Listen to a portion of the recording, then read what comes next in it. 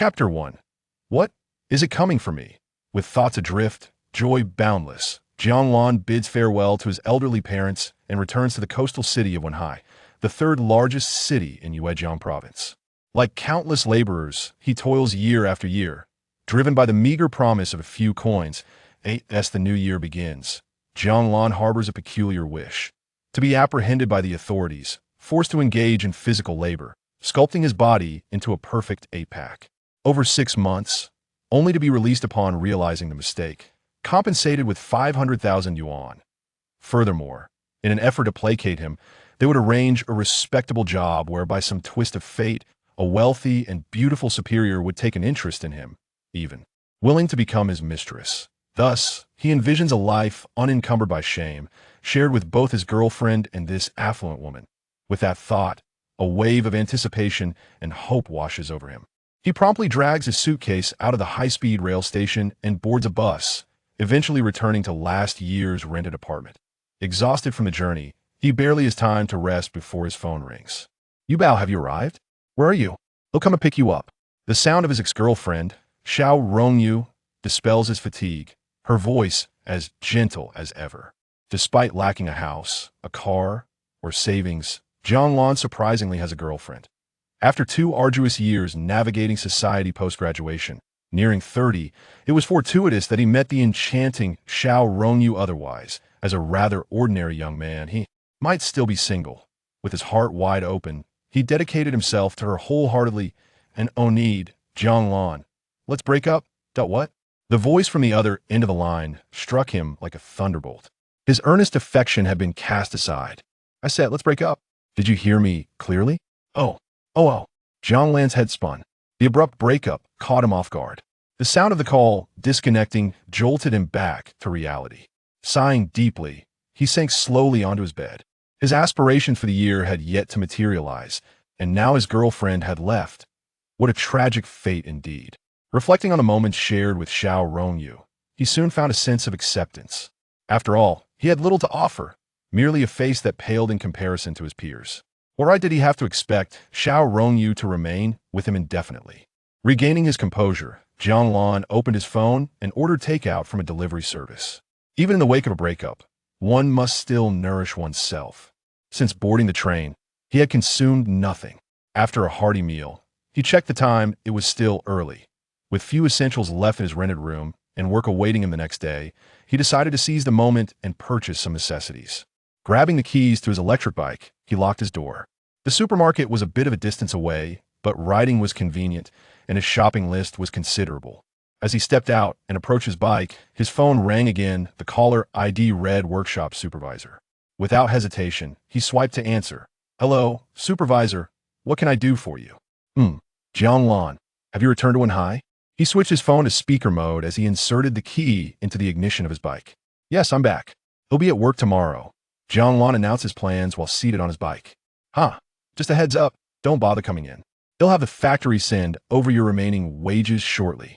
The supervisor's tone was devoid of any warmth, his flat words sinking heavily into Jiang Lan's heart. He had always been amicable in the workshop, never engaging in conflict. Yet now, he found himself dismissed with such nonchalance.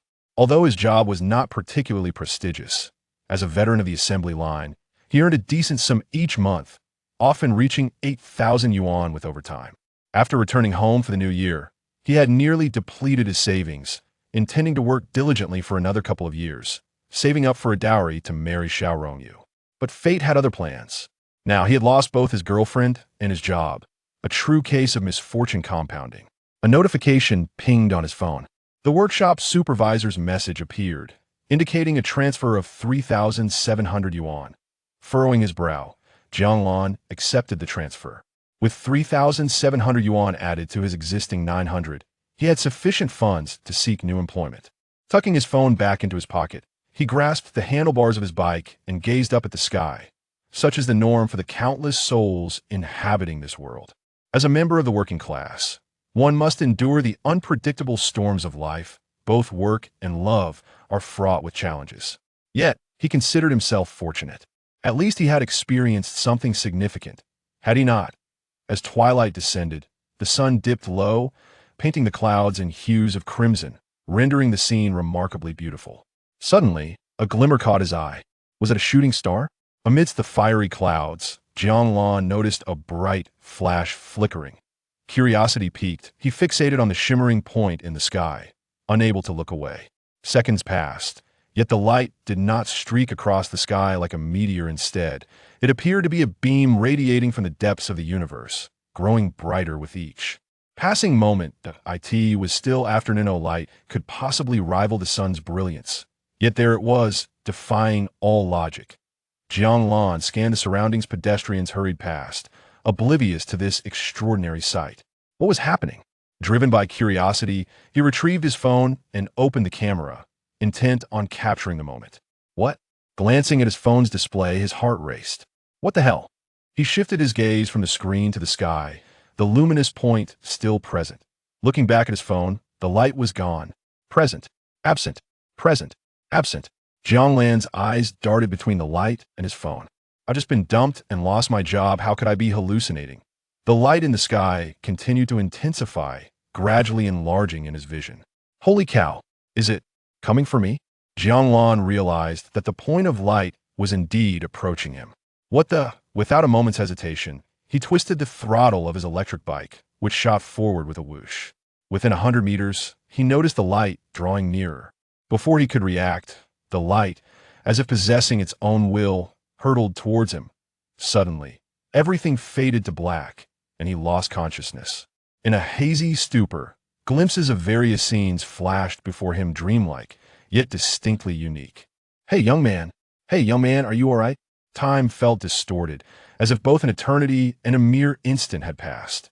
Jiang Lan came to, finding himself sprawled beneath a roadside tree, his electric bike lying 10 meters away. A woman in her 50s crouched beside him, concern etched on her face. Jiang Lan shook his dazed head, forcing a smile. Thank you, Andy, I'm fine. Glad to hear that. Young people should be careful while riding. Thankfully, this is a non-motorized lane. Thanks again. He replied gratefully as the woman, satisfied with his condition, departed. Fortunately, it was early spring, and the chill in the air was mitigated by his thick clothing. He had sustained no injuries. He propped his bike upright and inspected it for damage. Sitting back on his bike, he furrowed his brow in confusion. What on earth had that light been? One thing was certain. It was no meteor. Had it been, he would not have survived to ponder it. Now, all he felt was a heavy head. He had lost his job, and with no work to attend to tomorrow, he had time to shop later. For now, he resolved to return home and get some rest. After a brief hot shower, he lay down on his bed, only to experience something strange. Chapter 2. Have I traveled through time? In a dilapidated, antiquated room, Jiang Lan slowly opened his eyes. What a refreshing sleep. Instinctively, he kicked off the damp quilt and sat up, stretching languidly. He had never slept so soundly before. A musty odor filled his nostrils. Where did this moldy scent come from in his own room? Something was amiss, profoundly amiss. He had only returned home for the new year for less than a month and a half. Moreover, when he came back, his room was still pristine. Where could the moldy smell have come from? This was not his room, and it felt chilling. Where on earth had he ended up? The surroundings came into view. Jiang Lan's pupils dilated rapidly as a bead of cold sweat trickled down his forehead. The dilapidated room exuded a strange odor, and a chilling breeze whistled in from outside. Damn it! Had he crossed over? This was utterly absurd. Jiang Lan got off the bed, slipped his feet into the shoes that were barely held together by a few fraying strips of fabric, and walked to the door with a clatter. He gently pulled on the door. Creak! Bang! The door, which seemed to be from many generations prior, fell from the frame, swaying precariously. Jiang Lan quickly steadied it with his hand. How impoverished! Peering outside, he was met with a scene of utter ruin. The ground was pocked with muddy potholes, and the stagnant water in the holes emitted a foul stench. His eyes beheld a chaotic array of shabby houses. Occasionally, someone would pour a noxious liquid out from these dilapidated abodes. Goodness! Jiang Lan recoiled in terror. He sat dejectedly on a creaking wooden stool. What kind of world had he stumbled into? The environment was atrocious. Suddenly, a stream of information flooded his mind, and Jiang Lan quickly discerned where he was. The Yin Kingdom, Nanjun, Lingshui County, Commoner District. The original owner of this body was also named Jiang Lan, that he was a branch member of the Jiang family in Liang City, scorned by his family since childhood, even bullied by the servants. Recently, he had been expelled from the Jiang family and ended up in this marginal town of Ling Shui County. If it weren't for a little beggar taking him in, he would have starved to death by now. The little beggar had gone out to beg that morning. Faced with such a hellish beginning, Jiang Lan felt a deep despair. Should he venture into the salt and iron industry? After all, he was a university graduate and had some understanding of the basic principles of salt and iron refining, which might offer a more comfortable existence. However, this notion was swiftly dismissed. In this world, like an ancient Dongda, salt and iron were government monopolies, and private trade in these commodities would result in capital punishment. Perhaps he could turn to papermaking. Yet, he was penniless, unable to ensure even basic sustenance, let alone startup capital. Additionally, the original owner lacked any scholarly credentials or titles, making it unlikely that he could engage in literary forgery for profit. Jiang Lan felt a wave of anguish as he contemplated the grim life that lay ahead, his lips twitching in dismay. In the modern world, no matter how lowly his status, life was 1,000 times better than here. Jiang Lan was on the verge of tears, muttering to himself, "Heavens, I never wished to cross over, can you send me back?" Just as he finished his lament, he felt a blur before his eyes and suddenly found himself in an unfamiliar place. Did I cross again? This new place was peculiar in the distance. He could vaguely see mountains and rivers. He had no idea what awaited him, so he cautiously surveyed his surroundings, heightening his vigilance. After aimlessly wandering for about 10 minutes, a door radiating a misty glow appeared before him, revealing a scene reminiscent of his rented room. Damn!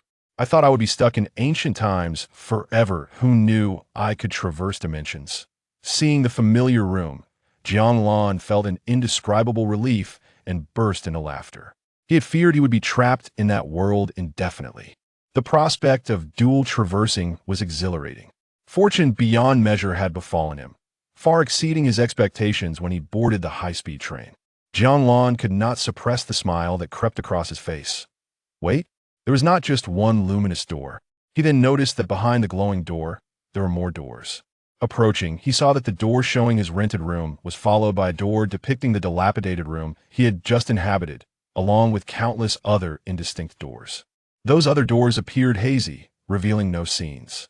Jiang Lan cautiously approached and placed his hand on one of the doors. He quickly gleaned information about this space before his heart raced with excitement.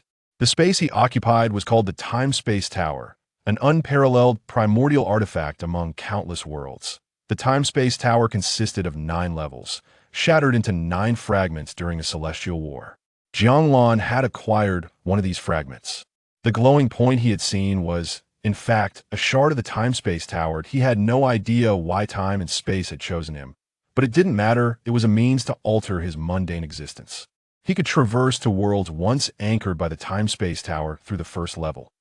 However, due to the fragment's energy having nearly dissipated over the ages, only 1 in a billion parts of its energy remained, allowing him to traverse low Martial worlds, but failing to provide the means to unlock a second world. He would need to enhance his strength to a certain level and offer energy to the Time-Space Tower before other worlds could be accessed. Upon returning to the Time-Space Tower, his true self would merge with his ancient body. With a thought, a transparent screen appeared before him. Name: Jiang Lan race. Human lifespan: 72 realm. 0. The Time-Space Tower was quite considerate, generating a simple interface for him. However, what was this countdown displayed at the bottom of the screen? Seeing that string of numbers, he inexplicably felt a sense of urgency. Generally, Jiang Lan did not dwell on the unknown. He was currently in a vulnerable state. Even if he learned something, he could do nothing about it. He needed to focus on wealth first. After all, one must be wealthy in intellect and martial prowess without money. How could one cultivate strength? Setting a preliminary goal, Jiang Lan hesitated no more and returned to his rented room. Thanks to the knowledge imparted by the Time-Space Tower, traversing worlds did not require physical contact with the doors. A mere thought in his mind would suffice to accomplish the transition, which was quite convenient. His home planet, Blue Star, served as the primary world, with its passage of time aligning with that of other worlds. Once his strength increased, he could adjust the time flow between the two realms. However, he was not overly concerned about this possessing one of the 9 fragments of the unparalleled primordial artifact. He would eventually gain power. Jiang Lan felt a surge of excitement as he set a personal mission. He must acquire the remaining 8 fragments to possess the complete time-space tower. If one fragment was this formidable, the full tower would undoubtedly elevate him to unimaginable heights, suppressing his restless heart. He glanced at the time. It was just past 9 in the morning. Remarkably, it felt as though he had merely taken a nap in ancient times. That brief slumber had nearly shattered his resolve. Had it not been for the time-space tower, enduring a lifetime in that ancient world would have been unbearable. From the memories instilled in him, Jiang Lan understood just how miserable the lives of commoners were. Having awakened from a night in the ancient world, and now possessing a fragment of the time-space tower, Jiang Lan felt invigorated. The prospect of traversing 2 worlds led him to contemplate the lucrative opportunities that lay ahead. Having read numerous novels about dual traversing, he devised a reliable method for making money after much contemplation. Chapter 3. The Little Beggar in the Modest Rental Apartment. Jiang Lan ordered an elaborate takeout feast. After a night spent in the ancient world, his return to the Time Tower and the merging of his body left him famished. Once he satiated his hunger, Jiang Lan seized the keys to his electric scooter and ventured outside. The area where Jiang Lan resided was part of an industrial district, and, at this hour, few pedestrians filled the streets, as most were at work. He navigated his scooter through the winding streets until he reached the supermarket. After securely parking his vehicle, he entered the store.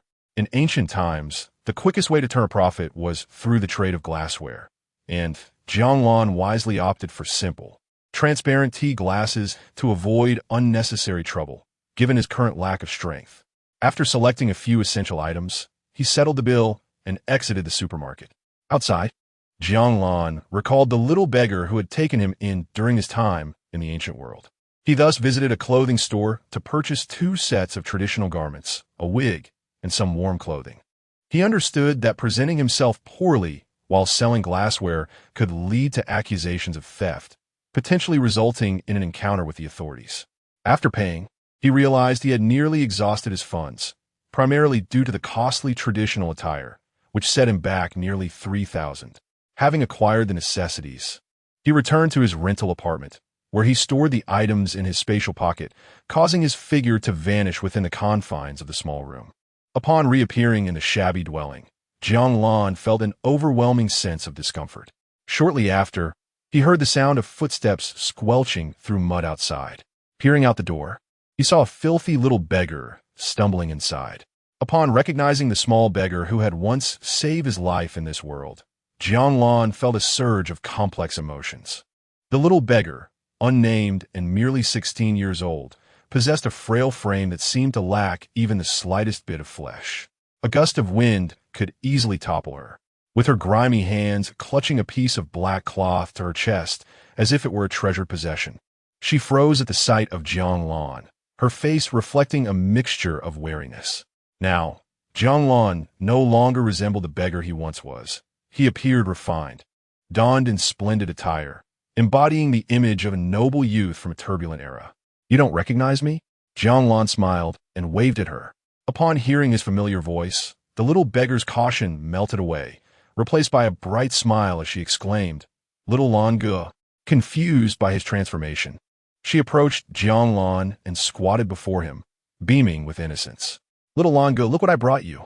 She unveiled the precious black cloth, revealing a half-eaten flatbread. Stained with dirt, Jiang Lan gazed intently at the little beggar, noticing the numerous footprints on her tattered clothes and the bruises marring her skin, evidence of the beating she endured for that piece of bread. A wave of emotion swept over him, causing his nose to tingle. This was the first time he had been treated with such kindness. And though he could hardly consider himself a virtuous person, the sight profoundly moved him. Taking the flatbread from her, he asked with a trembling voice, "What will you do now that you've given this to me?" The little beggar, with a warm smile, turned her head away from the bread. Swallowing hard as she replied, I will eat." She patted her small belly, feigning satisfaction. Jiang Lan's heart quaked at her response. "Close your eyes," he instructed gently. "What for?" she asked. "Be good, close your eyes." He tenderly ruffled her hair. "Oh, okay." The little beggar obediently closed her eyes. With a flick of his thoughts, Jiang Lan summoned a steaming array of dishes from his spatial pocket. Having not forgotten her upon returning to the modern world, he had ordered 2 meals. As he opened the takeout containers, the enticing aroma wafted toward the little beggar. "How fragrant!" she exclaimed, sniffing the air with her nose while her stomach betrayed her with a loud grumble. Despite Jiang Lan's insistence for her to keep her eyes shut, she dare not open them. "All right, you can open your eyes now." The moment she did, her gaze fell upon a bounty of white rice, vibrant red chicken legs, succulent pieces of meat, and a lavish bowl of golden egg soup, dishes she had only ever glimpsed from afar during her time begging outside taverns. Overcome with longing, she swallowed hard, her eyes shimmering with desire.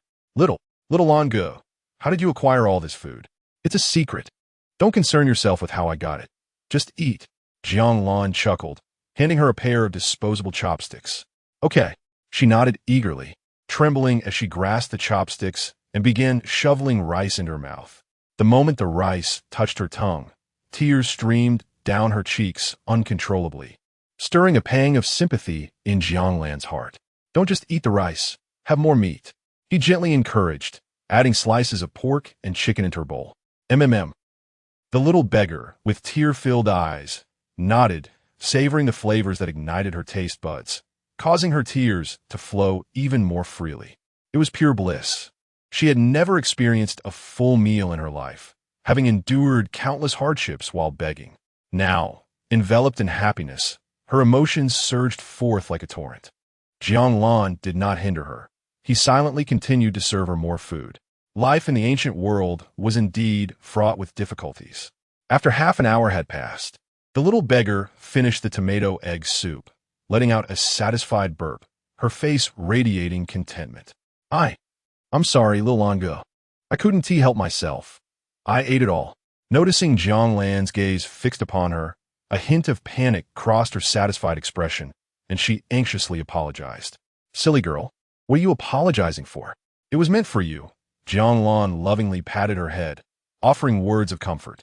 "From now on, meals like today's will be served every day." "Really?" The little beggar nudged Jiang Lan's hand with her head, her bright, eager eyes sparkling with hope. "Absolutely," Jiang Lan affirmed with a light-hearted laugh, confident in his ability to provide her with varied meals once he sold the glassware and converted it into money. "Close your eyes. I have more surprises for you." "Oh." Jiang Lan gently moved his hand from her head, encouraging her to shut her eyes. The little beggar complied without hesitation. Seeing her obediently close her eyes, Jiang Lan produced a bathing tub filled with steaming water, exuding a fragrant mist. He then set out the shower gel, shampoo, fresh clothes, and a curtain, ensuring everything was prepared before announcing, "You can open your eyes now." "Little Longo?" The little beggar tilted her head in inquiry. "This is shower gel. It will cleanse the dirt from your body, and this bottle is for washing your hair." Jiang Lan explained the usage of the toiletries as he guided her behind the curtain. Chapter 4. The sale of glass cups within the dilapidated little shack. The sound of water splashing echoed from behind the curtain. After changing her water for the 3rd time, it took about half an hour before a rustling sound of clothing reached him. When the curtain finally parted, a charming young girl appeared before Jiang Lan. Upon seeing her, Jiang Lan's eyes brightened. Just moments ago, she had been a filthy little beggar, but after washing up and donning the clothes he had purchased for her, she had transformed into a refined young lady. It was hard to believe that this little girl was in fact a budding beauty. Years of malnutrition had left her frail, but with proper care, she would soon blossom into a graceful figure. The little beggar lowered her head, her cheeks flushed. However, her attire was ill-fitting. "Come here. Have a seat," Jiang Lan said. It was early spring, and the air was still quite chilly. Noticing her damp hair, he worried that she might catch a cold. "Oh." The little girl had cleaned up nicely, yet she appeared quite shy. This bashfulness was a stark contrast to her previous demeanor. As she obediently sat down, Jiang Lan took out a hairdryer and began to dry her hair. The warm breeze enveloped her, and she closed her eyes in comfort, occasionally feeling the heat radiating from Jiang Lan's hands. Her hair dried quickly, and as she caught a whiff of her own fragrant scent, A radiant smile blossomed on her face like a flower. Today, she felt as though she were living in the celestial realm her grandfather had often spoken of, a dreamlike experience. She wished time could freeze at this moment, so she would not have to venture out to beg as usual. "All right, let us go. We're leaving this place," Jiang Lan declared, gathering his belongings back into his spatial pouch. "Where are we going, Xiao Longe? Will we come back?" the little girl asked, sensing their imminent departure. Perhaps feeling a sense of reluctance, she cast a lingering glance at the shabby shack and, with a hint of sadness, inquired. "No, we want TB coming back," Jiang Lan affirmed. "All right." The little girl did not press further. Understanding her attachment to this place, Jiang Lan gently took her small hand in his. "We are destined for a better life. This place is merely a chapter in our lives." "Yes, wherever you go, I shall follow," she replied, a faint smile illuminating her face. As they ventured into the peculiar alley, residents with sallow faces cast envious glances at the two figures. Jiang Lan carefully avoided the puddles on the ground, leading the little girl out of the impoverished district. Beyond the slums, the road improved slightly. The streets were not bustling with people, and the atmosphere felt somewhat desolate. Various shops lined the sides of the street, selling essential goods of this world, which Jiang Lan found quite intriguing. They continued forward, drawing closer to the main street, where the environment began to flourish. Upon witnessing the scenery, Jiang Lan could not help but let out a deep sigh. Merely 2 blocks apart, the stark contrast between this area and the slums was as if they belonged to entirely different worlds. They found a shop selling rare treasures, and Jiang Lan beckoned the little girl to enter with him. "Ah, young master, please come in." Upon spotting a handsome young man dressed in fine garments, the shopkeeper hurried over to greet them. "What can I assist you with, young master?" Jiang Lan sized up the shopkeeper, who appeared to be around 40. He wore a scholar's headscarf, his bright eyes sparkling, a prominent nose adorned with 2 small whiskers, and his figure slightly portly.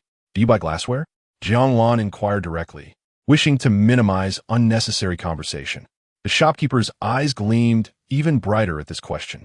Given the young man's attire and the presence of a maid, he deduced that this was a noble son who had run out of money during his travels and was looking to exchange treasures for cash. "Of course, as long as the glassware you present is of good quality, our shop will offer you a fair price. However, this is not a place for negotiations. Please, allow me to serve you tea inside." "Very well." The shopkeeper was adept in the art of business and treated Jiang Lan with great respect. Jiang Lan nodded and followed the shopkeeper into the inner chamber with the little girl. Once seated, the shopkeeper quickly prepared a pot of tea for Jiang Lan. Indeed, a pot of tea, Jiang Lan mused as he watched the shopkeeper add tea leaves, flour, salt, ginger, and rock sugar into the pot. "Please enjoy." After a brief moment, the shopkeeper deemed it ready and poured a small cup for Jiang Lan. However, upon gazing at the murky contents of the cup, Jiang Lan felt his lips twitch. The appearance was uninviting, and the aroma was far from appealing, leaving him with little desire to drink. He realized that the memories he inherited from the original owner would only surface if he actively sought them. Had he known this was the kind of tea, he would not have wasted his time. Jiang Lan gently pushed the cup slightly away from him and smiled. "Let's first discuss the glassware." "Of course." The shopkeeper, noticing Jiang Lan's gesture, could not help but elevate his opinion of him. It seemed the young master held little regard for the tea of this humble establishment. Without further ado, Jiang Lan retrieved a glass cup from the little girl's cloth bag. "Oh!" As he presented it, he staggered back a few steps, exclaiming in disbelief. The shopkeeper was truly taken aback. He had never seen such transparent, luminous glass, exquisitely crafted, a paragon among glassware. Seeing the shopkeeper's reaction, Jiang Lan could not help but feel a sense of cleverness. A simple pair of glass cups had astonished someone from the ancient world. If he were to present more elaborate glassware, it would surely cause quite a stir, perhaps even provoke the shopkeeper to snatch them away. Please take it back. This small shop cannot afford to offer the corresponding amount of silver," the shopkeeper stammered, leaving Jiang Lan momentarily at a loss for words regarding the impact of the glassware on this world. He was determined to sell these cups, for even their high value in the modern world amounted to little more than a few coins. After a moment's thought, Jiang Lan spoke slowly. "Well, since I have revealed them, They're merely a pair of glass cups, intended to exchange for a bit of silver. I understand that a small shop like yours may not be able to produce sufficient funds. The shopkeeper's heart raced at Jiang Lan's words, sensing the underlying wealth of a noble family. Please do continue. I see that you have many rare treasures here. Produce all the silver you have, and I shall select a few items from your collection in exchange for these glass cups, Jiang Lan casually proposed. The shopkeeper's eyes lit up with delight. Excellent. We shall proceed as you suggest. With the deal struck, Jiang Lan began to peruse the shop for items he deemed valuable. The history of this world bore no connection to his own, leading him to dismiss antiques. Glancing around, Jiang Lan selected items he believed could fetch a good price. The shopkeeper beamed as he escorted them out, promptly locking the shop behind them. Having exited the rare treasures shop, they made their way to the finest inn in the county town, settling in after paying for their stay. The inn was reasonably well appointed, offering various rooms to cater to guests' needs. Once inside their suite, Jiang Lan instructed the little girl to take care of herself before he retreated to his room to leave this world. Chapter 5. Striking it rich and returning to the main world, it was 2 in the afternoon. Jiang Lan retrieved the items he had exchanged and placed them into a backpack. Grabbing the key to his electric scooter, he slung the backpack over his shoulder and stepped outside. After riding for nearly half an hour, he arrived in the city center, found a suitable spot to park his scooter, and entered a store named Treasure Pavilion. The Treasure Pavilion was adorned in a quaint and elegant style, showcasing numerous antique curiosities upon its exquisite wooden tables. The store was not crowded. Only 3 elderly gentlemen were perusing the items. Good day, sir. How may I assist you? Upon entering, Jiang Lan was warmly greeted by a charming woman in a qipao, her voice as melodious as a celestial choir. I have a family heirloom jade carving that I wish to sell. Do you accept such items at Treasure Pavilion? Ning Qingwan, with her discerning gaze, assessed Jiang Lan. From her experience, she estimated him to be no older than 28, and his appearance was quite pleasing to her aesthetic. However, his ordinary attire suggested he was not likely to possess valuable items for sale. Jiang Lan, in turn, discreetly observed the captivating woman before him. She was undeniably enchanting, with a stunning visage that was hard to forget. The blue and white floral qipao she wore accentuated her graceful figure exquisitely, especially her voluptuous curves, leaving him concerned that the neckline might not withstand the pressure. Inhaling the delicate fragrance emanating from her, Jiang Lan composed himself and stated his purpose for visiting.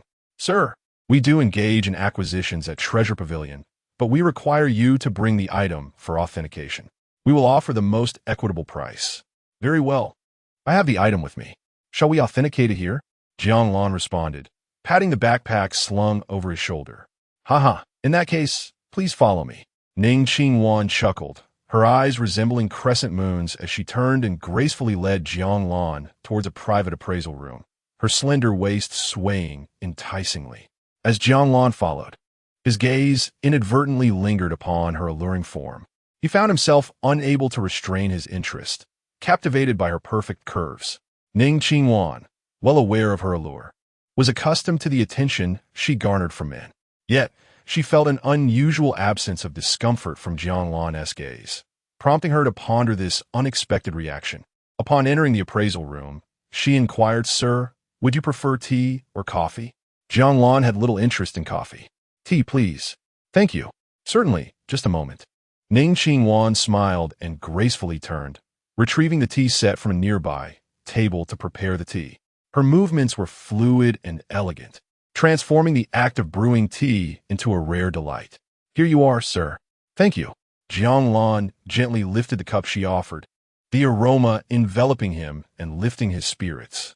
After a delicate sip, he savored the bitterness that quickly transformed into a sweet, fragrant aftertaste. Though he was no connoisseur of tea, he sensed its high value. I am Ning, the manager of Treasure Pavilion. May I inquire about your name? After Jiang Lan enjoyed her tea, she elegantly seated herself opposite him, introducing herself with grace. No need for formality. My surname is Jiang.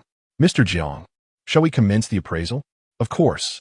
Jiang Lan nodded and produced a brocade box from his backpack, gently sliding it across the table towards Ning Qingwan. Manager Ning, please.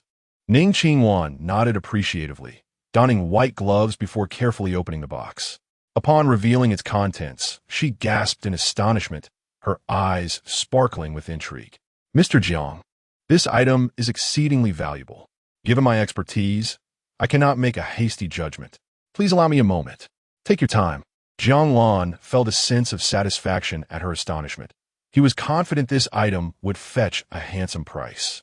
He also had 2 additional exquisite jade carvings of comparable quality in his bag. Before long, Ning Qingwan returned, accompanied by 3 elderly gentlemen. Upon seeing the displayed item, their breaths grew heavy with excitement.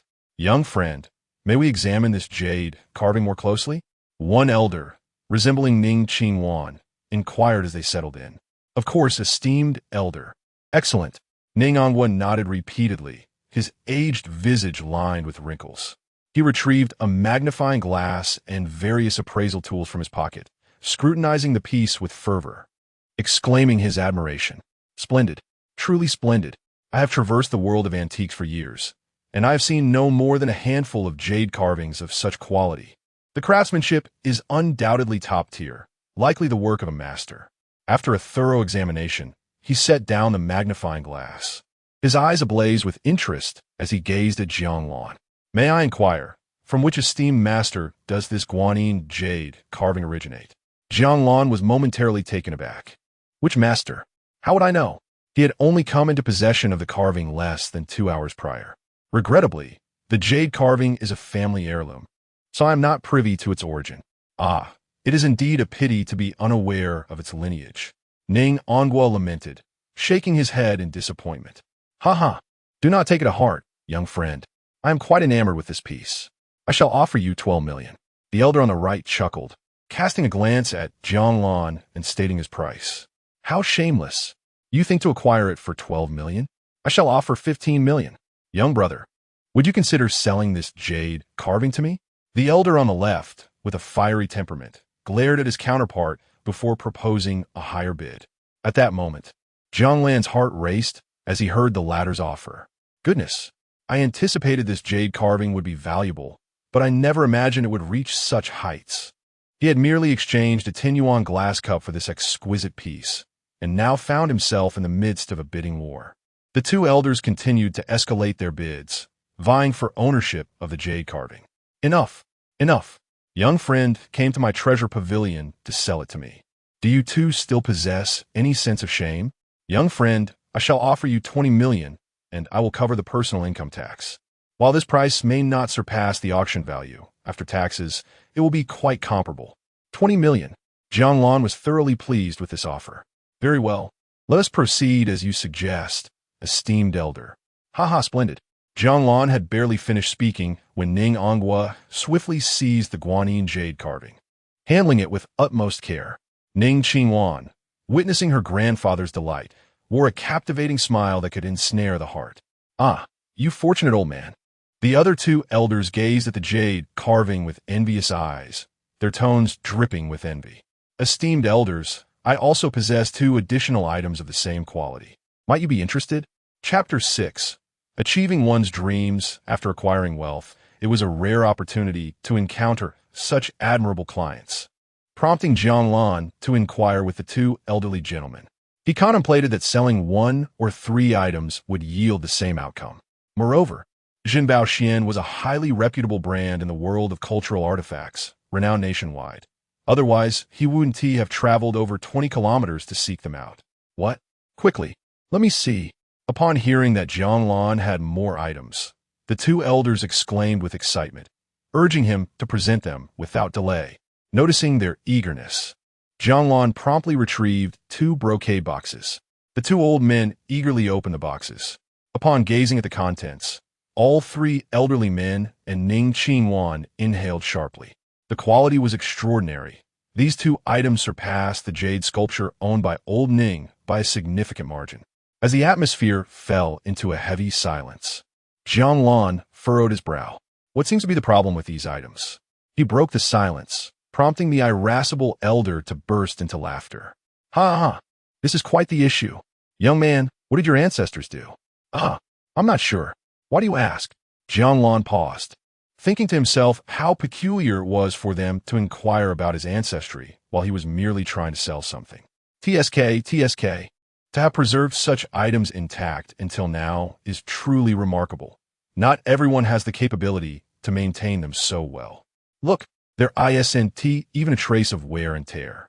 Chun Hanshang caressed the imperial seal jade with affection, exclaiming in admiration, "The dynasty is a bit unusual. Not one familiar to Dongda. It must belong to that short-lived dynasty." "Indeed, it has been preserved exceptionally well," remarked Tan Dongping, his eyes sparkling as he examined the jade horse in his hands. "This is a treasure that can only be passed down in prominent families. Young friend, this jade pendant is an extremely rare, top-grade mutton fat jade. I shall offer you 28 million. Consider it a personal favor." This price exceeded the value of the jade guanyin by 8 million. He was quite satisfied and immediately agreed. "Haha, young brother, I won't let you suffer a loss either. For this imperial seal jade, I'll offer 30 million, and I owe you a favor as well." "Thank you, esteemed elder," Jiang Lan readily accepted. Upon his agreement, the two elders were overjoyed. Such quality jade sculptures were seldom seen. Encountering one was indeed a stroke of luck. They could proudly showcase it in front of their peers. "Young lady, I shall borrow your financial services for a moment," Tan Dongping said jovially to the elegantly seated Ning Qingwan. "Certainly, Grandpa Tan, Grandpa Chun." Ning Qingwan turned to Jiang Lan. "Mr. Jiang, could you please provide your bank account number?" "Of course." Jiang Lan pulled a card from his pocket and handed it to her. "Wait a moment." Ning Qingwan took the card and politely exited the appraisal room. Before long, Jiang Lan's mobile banking app chimed with transfer notifications. He opened it to find 3 transactions, one for 20 million, another for 28 million, and a final one for 30 million. Seeing the long string of figures in his account made his heart race. Within a day of acquiring the time-space tower, he had transformed from a penniless individual into a millionaire. It felt as surreal as a dream. After exchanging contact information with the 3 elders and Ning Qingwan, Jiang Lan rode away from Jinbao Xian. Observing his departing figure, Ning Qingwan felt a flicker of interest in this man. A person capable of producing such exquisite mutton fat jade artifacts was certainly not as simple as he appeared. With 78 million in hand, all the pent-up frustration within Jiang Lan dissipated. Finding a job? Working was out of the question. He would never return to that life. Xiaorong Yu, breaking up was perfectly timed. If she were to realize what she had missed out on, one could only imagine her regret. After years of repression, Jiang Lan felt an exhilarating release, as if the electric bike that had accompanied him through thick and thin was now imbued with newfound elegance. Off to the Bentley dealership he went. As he rode, passers-by gazed at him disdainfully, their derisive remarks falling upon him like rain. "Nonsense." Jiang Lan shot them a glare in response. Arriving at the Bentley dealership, he parked his electric bike and strode in with a steady gait. After the initial excitement had subsided, his emotions settled. His previous dream was to own a house and a car in Wenhai, and now that dream was within reach. If he were to choose a car, it would undoubtedly be a Bentley. With newfound wealth, he would not begrudge himself. "Welcome." A saleswoman greeted him without much enthusiasm. Jiang Lan paid her little mind. In her seasoned eyes, he appeared to be just another window shopper. He didn't require her assistance, opting instead to seek out his desired model. After some time, as he selected his preferred model, a familiar voice called out from the side. "Hey, Jiang Lan." Hearing the familiar voice, he diverted his gaze from the stunning vehicle. "Oh, Lu Ruyan, you work here?" Seeing Lu Ruyan surprised him. She was a close friend of Xiao Rongyu and had been his neighbor for 2 years. They had often crossed paths. He had never imagined she would be employed here. Of course, during his relationship with Xiao Rongyu, he had only had eyes for her, paying little attention to Lu Ruyan's job. Today, Lu Ruyan was dressed in a black professional sales outfit, her fair neck adorned with a purple silk scarf. The white shirt beneath her blazer was impeccably tailored, accentuating her slender waist. The knee-length skirt hugged her curves, and her long legs were elongated by black stockings, topped off with shiny high heels. Standing before him, she was of similar height, truly a mature and alluring woman. "Are you here to look at cars?" Lu Ruyan asked, exhibiting genuine curiosity rather than the mockery typical of her character. "No, I came specifically to see you," Jiang Lan replied with a chuckle. Lu Ruyin rolled her eyes at him. Don't joke. Let me guess. You're here to seek comfort for your wounded heart? Jiang Lan chuckled in response. Comfort? Do I look like I need consolation? Her comment indicated that she was aware of his breakup with Xiao Rongyu. Upon hearing Jiang Lan's confident response, Lu Ruyin scrutinized him and noticed he truly didn't seem to bear any emotional scars. Fine, I admit you came to see me, but I'm still on the clock. You should sit at the Starbucks across the street and wait for me to finish. Jiang Lan, feeling slightly exasperated, redirected his gaze back to the vehicles. No, since you're concerned about me, I'll credit you with the sale when I purchase a car. What? You're buying a car? Here in my dealership? Are you serious? Chapter 7. Ex-girlfriend's best friend. Lu Ruyan's eyes widened in disbelief. She suspected she must have misheard. Having known Jiang Lan for quite some time, she was well aware of his circumstances. It wasn't that she looked down on him, but in a place where cars start at $2 million, his meager salary, after daily expenses, barely left him with $5,000. It was this very realization that led her to deeply doubt Jiang Lan's claim about picking up a car from here. As the best friend of his ex-girlfriend, Lu Ruyin knew herself quite well. Given Jiang Lan's previous circumstances, it was clear that he could never afford a car from his dealership. Noticing the look of disbelief on her face, Jiang Lan understood her thoughts. I know you don't believe me. Could you bring the contract over? He said. Fine, but don't blame me if you embarrass yourself, she retorted, casting him a flirtatious glance before strutting away in her high heels. When Lu Ruyin returned with the contract, her demeanor was anxious and restless. No matter how she pondered it, she couldn't comprehend what confidence Jiang Lan had to come here. She harbored a secret fantasy. Whenever she was with him and her best friend, she imagined being pursued by him, resisting with all her might, yet ultimately succumbing to his fierce advances, left breathless and innocently tearful. It was exhilarating. Several times during their dinners together, she had felt her waistband loosen. Just last night, when her best friend mentioned breaking up with Jiang Lan, a surge of joy had uncontrollably washed over her. She admitted to herself that she, like Xiao Rongyu, was captivated by looks. Although she had outwardly expressed skepticism about Jiang Lan's extravagant words, a flicker of trust had nonetheless ignited within her. She had already warned him. If it didn't turn out well, she could always comfort him as a consolation. Unaware of the complexity of Lu Ruyan's emotions, Jiang Lan greeted her with a subtle smile. Here, take a look at the contract. As she took the contract, Jiang Lan meticulously read through the terms, ensuring everything was reasonable before swiftly signing his name. Here you go. I keep my word. This commission is yours, he said, handing the contract back to her. She signed it, securing the commission. Lu Ruyin scrutinized Jiang Lan with a mix of astonishment and uncertainty before signing her name. All right, she said. Now, lead me to the payment. Jiang Lan agreed with a nod, following her to the payment counter. The other salespeople in the dealership observed their actions, noting Lu Ruyan's conflicted expressions as if bracing for ridicule. One particularly striking saleswoman scoffed, I bet today she won't seal the deal. Just look at her face.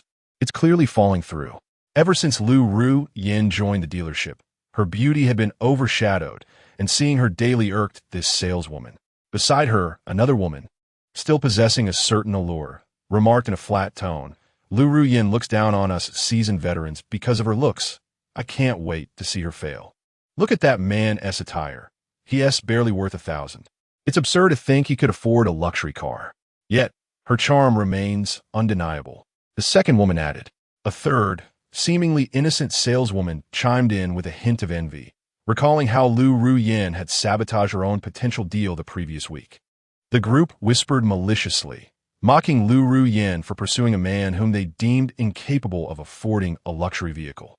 But soon, their laughter faded. They watched in disbelief as Jiang Lan casually swiped a regular card through the payment machine, completing the transaction with an air of nonchalance. As the transaction concluded, Lu Ruyin was far from calm. She had thought she was merely accompanying him on a whimsical journey, never anticipating he could indeed afford the $4 million price tag. Wasn't he just an ordinary factory worker? Where had he acquired such wealth? And his demeanor after the purchase showed no hint of regret. A whirlwind of questions swirled in Lu Ruyan's mind. Sister Ruyan, would you like to join me for a test drive? Jiang Lan confidently invited her. Now emboldened enough to invite a woman even more stunning than Xiao Rongyu. Handsome, I'd be delighted to accompany you. Several saleswomen eagerly chimed in, vying for Jiang Lan's attention and subtly inching closer to him. No need.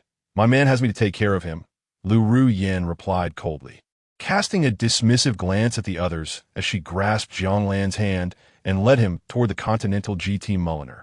Caught off guard, Jiang Lan stumbled slightly as she pulled him along, glancing back at the disappointed saleswomen. He thought to himself that more joy was always welcome, but he didn't want to lose the opportunity to spend time with Lu Ruyan. Indeed, she was far more beautiful than the others. Inside the car, Jiang Lan skillfully gripped the steering wheel, navigating the highway with ease. Luxury cars truly offered unparalleled comfort, from the plush seats to the exquisite driving experience. However, he recalled a downside. Passengers often overheated. He glanced over at Lu Ruyan in the passenger seat, who had been captivated by him since they entered the car. Considering the price of this vehicle and its owner, she mused, perhaps I'm overdressed. She swiftly removed her jacket, feeling much cooler. Noticing his glances, she teased, "You're becoming increasingly mysterious." Mysterious? That's a first for me, Jiang Lan replied, intrigued. Lu Ruyan elegantly tucked a stray strand of hair behind her ear, her figure accentuating the car's notorious heat issue. Indeed, I wonder what has transformed you into someone suddenly affluent, she remarked, her curiosity piqued. Would you believe me if I said I won the lottery? Jiang Lan teased, unabashedly admiring her. Surely you don't even believe that yourself. She laughed, her cheeks flushing slightly at his gaze. Would you like to know the truth? He challenged, a playful glint in his eye. If you're willing to hear it, I want to force you. Chapter 8. The villa with a view of the river. The Bentley departed from the city. Where are we headed? We have arrived. Jiang Lan parked the car in the lot in front of the new Century World Garden. As they disembarked, Lu Ruyan glanced up at the prominent characters of the garden's name, her heart filled with speculation. Are we here to purchase a property? Her curiosity piqued. She wondered just how wealthy this man truly was and the origins of his fortune. Of course, we're here to buy a house. The woman's question seemed rather redundant. Upon entering the sales office, they were immediately surrounded by eager sales personnel who displayed an extraordinary level of enthusiasm, offering tea and cigarettes. Such treatment was indeed satisfying. After all, wealth certainly has its privileges. Although Wenhui is merely the third largest city in Zhejiang province, the housing prices are exorbitantly high, with the initial property speculators having originated from Wenhui City. The villa, spanning nearly 400 square meters, cost him $53 million. And with the recent acquisition of $78 million, he felt a pang of regret at having spent such a considerable sum. The transaction proceeded smoothly, without any ostentatious displays that might embarrass him. Once Jiang Lan signed the necessary documents, he was ready to move in. Lu Ruyan accompanied him throughout, her bright eyes mostly fixed on him, as if she wished to see into his very soul. After completing the paperwork, Jiang Lan registered the Bentley with the property management and drove it into the villa's garage. They ascended from the underground garage to the first floor via the elevator. The decor was elegant yet exuded luxury. Lu Ruyan exclaimed, her eyes shimmering with delight, as she playfully draped her arm around Jiang Lan's. Hey, do you like it? The soft sensation on his arm elicited a sense of euphoria within Jiang Lan, prompting a grin. Does it matter if I like it? The villa isn't mine. Who knows who it will eventually belong to? Rather than let it belong to another woman, why not let it belong to you first? The seductive undertone in her voice encouraged Jiang Lan to seize the moment. He turned to embrace her, gazing into her eyes with a smile. Wait, I haven't decided yet. Lu Ruyan felt flustered under his gaze and struggled to break free. All right then, let us explore upstairs. Jiang Lan did not press her for an immediate decision. Whether she agreed or not bore little consequence for him. With the ability to traverse realms, he had already surpassed his initial financial aspirations upon entering the first world, and what lay ahead was boundless. Money and beauty would be his to command in the future. As for acquiring a villa and luxury vehicles, it was merely a means to satiate the desires of a modern-day worker. Once he had quelled his vanity, he would embark on a journey towards transcending humanity. Ah, the view here is splendid, truly worthy of a villa costing over 50 million. Lu Ruyan leaned against the glass railing of the second-floor balcony, gazing into the distance. Indeed, while this villa may not be the largest, its location was exceptional. Not only was it closest to the river, but it also boasted a private dock from which one could sail into the sea come summer. Jiang Lan had invested so much in this property precisely for that reason. Lu Ruyan's gaze shifted, exploring various corners of the villa. Internally, she wrestled with her thoughts. She longed to agree but feared that such a swift acquiescence might lead Jiang Lan to undervalue her. Having worked at the Bentley dealership for several months, she had encountered numerous buyers, yet they were either corpulent older men or wealthy young men who did not meet her standards. The former she dared not associate with, and the latter, while somewhat appealing, were likely to discard her after a few encounters. Having fortuitously found a man she liked who was also immensely wealthy, she did not wish to come across as frivolous in his presence. Thus, she found herself in a state of inner turmoil. Lu Ruyan gently bit her lip, intently observing the profile of the man beside her. Jiang Lan, if Xiaoyu were not to break up with you, would you marry her? Taken aback by her peculiar question, Jiang Lan turned to face her. Had he not possessed the time-space tower, he would have undoubtedly answered affirmatively, striving towards that very goal. However, now, the thought of marriage had dissipated from his mind. I am wealthy and handsome. Marriage is not something I would pursue. He pondered briefly before responding to Lu Ruyan without any psychological burden. I would have, but now I would not. Indeed, men become unscrupulous once they acquire wealth. Upon hearing this, a flicker of disappointment crossed Lu Ruyan's eyes. Isn't that how the world operates? Ask any man on the street, who, once wealthy, does not desire the company of multiple women? Lu Ruyan fell silent, as Jiang Lan had articulated the harsh reality of society. Not only were men guilty of this, but women too. She recognized that many married women she knew had indulged in extramarital affairs at some point. Haha, are you disappointed? Jiang Lan chuckled at her expression, untroubled by the prospect of causing Lu Ruyan discomfort. A gentle breeze swept through, tousling Lu Ruyan's hair. In response to Jiang Lan's words, she smiled and took a couple of steps forward, wrapping her arms around his waist and resting her head against his back. Disappointment is not the right term. Few can resist their desires when conditions allow. I am no exception. She had made up her mind, not long ago. He had mentioned that rather than let another woman benefit, why not take advantage of oneself? She did not deny that she too was a woman of worth, available at a price. Given the tone of his voice, he genuinely seemed indifferent to her feelings, and if she remained overly reserved, she would undoubtedly miss her chance. As for whether being with him would upset her best friend, weren't best friends meant to help one discover even better men?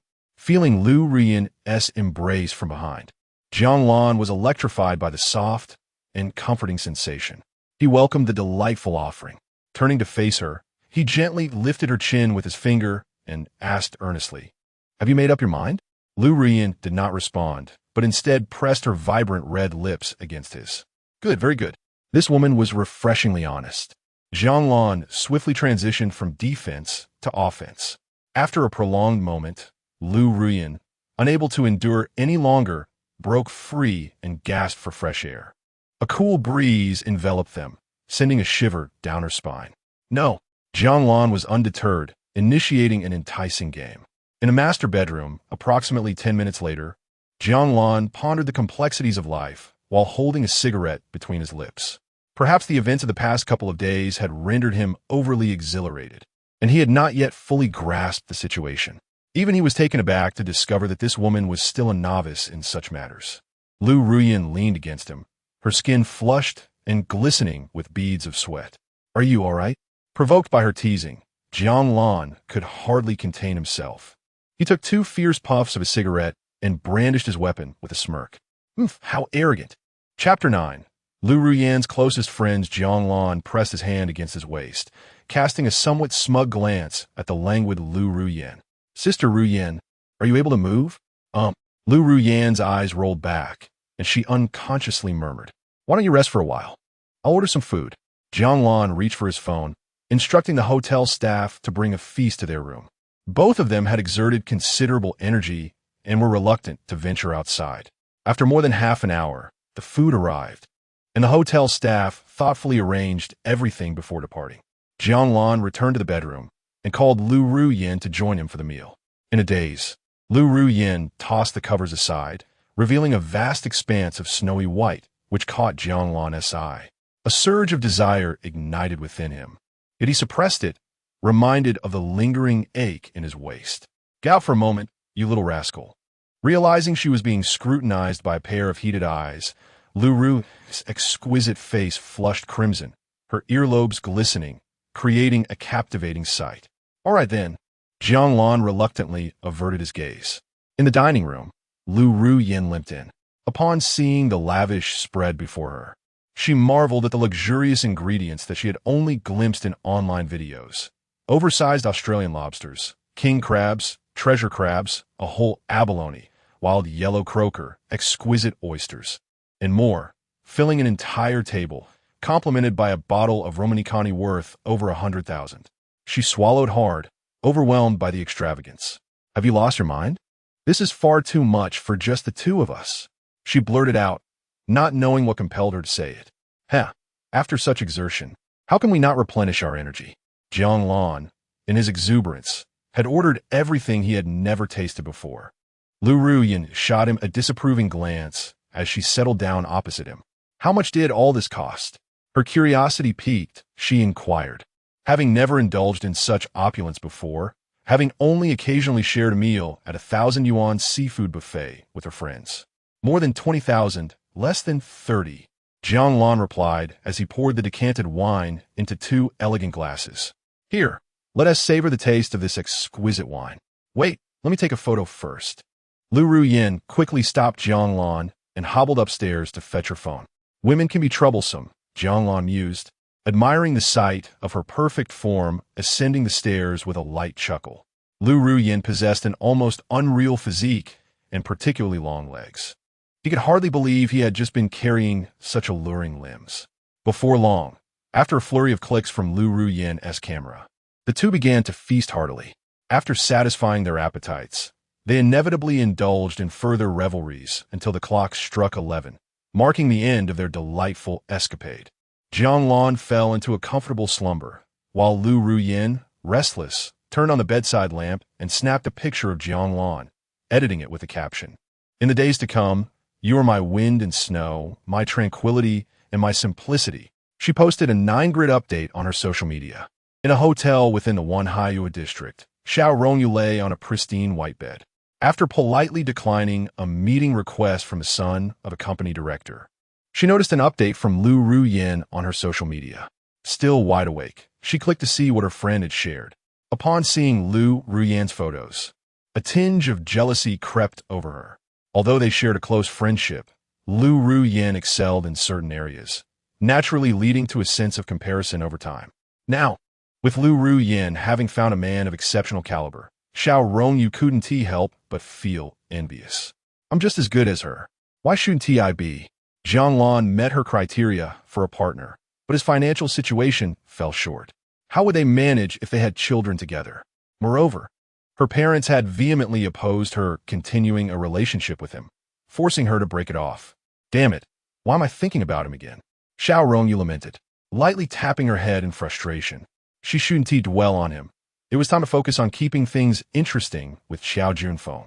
Perhaps Xiao Junfeng's status might not match that of Lu Ruyin's man, but he was leagues ahead of Jiang Lan.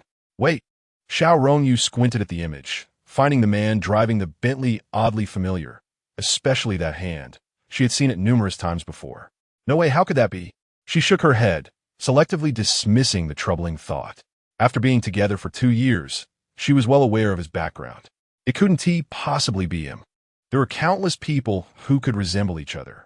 Xiao Rongyu vehemently shook her head, dispelling the terrifying speculation. However, to be cautious, she opened her group chat with her friends to gauge their reactions. In a 9-grid update, there were photos of her in the Bentley, at the villa, and with. That couldn't be. Just moments after Lu Ruyin posted, a flurry of comments erupted. Shen Yu Chu. Wow. driving a Bentley with one hand, so handsome. And that table of exquisite seafood is simply irresistible. Li Shuya, that's normal. Anyone who can afford a villa can certainly drive a Bentley. I'd love to taste Romani Kani. Xiao Shuai, woo, my goddess, how could you fall so low? Jibo Xiao, Ruyan, who is he? Angry face, JPG, Xiao Rongyu. Jealous. Ding dong. The group chat buzzed with notifications. Lu Ru Yin opened it to find several messages directed at her. Shin Yu Chu. Lu Ru Yin, you've struck gold. I give you half a second to pass me the contact of the guy driving the Bentley. Li Shiya, Liu Ruyan, Komiklin. Who is this one-handed Bentley driver? I advise you not to be ungrateful, or I'll have to beg you. Xiao Rongyu. Lu Ru Yin, no way. You really found a long-term sponsor. Woo, I don't care. Hurry and ask if he has any good friends. Li Shuya. Ru Yin, ask him to set a date. It's best to bring along his friends for a gathering. Little fish just had a breakup. This will not only heal her, but also let you chew and me vet him. Xiao Rongyu, exactly. What Xiao you said is spot on. Poor little JPG. Shin Yu Chu. Hee, I also agree with the two ladies. Of course, I'm not just in it for the food. Mainly, I'm here to help you screen the guy, and maybe I'll find someone who catches my eye. Lu Ru Yin narrowed her eyes slightly, fully aware of the intentions of these women, each plotting with a fervor that could almost be heard. She remained silent, secretly eavesdropping to see what else they had to say. She was curious how they would react if they discovered that the man behind the wheel of the Bentley was, in fact, Jiang Lan, particularly Xiao Rongyu. She could hardly wait to witness the delightful expression that would undoubtedly follow. Li Xia, Liu Ruyan, hurry up. Don't keep the sisters waiting. Shin Yu Chu, you little rascal, why aren't you showing yourself? Pounding the table, JPG Xiao Rongyu, Lu Ru Yin. What is your boyfriend's name? I recently met a wealthy young man who mentioned their circle. Let us see if I know him. Chapter 10. The cement sisters Lu Ruyan reclined against the headboard, her alabaster skin partially exposed, a sight so exquisite it could stir one's blood. Regrettably, no one was privy to this breathtaking view. She gently nibbled on her fingertip, her captivating gaze fixated on her phone screen. These women were adept strategists. Their invitation to meet was merely a ruse, for it seemed their true intention was to entice her dear brother. With a soft huff, her slender, delicate fingers began to dance across the screen. Lu Ruyan, everyone, what a lively chatter. Apologies, but my pesky little brother is rather clingy. Are you all still awake? She disregarded Xiao Rongyu's inquiry, knowing full well that answering would unravel her scheme. As soon as she sent the message, the group fell into an immediate hush. Li Xia, Shin Yu Chu, and Xiao Rongyu, upon reading her words, cursed under their breath, feeling a pang of jealousy. How infuriating it was that such a splendid man could fall for this vixen. Xiao Rongyu, Lu Ruyan, Sister Ruyan, you truly are fortunate to have encountered a good man so swiftly, unlike me. Sobs dramatically Li Xia. Indeed, let us not even mention the villa and that car. His worth must be in the tens of millions. Truly a stroke of luck. Xiao Rongyu, did you all notice? That bottle of red wine must not be cheap either. Shin Yu Chu, I've done some research. Their dinner bill alone was at least 150,000. Upon reading the envious remarks flooding the group chat, Lu Ruyan felt an unprecedented satisfaction swell within her vanity. She promptly replied in the chat. Lu Ruyan, to be precise, the total for this meal came just 2 yuan short of 160,000. Shin Yu Chu, Sister Ruyan, do you have time tomorrow? Let us gather. It's been months since we last saw each other. With Shun Yochu's suggestion, Xiao Rongyu and Li Xia quickly chimed in. Xiao Rongyu, Yucho's idea is splendid. It's been ages since our sisterhood got together. Li Xia, absolutely, tomorrow is Saturday. Lu Ruyan felt a stir of interest. She glanced at the peacefully slumbering Jiang Lan before tapping out a message on her screen. Lu Ruyan, I need to check if he has any plans for tomorrow. As soon as she sent the message, the three women responded in unison, forgetting their friendship in the face of jealousy. The following day, Jiang Lan awoke early, feeling invigorated. Lu Ruyan, sensing something amiss, stirred awake, annoyed by the early disturbance.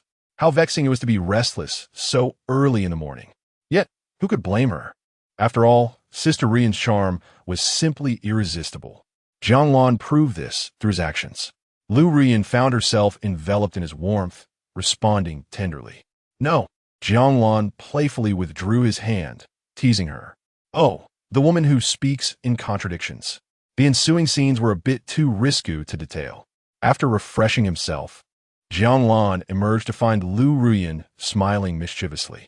Rather than dining out, he opted to have breakfast delivered from the hotel. While awaiting his meal, he browsed his phone, ordering some protective gear from local suppliers, planning to inspect the quality after breakfast.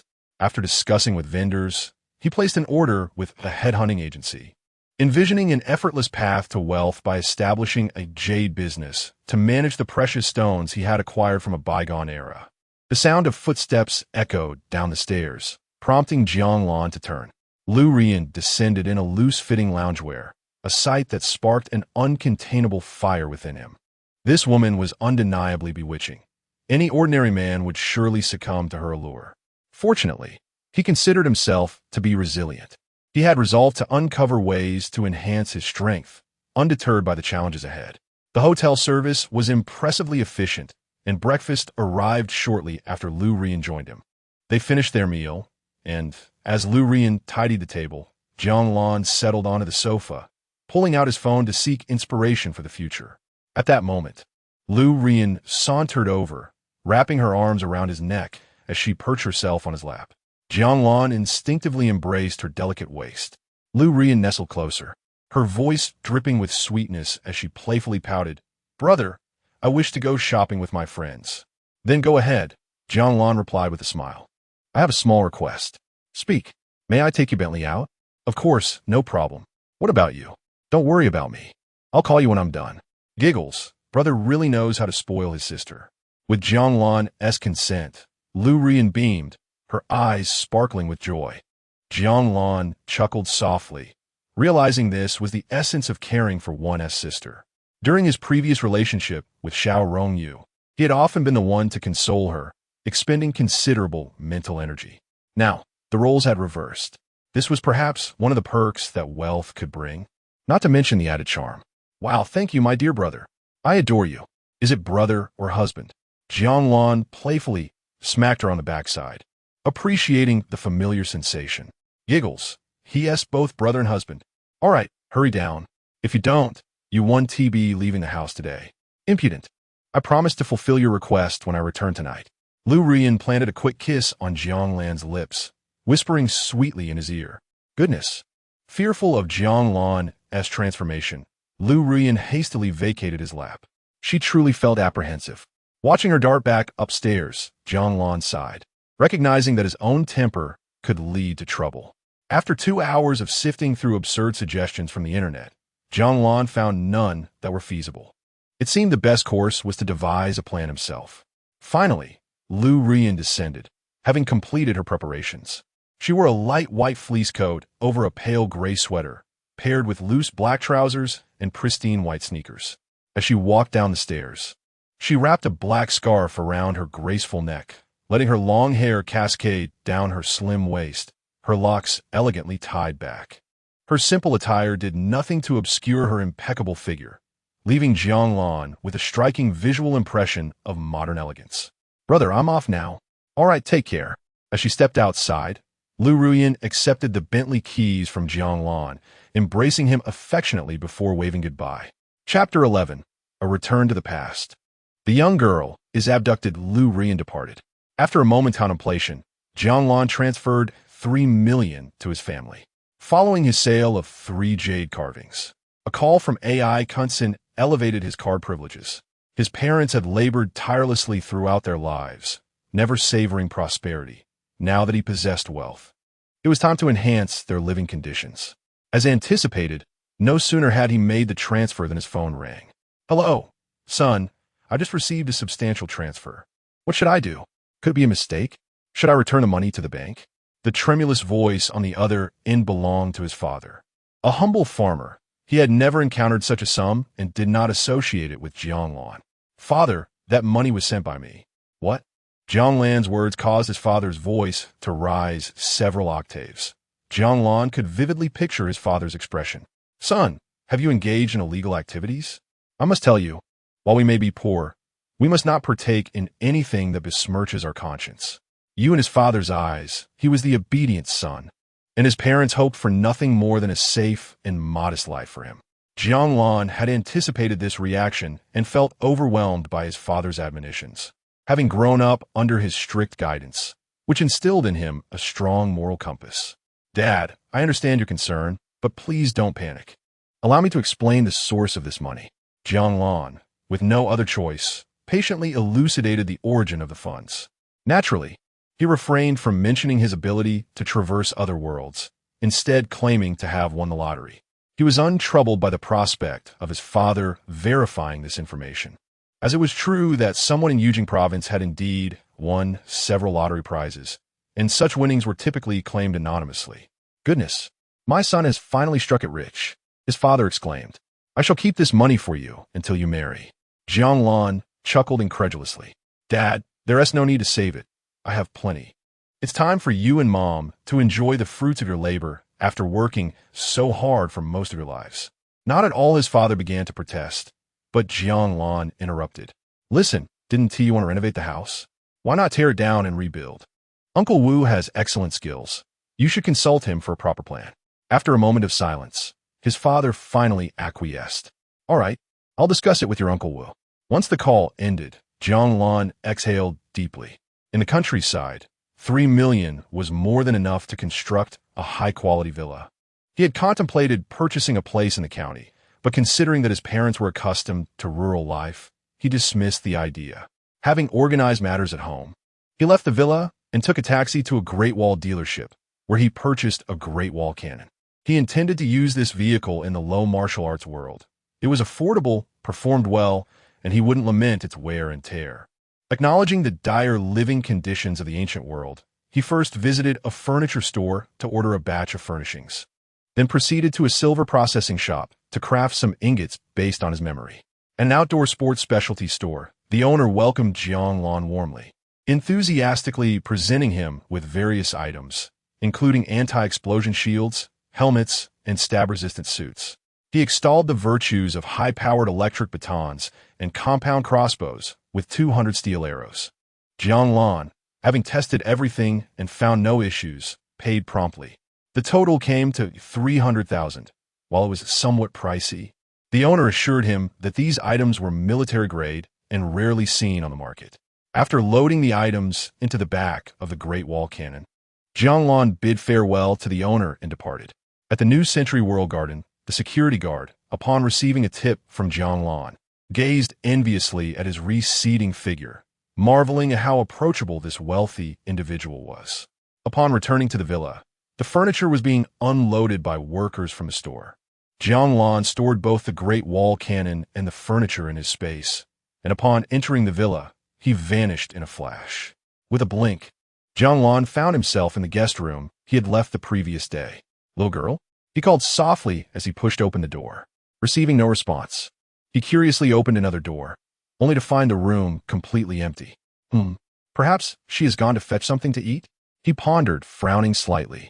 At this hour, the young girl should indeed be hungry. Jiang Lan stepped out of the suite to investigate. The inn was bustling, with many patrons milling about. He quickly approached the innkeeper at the front desk. Upon seeing Jiang Lan, the innkeeper's expression shifted, though he quickly masked it with a facade of indifference. Noticing the change in the innkeeper's demeanor, Jiang Lan's heart sank, and his gaze turned icy. Speak. Has something happened to my maid? Ah, young master, I advise you not to inquire. Just consider that your maid never existed, the innkeeper said, unperturbed by Jiang Lan's glare, warning him with a casual glance. Jiang Lan's temper flared. The young girl's disappearance was undoubtedly linked to the innkeeper. His expression darkened as he pulled out an electric baton and pressed it against the innkeeper's body. Without further ado, he activated the baton, and a crackling current surged forth. Gah! Gah! Gah! The innkeeper convulsed in agony, his throat emitting a desperate series of cries. In the chaotic, low martial arts era, self-preservation was instinctual. The innkeeper's screams echoed hauntingly, yet no one dared to intervene. Within mere moments, the innkeeper collapsed, his face a mask of terror. Jiang Lan seized him by the collar and dragged him into the storage room behind the counter. With a grim expression, he crouched to meet the innkeeper's terrified gaze, the electric baton sparking ominously in his hand. "Speak. What is this method? A mere touch renders me helpless and racked with pain." The innkeeper trembled in fear, feeling a debilitating numbness wash over him as if death itself beckoned. Faced with Jiang Lan's fierce demeanor, he knew he had no choice but to comply. The blacksmith shop at the east end of the street. Humph. Jiang Lan scoffed, and in a heartbeat, he rendered the innkeeper to ashes. To conspire against the young girl meant the innkeeper's life was forfeit. The young girl had saved the original host, and having merged with that identity, she was now the only person of significance to him in this world. He had believed the young girl would be safe in the inn, but he had grossly underestimated the dangers of this low martial arts realm. Unlike the modern world, where one could simply place an order over the phone, here one had to venture out to procure food, making them susceptible to those with ill intentions. At merely 18, the young girl was of marrying age in this ancient society. After enjoying a couple of hearty meals and with his careful grooming, she appeared radiant and charming. With the innkeeper's lifeless body stored away, Jiang Lan strode directly to the blacksmith shop at the street's east end. Chapter 12. The first cardamom at the eastern end of the street. The blacksmith wore a fierce expression as he spotted Jiang Lan's arrival and inquired with a grin. "What kind of weapon do you require, young master?" Jiang Lan, his face devoid of emotion, nodded curtly. "I need a finely crafted longsword." "Very well, please wait a moment." Upon hearing the request for a longsword, the flesh on the blacksmith's face quivered as he bent down to select materials. Now is the moment. Seizing the opportunity while the blacksmith was preoccupied, Jiang Lan thrust his electric baton into the man's side, instantly discharging electricity, causing the hefty blacksmith to collapse limply. Jiang Lan circumvented the furnace and dragged the unconscious body into the back room. "Where have you taken my maid?" he demanded. "Hey, Kissy." Rendered immobile by the electric shock, the blacksmith could only emit a series of nervous chuckles. Jiang Lan furrowed his brows and turned back to the room, seizing a butcher's knife. Upon returning, the blacksmith's face gradually registered terror as he beheld the gleaming blade in Jiang Lan's hand.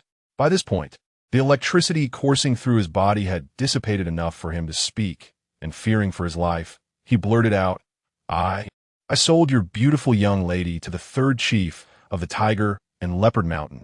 With a menacing grin, Jiang Lan tapped the flat of the knife against the blacksmith's plump face. "Very well. Remember this lesson in your next life." With that, he struck down, the knife's tip sinking into the blacksmith's throat.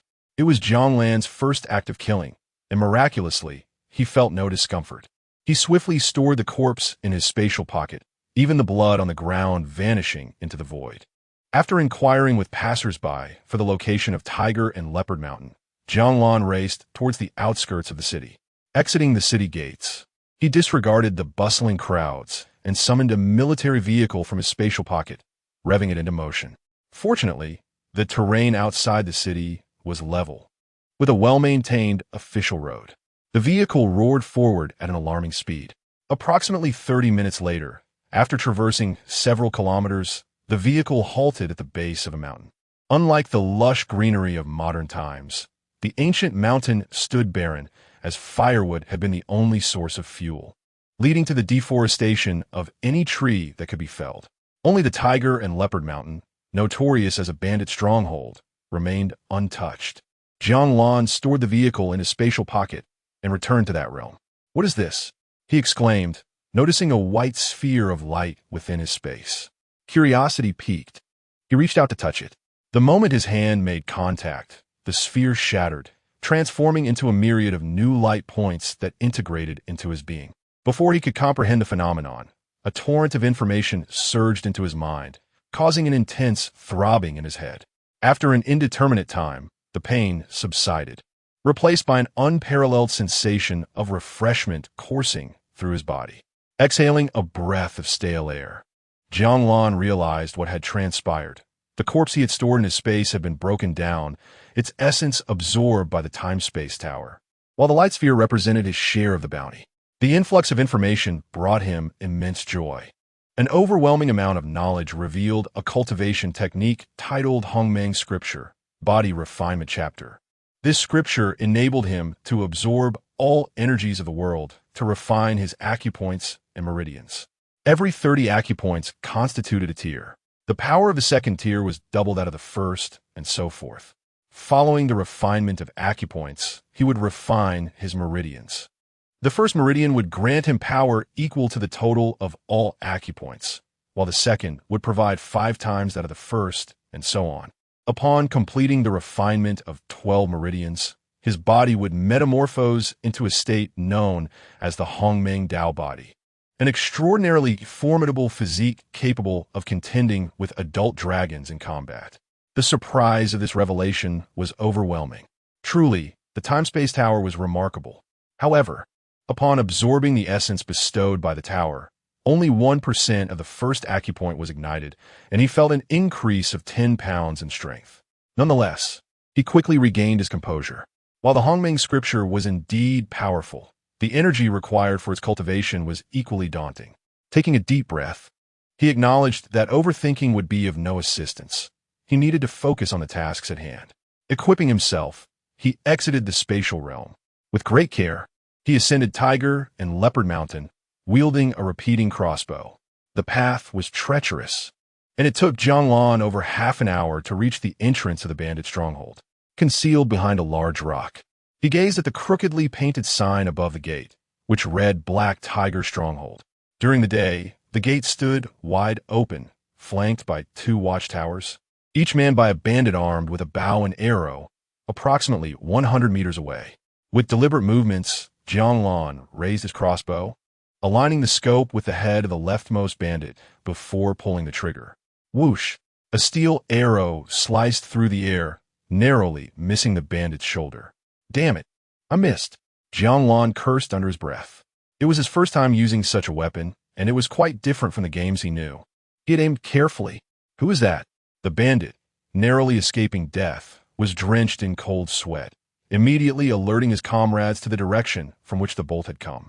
Unfazed by his initial misfire, Jiang Lan quickly adjusted his aim and fired again. Whoosh! Thud! Before the bandit could react, the arrow penetrated his chest. Truly, the weapon was of military-grade quality. Its power was exceptional. Seizing the moment, Jiang Lan pivoted and aimed at the other bandit, who was still oblivious to the danger. Drawing upon his earlier experience, he aimed lower this time, sending another arrow into the chest of the right side bandit. Although it was not a fatal shot, the bandit, realizing he was wounded, attempted to call for help. Just then, another arrow flew through the air, striking him again, and he succumbed to darkness before he could raise the alarm. Seeing the second bandit fall, Jiang Lan emerged from his hiding place. Entering the stronghold, he climbed the right watchtower, using his mind to store the bandit's body in his spatial pocket. He then took a moment to gather the other bandits' remains as well. Standing atop the tower, he scanned the area for the positions of other bandits.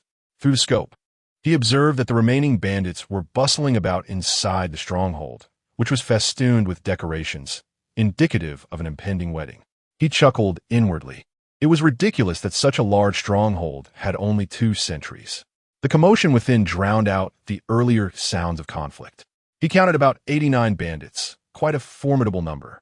Pondering his next move, Jiang Lan steeled himself. He would have to confront them, even if it meant retreating into his spatial pocket if necessary. Communicating with the time-space tower, he discovered 2 white light spheres floating silently, which he absorbed without hesitation. Another 20 pounds of strength gained. Feeling invigorated, his confidence surged. Jiang Lan descended from the watchtower and ventured deeper into the stronghold. Once he felt adequately positioned, he aimed his crossbow at one of the bandits and fired. Whoosh! The bandit, busy with preparations for a feast, was caught off guard by a sudden pain in his back, causing him to topple uncontrollably to the ground. An ambush! Seeing his comrade fall, the remaining bandits, with arrows embedded in them, roared in outrage, brandishing their long blades and directing their ire toward Jiang Lan's location. You rogue! How dare you invade our Black Tiger stronghold? You seek death! They shouted. With a wave of determination, a throng of bandits charged towards Jiang Lan. Chapter 13. Illuminating the first acupoint, facing over 20 bandits, Jiang Lan could not feign calmness. However, the presence of the time-space tower, a miraculous artifact, fortified his resolve. The bandits were still several dozen meters away, their composite crossbows fully loaded and aimed. Whoosh, whoosh, whoosh, whoosh. The triggers were pulled in rapid succession, and arrows flew forth. 3 individuals fell instantly. After releasing his arrows, Jiang Lan turned and fled without hesitation. With only one adversary, the bandits, emboldened by their numbers, chased after him with raucous cries. As he ran, Jiang Lan deftly reloaded his crossbow, and upon filling it, he turned to fire into the air. The precision of the composite crossbow was remarkable, and with his newfound strength of 30 pounds, he maintained a steady aim. After several exchanges, the number of pursuing bandits dwindled. Reloading once more, he found only 5 left, allowing him to take his time and aim carefully. After a few shots, he gained a measure of proficiency, releasing arrows at intervals of 2 seconds. The remaining 5 bandits sensed the peril and attempted to flee. However, the whistling sound of arrows pierced the air, and in their panic, each was struck down by an arrow. Taking a deep breath, Jiang Lan approached, fully loaded with arrows. Don't come closer. Stay back," they pleaded. Ignoring their cries, Jiang Lan raised his crossbow and delivered the finishing blows to the fallen bandits. After dispatching them, he stored their corpses in his space. Along the way, many bandits lay gravely injured yet alive. Jiang Lan showed no mercy. Bandits engaged in murder and plunder, and while some may have been forced into their lives, they bore the stains of bloodshed, evoking no sympathy from him. Upon collecting the corpses, Jiang Lan amassed a strength of 250 pounds, combined with the previous 30 pounds and his own 175 pounds, totaling 455 pounds of might. Returning to the bandit stronghold, he provoked them once more, luring them out like a monster in a game. After much exertion, his strength surged to an astounding 300 pounds. This time, the bandits were no longer easily lured out as before. The chief, Black Tiger, along with 3 other leaders clad in crimson robes, coldly scrutinized the encircled Jiang Lan. "Son of a thief, you know how to play. Disrupting my wedding day and picking us off one by one," Black Tiger seethed, his fiery gaze fixed on the oddly adorned intruder. Initially dismissing him as a fool, he was taken aback by the ruthlessness Jiang Lan displayed, having dispatched many of his men with the crossbow. "Brother, why waste words? Let us take him down together," suggested a gaunt, triangular-eyed man beside him. "Calm down, third brother. This kid is sizing me up," Black Tiger retorted. Behind him, a burly man stepped forward. "All right, fourth brother, be gentle. Don't kill him too quickly," the second-in-command remarked, his intent evident as he licked the blade of his knife. "Don't worry, second brother. Watch the knife." The hulking figure charged at Jiang Lan, raising a spiked club high above his head. Faced with the tremendous force of the impending blow, Jiang Lan swiftly raised his blast shield to meet the strike. Thud! The club descended with great weight, colliding with Jiang Lan's shield. He felt as though he had been struck by a boulder, the force radiating through his arms and into his legs, embedding his feet firmly into the ground. What incredible strength! Jiang Lan mat vawin wali. "Hey, you're not bad. I can have some fun with you," the burly man exclaimed, oblivious to the sudden appearance of the shield. Jiang Lan locked eyes with him, and in an instant, a jolt of electricity surged from the stun baton into the man's body. Crackling sounds erupted. The man collapsed, convulsing violently, his hair standing on end, with the acrid scent of charred flesh wafting through the air. He foamed at the mouth, his life ebbing away. Jiang Lan had cranked the power of the stun baton to its maximum, achieving remarkable results. After the man ceased convulsing, Jiang Lan stored him within his space. Communicating with the space, he witnessed the burly corpse gradually dissolve like melting snow, ultimately coalescing into a radiant white orb of light. This orb appeared to possess exceptional quality, and without hesitation, Jiang Lan absorbed it. A wave of refreshing energy flowed into his body, illuminating his first acupoint at last. His strength surged to over 1,100 pounds. Is the quality of the reward from the burly man truly this high?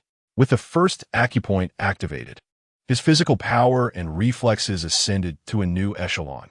He felt capable of effortlessly vanquishing 20 of his former selves.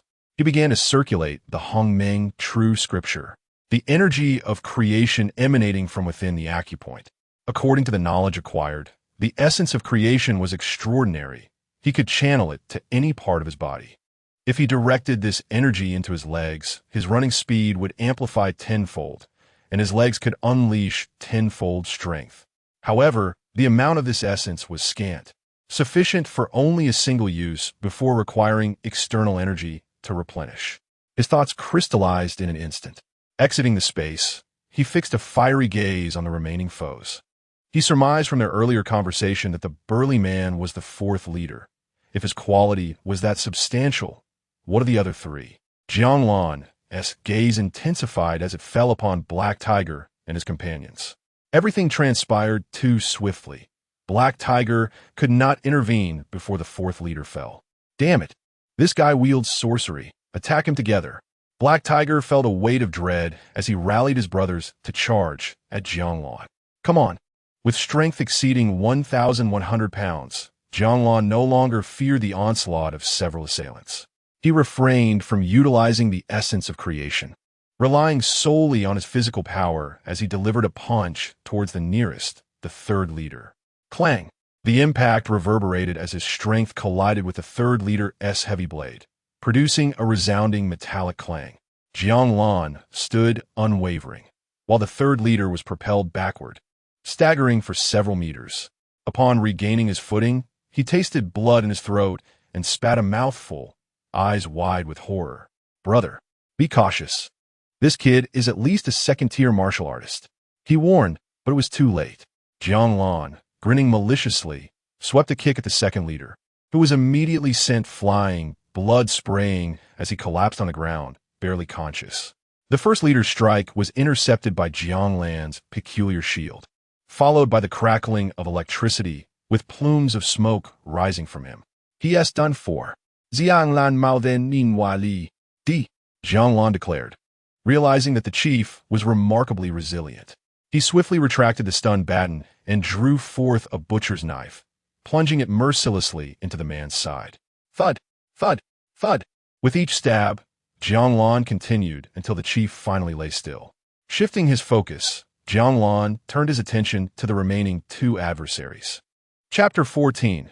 The Inexperience of First Business You're finished. Do you know who you've killed? The third brother cried out in abject terror as he approached Jiang Lan step by step. They took my man, no matter who it is. Even if it's the king of heaven, they must die. Jiang Lan retorted coldly, plunging a butcher's knife into his throat. Who cares about who they are? If you provoke me, you shall meet your end. With that, Jiang Lan dispatched the frail third brother and turned to the second brother sprawled on the ground, who was urgently shouting at a fleeing bandit. Hurry, hurry, go! Jiang Lan, disregarding the second brother, hastily pursued the escaping bandit. The bandit was swift and appeared to be no ordinary lackey. Jiang Lan harnessed the primordial energy to his legs and quickly closed the short distance, but was still a moment too late. He drew his compound crossbow, taking aim. The arrow flew, but the bandit seemed to have eyes on his back, deftly dodging the shot and leaping onto a perch. He opened a pigeon cage and affixed a small note to one of the pigeon's legs, sending several flying pigeons soaring into the sky. Seeing this, Jiang Lan raised his hand to shoot at the pigeons, yet all his arrows missed their mark. By the time he sought to shoot again, the pigeons had vanished. Damn, I was careless. This was his first foray into killing, and he lacked experience. Well, even if someone comes looking for me in the future, am I to be afraid? With a leap, he swiftly appeared before the formidable bandit. His long legs struck with incredible speed, sending the bandit flying over 100 meters, crashing against the mountainside like a painting hung upon the wall. Jiang Lan approached the mountain and secured the bandit into his spatial realm. This fellow possessed considerable strength. He could not let him escape. In a few flashes, Jiang Lan returned to the second brother's side and ended his life as well. From a moment he activated the primordial energy to the moment it ceased, a mere 10 seconds had passed. It seemed the primordial energy could only last for 10 seconds. Jiang Lan dispatched the second brother and did not halt there. He raised his crossbow and aimed at the remaining bandits. Half an hour later, only he remained in the Black Tiger stronghold. He had killed some bandits, and others had fled. He deemed it unnecessary to pursue them as they scattered, and he could only catch 2 or 3 at most. It was imperative to rescue the captives first. After a thorough search, he finally arrived at a small courtyard. His ears perked up. He confirmed there were individuals within the rooms. Jiang Lan pushed the door open, taking in the scene inside. There stood a woman clad in a red wedding gown, and he recognized her at once as the little girl. Although she wore the wedding attire, he could still see the clothes he had bought for her in modern times beneath it. Jiang Lan stepped forward and lifted the red silk from her head. Whoa! Upon seeing Jiang Lan, the little girl emitted an excited whimper. Jiang Lan gently removed the cloth that had muffled her cries, affectionately ruffled her hair, and then untied the ropes binding her. You've suffered. Xiaolanga. As the little girl was freed, she threw herself into Jiang Lan's embrace, weeping like a rain-soaked flower. It's all right, I have come now. Let's leave this place. The little girl obediently allowed Jiang Lan to take her hand as they departed. Upon exiting the room, Jiang Lan noticed she stumbled slightly, likely due to having been bound for too long. He paused, turned, and softly asked, "Shall I carry you?" Yes, yes. The little girl blushed at his suggestion. Lowering her head, Jiang Lan now possessed great strength, and the little girl weighed no more than 70 pounds, making her feel as light as a feather in his arms. He took a few steps toward the courtyard when a noise emanated from one of the rooms. Instinctively, Jiang Lan turned to look, and he could hear 3 distinct breaths from within, along with a pair of small eyes peering through the window's crack. There were likely also women captured by the bandits. Embodying the spirit of a good Samaritan, Jiang Lan's voice resonated through the courtyard. All the bandits have been slain. You may escape now. With that, he did not linger and continued moving toward the courtyard's exit. Wait! Just as he reached the door, a raspy voice called out from behind him. He could tell it was deliberate. Slowly turning, Jiang Lan saw the door of the room open. 3 women, their faces grimy, emerged.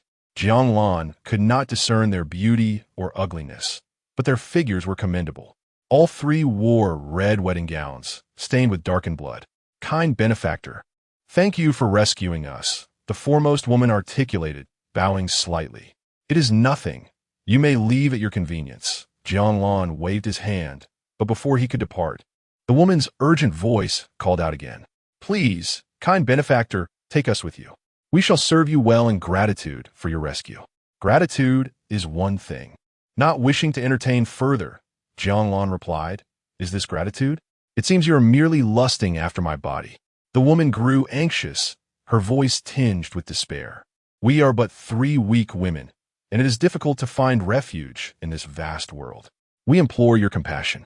This time, her voice was unabashed, flowing like a clear spring, sending shivers down Jiang Lan's spine. After contemplating, he nodded in agreement. All right, then let us go together. Thank you, kind benefactor. The women knelt, pressing their foreheads to the ground in gratitude. The other 2 women followed suit, softly expressing their thanks. Jiang Lan felt no stirrings of desire from their words. He merely pitied their plight and offered them a home. Rise, he commanded gently. Yes, kind benefactor. They remained kneeling, and Jiang Lan encouraged them to stand. Hearing them address him as benefactor was somewhat disconcerting. From now on, call me young master. Yes, young master. The 3 women rose and stepped lightly behind Jiang Lan. As they drew near, he caught a whiff of an unpleasant odor emanating from them. Frowning slightly, Jiang Lan refrained from voicing his disdain, but inwardly chided the bandits. Did they not even allow them a wash before marriage? Truly, they are quite uncouth. It seemed the bandits had grown accustomed to filth. After waiting a moment, Jiang Lan set out to thoroughly search the treasures looted by the bandits. Most of the spoils were silver, valued at over $1 million.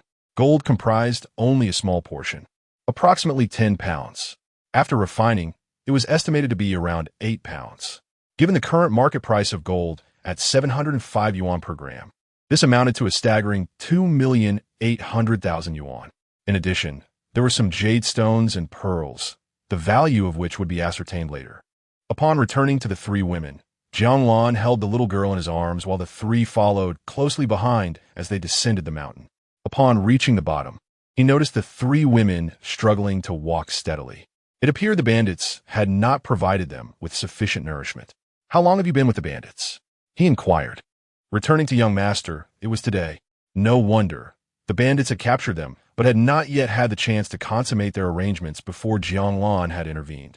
Let us find a place to eat and replenish ourselves before we continue on our journey. Jiang Lan decided it best to ensure they were well fed and clean before resuming their travels, as the three were dirty and foul-smelling, making it uncomfortable to remain in the vehicle.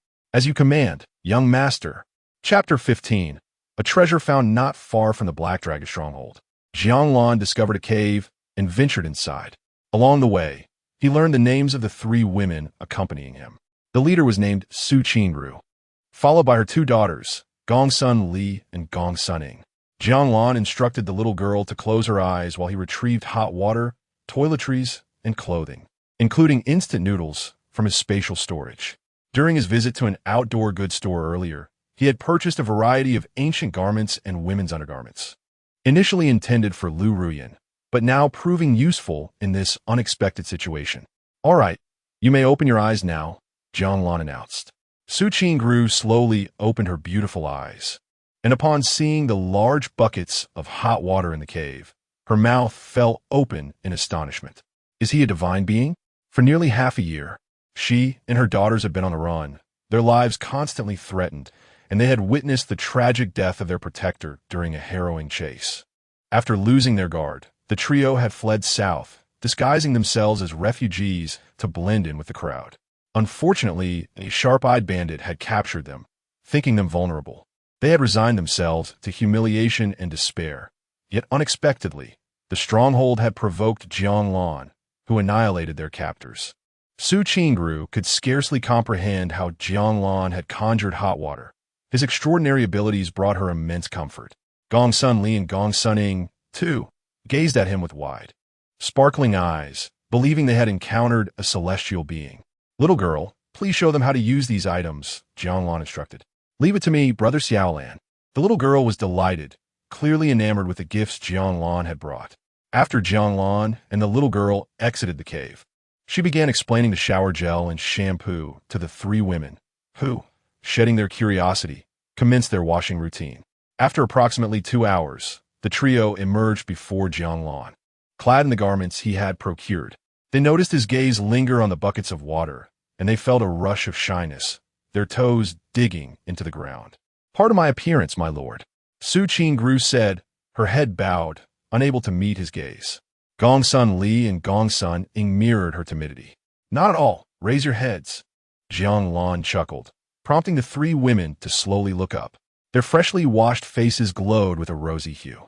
Su Qingru, with her enchanting beauty, bore a tear mole beneath her alluring eyes, her smile revealing a charming dimple that added an innocent allure to her appearance. Her skin, exposed and delicate like a peeled egg, was complemented by her long, dried hair cascading over her shoulders.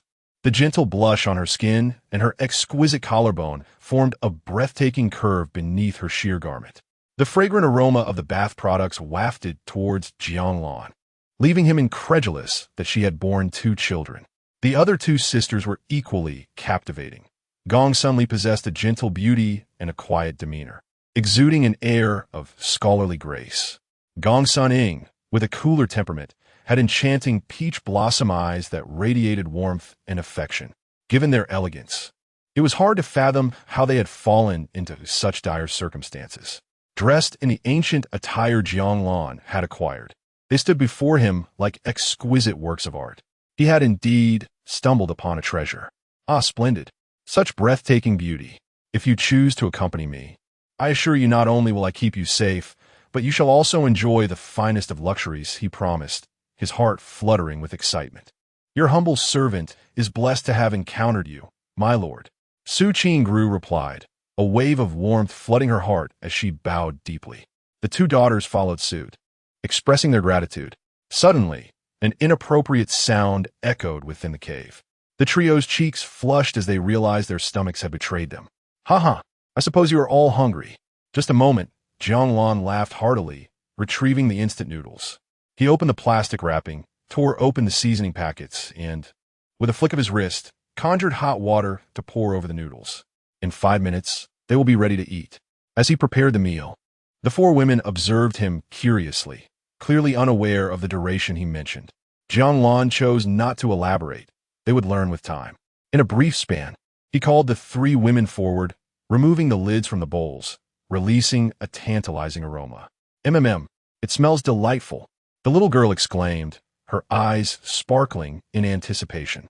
The fragrance wafted into Su Qingru's nose, causing her mouth to water, while Gongsun Li and Gongsuning swallowed hard, their eyes glistening with unshed tears.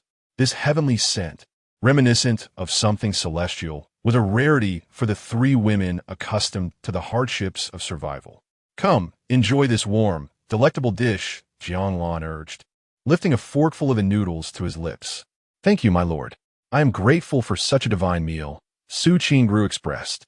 While Gongsun Li and Gongsuning echoed their thanks, their movements graceful as they finally indulged in the noodles. As the flavors danced upon their tongues, tears streamed down their cheeks, their bodies trembling slightly with emotion. Is it truly that delicious? Jiang Lan wondered, shaking his head at the stark contrast to the meager food of their time, where even salt bore a bitter taste. The three women savored what they believed to be the most exquisite food on earth, and they could hardly believe that a mortal could provide such a gift. After Jiang Lan finished his bowl, he set it aside, his gaze fixed on the three women as they ate. They sat elegantly upon the stones, their perfect figures unblemished by their surroundings, consuming their meal with grace, their delicate necks arched beautifully as they sipped the broth. Indeed, I have found a treasure, he thought, smiling gently at their rosy lips. Let's fill our stomachs for now. We shall dine formally upon our return to the city.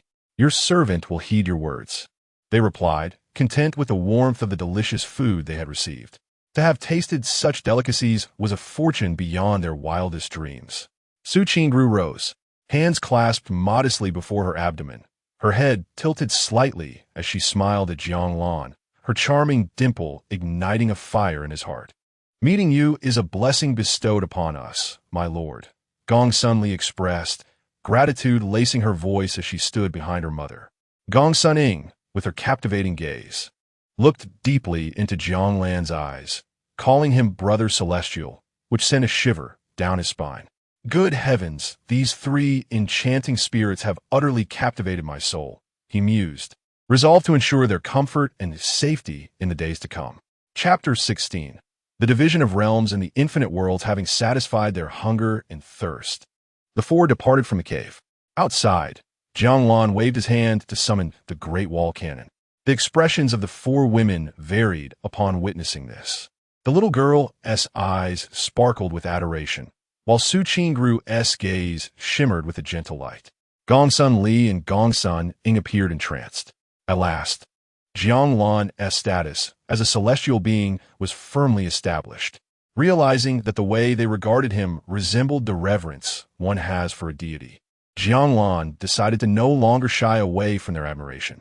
In truth, it would not be long before he bore a striking resemblance to an immortal being. With a flicker of thought, Jiang Lan accessed the panel provided by the time-space tower. Name, Jiang Lan. Race, human. Lifespan, 1072. Realm, first stage early phase, 211. 27. Jiang Lan blinked in disbelief. My goodness. His lifespan had suddenly increased by 1,000 years. He could now live for a millennium. And should he illuminate all his meridians, he could potentially extend his life to at least 180,000 years. Outliving a tortoise seemed trivial. Those 500 years from the heavens were hardly worth mentioning. However, the concept of the first stage perplexed him. He communicated his inquiries to the time-space tower, which promptly delivered a stream of information into his consciousness. In the infinite realms are classified into 36 stages, ranging from the lowest, the first stage, to the highest, the 36th. Each stage is subdivided into early, mid, late, and perfected phases. Ordinary individuals lack a classification, effectively categorizing them as zero stage. Across the vast multitudes of worlds, cultivation systems vary and possess different terminologies, yet they ultimately converge towards the same truth.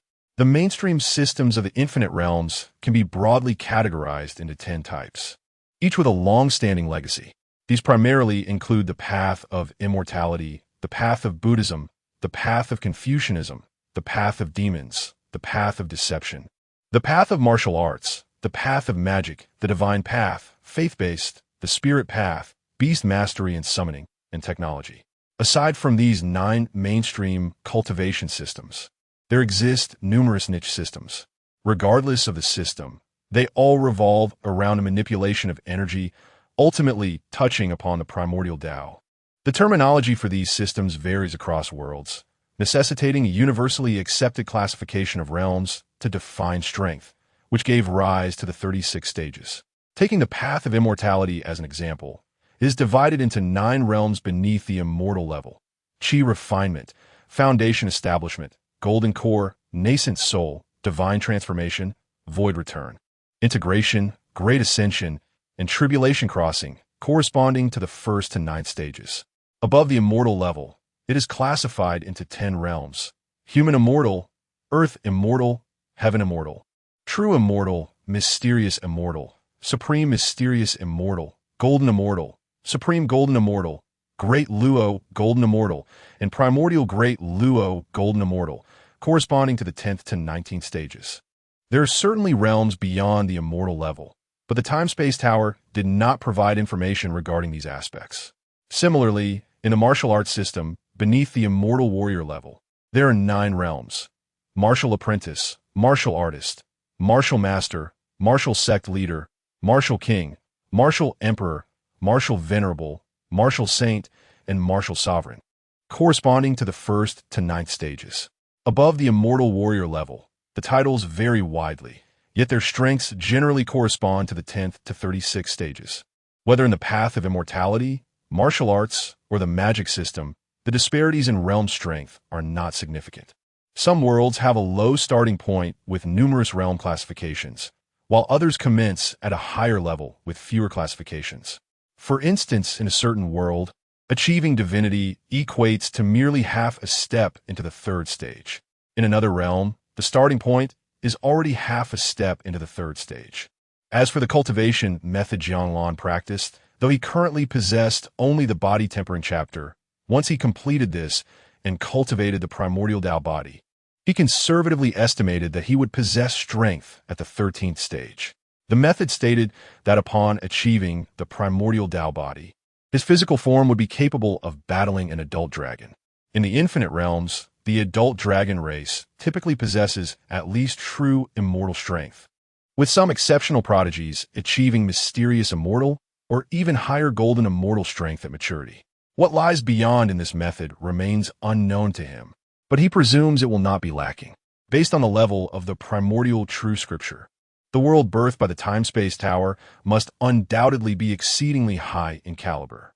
He had come to understand the numbers displayed below the light curtain. Having been struck by the time-space tower for 3 days, the numbers transitioned from 2, 11, 30 to 2, 11, 27, which he interpreted as 2 years, 11 months, and 27 days remaining. That leaves just over 3 years until an unknown event unfolds, a veil of mystery. Seeing Jiang Lan lost in thought, his gaze unfocused, the 4 women chose not to disturb him, patiently waiting in silence. Dismissing the urgency and perplexity of the countdown, Jiang Lan noted their attention was entirely on him, and he opened the car door with a gentle smile. "Please get in." Taking his seat in the driver's area, the 4 women squeezed into the back seat. Jiang Lan chuckled at their eagerness and opened the passenger door. "Qingru, please sit in front." "Of course, young master." Su Qingru's enchanting smile brightened the atmosphere as she gracefully moved to the passenger seat. Being new to modern transportation, the 4 women were utterly bewildered by the mechanics of the vehicle. With a hint of exasperation, Jiang Lan patiently explained how to close the doors. As the car roared to life and began its journey, the 4 women were filled with curiosity about how it could move without being drawn by horses. In light of their interest, Jiang Lan seized the opportunity to share some basic knowledge about how the automobile operates, which elicited a chorus of delighted gasps from the 4 women. After driving for a short distance, he pressed the brake. "What is wrong, young master?" Without responding, Jiang Lan leaned closer to Su Qingyu. As he drew near, the charming flush on her face became increasingly apparent. "Why, young master, but Lier and Inger are here." Su Qingru stammered, her voice barely above a whisper, her heart racing uncontrollably. Unsure of how to proceed, she slowly closed her eyes, feeling his warm breath against her neck. Click! With the sound of the seatbelt fastening, Jiang Lan's presence receded abruptly. Su Qingru exhaled a sigh of relief, mingled with a hint of melancholy. Unable to endure the car's alert, Jiang Lan secured his seatbelt and noticed Su Qingru's cheeks resembling boiled shrimp. Is it too warm in here? And no, young master, you need not concern yourself with me. Oh, then let us continue. Jiang Lan dismissed the matter, attributing it to her unfamiliarity with the vehicle. He cracked open a window slightly, pressed the accelerator gently, and the great wall cannon surged forward with a satisfying roar. While driving, Jiang Lan occasionally glanced at Su Qingru's figure, captivated by the remarkable contours accentuated by the seatbelt. The jolting motion momentarily blurred his vision, rendering him somewhat dizzy. Indeed, it was no wonder she could bear such stunning offspring. After driving for most of the day, the silhouette of a grand city emerged on the horizon. We have arrived at our destination, Liang City. As the five alighted from the vehicle, Jiang Lan stored the Great Wall Cannon in his spatial realm. After passing through the city gates and paying the entry fee, they sought out a property manager and purchased a superior courtyard for 1,000 taels of silver. Once the transactions were complete, night had already enveloped the land. The ancient world's night was incomparable to the modern one. Here, as darkness fell, the absence of the moon rendered the surroundings pitch black, with high walls obstructing any neighboring lights. Within the courtyard, the main residence was illuminated as brightly as day by incandescent lamps. Jiang Lan stored all the precious wooden furniture into his spatial realm, which would be worth a fortune in the modern world. After the four women had tidied the floor, he unveiled modern furnishings, inviting them to try it out, which provoked a flurry of excited exclamations. With his enhanced strength, the assembly of the furniture was remarkably effortless. Soon, 2 3-by-2-meter mattresses and a wardrobe were set up, and the living room was adorned with modern sofas. After the laborious work, the four women were drenched in perspiration. Seizing the opportunity while they went to bathe, Jiang Lan returned to the modern world from the master bedroom, only to find Lu Rian absent. This was fortuitous. He had yet to savor the 3 fresh fairies he had just acquired. He retrieved his phone to order a lavish meal from the hotel, and within an hour, the delivery arrived promptly. Jiang Lan stored the sumptuous feast within her spatial realm, vanishing instantaneously from the villa. Chapter 17. The exiled queen and the princess returning to the courtyard of the city of the blazing sun. The air was filled with a delicate fragrance. The 4 young ladies, freshly bathed and clad in their loungewear, were a vision of spring. Young master, Su Qingru lowered her blushing face, her cheeks aflame with shyness as she spoke in soft tones. In contrast, her 2 daughters were somewhat bolder, their eyes sparkling with curiosity. Young master, is such attire not rather revealing? It seemed that the young master favored Inger's manner of dressing. The little girl beamed with joy, revealing her charming little fangs as she giggled. Hee, I like everything that Brother Xiaolan buys for me. Unfortunately, Jiang Lan had not provided them with the conservative garments typical of ancient times. Instead, their modern loungewear accentuated their alluring figures, rendering them irresistibly captivating. Jiang Lan appreciated the view and then smiled gently. You must be hungry. Come, let us bring this delightful feast to the dining table. Yes, young master. All right, Brother Xiaolan. There was an abundance of food, as the hotel had gone to great lengths to cater to Jiang Lan, a valued client. Please take a seat. Noticing the girls still standing, Jiang Lan shook his head, urging them to join him at the table after he had taken his seat. As the 5 of them settled down, the 4 pairs of beautiful eyes were transfixed on the sumptuous dishes before them, unable to move, their mouths watering in anticipation until Jiang Lan lifted his chopsticks, prompting them to elegantly follow suit. I am now your head of the household. Here, there are no strict rules. We should behave like a family. Jiang Lan picked up a piece of spicy beef lung and tossed it into his mouth, expressing his disdain for the rigid customs of the ancient world, which often made meals feel overly formal. In modern times, such dining etiquette had largely been discarded, retained only for special occasions. Young master, I shall remember that, Su Qingru replied softly, and the other three ladies nodded in agreement. Hurry and eat, for these dishes are a rare delight. Yes. Jiang Lan's words warmed the hearts of the four ladies, their gazes sparkling as they looked towards him. Brother Xiao Lan, this dish is exquisite.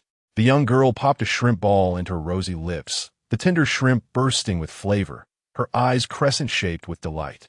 This dish was known as Kung Pao shrimp balls, crafted from fresh shrimp, peanuts, garlic, and scallions, meticulously prepared by the chef. Hearing Jiang Lan mention it, the three ladies perked up their ears, eager to learn the secrets behind the dishes, yet conditioned since childhood to adhere to the principle of silence while eating. Noticing their keen interest, Jiang Lan took the time to explain the preparation of each dish. Today, we have ordered Sichuan cuisine. The main dishes include zhong shui dumplings, dan dan noodles, and cold dishes such as zhong cha duck, spicy beef lung, and lamb shadow beef strips. The hot dishes are boiled cabbage, kung pao shrimp balls, and mapo tofu, among others. For dessert, we have ice powder, sweet roast pork, and various fruits like watermelon, cantaloupe, and red and blackberries. The meal was not particularly extravagant, but the quality of the ingredients was exceptional, having been carefully selected for freshness. This feast cost nearly 3,000. The four ladies were moved to tears by the abundance, and Jiang Lan's heart swelled with affection. Ugh, I'm so full, The little girl finished her piece of cantaloupe and let out a satisfied burp. Young master, compared to the true flavors you have brought, the food I have eaten in the past pales in comparison. Su Qingrou's voice was filled with tenderness, her heart overflowing with gratitude for the young master. To follow the young master was indeed a tremendous blessing for Ying Yang. Having tasted so many delicacies, Gong Sun Ying found none that could rival today as feast. Gong Sun Li, listening to her mother and sister, remained silent, her gentle demeanor hiding a shy glance toward the young master. This is merely home-cooked fare. You will grow accustomed to it in time. Jiang Lan graciously accepted their praise, though the dishes were not of his own making. They were representative of the culinary delights of his world, a testament to his refined taste. Once the meal concluded, the four ladies began to tidy the table. Su Qingrou approached Jiang Lan from behind, her delicate hand resting on his shoulder as she gently massaged him. The closeness inevitably led to contact between their bodies, sending a pleasant shiver through Jiang Lan. This is how a man ought to live, Jiang Lan mused. Noticing the hour was late, Su Qingrou bit her lip and leaned closer to whisper in Jiang Lan's ear. Young master, should we not retire for the night? Jiang Lan, feeling invigorated by her enchanting voice, agreed. Gong Sun Li, having grown up in such an environment, understood her mother's intentions. Blushing, she took Gong Sun Ying and the little girl by the hand, leading them to the right bedroom. In the left bedroom, Su Qingrou's soft, supple hands roamed over Jiang Lan's body. Young master, allow me to help you undress. Very well. Experiencing the gentle compliance of an ancient woman for the first time, Jiang Lan felt a rush of excitement. Young master, I beseech you to be gentle. As Su Qingrou helped Jiang Lan remove his garments, her eyes glistened with emotion. Her flawless beauty flushed with a rosy hue as she delicately untied the silken sash at her waist, allowing her satin loungewear to glide down, revealing a perfect form before Jiang Lan's gaze. Yet, Jiang Lan was not so easily bewitched by her allure. He swiftly employed his skills to draw closer. The next part is a paid content, priced at 3 dog heads. Spring nights are fleeting, and the sun rises high from now on. The sovereign shall not attend morning court. Whether others rise early or not, Jiang Lan was oblivious to it all, for he had no desire to leave Su Qingrou's fragrant embrace. Over the course of a single night, his perspective transformed from skepticism towards Xiao Zhai to understanding and even aspiring to surpass him. A married woman, how captivating! And she was no ordinary woman, but a queen long ensconced in the depths of the palace. The former represented a spirit, while the latter bestowed an identity that invigorated him, fueling his endeavors throughout the night. As dawn approached, Su Qingrou finally drifted into a peaceful slumber. Last night, during their respite, she had revealed her story. The Great Yin Kingdom. Oh no, it was no longer the Great Yin, but the Great Qing. A year prior, the Qing emperor was merely a regional lord, unwilling to be scrutinized by the emperor of the Great Yin, and in a fit of anger, he rebelled. After 6 months of conquest, the Qing emperor reached the capital of the Great Yin. In the ensuing chaos, Su Qingru fled south with her 2 children. But an oversight led to their capture by the third master of the Black Tiger Gang. Had it not been for Jiang Lan's heroic intervention, she could not have imagined the tragic fate that awaited her. Now he has become Jiang's fortunate benefactor. Oh dear, I can't help but think of the future. Coughing lightly, Jiang Lan stepped out of the bedroom, feeling a twinge of embarrassment at his own thoughts. Inger greets the young master. Good morning, Brother Xiaolan. Lear greets the young master. Good morning. Jiang Lan greeted them. Upon seeing him, Gongsun Li's delicate face flushed with color. The lingering melody of her mother's soft voice from the previous night still echoed in her ears, and the young master was too. Thinking of the future when she too would serve the young master, Gongsun Ing's mind raced with a flurry of thoughts. Blushing, she leaned closer to Jiang Lan, inhaling the lingering scent of her mother on him. Has mother arisen? Gongsun Ing asked mischievously, her eyes sparkling. Qingru has caught a chill, so let her rest a while longer. Is that so? Of course. Jiang Lan feigned serious affirmation. Chapter 18. The succubus after arranging breakfast. Jiang Lan instructed the 3 women to remain at home and not to open the door for anyone. He ventured into the bustling streets to locate the landlord from the previous day. There, he secured a storefront situated in a vibrant district, encompassing approximately 450 square meters, for the sum of 2,000 taels of silver. In this realm, silver possesses significant purchasing power, whereas, in modern times, it holds little value. To put it into perspective, 2,000 taels, with each tael weighing 16 grams, converts to approximately 240,000 yuan in contemporary currency. Liang City, a first-tier city in the Great Yin Kingdom, boasts a population of around 3 million. Thus, a 450 square meter storefront would easily command over 20 million yuan in modern terms. His intention for the storefront is to engage in the trade of goods from both worlds. Through the landlord's introduction, he hired a competent manager to scout for attractive young women to assist him. However, let there be no misunderstanding. The purpose of hiring these charming ladies is not for indulgence, but rather to open a modern daily necessities store where they would serve as sales assistants, targeting affluent clans. He is convinced that modern daily necessities will be immensely popular, allowing him to sell at exorbitant prices. With the profits from these sales, he plans to acquire jade and emeralds from this world. After he orchestrates such transactions, a substantial fortune will inevitably flow into his hands. Once wealthy, he can purchase inexpensive silver from the modern world to acquire various cultivation resources in this realm. Ultimately, accumulating wealth is not the final objective. His primary goal is to become stronger. Once he attains power, he can wield authority in this world and explore countless others. Jiang Lan chuckled to himself as he approached home. Upon his return, he found Su Qingru awake. Upon seeing him, she gracefully placed her hands on her abdomen and offered a slight bow. Su Qingru's movements were elegant, her complexion radiant, and her natural charm captivating. Her every expression was enchanting. She appeared even more alluring than the day before, perhaps due to his diligent efforts. Satisfied, Jiang Lan acknowledged, "Young master, lunch is ready. Please wait a moment."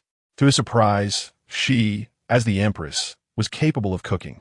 The 4 women soon served lunch at the table. With anticipation, Jiang Lan took his seat, only to find the table laden with stews. It seemed that this world had yet to discover the art of stir-frying. Nevertheless, the ingredients were those he had brought from the modern world. Jiang Lan picked up a piece of chicken and savored it, meeting Su Qingru's expectant gaze, nodding in approval. Receiving his praise, Su Qingru's smile blossomed like a flower, breathtakingly beautiful. After their meal, Jiang Lan advised the 4 women that there was no need to venture outside. They readily agreed, aware that they were still fugitives. Even without his admonition, they would refrain from leaving. In the blink of an eye, Jiang Lan returned to his villa. The sound of an engine echoed as a rhythmic thud approached. Lu Ruoyan emerged from the elevator, arms laden with packages. Upon spotting Jiang Lan, she tossed aside her burdens and raced into his embrace. "Where have you been?" I couldn't reach you by phone.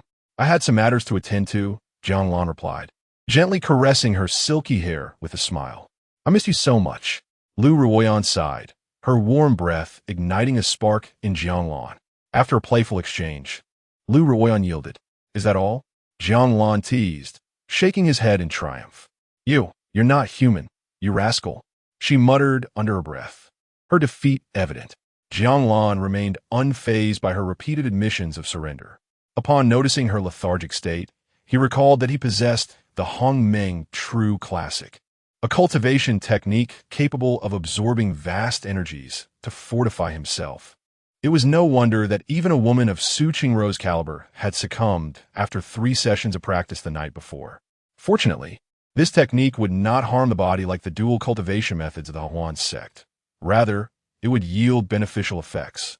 Therefore, it stands to reason that frequent utilization of this technique would also enhance the strength of his partners. Unexpectedly, you possess such a technique, Jiang Lan mused, lighting a cigarette and exhaling a plume of smoke. Now, don't roll your eyes. Carefully assess whether you feel any changes in your body. I don't feel any different. I'm warm and lethargic. I have no strength left, she replied, only to suddenly widen her eyes in realization. The warm energy within her surged, revitalizing her spirit. This newfound sensation was rather addictive. Rascal, I feel energized again. Come here, Lu Ruoyan exclaimed, her eyes sparkling with enthusiasm. Hey, wait, don't get too excited, Jiang Lan retorted, rising to the challenge.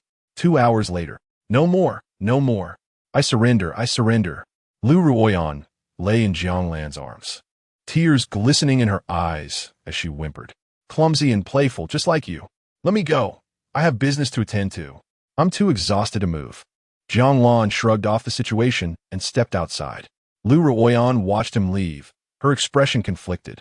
This fellow was undeniably powerful, although their interactions were exhilarating. They were simply overwhelming. Suddenly, a terrifying thought crossed her mind, sending a shiver down her spine. Jiang Lan drove his Continental GT out onto the road. Hello. A frail voice crackled through the phone. It's me, old Ning. Haha. Is young friend Jiang looking to part with some fine jade? You have an uncanny intuition. Good. Bring what you have. I'll be waiting for you at the Treasures Pavilion. Excellent. Jiang Lan hung up and drove towards the Treasures Pavilion. Curiously, the drivers in Wenhai seemed unusually courteous today, yielding the road to him. It dawned on him that his previous perceptions had been rather narrow. Who said Wenhai's drivers were aggressive? After parking in front of the Treasures Pavilion, Jiang Lan stepped out. Mr. Jiang, this way, please. Today, Ning Qingwan donned a simple yet elegant white dress, her figure strikingly alluring. Yet her demeanor evoked an ethereal quality, reminiscent of a celestial being descending from the heavens. Best admired from afar. Ah, young friend Jiang has arrived. I apologize for keeping you waiting. Not at all, old Ning. I just arrived. As they settled at a table, Jiang Lan wasted no time and directly stated his purpose. Old Ning, what do you think of this cabbage's quality? Ning and Guo's eyes widened at the sight of the cabbage. Jiang Lan noted his reaction, silently assuring himself of success. He had acquired this jade cabbage from a shop in Liang City for 1,300 taels, approximately 160,000 yuan. Chapter 19. Lu Ruyan's childhood companion. Ah, how rare it is. My young friend possesses such a precious item. 55 million. If you find that insufficient, I can certainly offer more.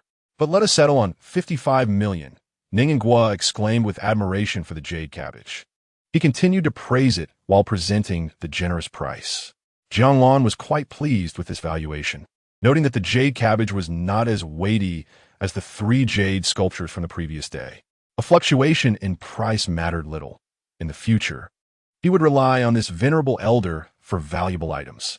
Beside him, Ning Qingwan's eyes sparkled with curiosity about the cabbage's owner. Could it be that his ancestors were in the jade business? This magnificent jade cabbage appeared so lifelike that she felt an urge to snatch it from her grandfather's grasp. After finalizing the price, Jiang Lan produced a collection of treasures acquired from bandits, which included gold, and bundled them for sale to the Zhenbao Xian, totaling 13 million. Adding the jade cabbage, his total earnings amounted to a staggering 68 million. Accompanying Jiang Lan to the parking lot, Ning Qing Wan linked her arm with her grandfather's as they returned to the shop. "How do you find him?" Ning Guo inquired, taking a sip of tea with a smile. "Which aspect do you refer to, grandfather?" "His demeanor," Ning Qing Wan replied, resting her finger on her chin, and after a moment's contemplation, responded with a clear voice.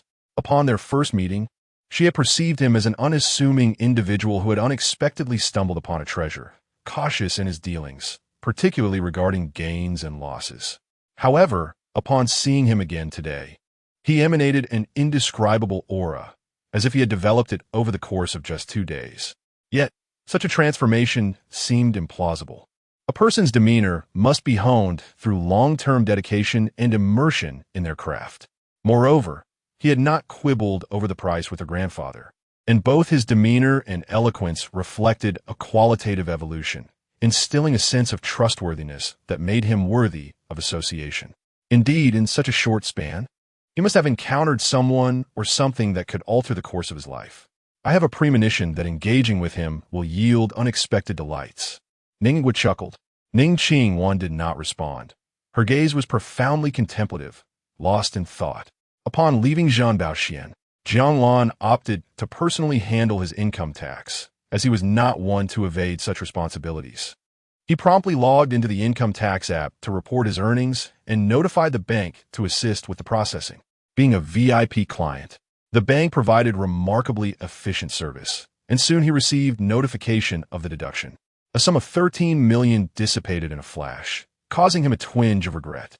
After a moment of lament, Jiang Lan received information from a recruitment agency regarding candidates. He perused the profiles one by one. This one lacks height. Reject. This one is also unsuitable. The bear is too small and timid. This one shows promise, but alas, possesses an average appearance. Oh, this one is quite splendid. You are the one. Jiang Lan decided on a candidate and sent an offer letter immediately.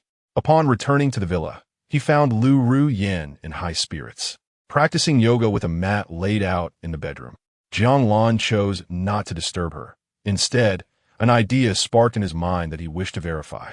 He descended the stairs to the underground entertainment room and then veered into the distribution room, concerned that excessive electricity consumption might attract unwanted attention.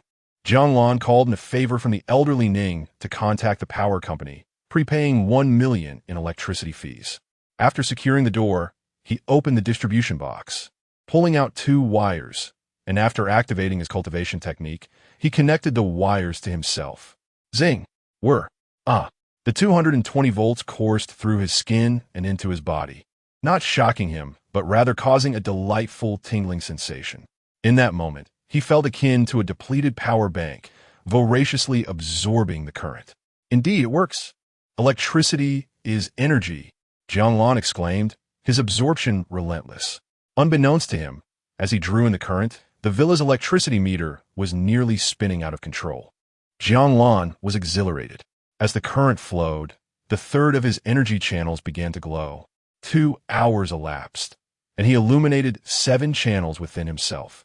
As time progressed, the rate of charging slowed, and by the 10th channel, it was akin to a snail's pace. By the 11th, the analogy fell short. If measured in percentages, the charging progress was a mere 0.0000001 per minute. Indeed, the energy required increased exponentially as he advanced. It seemed that household electricity could only facilitate this level of charging. Though he felt no disappointment, having illuminated 8 channels in a single afternoon was an impressive feat. He looked forward to acquiring a high-power generator for further experimentation, feeling an overwhelming surge of power coursing through him. He was terrifyingly strong, 1,175 pounds of sheer force, capable of delivering a devastating blow. Upon inspecting the primordial energy within him, he was astounded by its abundance. During the charging process, he had failed to notice the vast quantity of primordial energy accumulating within. It seemed he had possessed 3 strands upon activating the 2nd channel, and through knowledge, it was evident that the primordial energy produced from refining the next channel would be double that of the previous. As the channels were fully refined, they would culminate in the dantian, transforming into a vast sea of primordial energy. In essence, it was quite remarkable. He was no longer merely a 10-second man. He had evolved into a multitude of 10-second men. Engaging with the temporal tower of consciousness, he checked his attribute display. Each time he opened it, he was greeted by the starry sky below, and it appeared that the speed of the two spheres had quickened, though he could not ascertain if it was merely an illusion. Name: Jiang Lan. Race: human. Lifespan: 10,072. Realm: first stage, mid-level, 211. 26, with 10 energy channels illuminated in the first stage. I am indeed at the mid-level of the first tier, comparable to the mid-level of the Qi refining realm in the celestial system. Illuminating 20 channels will signify the later stage, while 30 channels will culminate in perfection at the second tier, an unblemished plan. As he returned the wires to their original position, Jiang Lan inadvertently glanced at the meter's reading and erupted in expletives. By the heavens! 3 million kilowatt-hours. How could so much electricity be consumed in just 3 hours? Jiang Lan felt overwhelmed. Fortunately, the villa's power supply was of exceptional quality. Otherwise, the authorities would have been alerted long ago. Now, the electricity output in the villa was insufficient for him, necessitating an even greater current for continued cultivation. As he progressed, the energy required would only increase. He wondered if he could withstand the natural lightning's 100 million volts. Cough, cough. The voltage of natural lightning was too high. It was best not to contemplate attempting it. He resolved to continue his cultivation via generator power, safer and more reliable. Emerging from the basement, he noted that night had fully fallen, and the lights began to illuminate. Jiang Lan and Lu Ruyin walked hand in hand to the nearby Wanda Plaza, attracting the attention of passers-by with their striking appearance. As they entered an elegantly decorated restaurant, a voice suddenly interrupted their path. "Jibo Xiao, what brings you here?" Lu Ruyin exclaimed in surprise, not expecting to encounter him. Jiang Lan maintained a calm demeanor, casting a brief glance at the individual before him. Dressed in a delivery uniform, he held a phone in one hand while juggling several takeout bags in the other, appearing to be of a similar age to Jiang Lan. "Ruyin, who is he?" Upon witnessing him and Lu Ruyin hand in hand, Ji Boxiao trembled uncontrollably, her eyes reddening like an enraged bull. A tempest of fury nearly erupting from her. "She is my girlfriend." Lu Ruyin, sensing his accusatory gaze, grew somewhat cold, tilting her head to rest against Jiang Lan's shoulder. "Do you truly believe you are justified in your actions toward me?" Ji Boxiao exploded with rage. How could she do this? After all the effort she had invested, the promises made to wait for her, only to turn around and seek solace in another's embrace. "What I do is none of your concern." Lu Ruyin retorted with a hint of amusement. "How can it be irrelevant?" Ji Boxiao shouted. "I toil day and night delivering takeout. For what purpose? Is it not to save enough to marry you as soon as possible? But what are you doing now? We vowed to be together forever. Do you believe your actions honor our promises?" Chapter 20. You understand the virtue of chastity, Ji Boxiao. So why must you be so naive? When did you utter such words?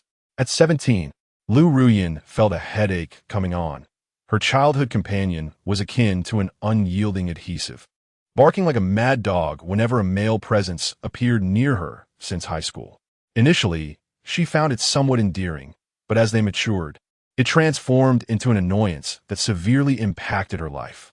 Despite her countless reminders, Ji Boxiao remained obstinate, self-satisfied, and arrogant. Yes, it was 17, but should we not honor our promises? I have always cherished our vow.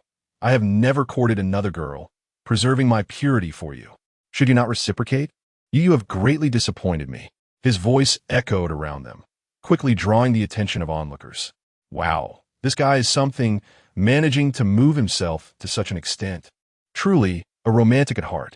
Enough of this. Being infatuated is futile without financial means, just a sycophant. Hey, the kind of person I despise most is one who lacks self-awareness about their appearance.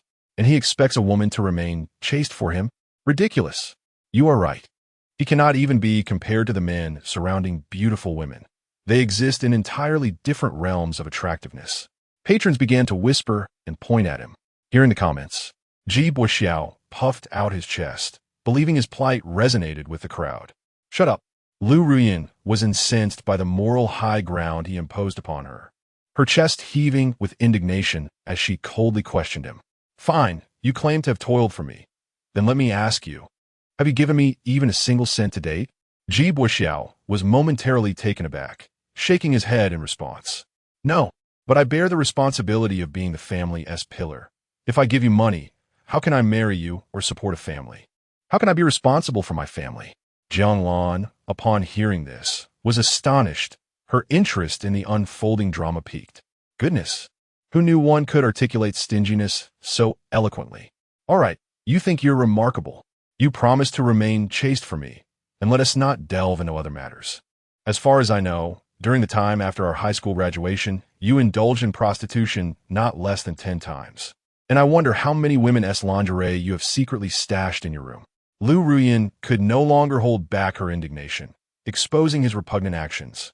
Ji Buxiao's face paled, and he instinctively took a few steps back, yet he stubbornly defended himself. That was merely to prepare for married life, not my true intention. Besides, my heart has always belonged to you. I have never courted another girl. How is that not preserving my chastity? Lu Ruyin's fingers trembled, her fury palpable. Setting aside the facts, do you not bear any blame?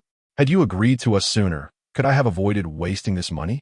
With every word, Ji Buxiao spoke with unyielding conviction. At this point, Jiang Lan could no longer contain herself. All right, you've spouted your lofty principles, but you think you've worked hard, do you? With a swift motion, Jiang Lan approached Ji Buxiao and delivered a resounding slap across his face. You think you're preserving chastity? That is laughable. Slap, slap, slap. Jiang Lan restrained her strength, landing over 10 slaps on him. Ji Buxiao's cheeks visibly swelled, his head buzzing, stars dancing before his eyes. After a moment, he regained some clarity. Upon awakening, he glared at Jiang Lan, adopting a posture as if to retaliate. But seeing her hand raised once more, Ji Buxiao, in a fit of rage, retorted, Fine, today you've prevailed, but don't let me encounter you again. Oomph. He ground his teeth in frustration, snatched the takeaway that had fallen on the ground, and dashed away. He had no choice but to flee, as 2 deliveries were close to exceeding their time limits. If they were too late, he would incur a penalty. Jiang Lan observed him scurry away like a dog, shaking her head. He had once been a delivery person himself and held a fondness for them. However, he could not tolerate anyone bullying his woman. Thank goodness he lived in Dongda. Had it been in ancient times, he would merely serve as fodder for the enhancement of strength. With this farce concluded, neither felt inclined to continue their meal. Back at home, Jiang Lan ordered food from the hotel. After dinner, they engaged in a round of post-meal activities. In the bedroom, Lu Ruyin lay blushing in Jiang Lan's embrace. This fellow truly was a peculiarity, imposing upon others what he could not achieve himself. Listening to Lu Ruyin recount her past with Ji Buxiao, she disdainfully remarked, Humph, that person is self-important and conceited, believing he is the best, insisting I must be with him. I recognized his character long ago and have been evading him since university. Lu Ruyin snorted softly, nestling closer in Jiang Lan's arms. Enough about him. Is your recovery complete? Jiang Lan gently teased her, playfully brushing his fingers against her pert nose. You're unbearable. You always leave me in a state of bliss for quite some time before I can recover. Lu Ruyin shot him a reproachful glance, burrowing deeper into the blankets. A night passed in silence. The next day, as the sun climbed high, Jiang Lan lazily made his way to the bathroom to freshen up. A new day had arrived, and he had much to attend to. After a simple breakfast, at 11 o'clock, his phone rang. Hello. Yes, it's me. Oh, you've arrived? All right. I'll inform the gatekeeper to let you in. After hanging up, Jiang Lan notified the gatekeeper. Li Xia stood outside the villa district, her expression brimming with anticipation. Her submitted resume had finally received a response. Just yesterday, she received a job offer and had tossed and turned all night in excitement. Indeed, her extensive knowledge was not in vain. Her experience with 2 companies had culminated in this opportunity, reflecting her capabilities. From a phone conversation, she discerned that her new boss was likely a young person. A boss who could offer $1 million annual salary must be exceedingly wealthy. Hello, you may enter. Thank you. Kind sir. The gatekeeper, having received notification from the resident, politely addressed the visiting Li Xia. She expressed her gratitude and quickly entered the villa district. As she walked past the towering villas, she silently clenched her fists, motivating herself. Lacking Lu Ruyan's fortunate luck, she knew that to achieve the life she desired, she must endure hardship. Arriving at villa number 8, Li Xia stood before it, softly murmuring to herself as she gently pressed the doorbell. In her hopeful gaze, the villa door swung open. Chapter 21. Li Xia and Lu Ruyan. As the grand villa gates swung open, Lu Ruyan and Li Xia locked eyes, both silently cursing in their hearts. What are you doing here? They each pondered, their curiosity about each other's presence palpable, almost synchronized. The atmosphere grew tense. An impasse formed as they stared at each other in silence. After a prolonged moment, Lu Ruyan broke the standoff. I recall not mentioning my residence with my partner to you yesterday. Lu Ruyan leaned against the doorframe, exuding an air of confrontation, her demeanor reminiscent of a principal interrogating a wayward student. Well, I have my methods. No need to pry. Li Xia chuckled at Lu Ruyan's protective stance. Now, realizing that the young boss who had sent her a job offer was, in fact, the same man Lu Ruyan was involved with. Oh, is that so? Lu Ruyan scrutinized her with a mix of disdain and suspicion, sensing that Li Xia was aware of her connection to her husband's brother. Her presence here felt coincidental, and a half-smile played upon her lips. Li Xia, feeling unsettled by Lu Ruyan's expression, straightened her posture defensively. What else would it be? The two women harbored hidden agendas, each believing they held the upper hand over the other. What's going on, Lu Ruyan? Are you talking to someone? Is the person here? Jiang Lan called from the living room, noticing the delay in their arrival. Oh, they've arrived. Darling, should you call to confirm? Lu Ruyan's overly sweet tone sent shivers down his spine. All right. Jiang Lan thought for a moment before dialing the number he had saved. Hello, is this Mr. Jiang? The moment the call connected, two voices echoed through the line. Upon seeing Li Xia answer, Lu Ruyan's mood soured, reluctantly inviting her into the villa. Jiang Lan, perplexed by Lu Ruyan's demeanor, paused when he recognized Li Xia. She was one of his ex-girlfriend's close friends, though he had encountered her far less often than Lu Ruyan. What are you doing here? Li Xia exclaimed upon recognizing Jiang Lan, astonished. Isn't he the ex-boyfriend of Xiao Rongyu? How recently did they break up? Suddenly, everything clicked into place. Lu Ruyan's earlier boastfulness made sense now. Long time no see, Li Xia remarked, her gaze fixed intently on Jiang Lan, as if trying to unveil his essence. Indeed, it's been a while. I didn't expect it to be you, Jiang Lan replied. The brief interval since their last meeting felt deceptively long. Was this the same man who had once tiptoed around Xiao Rongyu, eager to please? The Jiang Lan before her now radiated a calm confidence, his handsome features more captivating than she remembered, his smile as refreshing as a spring breeze. The disparity was striking, leaving Li Xia feeling a twinge of inadequacy. Would you prefer tea or a beverage? Jiang Lan inquired gently. No, thank you, Li Xia responded, her hands waving dismissively. Don't be so formal. Lu Ruyan, brew us a pot of tea, he instructed. Certainly, darling. Lu Ruyan smiled sweetly and began preparing the tea with practiced ease. As Li Xia observed Lu Ruyan's deft movements, a surge of resentment over the unfairness of fate bubbled within her. How is it fair? I possess knowledge and beauty, yet she seems to have all the luck. Unbeknownst to Lu Ruyan, Li Xia's inner turmoil went unnoticed as she poured the freshly brewed tea into cups, placing them on a coffee table between them. I assume you're already acquainted with my hiring requirements?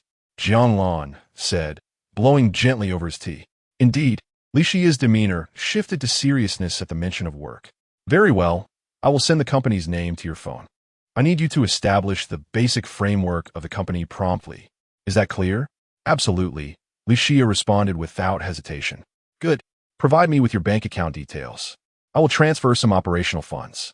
Recruit core team members at competitive salaries and hire an initial staff of 500 at 20% above market rates. You may arrange the office space as you see fit. Jiang Lan laid out his expectations succinctly. He had brought Li Xia on board to work, and he would handle the financing. If she failed to deliver, he would simply find someone else. Understood, Li Xia replied, retrieving a card from her bag and handing it to Jiang Lan. He quickly entered the details into his phone, prompting Li Xia's phone to buzz in her pocket. The funds have been transferred, she announced, opening the banking notification.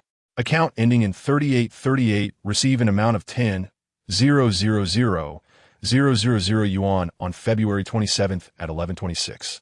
Balance 100,050 yuan. Li Xia's eyes widened in disbelief. She had never seen such a sum before.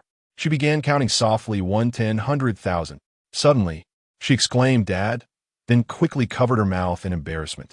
Li Xia, isn't it a bit early to be calling out like that?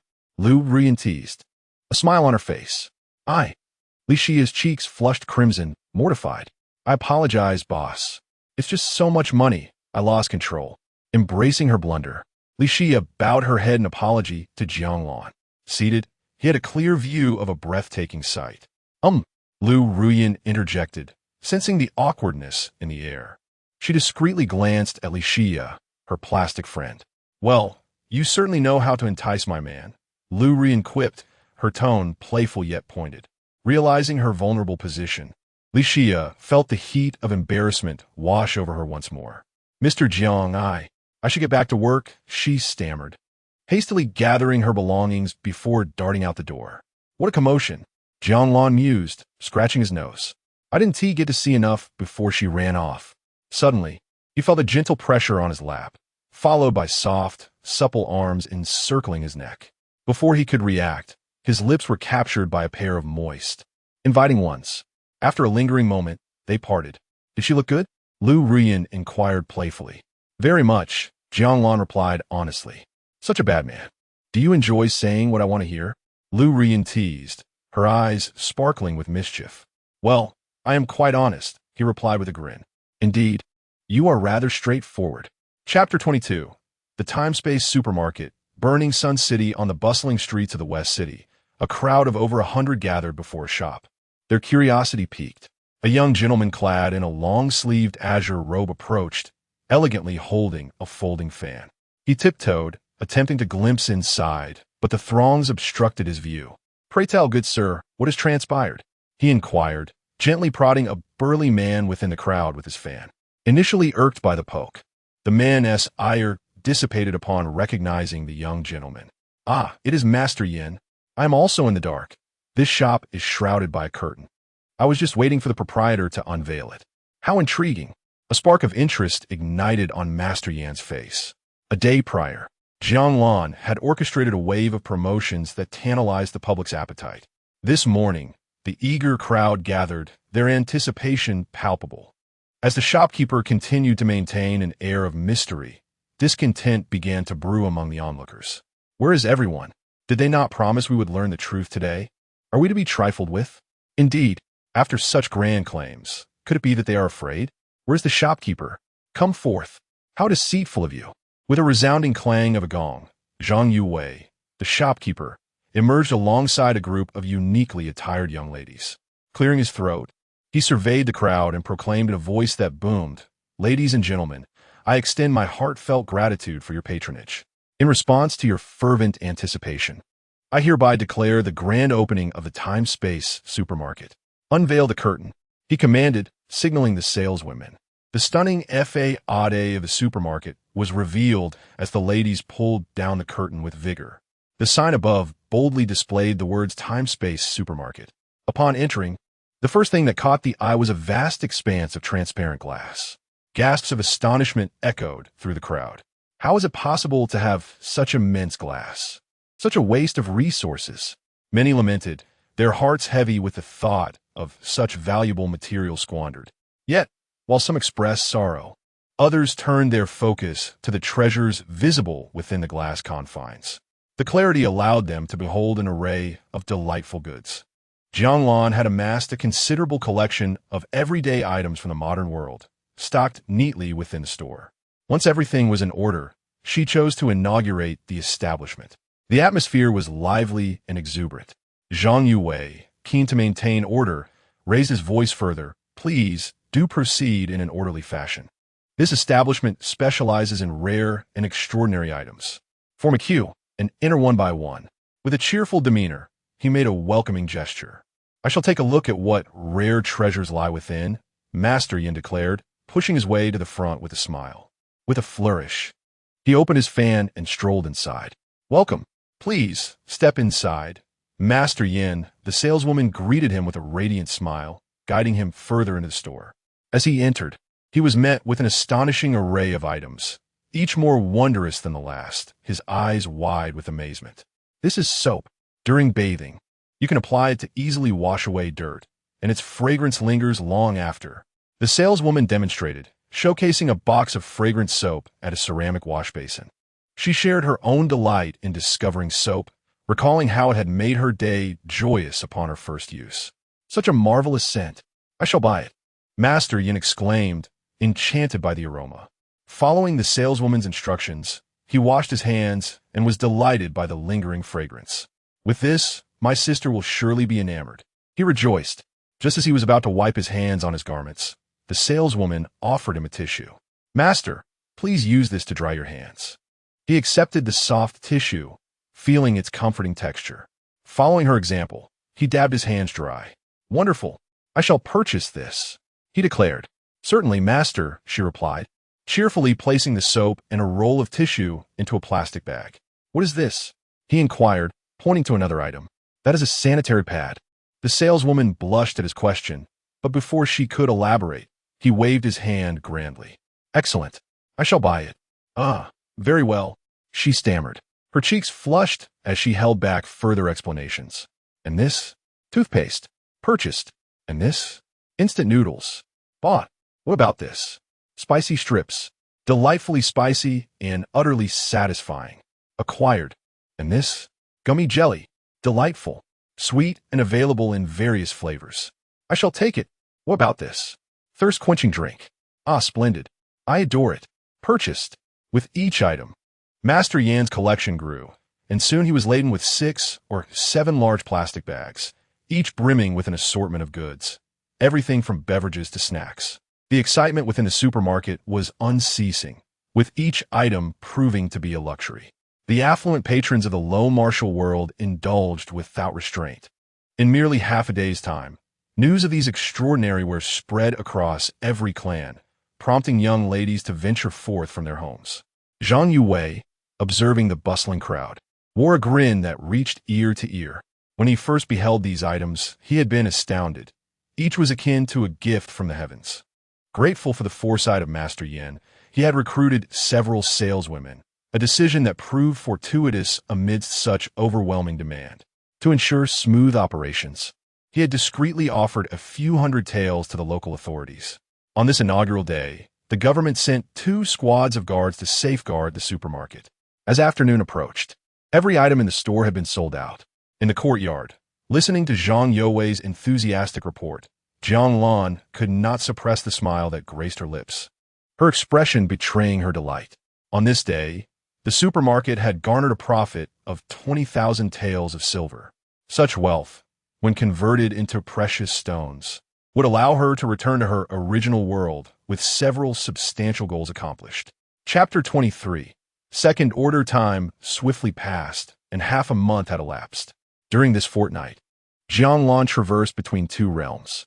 Thanks to Li Shi's diligent efforts, the company was successfully established and officially on track. The jade stones he procured from the lower martial world have been transformed into a staggering sum of 300 million through the company's operations. In the lower martial world, at a quaint courtyard in the west of Liang City, the weather had warmed considerably today. Jiang Lan reclined in a rocking chair in the courtyard, with Su Qingru beside him, delicately feeding him translucent grapes with her slender jade fingers. Meanwhile, the sisters Gongsun Li and Gongsun Ing were engrossed in a television drama, with Jiang Kiki, weeping uncontrollably at the touching scenes.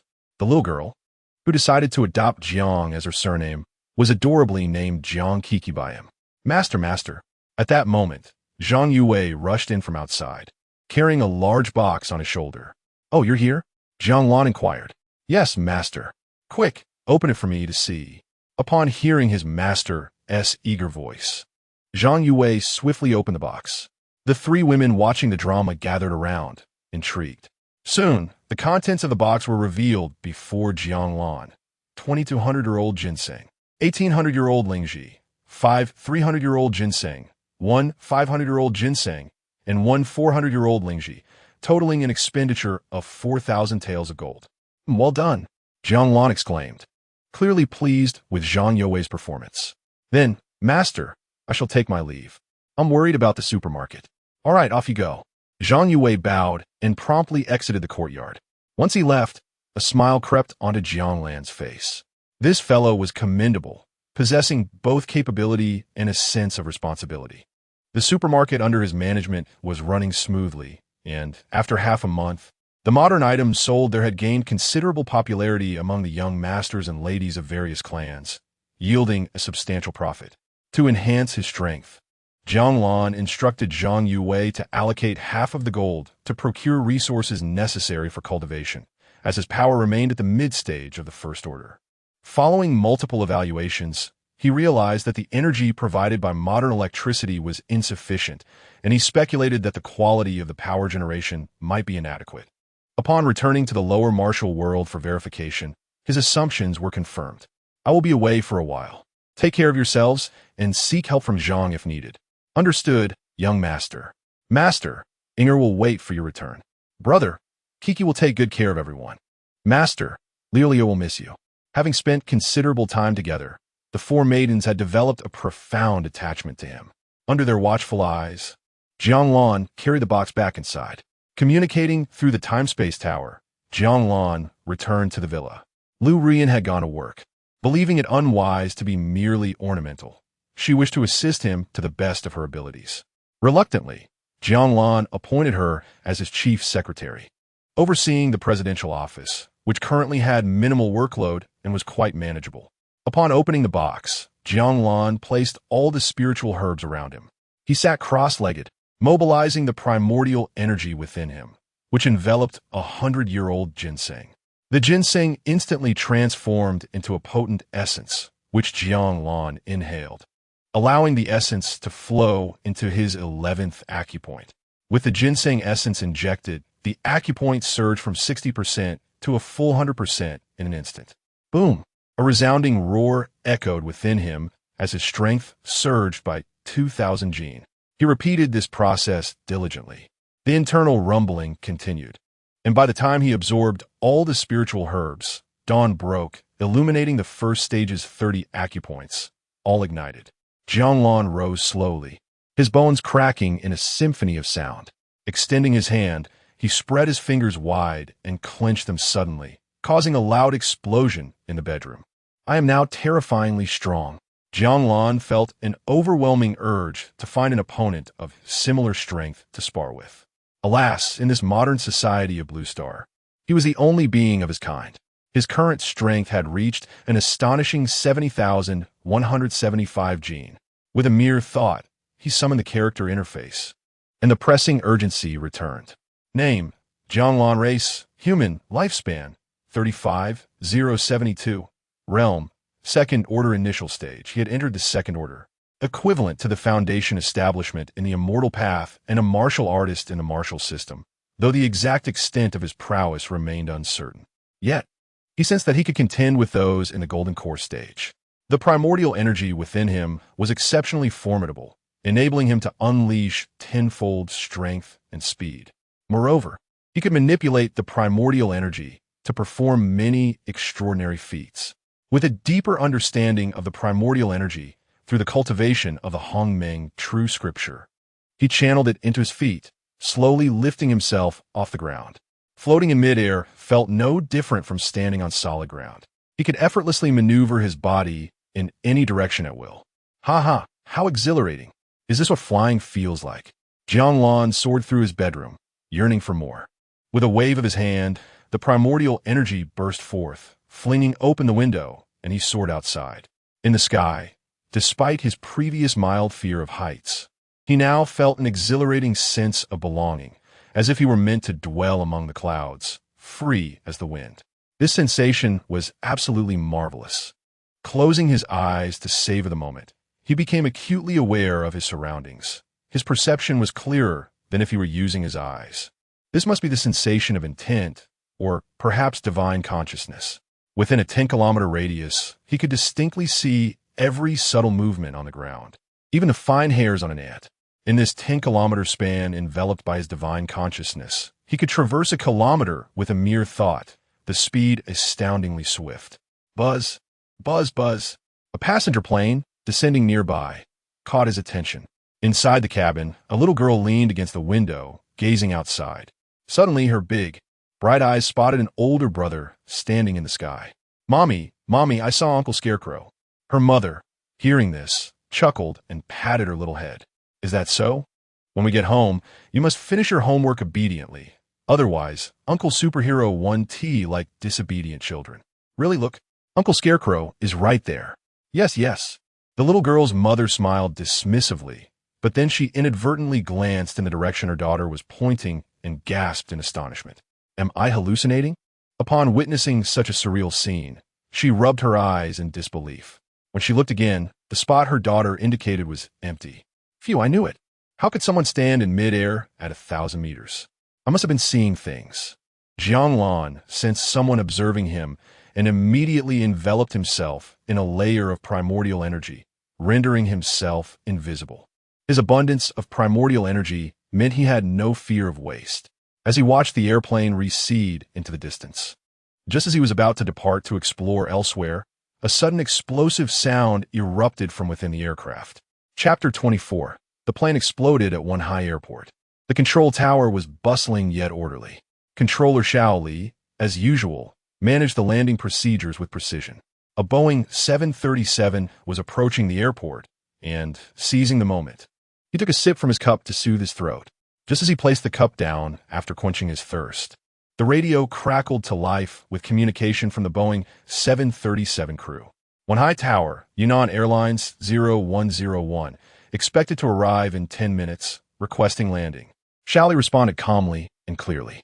"Yunnan Airlines 0101, Wanhai Tower grants you landing permission.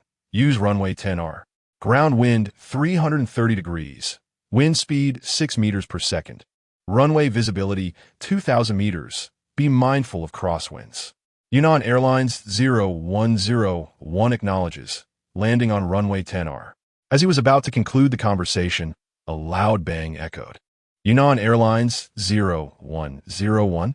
Xiao Li asked in confusion, but all he heard in response was the sound of a struggle.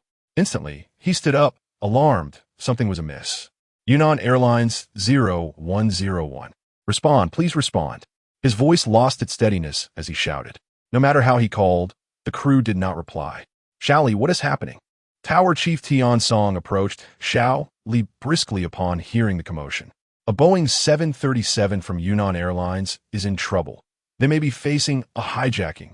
Xiao Li reported his analysis of the emergency situation to the chief. "What?" Tian Song exclaimed in shock, snatching the headphones from Xiao Li's hands and pressing them to his ears.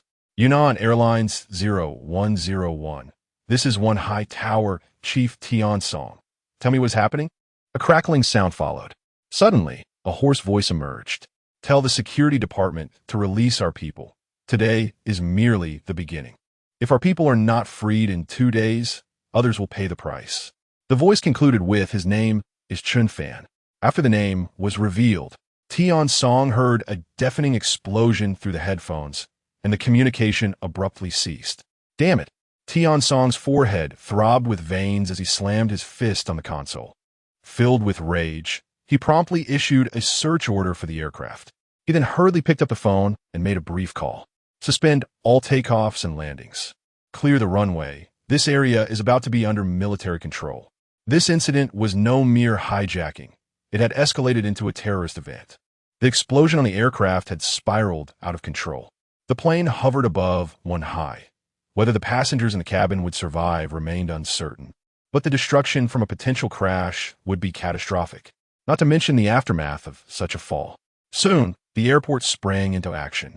1,000 meters above Wanhai, the Boeing 737 glided down, billowing black smoke, with 2 gaping holes in its fuselage.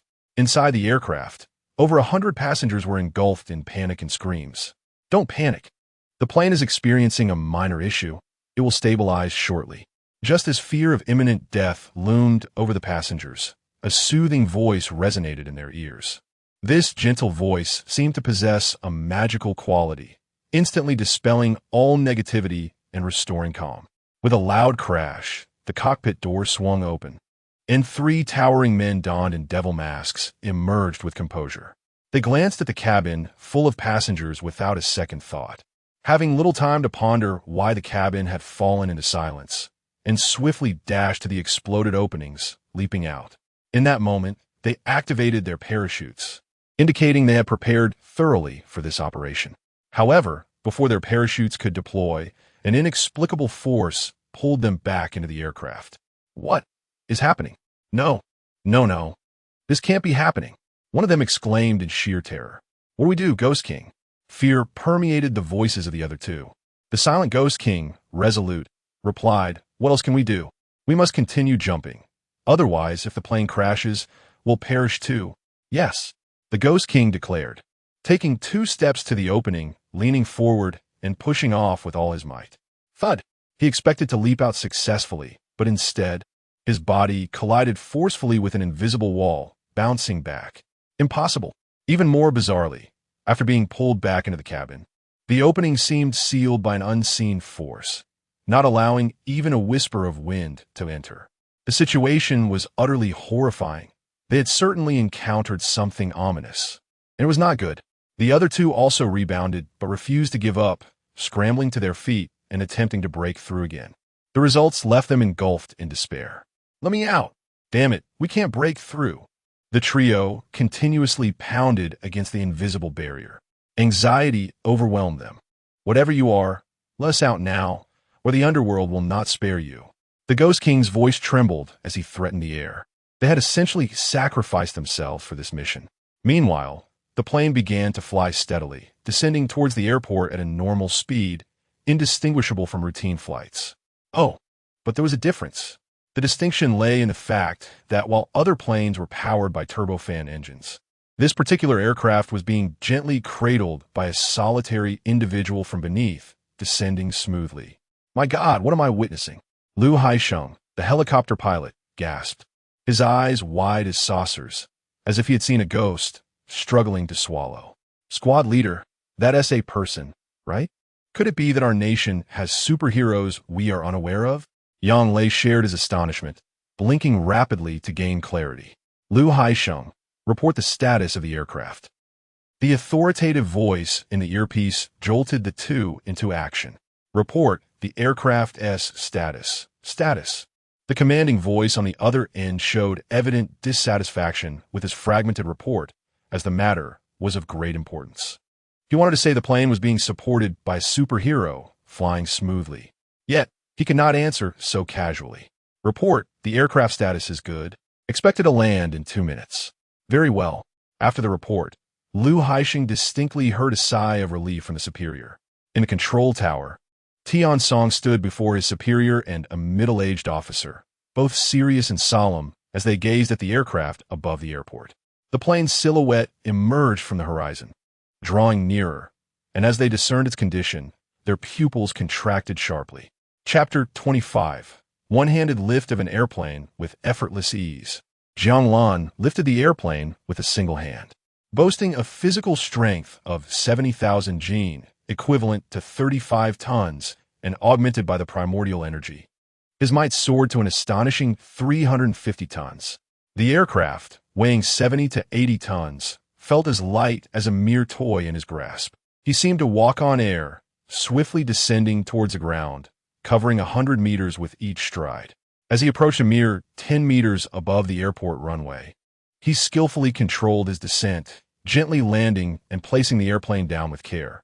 Once the aircraft was safely on the ground, he approached the cabin door and effortlessly pulled it open. The door yielded to his formidable strength, as if it were made of soft tofu. Passengers began to disembark in an orderly fashion, the sound of their movements reaching each one's ears. Upon hearing this reassuring voice again, a profound sense of relief washed over the passengers. This journey had been exhilarating, and without the owner of that voice, survival would have seemed impossible. They proceeded as usual, collecting their belongings and lining up. After 30 seconds of holding the door open, the long-awaited ambulances and fire trucks arrived. Jiang Lan intended to leave, but a small child tugged at his pant leg. Is it you? Scarecrow uncle. The little girl looked up at him, her pronunciation slightly off. Her cherubic face illuminated by sparkling eyes filled with admiration that pierced Jiang Lan's heart. Captivated by her radiant gaze, he found it hard to walk away. Very well then. He had never been one to perform good deeds anonymously. With his current prowess, as long as he didn't remain stationary to endure a barrage of missiles, no force on Blue Star could threaten him. Oh no, there are no superheroes in reality. We must trust science, you know? The passengers, overhearing his words, couldn't help but voice their inner thoughts. Listen to him. Is he speaking rationally? He single-handedly saved hundreds of us, and he tells us to believe in science? Yes, I will listen to Scarecrow Uncle. The adorable little girl beamed, her sweetness utterly disarming. Thank you, sir. We owe our lives to you. Otherwise, we would have faced disaster today. Here is my business card. I hope you will accept it. The girl's mother, noticing her daughter's boldness, smiled as she expressed her gratitude and handed Jiang Lan a card. She felt a deep sense of gratitude towards this enigmatic man who had saved them. Fortune has smiled upon us, she thought, glancing at the card with the name Nan Gonyue inscribed upon it, along with a string of numbers. As the young mother stepped aside, her eyes sparkled like water, casting a lingering look at Jiang Lan, as if wishing to imprint him in her memory. The little girl, now holding her mother's hand, skipped joyfully behind her, casting back a radiant smile. Thank you, sir. This is my business card. Should you have any requests, I shall do my utmost to fulfill them. And for those I cannot, I will strive to assist in any way possible. Following her, a robust-looking man presented his card, which bore his name and position. Wang Fuge, chairman of the Fortune Shipping Group. Certainly, Jiang Lan accepted the card with a smile. Next, the remaining passengers bowed in thanks, some handing over their cards, while others jotted down their numbers, expressing their willingness to assist him should he need anything. Jiang Lan graciously accepted all offers, knowing that having more friends could open up new avenues in the future. From a distance, the airport leadership arrived. The airport secretary, a vigorous middle-aged man named Liang Tongwei, approached Jiang Lan with outstretched hands, expressing heartfelt gratitude on behalf of 157 families. Upon receiving a call from Tian Song, he had been drenched in cold sweat, realizing the gravity of the situation. As a leader representing so many families, he understood Jiang Lan's significance. You are too kind, as a citizen with such abilities. I cannot stand idly by, Jiang Lan replied modestly. Indeed, the nation needs young talents like you, full of responsibility. Their hands parted, and the officer beside them respectfully saluted Jiang Lan before extending his hands. Yang Guoping, Qinglong War Zone. I am grateful for all you have done. Jiang Lan promptly shook his hand, responding earnestly. Colonel Yang, compared to your invaluable contributions, my actions are but a drop in the ocean. It is because of your dedication that the common folk can stand tall, knowing you shield them from the storm. He held a deep respect for the military. Had it not been for his physical limitations, he would have enlisted to serve the nation. Not being able to join the army remained a significant regret for him. Indeed, this is the honor of all soldiers. I sincerely invite you to join the Qinglong War Zone and serve the country together. Yang Guoping's eyes sparkled with fervor as he extended the invitation. This man was extraordinary. To lift an aircraft weighing 70 to 80 tons with one hand was akin to the feats of legendary beings. If he were to join the military, even a fraction of his skills could make them invincible worldwide. Such talent must not be let slip away. Jiang Lan was not surprised by Yang Guoping's invitation, but he had gained a fresh perspective on the directness of military personnel. Joining the military is not on my agenda. I have my own matters to attend to. Haha, I was too hasty. Rest assured, the doors of the war zone will always be open for you. Yang Guoping, undeterred by the rejection, continued to smile heartily. Colonel, my decision not to join is based on my own considerations. However, should you find a need for my assistance, do not hesitate to contact me. Jiang Lan, while not wishing to be bound by military constraints, was still willing to lend a helping hand to his country. Yang Guoping's eyes lit up at this unexpected turn. He had intended to return and report to the war zone commander, seeking an invitation, but now he had secured a promise instead. Excellent. I shall remember this. After exchanging contact information with the two leaders, Jiang Lan shifted slightly, ascending to a height of 5 meters. "Farewell, gentlemen," he waved, lightly stepping on the air, which blossomed into a purple lotus. With a flicker, his figure vanished 100 meters away. This is the legendary step upon the lotus. Liang Tongwei, a man of the establishment, found the remnants of his materialistic beliefs crumbling at that moment. "Haha, indeed. You are a remarkable young man destined to join our war zone." Yang Guoping laughed heartily, filled with admiration for such abilities. If he possessed such power, he would be the one leading the Qinglong war zone next year. As the purple lotuses bloomed in his wake, Jiang Lan adeptly concealed his extraordinary abilities. To possess strength without ostentation is akin to wearing fine robes in the dark. He was merely an ordinary individual who had suddenly gained immense power, unable to resist the urge to showcase it. The two leaders gazed at the dissolving purple lotuses, both arriving at the same conclusion. They must firmly grasp this invaluable ally. Chapter 26. Unveiling the second world. Jiang Lan returned to the villa, his consciousness communicating with the time-space tower, which vanished within its confines. Having reached the second tier, he was now capable of illuminating the light gate and entering the time-space tower.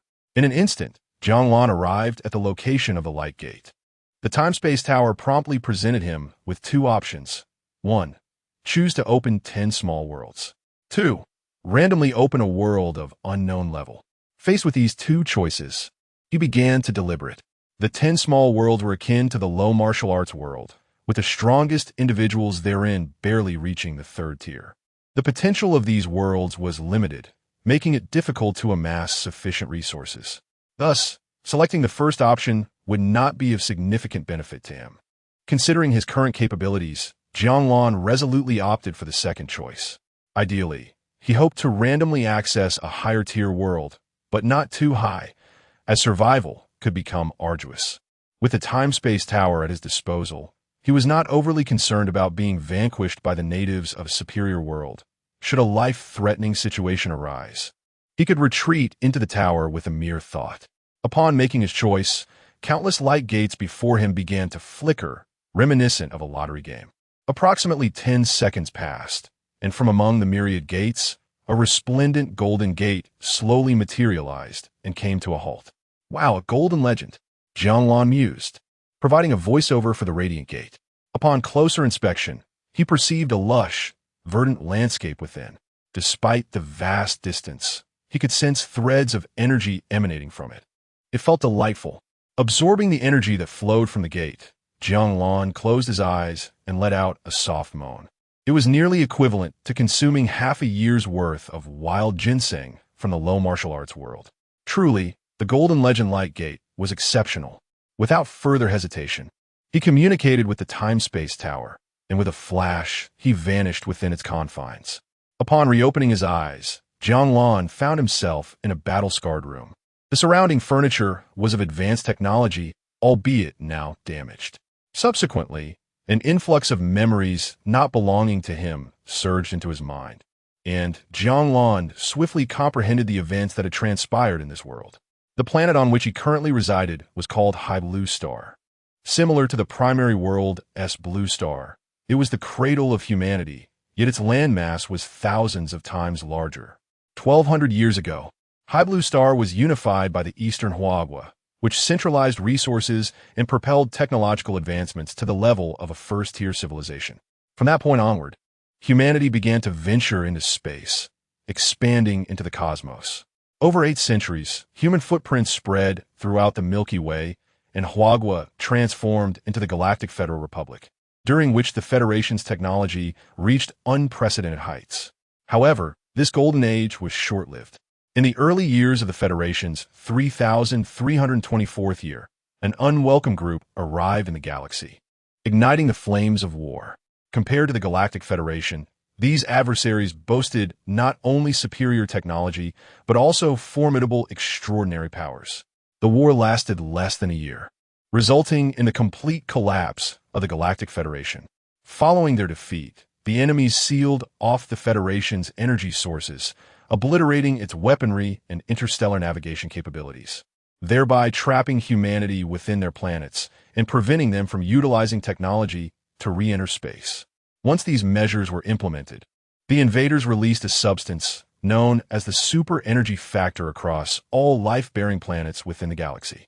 Within half a day of its deployment, it began to grow uncontrollably, causing mutations among 80% of humans and flora and fauna, plunging various planets into a state of apocalypse. This world appeared to be a parallel universe to the primary world, and the body assigned by the Time-Space Tower also bore the name Jiang Lan. In the memories, Jiang Lan learned that this body enjoyed a harmonious family life. His father was a valiant soldier of the Federation, while his mother was a biologist working in a laboratory. He himself, with a reclusive homebody, engrossed in the virtual world on the day the super energy factor erupted. After the outbreak, High Blue Star became fraught with peril. Citizens of the Galactic Federation led comfortable lives, having long abandoned work in favor of living off federal allowances. Most citizens lacked the habit of stockpiling food, quickly plunging into a food crisis. With the absence of legal constraints, moral boundaries were repeatedly transgressed. By the fifth day, instances of murder and looting for supplies began to surface. Fortunately for him, being a homebody, he had managed to stockpile a considerable amount of food, allowing him to survive safely for a month. However, after a month, he was deceived into opening the door by a woman from an online game, nearly losing his life. Despite his father's repeated warnings, he refrained from seeking revenge against that wretched woman alone. He adhered to his father's advice, evading danger and cautiously surviving until now. Thus, it is said that online romances carry risks. One must exercise caution when meeting in person. Now that he occupied this body, he intended to reclaim all that was owed to him by that woman. Jiang Lan summoned the primordial energy within him, lifting his body into the air. With a swift motion, he departed from the dilapidated room, searching for a relatively intact chamber on the upper floors. Upon finding one, he gently pressed a button, and a 3D projection materialized before him. The projection depicted a beautiful young woman, the mother of this body, Jiang Lan. Xiao Lan, how are you? Are you safe? Be careful. Don't let anyone trick you into opening the door. Upon her appearance, her words were laden with worry and concern. From her expression, Jiang Lan discerned that her anxiety for this body was sincere, radiating warmth akin to that of his mother in the primary world. Mom, don't worry. I'm doing well, and you should stay safe too. Seeing her son in good condition, Jiang Lan managed a faint smile. She reiterated her advice. All right, your father will arrive soon. Before he gets there, you must protect yourself. I understand. I want to say more. I will check where your father's team is now. Okay, Mom, goodbye. As the communication ended, Jiang Lan left the room and ascended towards the rooftop. The building was tall, nearly 1,000 meters. Given his abilities, a height of 1,000 meters posed no challenge. Upon reaching the roof, Jiang Lan gazed out. The once bustling scene had vanished, replaced by a lush expanse of greenery, with countless colossal trees rising from the earth, immense vines entwining the towering structures, and the roars of wild beasts reverberating throughout the forest, occasionally accompanied by the thunderous sounds of their battles, truly terrifying. Jiang Lan expanded his consciousness and swiftly located the home of this body. Before he could move, a pigeon with nearly 10-meter wingspan swooped towards him, evidently mistaking him for a snack. Get lost. The 10-meter pigeon's eyes glowed crimson, its long, sharp beak aimed at piercing him like an arrow. Seeking death. With a huff, Jiang Lan deftly evaded the pigeon's attack with a slight movement of his toes. Before it could launch another assault, he stomped down on its head, exerting a bit of force, causing its skull to be driven into the high-strength concrete with a resounding crash. The pigeon's head was crushed, and after a few futile struggles, its body lay still. Withdrawing his foot, he noticed a crystalline object amidst the remnants of flesh. Intrigued, he examined it closely and found it brimming with energy, possessing unique properties, the purpose of which remained unknown. Since he was uncertain, he decided to take it with him for now. Chapter 27. Breath from the fingertips, the sound of his footfall reverberated loudly, prompting numerous onlookers in the towering skyscrapers surrounding him to peer out from their windows. Despite the distance of over 1,000 meters, they could project both his image and voice through their smart wristbands. Who was this person? The terrifying pigeon was effortlessly defeated by him. Incredible. Only someone from the military could possess such strength. Hey, brother, are you from the military? Please save us. We are on the brink of starvation. Rescue me first. I can make my brother fight. All I need is some food and your protection. Please, kind sir, help me find something to eat. There are too many monsters outside. I'm very capable. The crowd clamored, each person vying for Jiang Lan's attention with increasingly absurd propositions. Silence. A harsh voice abruptly cut through the chaos. Hey kid, my father is a councilman from Jinling City. I command you to escort me to the refuge base immediately, or I will ensure that you and your family experience the councilman's wrath. Though Jiang Lan had no intention of engaging with these desperate survivors, he could not overlook the threat directed at him. A swift glance at the projection revealed the source of the menace, a figure seated behind reinforced glass in a nearby skyscraper. The man's countenance was far from pleasing, his head held high as if looking down on the world. Seeing Jiang Lan's gaze directed at him, a faint smile crept across the man's face. Convinced that Jiang Lan was intimidated by his threat, reveling in his own arrogance. Observing his expression, Jiang Lan merely smirked before vanishing in an instant. When his form reappeared, astonishment swept through the crowd. What did they witness? He was floating effortlessly in midair, mirroring the capabilities detailed in the reports from the Federation. The cacophony of voices ceased, leaving only the distant echoes of beastly roars. Jiang Lan's expression was indifferent as he looked down upon the councilman's son. Faced with the overwhelming aura radiating from Jiang Lan, the councilman's son felt an immense pressure. The arrogance that once adorned his face vanished, replaced by beads of sweat forming on his brow. His followers crumpled to the ground, trembling in terror. What do you want? He stammered, struggling against the fear surging within him. Hey, I want nothing. Consider yourself fortunate this time. Should we meet again, you need not worry about living. Jiang Lan's cold laughter echoed as he slowly began to dissipate from view. With his departure, the councilman's son exhaled a sigh of relief, believing he had narrowly escaped death. This man was far too formidable. Cautiously glancing toward the spot where Jiang Lan had stood, his face darkened with fury. Once rescued, he vowed to investigate Jiang Lan's background. With his resources, carrying out his earlier threats would not pose a challenge. He envisioned a future where such a powerful individual would serve him, granting him dominion in this apocalyptic world. Things he had previously dared not attempt would now be within his grasp. As he reveled in his thoughts, a shiver ran down his spine. It felt as though a beast was watching him. He abruptly looked up. Oh my God, why you?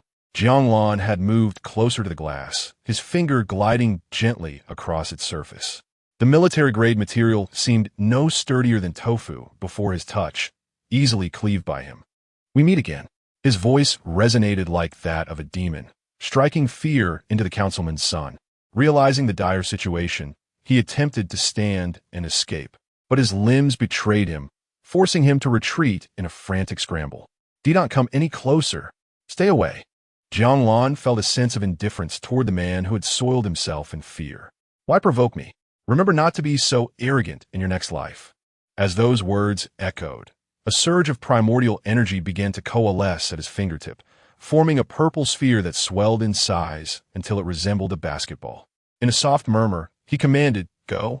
With that utterance, the purple energy erupted from his fingertip, unleashing a shockwave that annihilated everything in its path. The force continued unabated, crashing through walls and penetrating a neighboring 2,000-meter skyscraper. The sound of destruction filled the air as the shockwave dissipated, leaving behind a haunting silence. Jiang Lan retracted his finger, taking in the aftermath of his handiwork with a sharp intake of breath.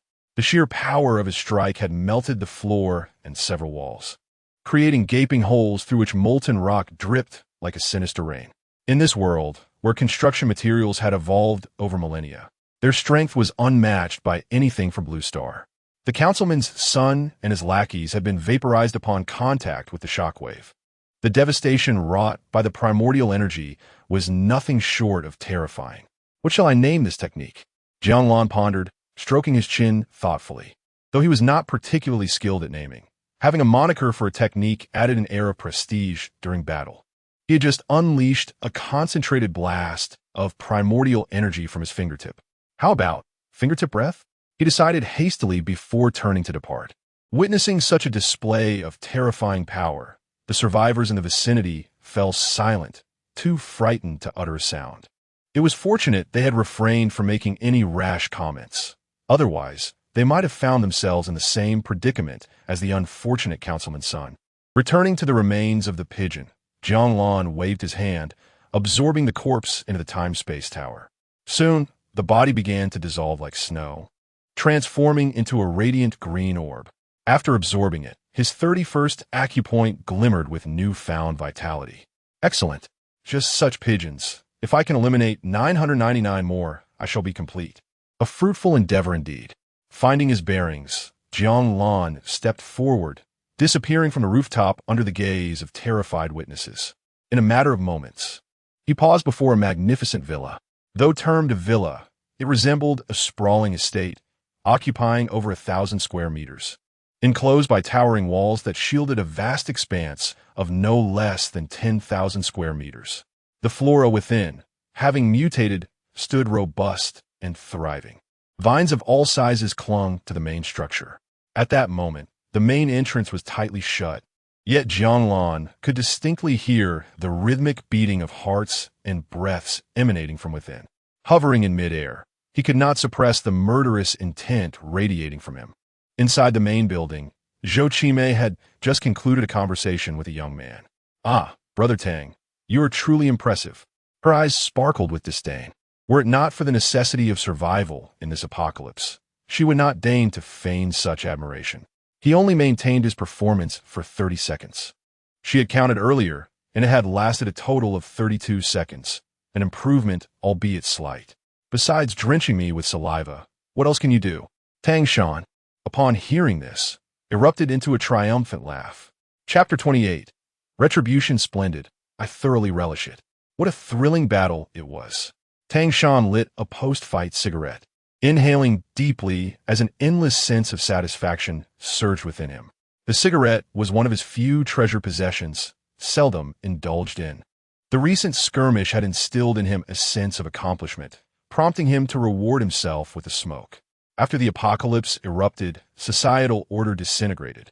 As a citizen of the Federation, merely surviving day by day, he formed a team with his close companions, savoring the spoils of this chaotic era devoid of structure. Residing in such a luxurious villa had once been an unattainable dream. Only those who had contributed to the Federation or the exceedingly wealthy could aspire to such privileges. Moreover, High Blue Star, being the Federation's main planet, commanded prices several times higher than those of other celestial bodies. Had he not been born on High Blue Star, he would have lacked even the qualification to enter the main planet. Although life was not as it once was, and his diet had suffered slightly, he was, nevertheless, living his best life, reaching the pinnacle of existence. Each day brought not only beautiful women to share his bed, but also the power to command those beneath him. This place was delightful. He never anticipated that Fool would be so gullible as to believe him. Tang Shan's gaze wandered over Zhou Qimei's exquisite figure. Such a rare beauty. She was the unattainable goddess he could only dream of before the apocalypse. Brother Tang, if it weren't for your brilliant idea, how could we possibly reside in such a villa? Zhou Qimei remarked, her eyes filled with admiration as she wrapped her arms around him in flattery. Ha, indeed. Stick with me, and you shall never go hungry. She giggled. What a pity that guy got away. I wanted to sever his limbs and watch him struggle among the mutants. Unbeknownst to her, as she spoke, fear flickered in Tang Shan's eyes. Oh, so you enjoy such games? She teased. Something felt amiss. Typically, Brother Tang would respond when she flirted. As she slowly turned, she was met with the sight of Jiang Lan floating before them, and her expression shifted abruptly. The playful grin vanished. Jiang Lan's face was devoid of emotion, his gaze icy and fixed upon them. Zhou Qimei was indeed striking, on par with the likes of Lu Ruyin and Li Xia. It was no wonder the original owner had been deceived by this woman. Truly, engaging one's lower instincts in decision-making proved detrimental. Except for him. Ah, the most venomous of hearts. Since you wish to sever limbs to survive, allow me to grant your request, Jiang Lan declared, his primordial energy enveloping them, binding both to his side. What are you going to do? Tang Shan's voice trembled with a mixture of fear and fury, his eyes narrowing as he threatened, I have dozens of brothers next door. They won't spare you. As they floated helplessly, Tang Shan's fear transformed into rage, and he roared in defiance. I know I was wrong. I didn't want to deceive you. It was him. He threatened me. If I refused, he would have someone kill me. I don't want to die. Zhou Qimei, gripped by terror, immediately pleaded with Jiang Lan, hastily betraying Tang Shan. That wretched man. How dare you frame me? Brother. She's the deceitful one. I don't even know her. I saved her from the mutants, and in return, she betrayed you. Tang Shan seethed, wishing he could choke the life out of Zhou Qimei. Yet now, he was powerless, desperately arguing for his life in hopes that Jiang Lan might show mercy. No, it's not true. I still love you. After all this time together, how could I betray you? I was forced. You must believe me. Jiang Lan's gaze grew colder still. He had no desire to listen to these two wretches bicker any further. The sight of his expression made their hearts tremble. Zhou Qimei, unwilling to surrender, upped the ante. Just don't kill me. I'll do anything you ask. Please. Enough. Today, neither of you shall leave alive. Jiang Lan, growing impatient, waved his hand and opened the bedroom door, moving into his parents' room, where he immobilized everyone inside, including Tang Shan and Zhou Qimei. In total, there were 37 individuals whom Jiang Lan dragged out of the villa. Outside the villa, confronted by a throng of mutants and various creatures, the 37 were paralyzed with fear. Jiang Lan felt a shiver run down his spine. There were far too many. In his haste, he had paid little heed to these mutated beings. However, they posed little threat to him. The strongest among them barely reached the second tier. Excellent, my little darlings. I have come to provide a feast.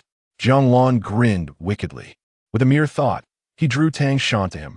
Jiang Lan personally dismembered Tang Shan as though he were a puppet, pulling apart each limb. He even took the courtesy of sealing the wounds to prolong his suffering. Please, let me live. Tang Shan screamed in desperation.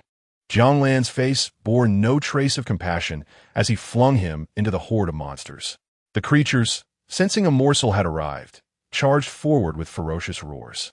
Their gaping maws descended upon Tang Shan, and in an instant he was devoured, leaving not even a fragment of bone behind. You will not die well. If I perish, you shall not find peace either.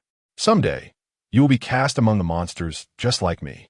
Facing his demise, Tang Shan wailed, his eyes ablaze with unquenchable hatred, continuously cursing Jiang Lan.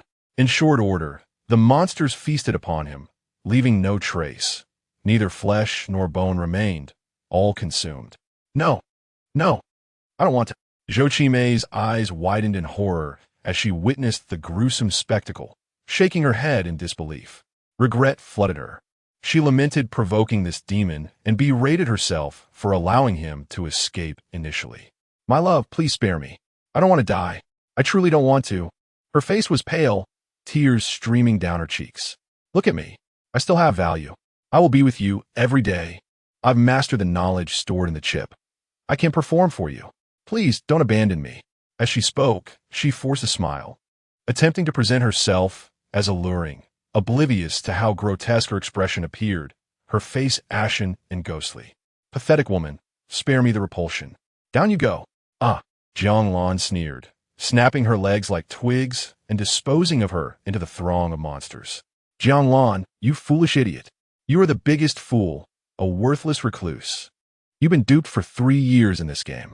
You were merely a backup in my pond. Ha ha ha. Having pleaded for so long, exhausting all her efforts to sway him, Zhou Qimei found herself cast aside, her defenses crumbling. Stay away, you disgusting creatures. Jiang Lan, I will haunt you as a ghost. She shrieked, clawing at the ground in a frenzy, glaring venomously at Jiang Lan. Yet no matter how fiercely she struggled or cursed, the reality of her impending death remained unchanged. In her final moments, a torrent of extreme malice, profound hatred, and despair surged within her. Chapter 29. Company or Farm. The verbal assaults held no power. Jiang Lan watched impassively as she was dismembered consumed piece by piece. The 35 individuals yet to be discarded exuded a foul stench, their eyes wide with terror. The man before them seemed far more menacing than the monsters beneath. They had previously targeted him relentlessly, and now all could foresee their grim fate, destined to meet the same end as the elder brother and sister. Jiang Lan did not disappoint them, casting them all away in one fell swoop. As the monsters descended upon their new prey, a frenzy ensued, leaving only remnants scattered on the ground. Many of the unclaimed mutants and mutated beasts turned their attention to Jiang Lan. Seeing them approach ignited a fierce desire to kill within her. With a flick of her hand, she unleashed a flurry of violet wind blades. Those caught in their path were cleaved into several pieces. She had no intention of using her finger cannon, though it vaporized the monsters entirely. Their corpses served as nourishment for the time-space tower, which in turn would reward her with luminous orbs. Jiang Lan unleashed a torrent of wind blades, decimating the horde of monsters. After careful calculation, she estimated that nearly 10,000 monstrosities lurked around her villa, drawn in by the earlier cacophony of screams. Once the sound had cleared, Jiang Lan felt a wave of exhaustion wash over her, beads of sweat forming on her brow. Wiping her forehead, she surveyed the heaps of corpses below. With a wave of her hand, she stored the bodies within her space, returning home. Inside her bedroom, Jiang Lan replaced the bed sheets with fresh ones. Lying down, she connected with her space, a smile of excitement spreading across her face. The thousands of luminous orbs shared by the time-space tower varied in size, and she wondered how many acupoints she could illuminate by absorbing them all. Shifting her focus from the orbs, she noticed the multitude of crystals before her. They shimmered in various hues, with white being the most abundant, numbering in the thousands, followed by green, with several hundred, and finally blue, with 16 pieces. Jiang Lan picked up a blue crystal, captivated by its beauty and the potent energy it radiated. What purpose could this serve? Unable to fathom its use, she decided to inquire with her time-space father. Without hesitation, she sent a query into the void and swiftly received a response. Ability Crystal Core? Yes, the Ability Crystal Core, as its name suggests, is a substance that enables the awakening of supernatural powers. The white cores cannot facilitate this awakening. Only those of green grade or higher can. Green is classified as a first-level core, blue as second level, with subsequent tiers being cyan third level, purple fourth level, orange fifth level, golden sixth level, dark gold 7th level, rainbow 8th level, and golden rainbow 9th level. The quality of the awakened powers depends on one's innate talent, independent of the core's level. Upon using a green core or above to awaken abilities, individuals can consume varying amounts of cores based on their aptitude to enhance their strength. Once their power reaches the first-level peak, they may consume 10 blue second-level cores to advance to second-level ability users, and so forth. Intrigued by the notion of abilities, Jiang Lan promptly consumed a green core. The core melted upon entry, transforming into a stream of energy that surged towards her third eye. Through her spiritual perception, she observed a small space materializing at her brow, where a seed began to emerge, nourished by the energy and growing until it manifested as a bolt of purple lightning. As the lightning took shape, a striking pattern appeared on her forehead. Similar to the employees of the company who had invaded the Galactic Federation, Jiang Lan extended her hand, summoning a crackling bolt of purple lightning that danced at her fingertips. The lightning felt as though it had become a part of her, easily manipulated at will. Suddenly, an overpowering force of primordial energy encircled the lightning. "No, don't do that," Jiang Lan exclaimed, but in the blink of an eye, the lightning was consumed entirely. "Wait, no. Something feels off," she mused, sensing that the power of the thunder had not vanished. With a mere thought, the lightning reappeared, now amplified tenfold. "Incredible," Jiang Lan marveled. It seemed that the primordial energy deemed this low-level power beneath its notice, revealing that she had possessed it all along, merely lacking the skill to wield it. "Well then, you're impressive." She commended the primordial energy within her. Suppressing her curiosity, Jiang Lan began absorbing the luminous orbs in her space. With a mere thought, The orbs transformed into shimmering points of light that gradually melded into her body, forming a powerful stream of energy. As she channeled the primordial scriptures, the energy flowed to her 31st acupoint, gradually filling it. Before long, it was brimming with power, boosting her strength by a staggering 7,200 pounds. She pressed on, as one orb after another vanished into her being, illuminating her acupoints one by one. However, upon reaching the 40th, she could no longer advance and was compelled to halt. Checking her realm, she found herself still at the initial stage of the second level. She realized that she still had the crystal cores, and such abundant energy should be ripe for absorption. Muttering to herself, she retrieved a collection of cores, activating the primordial scriptures to begin the absorption process. As expected, the primordial energy swiftly extracted the energy from the cores, permeating her body through her pores. Before long, the stagnant acupoints began to fill slowly. After 3 hours, she had absorbed all the cores, successfully illuminating 2 additional acupoints, elevating her realm to the mid-stage of the second level. At this point, cores of lower levels had become rather inconsequential to her. The minuscule energy they provided could no longer fuel her 43rd acupoint unless in substantial quantities. Regardless, she was elated by her newfound power. She surmised that the galaxy had transformed into the company's breeding ground. Over the course of a millennium, the galaxy had accumulated more than 6 million habitable planets, each teeming with populations ranging from hundreds of billions to a few hundred million. The total population of the galaxy reached a staggering 365 trillion, not to mention the myriad flora and fauna. Thanks to the omnipresent super-energy factors, the galaxy continuously produced crystal cores, and when the opportune moment arrived, the company would undoubtedly come to harvest. What a business-savvy company, Jiang Lan mused, realizing the immense power wielded by its owners. Enough of that, she decided. My current strength is too feeble. I can gradually grow stronger. Even if I were to encounter members of the company, I would not fear them, for I have my time-space father as my support. With that, the immediate priority was to locate the father and mother of this world. Since she had integrated into this body, Jiang Lan felt a sense of responsibility for this fate. She would not shy away from her duty. Resolute in her intentions, Jiang Lan's form flickered, and she departed the villa, racing towards the horizon. Soaring through the skies, she opened her consciousness, witnessing the true essence of the apocalypse. Humans against humans, humans against monsters, monsters against monsters, regardless of their nature. All were fiercely struggling for survival. Wait, what is that? Chapter 30. Is this your home?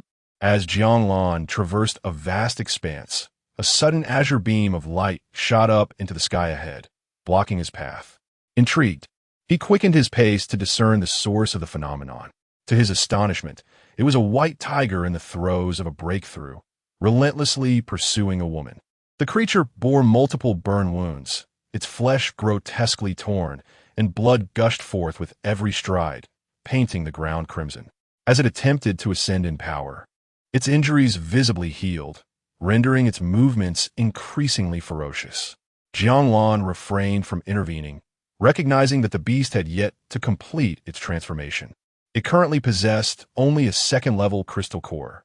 Upon completion, its core would elevate to a third level, a significant increase in energy.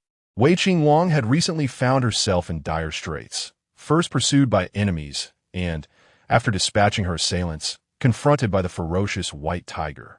Whether it was desperation or her allure that drove the beast to pursue her relentlessly, she could not tell. With her supplies exhausted, she consumed her last morsels to regain some strength and abilities, summoning several fireballs to inflict serious damage upon the tiger. She had hoped this would enable her to escape the creature's clutches, yet it had unexpectedly achieved a breakthrough. Why was this beast so intent on her? Wei Qingwang, feeling the weight of her legs as if laden with lead, gritted her teeth and summoned every ounce of strength to flee. Tears threatened to spill as she cried out for assistance, vowing to reward anyone who came to her aid. Alas, her cries only drew more monsters, including several of the second level. Despair enveloped her as she realized her fate seemed sealed.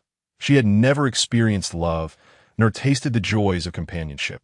With the tiger closing in and more monsters encircling her, she succumbed to her sorrow. Suddenly, a figure appeared before her, nearly bringing her to tears. Had someone finally heeded her desperate call? Unable to discern the newcomer's identity due to her own exhaustion, she nevertheless resolved to send forth a feeble punch in his direction. Jiang Lan misinterpreted her gesture as a call for encouragement. He pointed at her and then at himself, eliciting an enthusiastic nod from her in response. He then raised his fist to his mouth and cleared his throat, shouting words of encouragement. However, Wei Qingwang, in her frustration, retorted with a venomous curse, her ire ignited. The distance between them had diminished to less than 50 meters as she dodged the advancing monsters, sustaining numerous injuries despite her best efforts.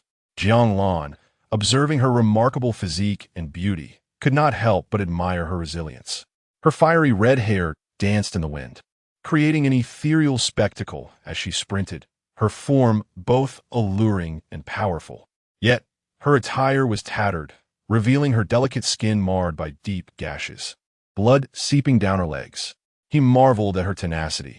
How could she still move so gracefully despite such grievous injuries? As she passed him, Wei Qingwang spat at him, her anger palpable. Jiang Lan deftly sidestepped her attack, realizing that the white tiger had now achieved third-level strength and was poised to unleash its fury upon the monsters surrounding them. With a flick of his fingers, a tempest of lightning erupted, striking the monsters with precision. As they fell, Wei Qingwang pressed onward, consumed by her own struggles and harboring resentment towards the man who had mocked her plight. In her breathless state, she vowed vengeance upon him if she escaped this ordeal. Just then, a sudden impact sent her crashing to the ground, pain radiating through her body as she cried out in agony. Desperation gripped her as she lamented her impending demise, tears streaming down her face as she cried out her grievances against the man she held responsible for her suffering. Jiang Lan, amidst collecting his spoils, was taken aback by her heart-wrenching wails. Confusion clouded his mind as he questioned her, only to be met with her furious accusations, all while he had done nothing to provoke her wrath. Exasperated, she urged, "Can you at least take a moment to observe your surroundings and comprehend the situation before succumbing to tears?" At this, Wei Qingwang was momentarily taken aback, halting her weeping and casting her tear-filled gaze around her. Chapter 31. Creating a thunderball, this woman. He truly finds it astonishing. But where has such a large tiger gone? Wei Qingwang, her eyes glistening with tears, searches around in confusion, exclaiming in disbelief that not even a single hair remains. Enough of the search. Let us get on with our business. Farewell. Jiang Lan waves his hand, stepping forward, and in an instant, he appears 1,000 meters away. Even Wei Qingwang, despite her usual dullness, realizes that this man has saved her. One moment of inattention, and he is already far away. Hey, regardless of the circumstances, you saved me, and I promised I wouldn't go back on my word. From now on, I shall be yours. She is a woman of her word, determined to fulfill her promises. Jiang Lan feigns ignorance, taking another step forward, his figure fading into a distant black dot on the horizon. Wei Qingwang is left dumbfounded. What does this man mean? Am I an eyesore? Or is there a fire at your home? Not even a glance back. Her voice echoes for quite a distance, unanswered, as she angrily retreats. Ouch! It hurts, it hurts! The pain is unbearable. She accidentally pulls at her wound, sending a wail across the empty square. After a delay of over a minute, she retrieves a level 3 crystal core. Jiang Lan darts through the sky, swiftly covering 1,000 meters as he races towards Jinling City. Boom! Crack! His reckless speed attracts the attention of mutated avian creatures soaring above. Spotting their prey, they swoop down with fervor. Their strengths vary, with the most formidable nearing level 3. Jiang Lan envelopes himself in crackling lightning, rendering the mutated birds unable to impede his progress. Master, your father requests a communication. Shall I connect? Suddenly, the voice of Jiang Lan's intelligent wristband resonates. Connect. With a flick of his wrist, he dispatches an attacking mutated eagle, storing its carcass in his spatial inventory, while giving commands to the wristband. Upon connection, A projection materializes before him. In the image, a robust figure clad in military-grade exoskeleton armor waves at him. "Hey, you little rascal, why are you up in the sky? Does the Family S aircraft still have power? That can't be right. If it were an aircraft, you should be inside it, right? No, that's wrong. Your current state has nothing to do with technology." Huh, how did you manage that? Jiang Lan is bombarded with questions, and he decides to answer the most pressing one. "Dang, let's not get sidetracked. Where are you currently?" "We are not far from your mother in Wuxi City. About 100 kilometers away. We should arrive in half a day." Quite swift. In his memories, before the catastrophe, his father, Jiang Bohai, was a soldier stationed at the Federated Near-Earth Orbital Defense Fortress. After the Federation's defeat, the military ordered the soldiers to abandon space. Upon returning to the Demon Sea Military District, he tirelessly assembled a rescue team of 1,000 men. Since then, he has contacted Jiang Lan and his mother once a day. Jiang Lan admires his father's resolve. With no powerful weaponry in hand and surrounded by mutated creatures on land and in the sky, with transportation routes crippled, this team has traversed over 10,000 kilometers in 2 months, which is quite impressive. The distance from Jinling to the Demon Sea is 26,000 kilometers under normal circumstances. Traveling at 10 times the speed of sound would only take 2 hours. However, the current situation is vastly different. The roads are teeming with mutated beasts, and every day is a struggle for survival. With their existing equipment, advancing more than 170 kilometers daily is already their limit. Jiang Lan notices his father's armor splattered with blood and several damages. Yet he appears to be in relatively good condition compared to some warriors behind him, whose exoskeletons are in tatters. "Hi, we encountered several waves of mutated creatures today, but we managed to hold our ground. We're currently resting and will set off again in half an hour." Looking at his son, he speaks lightly, concealing his negative emotions to avoid affecting him. Though he mentions several waves, in truth, there were 13 waves of mutated creatures, each more ferocious than the last, resulting in a loss of 115 soldiers from the entire team. "All right, I'll hurry to join you. It's dangerous outside. You stay put in Jinling." Upon hearing Jiang Lan's words, Jiang Bohai immediately objects. He does not want his son to take risks. "Hey, dang, do you underestimate me? Watch closely." As Jiang Lan notices a massive swarm of swallows descending upon him like a dark cloud, the opportunity presents itself. He grins mischievously and instructs his wristband to widen his field of vision. "Oh no, kid, run." Jiang Bohai's heart nearly stops as he sees the overwhelming flock of swallows, and he frantically jumps in place, shouting, "Don't worry, dang. It's just a bunch of swallows, all below level 2. No matter how many there are, they are merely fodder." In the projection, Jiang Lan chuckles nonchalantly, his tone calm and steady. "You little rascal, if anything were to happen to you, how would I explain it to your mother?" Witnessing his son's relaxed demeanor, Jiang Bohai eases up a bit, but still feels the need to remind him. "I got this. Watch my moves." In the projection, Jiang Lan turned around, spreading his arms wide with palms facing upward, slightly raising his head, his gaze indifferent. "This little rascal is as handsome as I was in my youth." Observing his exaggerated gestures, Jiang Bohai chuckles and scolds him playfully. At that moment, soldiers who had just finished their communications gather around him, eyeing the projection. "Wow, old man, what kind of ability has your son acquired?" "He is actually levitating in midair."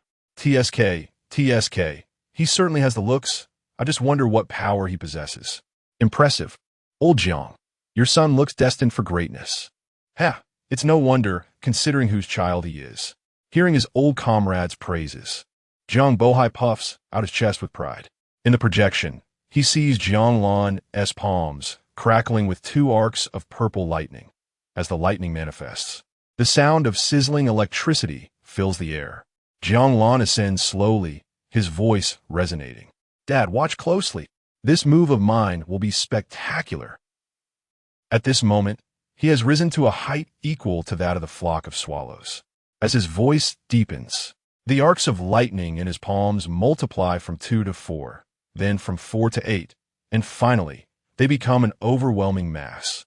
Goodness, this little rascal has actually acquired lightning abilities. No wonder he is so confident. "Haha, he truly is my son.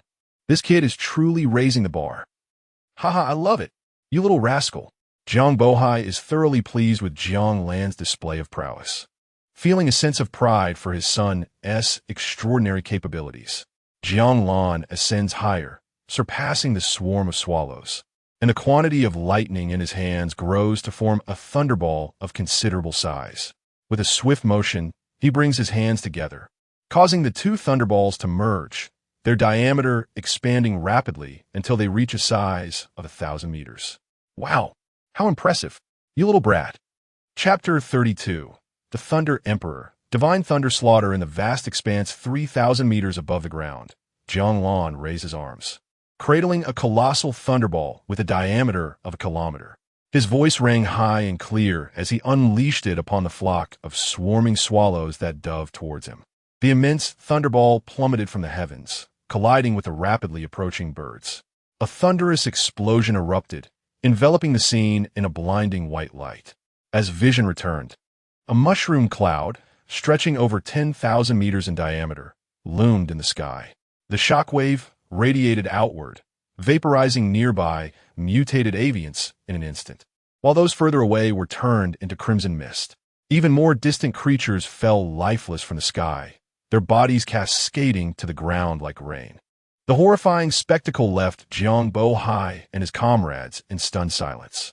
Guiyang, witnessing the terrifying power of his old comrade's son, struggled to swallow. "Is he even human?" he exclaimed, incredulously. Jiang Bohai, overhearing the remarks, felt compelled to defend his son. Chen Yinshi, regaining his composure, began to contemplate. Jiang Lan was indeed impressive, not only strikingly handsome, but also exceptionally powerful, a perfect match for his daughter. With a sideways glance, he cleared his throat and addressed Jiang Bohai. "Guiyang, if you can speak, do share more. Your son is still here." "Huh, you old rascal. Are you hoping to recruit Jiang Lan as your son-in-law?" Chen Yinshi's words drew a disdainful glare from Tang Yuyan, who had returned her gaze from the unfolding scene, exposing his ulterior motives. After all, his daughter still needed a strong partner, and a prospect as fine as Jiang Lan should not be allowed to slip away. Having unleashed his grand attack, Jiang Lan adjusted the intelligent wristband to zoom in on his handsome visage. "So we think, old man. Not bad, right?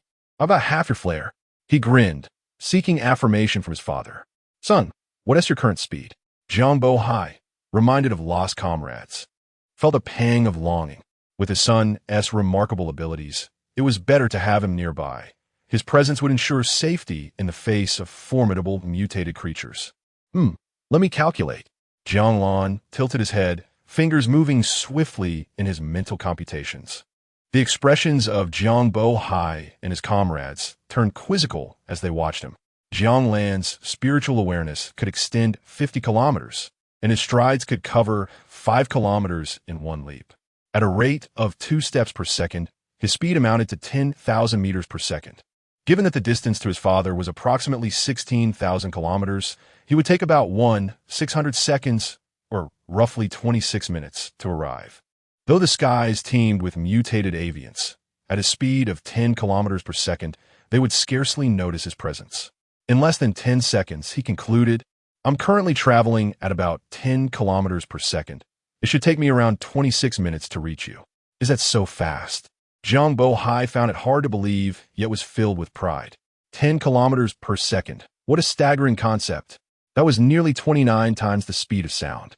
Could a human truly achieve such velocity? In the Federation, this speed was trivial for warships and spaceships capable of spatial jumps, but for a person, it was astounding. Despite the post-apocalyptic context allowing for strength through the consumption of crystal cores, he still found Jiang Lan's capabilities extraordinary. Ultimately, he accepted the reality and felt a surge of joy. Strength was paramount in these tumultuous times. "Well done, my son. You truly live up to your lineage." Jiang Bohai laughed heartily, eliciting gasps of awe from those around him. "Old man, I'm on my way," Jiang Lan declared, concluding the communication. He swiftly gathered the crystal cores and remains from the battlefield, his previous colossal attack having drained half of his primordial energy reserves. Counting his gains, he lamented the loss of approximately 50,000 mutated birds that had been caught in the mushroom cloud. The thought of their absence stung. He had vaporized the entire flock without a single core remaining, resulting in a profound sense of loss. Communicating with the time-space tower now, he mused, absorbing the essence of the slain creatures and the third-level tiger, noting that he had unlocked 2 more acupoints within himself. Thus far, he had refined only 45 acupoints through the primordial True Scripture's body refining chapter. The energy required for further refinement would only increase, and fully cultivating all acupoints and meridians would take an eternity. With determination, Jiang Lan concealed his aura and pressed onward.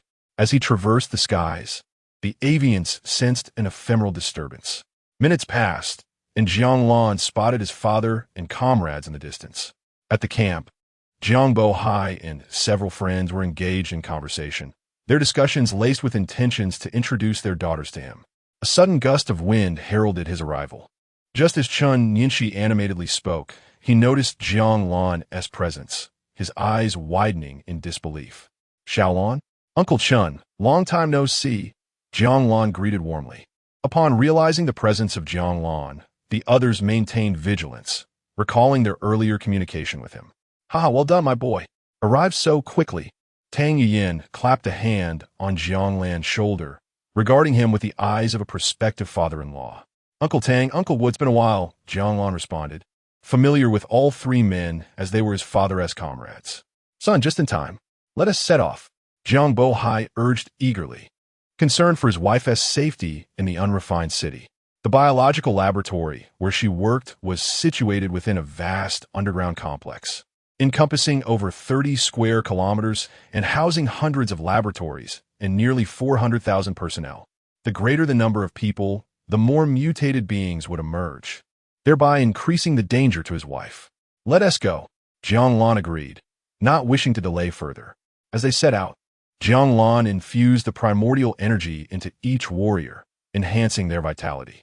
"Hey, my wounds are healing," exclaimed one soldier. "Mine too," another chimed in. "Haha, my broken leg is mending." They marveled at their swift recovery, their powers revitalizing. "Impressive, my son." Jiang Bohai beamed with pride as they continued their journey, knowing that every soldier had family in the north, which united them in this mission. With Jiang Lan's extraordinary prowess, they faced no significant challenges along the way. Meanwhile, within the laboratory, a horrific massacre unfolded. Chapter 33. The Ice Queen of Wuxi City. This city has concentrated on technological advancement for a millennium, making an indelible contribution to the development of the Federation's technology.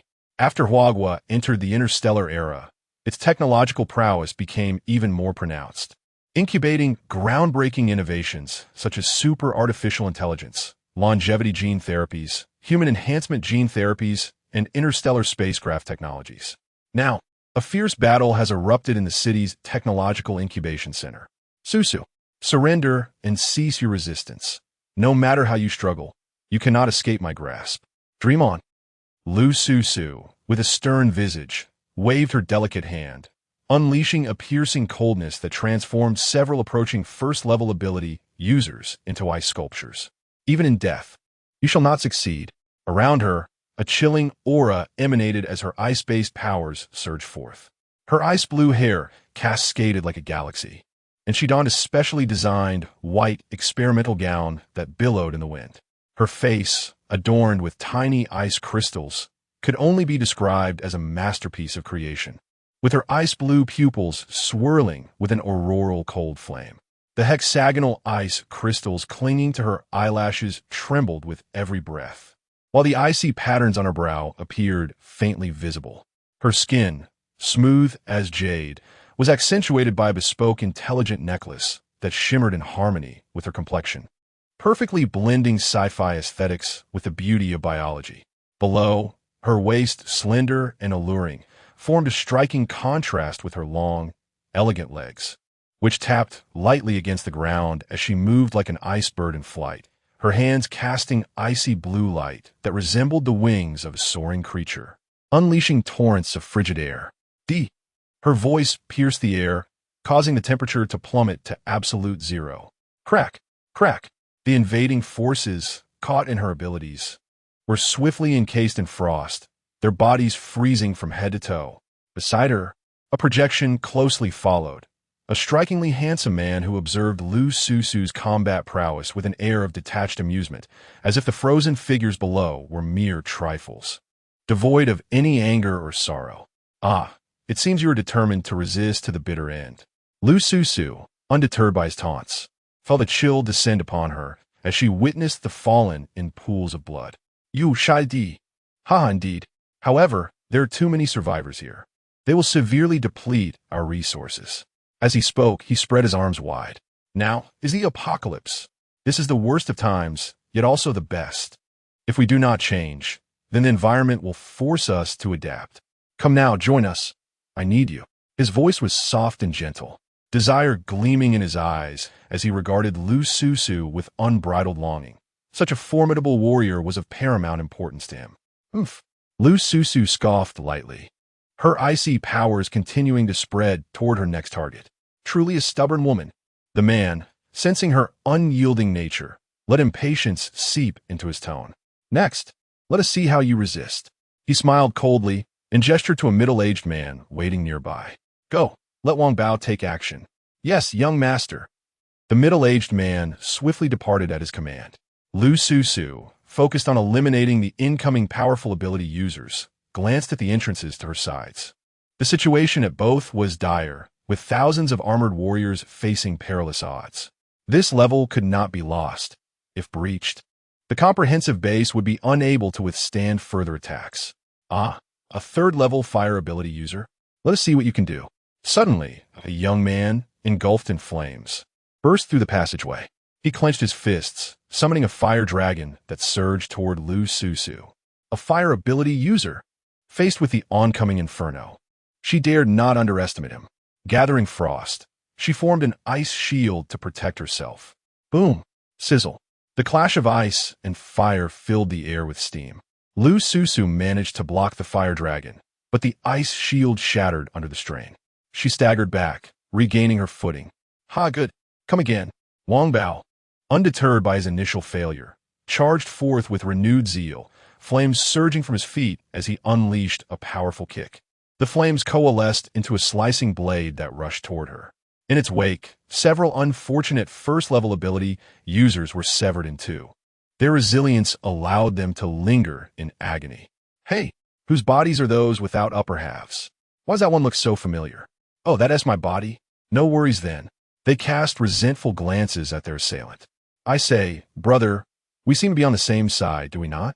Are you trying to hit me? Your attacks are indiscriminate. Soon, the unfortunate souls succumbed to darkness. The blazing blade approached with terrifying speed, leaving Lu Susu with no time to evade. She quickly summoned her icy powers to form an ice spear, which she hurled toward the flaming blade. Crack! The force of the fire blade shattered her ice spear. So strong, she thought, sensing imminent danger. Her abilities surged again, and she swiftly conjured a solid ice shield. Crack! Crack! The fire blade struck the ice shield, causing cracks to spiderweb across its surface. The overwhelming force coursed through the shield, seeping into her body as blood trickled from the corner of her mouth. The standoff lasted only a moment. Seizing the opportunity, Lu Susu darted to the right, sending both the fire blade and the ice shield flying backward with a resounding crash. Through their encounters, she realized she was not this youth's match. Furrowing her brow, she noted the dwindling power within her. This youth had to be dealt with otherwise. The comprehensive base would stand no chance against him. Gritting her teeth, she resolved to fight with all her might. Just as she made her decision, a warm current enveloped her.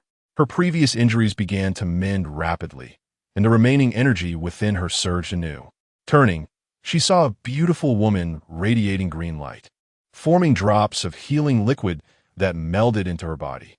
Aunt Qin, what are you doing here? It's dangerous. Jiang Lan, laboring to create the healing liquid, managed a weak smile. Don't mind me. I'm also a member of the base. All right. The voice of Jiang Lan echoed from her earring. Mom, I've arrived. Don't worry. These scoundrels are no match for me. Rejuvenated, Lu Susu hesitated no longer. With her delicate fingers, she swiftly formed 3 ice spears that launched toward Wang Bao, another highly valuable ability user. Splendid, very splendid. I shall have you as well. In a 3D projection, the youth witnessed Jiang Lan's abilities, a smirk gracing his lips as he adopted an air of confidence. Repeat what you just said? Suddenly, a voice rang out from behind him. Chapter 34. Where did my bride come from? Suddenly, a voice thundered from the sky. He turned around, his pupils constricting violently. What he beheld was a man enveloped in crackling purple lightning, slowly approaching him. This was not the crux of the matter. Rather, it was the fact that with each step the man took, his subordinates fell in droves. Regardless of whether they were first, second, or even third-tier ability users, they were struck by his eerie lightning, instantly charred and emitting the scent of scorched flesh. Who are you? I have never seen you before, and I bear no conflict with you. He suppressed his fear and asked in a low voice. Who am I? Repeat what you just said. Jiang Lan, like a deity of wrath, left a trail of fallen ability users in his wake, standing less than 10 meters from the corpse of his mother. His voice was icy as he demanded a repetition of the earlier words. Lu Yu recalled his previous statement, cold sweat pouring down his brow. He wished he could capture the intelligence officer and slice him to pieces. Did he not say that there were no ability users above the third tier in the comprehensive base? What did this man represent? Compared to the fourth-tier ability users he had encountered, the man before him was undoubtedly many times stronger. Taking a deep breath, he swallowed his humiliation and bowed deeply to Jiang Lan. Friend, I am Colonel Lu Yu of the Self-Rescue Army. My father is General Lu Danning. I was abrupt just now and spoke incorrectly. I apologize to you. Lu Yu understood the necessity of self-preservation. He was keenly aware that the situation was stronger than the individual. If he could get past this hurdle, he could develop his strength upon returning and enact a fierce revenge. From the projection, he noticed that the woman he was concerned about still possessed her charm. And as for Lu Susu, he would capture her later and make her assume various poses. No need for apologies. The moment Jiang Lan bent down, a more terrifying aura emanated from him. Thank you, my friend, for being merciful. I shall take my leave now. In the future, Lu will surely repay your kindness. Hearing Jiang Lan's light laughter, Lu Yu believed his attitude was accepted and began to straighten up. Have you misunderstood something? Jiang Lan spread his fingers, and 5 needle-like bolts of lightning danced incessantly. I have no interest in apologies for the dead, let alone a future. Lu Yu attempted to argue, but suddenly felt a pain that penetrated to his very bones. The agony was so intense that he wanted to scream, but could not. He could only brace himself against this unprecedented suffering. Those who have given birth know that the highest level of labor pain can reach 10. Lu Yu's current pain level felt akin to a woman in labor, with 10 steel needles piercing his 10 fingers while being bitten by a mosquito, all multiplied by 100. The fine bolts of lightning released by Jiang Lan were shattering every cell and bone marrow within him, while a wisp of primordial energy kept his mind alert, preventing his body from activating its protective mechanisms. After casting a fleeting glance at Lu Yu, Jiang Lan no longer paid him any mind. That wisp of primordial energy and lightning could last for 2.5 hours. He strolled into the entrance of the comprehensive base. Upon entering the first level, under the influence of his consciousness, the vast space revealed no secrets. With the energy currently sealed by the company, the comprehensive base could not operate normally, and progress to the next level could only be made on foot. However, for Jiang Lan, this was of no consequence. Upon arriving at the second basement level, Jiang Lan was unhurried in eliminating the invading ability users. He waved his hand, sending the primordial energy into the injured soldiers, allowing them to continue fighting. With him present, the soldiers would find it difficult to perish. As for why he chose to do this, it was self-evident. He could not let a ready-made base go to waste. It would be a disservice to himself. The moment he absorbed the memories, he had already considered this place as his own. After replenishing the soldiers with a surge of ability energy, Jiang Lan turned his attention to Lu Susu. This woman, she appeared to be just as aloof as he remembered.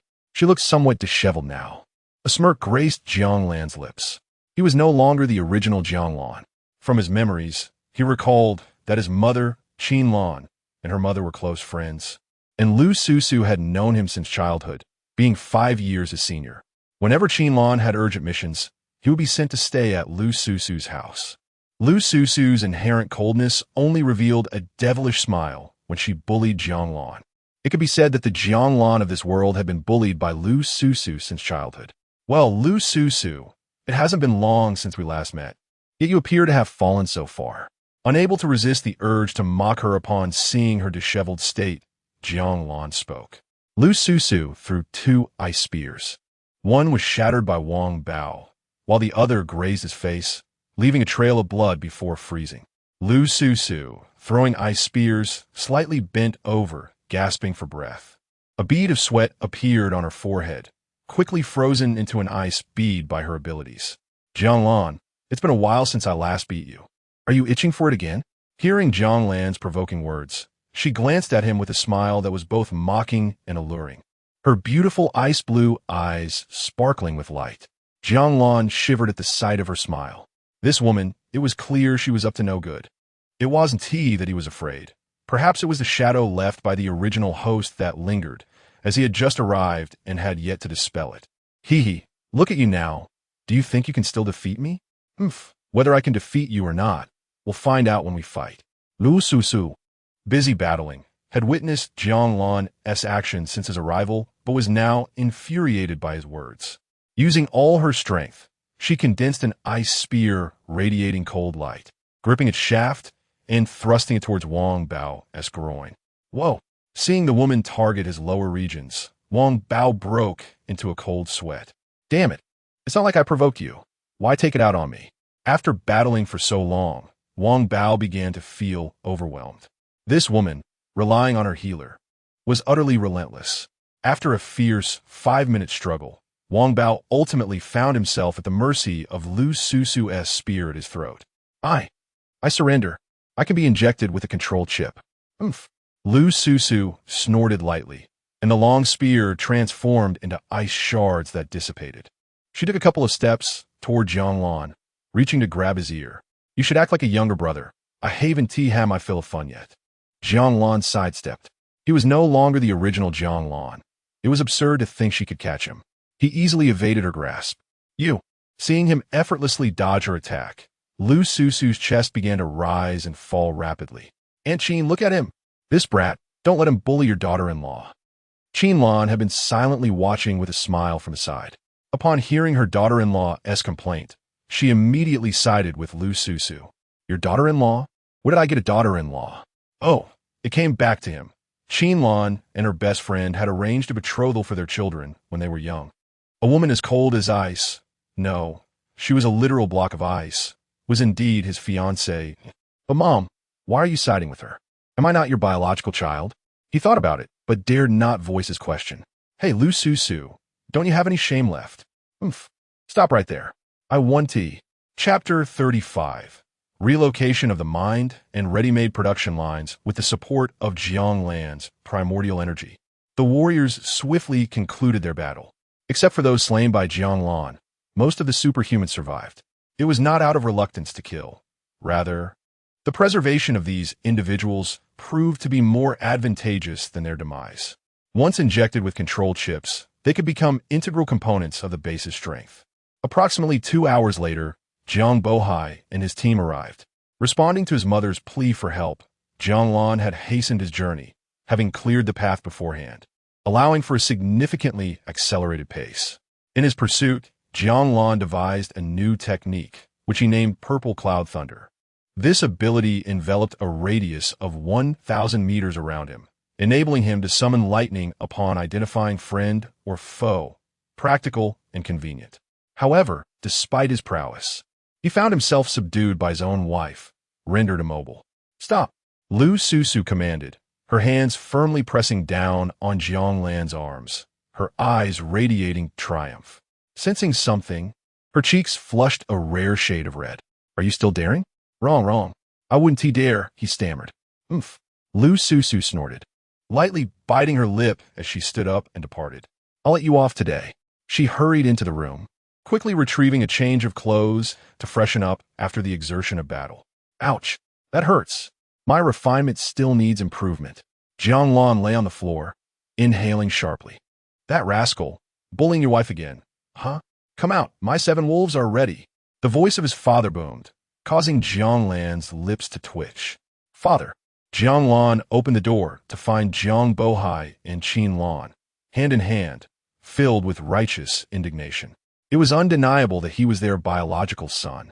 Jiang Lan stepped aside as his parents entered the room and settled onto the sofa. Within the comprehensive base, each researcher and associated personnel had their own designated rooms, with privileges varying according to rank. For instance, a young laboratory officer like Lu Susu enjoyed a spacious room of 100 square meters, fully equipped with high-end facilities. You arrived just in time. I have something to discuss, Jiang Lan began earnestly once his parents were seated. At that moment, Lu Susu emerged, having changed her clothes, her blush still lingering. She nestled beside Jiang Lan, subtly shifting closer to him.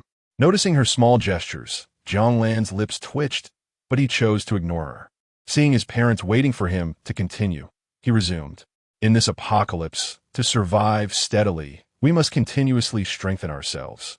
During my journey here, I collected numerous crystal cores, ranging from levels 1 to 4. As he spoke, Jiang Lan waved his hand, producing a large quantity of crystal cores. Lu Susu and Qin Lan's expressions were filled with astonishment upon witnessing such a display, akin to magic. Their surprise stemmed not from Jiang Lan's spatial abilities, which were not particularly rare since the Federation had developed spatial transition technology, but rather from the sheer number and high levels of the crystal cores he produced. The lowest grade among them was 2nd level. Conversely, Jiang Bohai remained calm and composed. He had already been sufficiently astonished throughout the day. No wonder we encountered no mutated creatures above level 2 on our journey. It seems they fell victim to your hands. What nonsense! Qin Lan exclaimed, playfully twisting his ear. Cough, cough. Dear, could you show a bit of mercy? Jiang Lan disregarded their display of affection and continued, you should utilize these first. Only when you grow stronger can you effectively control this base. The recent upheaval has been resolved by eliminating the superhumans who infiltrated the high ranks of the base, leaving my mother as the highest-ranking individual. Ah, my little Lan has truly grown up, Qin Lan said, tears glistening in her eyes upon hearing his plans. Lu Susu's blue eyes sparkled with admiration. Her brother appeared so charming, and she felt an overwhelming urge to embrace him. Jiang Bohai nodded, having conferred with his old comrades. Even without this turmoil, they intended to seize control through force. You need not say more. Your mother and I were already planning the same course of action. Turning his gaze to Lu Susu's cool demeanor, Jiang Lan remarked, I have no objections. It will be splendid for Aunt Qin and Uncle Jiang to take charge. Haha, splendid. That means I can laze around. You dare. Jiang Lan teased, witnessing her immediate allegiance to his side, eliciting an amused glare from her. Honestly, as women mature, their beauty becomes ever more captivating. Mother, grant me access to the base's research AI. Why do you need the research intelligence? Qin Lan inquired, puzzled. Knowing that the base's remaining energy reserves were limited, sufficient only for the daily needs of its personnel. That's for me to know. I have my uses. Jiang Lan refrained from revealing his intentions of utilizing it in another world. Very well, do as you please. Qin Lan, still doting on her son, readily granted him all permissions within the base. I'll be off to work now. You two can distribute the remaining crystal cores among yourselves. Jiang Lan, buoyed by the playful banter of his parents, made his way swiftly. Arriving at a high-security room on the lowest level, he verified his access and entered. On either side stood 10 advanced AI units, not overly large, similar in size to the mainframes on Blue Star. Among them were 2 research AI units, 5 military AI units, and 3 commercial AI units. While he currently had no need for the military units, he took one of each type and stored them in his space. Afterward, Jiang Lan returned to the upper levels, where he retrieved 2 complete infantry weapon production lines, 2 aircraft production lines, 5 energy storage device production lines, 3 genetic reagent production lines, and 1 food production line, placing them into his space. The base's production lines represented the pinnacle of the Federation's technological achievements, fully automated and long established. Their versatility was remarkable.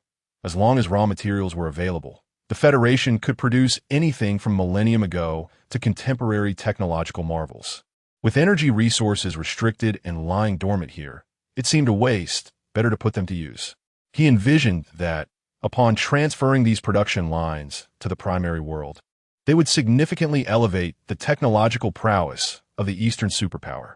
Once he grew stronger, he planned to venture into space and relocate the interstellar battleship production lines to the primary world, allowing him to traverse the galaxy freely. He pondered whether the primary world was as perilous as this one. Chapter 36. High-tech astonishment. For two women, Jiang Lan had amassed considerable wealth in the second world. His strength had reached the mid-second tier, and he had acquired a comprehensive base. This allowed him to continuously transport technology back to the main world. Jiang Lan communicated with the time-space tower and returned to the main world. In his bedroom, he gazed out the window as darkness enveloped the sky. He descended the stairs and retrieved a can of soda from the refrigerator, taking a couple of refreshing sips. Ah, delightful. He leisurely made his way to the sofa, pulling out a phone he had used for several years. It struck him that he had yet to replace it. Instinctively, he swiped the phone with his left hand and noticed the smart wristband on his wrist. How unnecessary it seemed to have a smartphone alongside a smart wristband. "Qianhu," he called. "Master, what are your commands?" A lowly projection materialized before him, complete with white fox ears and 9 fluffy tails. To the unknowing observer, she appeared utterly lifelike. Qianhu was a character from Jiang Lan's favorite game on Ocean Blue Star. "Qianhu, please sync this phone's communications and apps with the smart wristband." "Understood, Master." The intelligent Qianhu nodded and promptly bowed. "Master, the task is complete." "Oh, that was fast." "Indeed, Master. Your phone is an ancient relic from a millennium ago, and the code it possesses occupies less than a billionth of the processing power of the smart wristband." At that moment, the villa's doorbell chimed. Jiang Lan glanced towards the entrance, where 2 fashionably dressed women entered. You, exclaimed Lu Ruyan, her voice trembling as she caught sight of the lowly bowing before Jiang Lan. Li Xia stifled a giggle, intrigued. "Ahem, come here quickly." Jiang Lan felt a bit embarrassed. The image before him was not his preferred type. He favored mature women. "Oh, sister, I haven't taken my eyes off you for a day. And you've already found a companion." Lu Ruyan sat beside Jiang Lan, clinging to his arm with tear-filled eyes. "Boss, look at you. You've taken someone else. Why not take me too?" Li Xia's eyes sparkled as she seized the opportunity to voice her request. Recently, her close friend Lu Ruyan had been rather possessive, leaving her with little chance to spend time with Jiang Lan alone. Now, it appeared that Jiang Lan had brought someone home. Surely, one more wouldn't matter. "You foul woman. What did you say? I'll bite you to death," Lu Ruyan retorted, playfully tackling Li Xia onto the sofa. As they wrestled, glimpses of their fair skin were revealed, providing Jiang Lan with an unburdened view. Do you dare to covet my husband?" Lu Ruyan, benefiting from her frequent exercise with Jiang Lan, had the upper hand, leaving Li Xia no match for her. "Ha! Don't scratch there, I concede. I acknowledge my wrongdoing." The playful tussle concluded with Li Xia's surrender. They made no effort to straighten their disheveled clothing, as this man had seen all that needed to be seen. "By the way, little sister, where are you from?"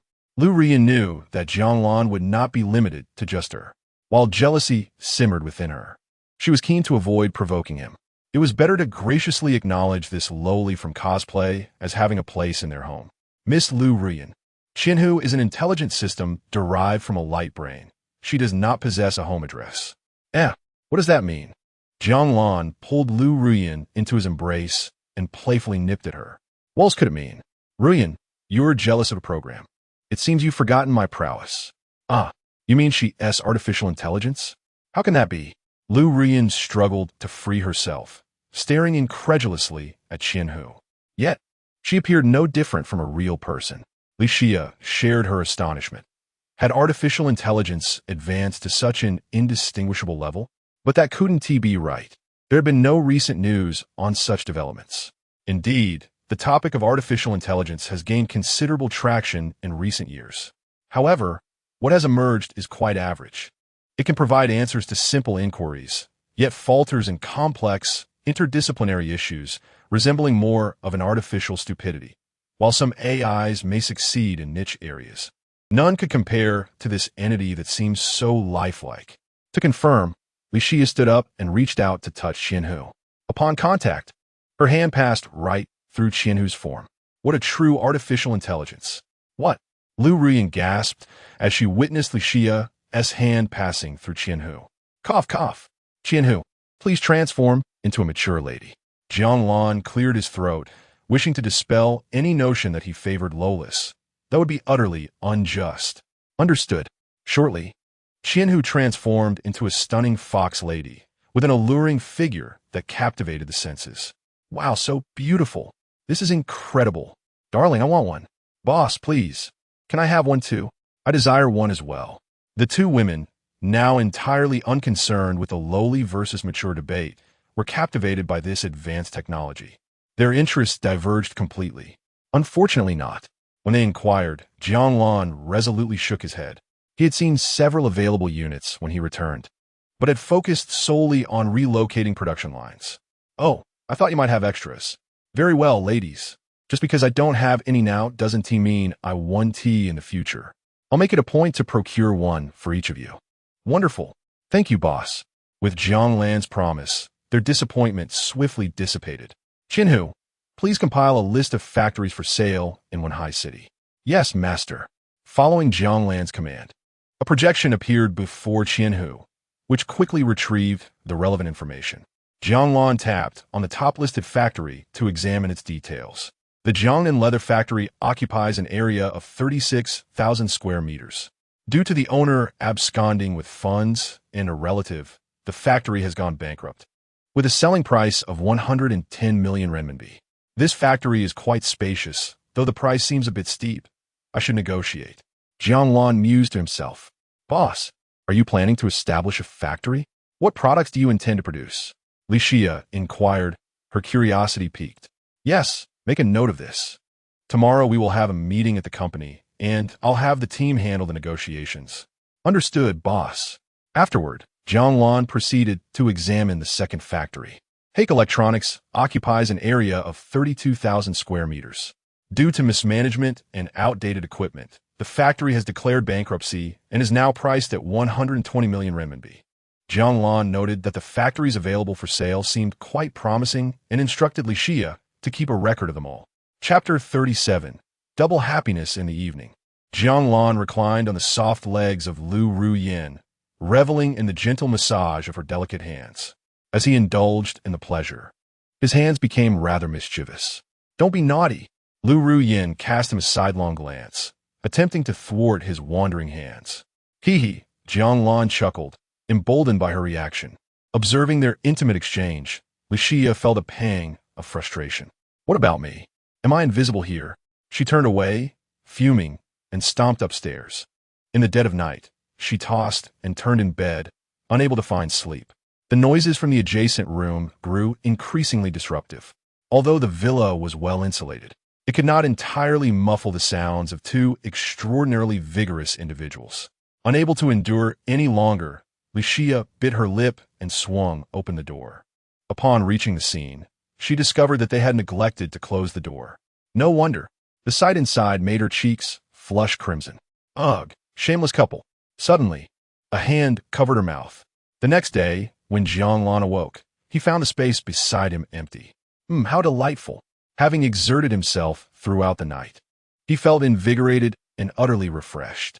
Now, possessing mid-stage, second-tier strength, he no longer required sleep on a daily basis. After a brief wash, he made his way downstairs and enjoyed the breakfast that Lu Ruyan and Li Xia had prepared for him. I made up my mind. Today, I shall visit the ancient world for a while before heading to the company. With his burgeoning power came heightened desires. In a flash, Jiang Lan vanished from sight. In Liang City, within the West City courtyard, Jiang Lan stepped outside. Young master, Brother Lan, Xiao Lange. The four ladies outside were busy with their tasks. And upon seeing Jiang Lan, they rushed towards him. Have you had breakfast, young master? Rest assured, we have already eaten, they chimed in unison. Jiang Lan wrapped his arms around Su Qingrou's slim waist, relishing the delightful softness of her form. Blushing at his embrace, Su Qingrou leaned her delicate head against his chest. Hee, Mother misses young master dearly after just one day apart. Gong's son Ing teased, referring to her mother. Don't listen to Ing's nonsense. Su Qingru shot a glare at her daughter, her cheeks flushing deeper. Hee, how contradictory, Jiang Lan chuckled, addressing the four ladies. Come, let us sit inside. Young master, brother, Xiaolonge, I shall serve you. The eldest among them, the empress, felt the most bashful, her heart racing. Young master, are you finally going to have Lear and Inger serve you together? She had anticipated this moment since she chose to follow him. Can I serve Xiaolonge as well? Jiang Kiki giggled, revealing her small fangs, her big eyes sparkling with excitement. Gong suddenly appeared flustered, her face turning a shade of crimson, both innocent and alluring. Young master, Lear is here to listen to your commands, she stammered, her voice barely audible. Younger master, Inger adores you the most. Let me serve you closely. Each lady exhibited a different reaction, yet they all brimmed with eagerness. Observing their responses, Jiang Lan could not help but chuckle. In truth, they were not mistaken. He indeed harbored such intentions. However, the ages of three of them were still tender. According to ancient customs, girls married at the age of 13 or 14. Yet, Gong's son Li and Gong's son Ing, at 17, were considered young maidens, often ridiculed if still unmarried at that age. However, Jiang Lan's upbringing taught him that 17 was still considered underage, as their bodies had not fully matured, and thus he would not make that mistake. Come, sit cross-legged on the bed. Jiang Lan invited the four ladies and produced a collection of crystal cores. In this low martial world, the societal structure was not as established as in the East, and danger lurked at every corner.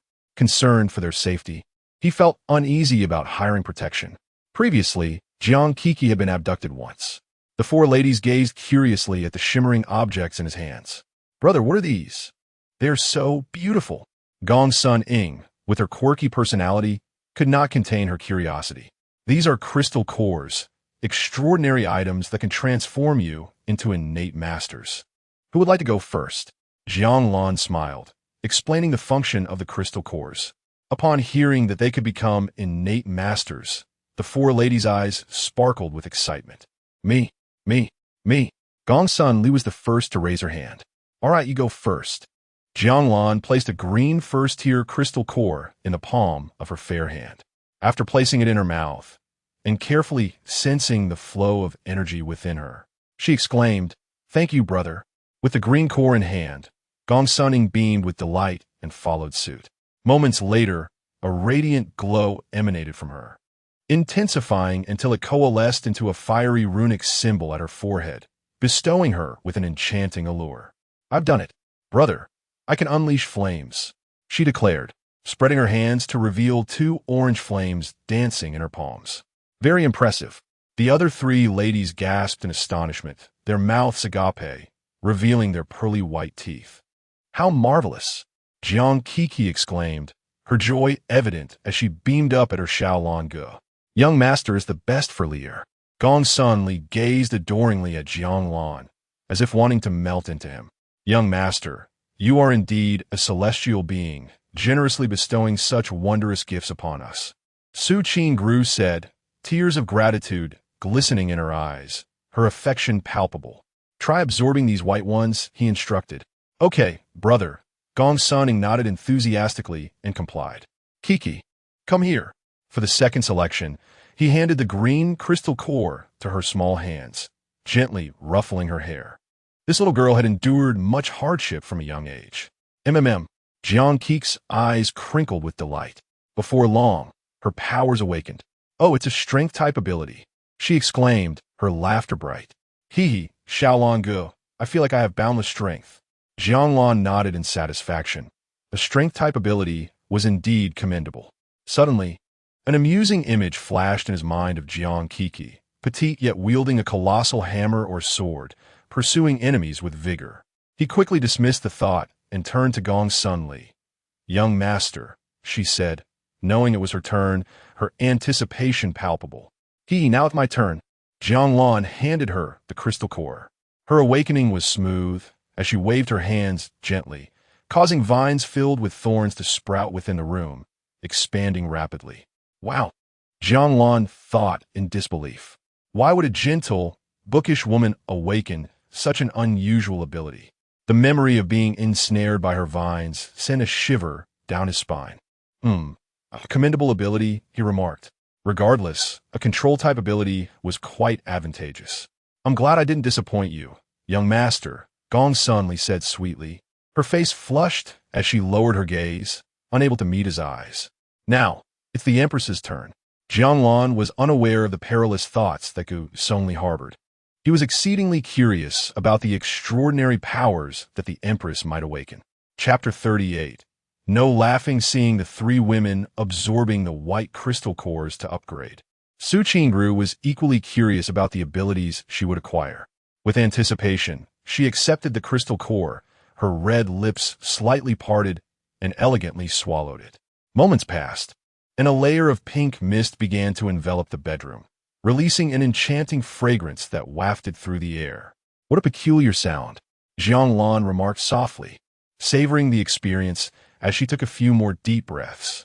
Suddenly, she beheld alluring figures gracefully emerging from the pink haze, each one remarkably beautiful. Young master, am I beautiful? They chimed, beckoning her to join them in a dance. Jiang Lan's eyes widened in astonishment. There were at least 10 Su Qingris, each exuding a different charm. However, they soon began to dissipate, leaving Jiang Lan clicking her tongue in regret. Young master, Su Qingru's mesmerizing voice lingered, evoking a sense of nostalgia. Is this an alluring ability? Your powers, dear Empress, ought not to be used against enemies. That would merely benefit them. Upon hearing this, Su Qingru's enchanting visage flushed with embarrassment. I belong to you, young master. Splendid. Let us upgrade now, and afterward, we shall thoroughly discuss our combat strategies. Jiang Lan was overjoyed. Her ability promised to double her joy. As you command. Su Qingru's heart raced. The young master seemed to favor her even more. For an entire day, Jiang Lan and Su Qingru immersed themselves in strategies for battle. Zhang Yue visited twice, but was swiftly dismissed by the trio. As night fell and their discussions came to an end, Su Qingru could barely lift a finger, her rosy skin glistening with beads of sweat. Seeing her satisfied smile as she drifted off to sleep, Jiang Lan rose and stepped into the courtyard, lighting a cigarette. This is the life a man ought to lead. I wasted the first 27 years of my life. Wait, what did I forget? Jiang Lan slapped his forehead in realization. Darn, the Empress's power is extraordinary. I completely overshadowed my responsibilities at work. Never mind, I can go tomorrow, he thought, recalling that 2 women awaited him back at the villa. With a thought, Jiang Lan appeared in the villa, where 2 enchanting figures, akin to water serpents, coiled around him. Being in their youthful vigor, Jiang Lan inevitably engaged in another round of enchanting encounters. Bad man, weren't you supposed to attend a meeting today? I was delayed by matters. I can go tomorrow as well. I've secured deals with 2 factories, contract signed. Quite well done, I must say. He praised Li Xia's capabilities without reservation. Bad man, are you tired? Come into my room at this hour? Will Sister Ruyun be angry? Li Xia reclined against Jiang Lan's chest, tracing circles with her finger, feigning surprise as she continued. Sister Ruyun is unlike me. I can only feel sorry for you. With a playful slap on her rear, Jiang Lan chuckled. You've learned well. Haven tea you? Little sprite. Who says green tea isn't good? It speaks sweetly and offers abundant emotional value. The next day, Jiang Lan rose leisurely and made his way to the garage. Faced with a dilemma, he pondered which luxury car to choose, a Bentley Continental GT, a Rolls-Royce Cullinan, a Rolls-Royce Phantom, or a Maserati MC20. His company account was brimming with funds, having purchased nearly every luxury vehicle available in one high city, aside from the 4 before him, which included a Mercedes G63 taken by Li Xia and a Ferrari California T driven by Lu Ruyun. His tendency to indulge in extravagant purchases was a classic case of revenge spending after newfound wealth. Oddly, he couldn't comprehend why Li Xia favored the seemingly understated Mercedes G63, while the Ferrari California T suited Lu Ruyun perfectly. All these cars were registered under his name. Adhering to the principle that houses, cars, and money are meant to impress women. Only those who were with him could partake in his wealth. All right, I'm not stingy or reluctant to gift. These two women have only been with me for half a month. Let's see how they perform. Rewards will follow. Now, deemed a successful man, he decided on the Maserati MC20. The Maserati roared out of the villa, the surrounding vehicles swiftly distancing themselves. Upon arriving at the office building, Jiang Lan circled the lot twice before securing a parking spot. How bothersome, he muttered, dissatisfied. Once the factories were up and running, he vowed to build his own company headquarters. Stepping into the building and entering the elevator, he was about to close the door when a sweet-faced girl in a lovely outfit rushed in, her shoes jangling as she gestured for him to wait. Jiang Lan, ever the gentleman, promptly pressed the close button. Having worked in an office before, he was no stranger to the rush. He had weathered the rain, so why should he hold back from closing the door on others? As the elevator doors began to close, Zhu Yining was nearly in tears, realizing she was still a short distance away. Who is this person? She was less than 10 meters from the elevator door, and, seeing time slip away, she made a swift dash, reaching out just as the doors were about to shut. Alas, her attempt was in vain. Can you not speak louder? Have you lost your humanity? Zhu Yining retreated, fuming as she contemplated her loss. With a determined stomp, she stepped on this man's shoe. Oh dear, you've gotten yourself into trouble now. Pay up. How much strength could a little girl possess? In the past, such an action would have sent him reeling in pain. Now, it felt no more than a mosquito bite. Speak. How much? Zhu Yining raised her chin defiantly, feeling quite vindicated. 20,000. Jiang Lan replied nonchalantly. What? Are you robbing me? Don't lie. Those are worth at most 200. Zhu Yining huffed, her cheeks puffed up like a steam bun. Go ahead and search for it. Hermes panda shoes. I'll search. When Zhu Yining checked the shoes at his feet, seeing they looked like ordinary store merchandise, she found it hard to believe they could be so pricey. You. Upon discovering the truth, Zhu Yining's eyes widened in disbelief, her confidence waning. I just graduated. I don't have that much money. Her voice trailed off, her head nearly buried in her chest. At that moment, the elevator doors opened. Jiang Lan had no intention of seeking compensation and walked out slowly. Zhu Yining, hesitant to run, followed closely behind.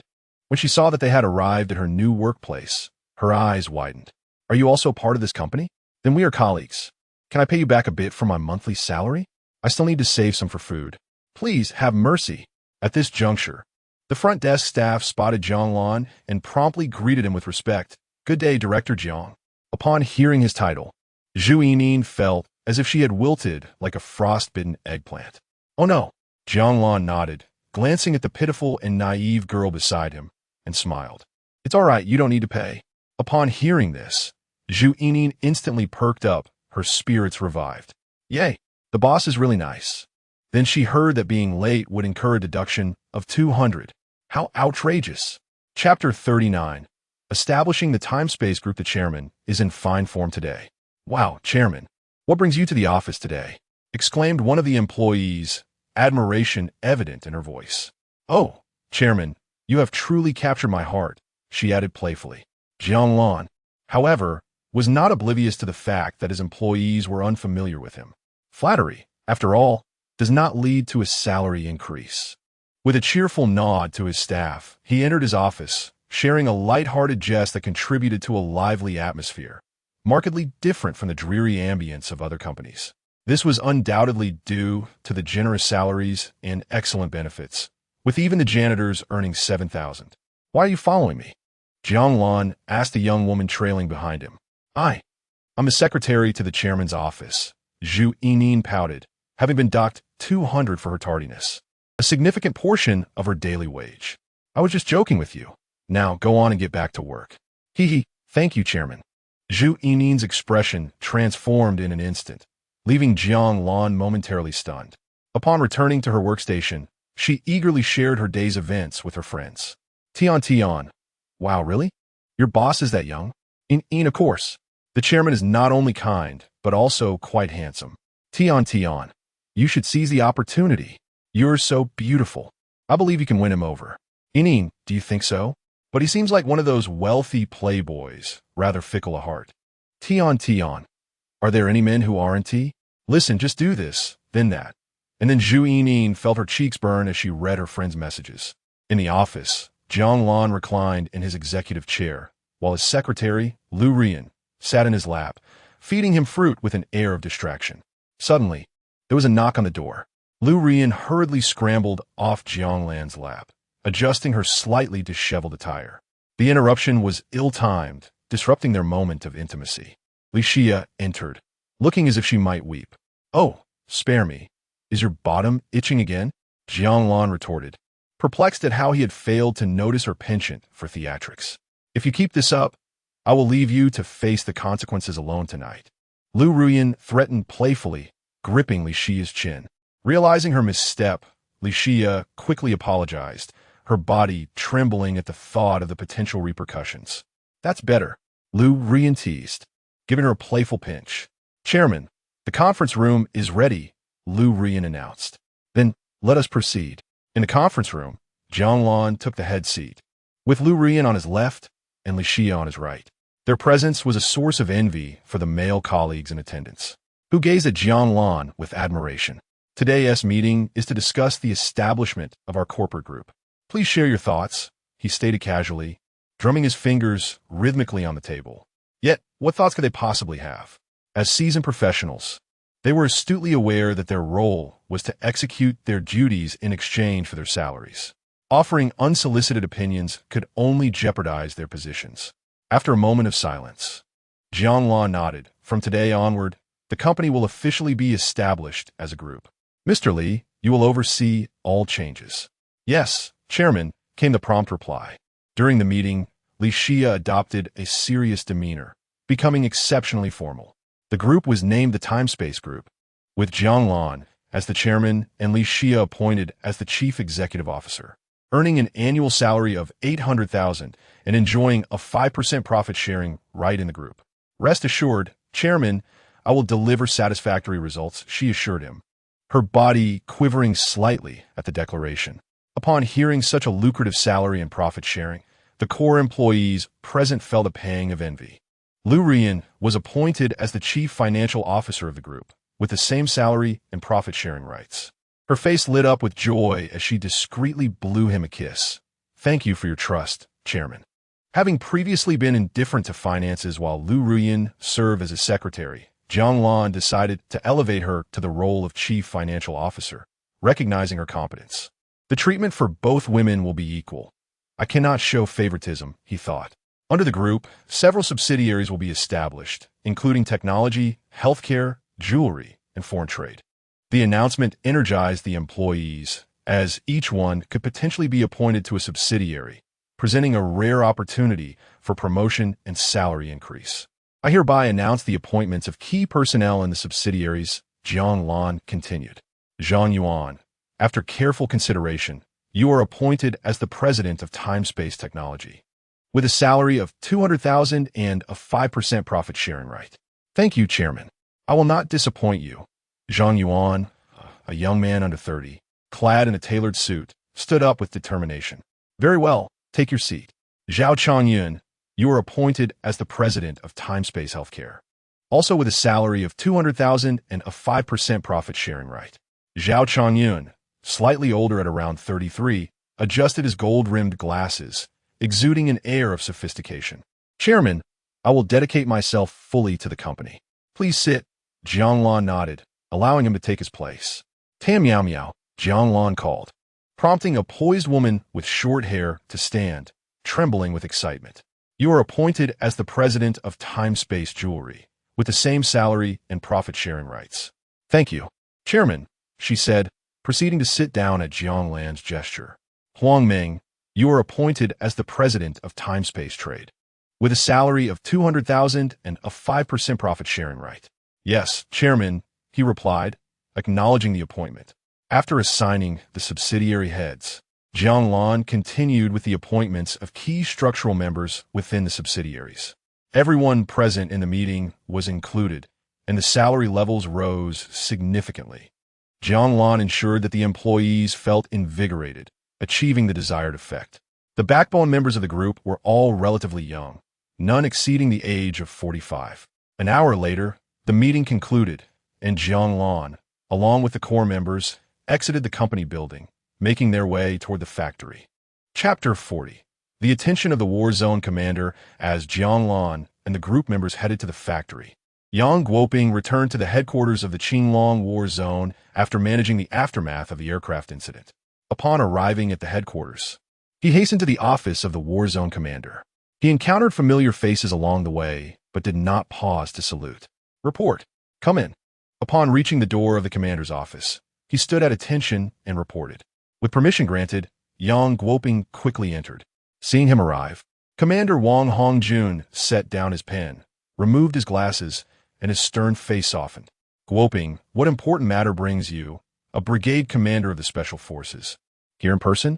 "Sir, this matter is exceedingly critical. It concerns the future development of our nation and presents a significant opportunity. I feel I lack the authority to make a decision, so I have come to consult you for guidance." Yang Guoping was acutely aware of how formidable a person Jiang Lan was. It was astonishing to realize that true practitioners existed in this world, emanating a power that irresistibly attracted a soldier like him. He pondered to what extent Jiang Lan had cultivated his abilities.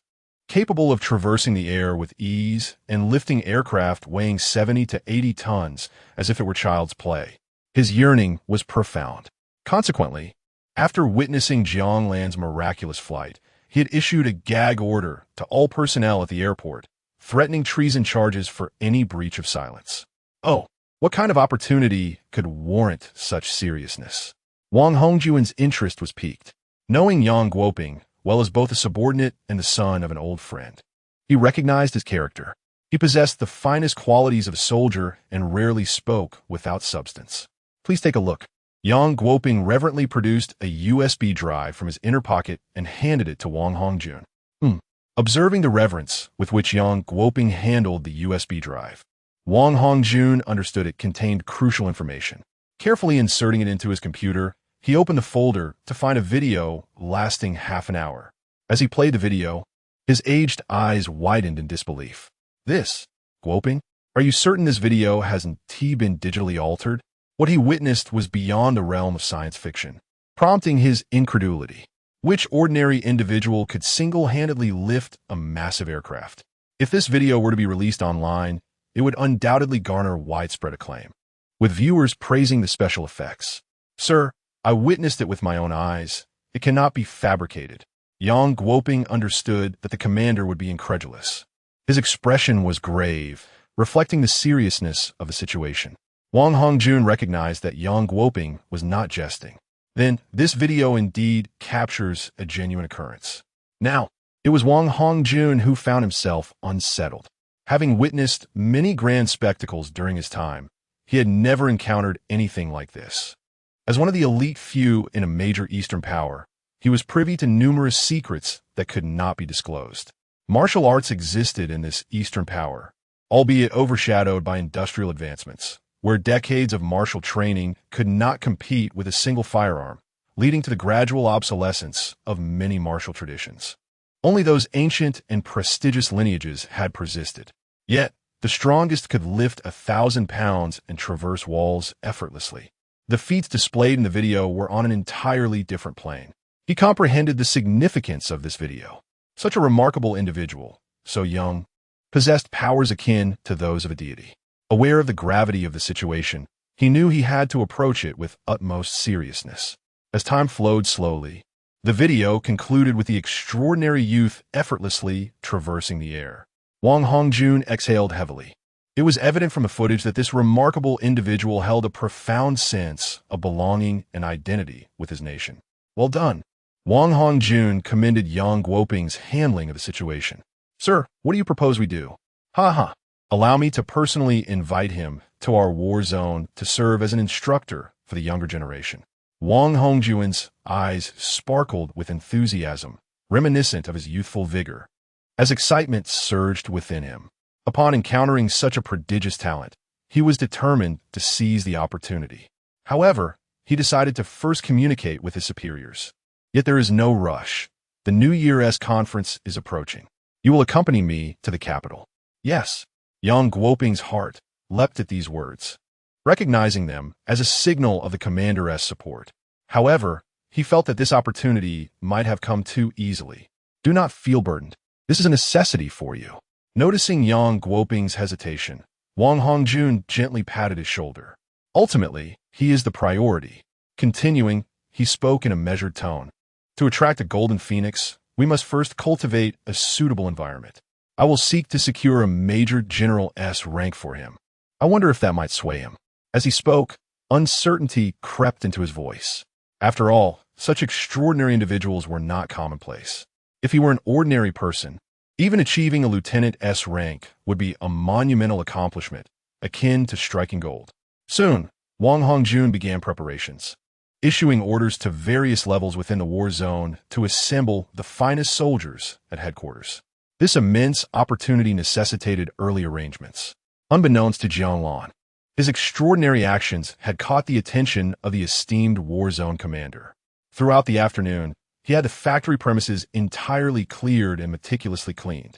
Once completed, he remained inside the factory to avoid drawing attention. Come forth. Jiang Lan waved his hand, releasing 2 mecha production lines, which he promptly arranged, allowing the intelligent control system to take over the production process. After setting everything up, he exited the factory and securely closed the door, proceeding to replicate the setup in other facilities. With the production lines in place, he awaited the arrival of materials to commence manufacturing. The production lines he acquired were the latest generation of products from Hylon Star. For instance, these 2 mecha production lines were capable of producing technology ranging from level 1 to level 5, simply by issuing commands to the control system. He reviewed the specifications. The mechas featured 10 generations of products. The first and second generations were classified as level 1 technology, while the third and fourth generations were categorized as level 2 technology, and so forth.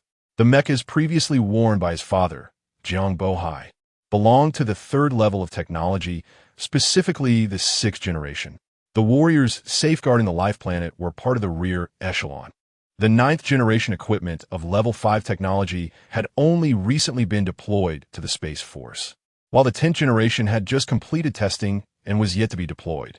The 6th generation mechas were formidable, capable of operating independently in space. Unlike the dilapidated state he witnessed today, the primary issue was the blockade of energy sources. The mechas were left devoid of power, reduced to mere shells utilized as armor. Otherwise, how could they have been so easily overwhelmed by the 2nd and 3rd level mutated creatures? He pondered what methods the company employed to effectively block energy sources across an entire star system. Understanding a fragment allowed him to glimpse the vastness of their technological capabilities, which were indeed formidable. Chapter 41. A call from Secretary Liang Tongwei. Jiang Lan did not intend to allow overly advanced technology to emerge in the market at the outset. He decided to start with first-level technology, specifically the first generation of powered exosuits and gene drug production lines. His plan was to first manufacture various targeted cancer therapies, which served as a foundational technology for gene drugs. These therapies could enhance cellular metabolism, boost cell vitality, effectively eliminate malignant cells, and maintain balance. The types of aircraft that could be produced were numerous. The most rudimentary was the anti-gravity aircraft, classified as a first-generation technological product. This aircraft was not particularly fast, achieving merely 10 times the speed of sound, powered by electricity. Such aircraft had been prevalent on Ocean Blue Star for 3 centuries. After breakthroughs in energy and propulsion, it transitioned from the 2nd to the 3rd generation. The 3rd generation boasted speeds of 30 times the speed of sound and had liberated itself from planetary gravity, enabling direct travel into space.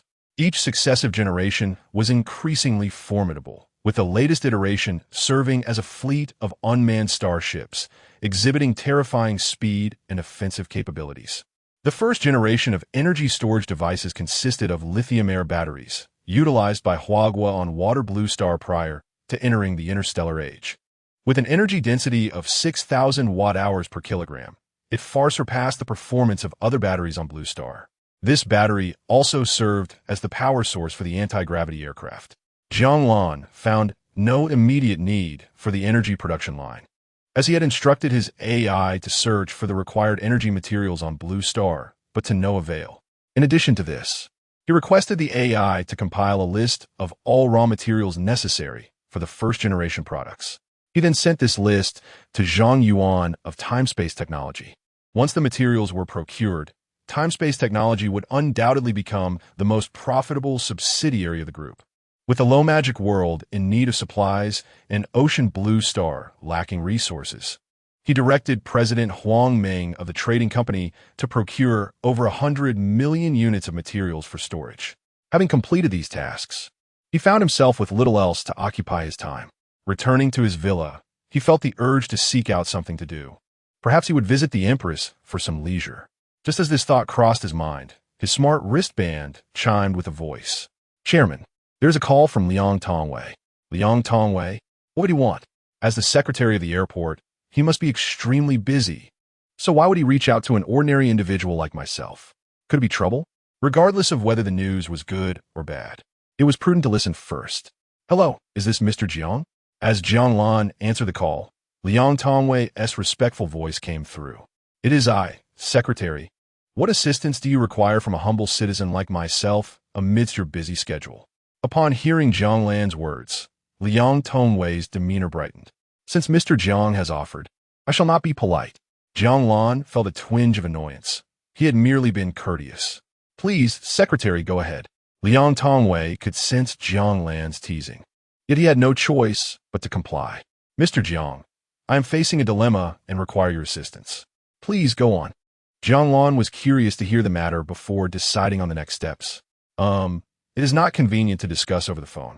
I would appreciate it if you could accompany our personnel to the Provincial Public Security Bureau for a detailed conversation."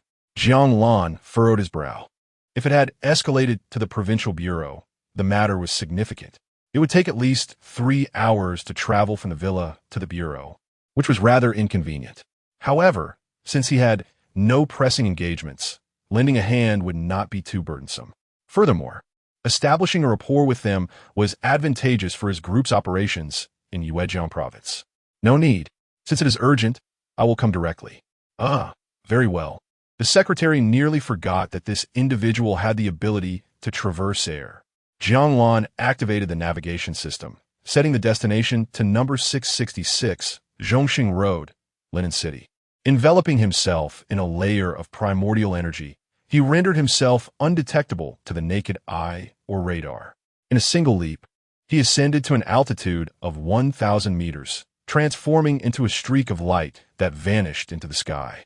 With a speed of 5 kilometers per step, Jiang Lan traversed the 248 kilometers to the designated location in just 13 seconds.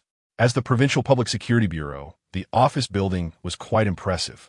With a sweep of his consciousness, Jiang Lan pinpointed the floor where Liang Tongwei was located. Without such awareness, locating someone in a large office building in a short span would have been quite challenging.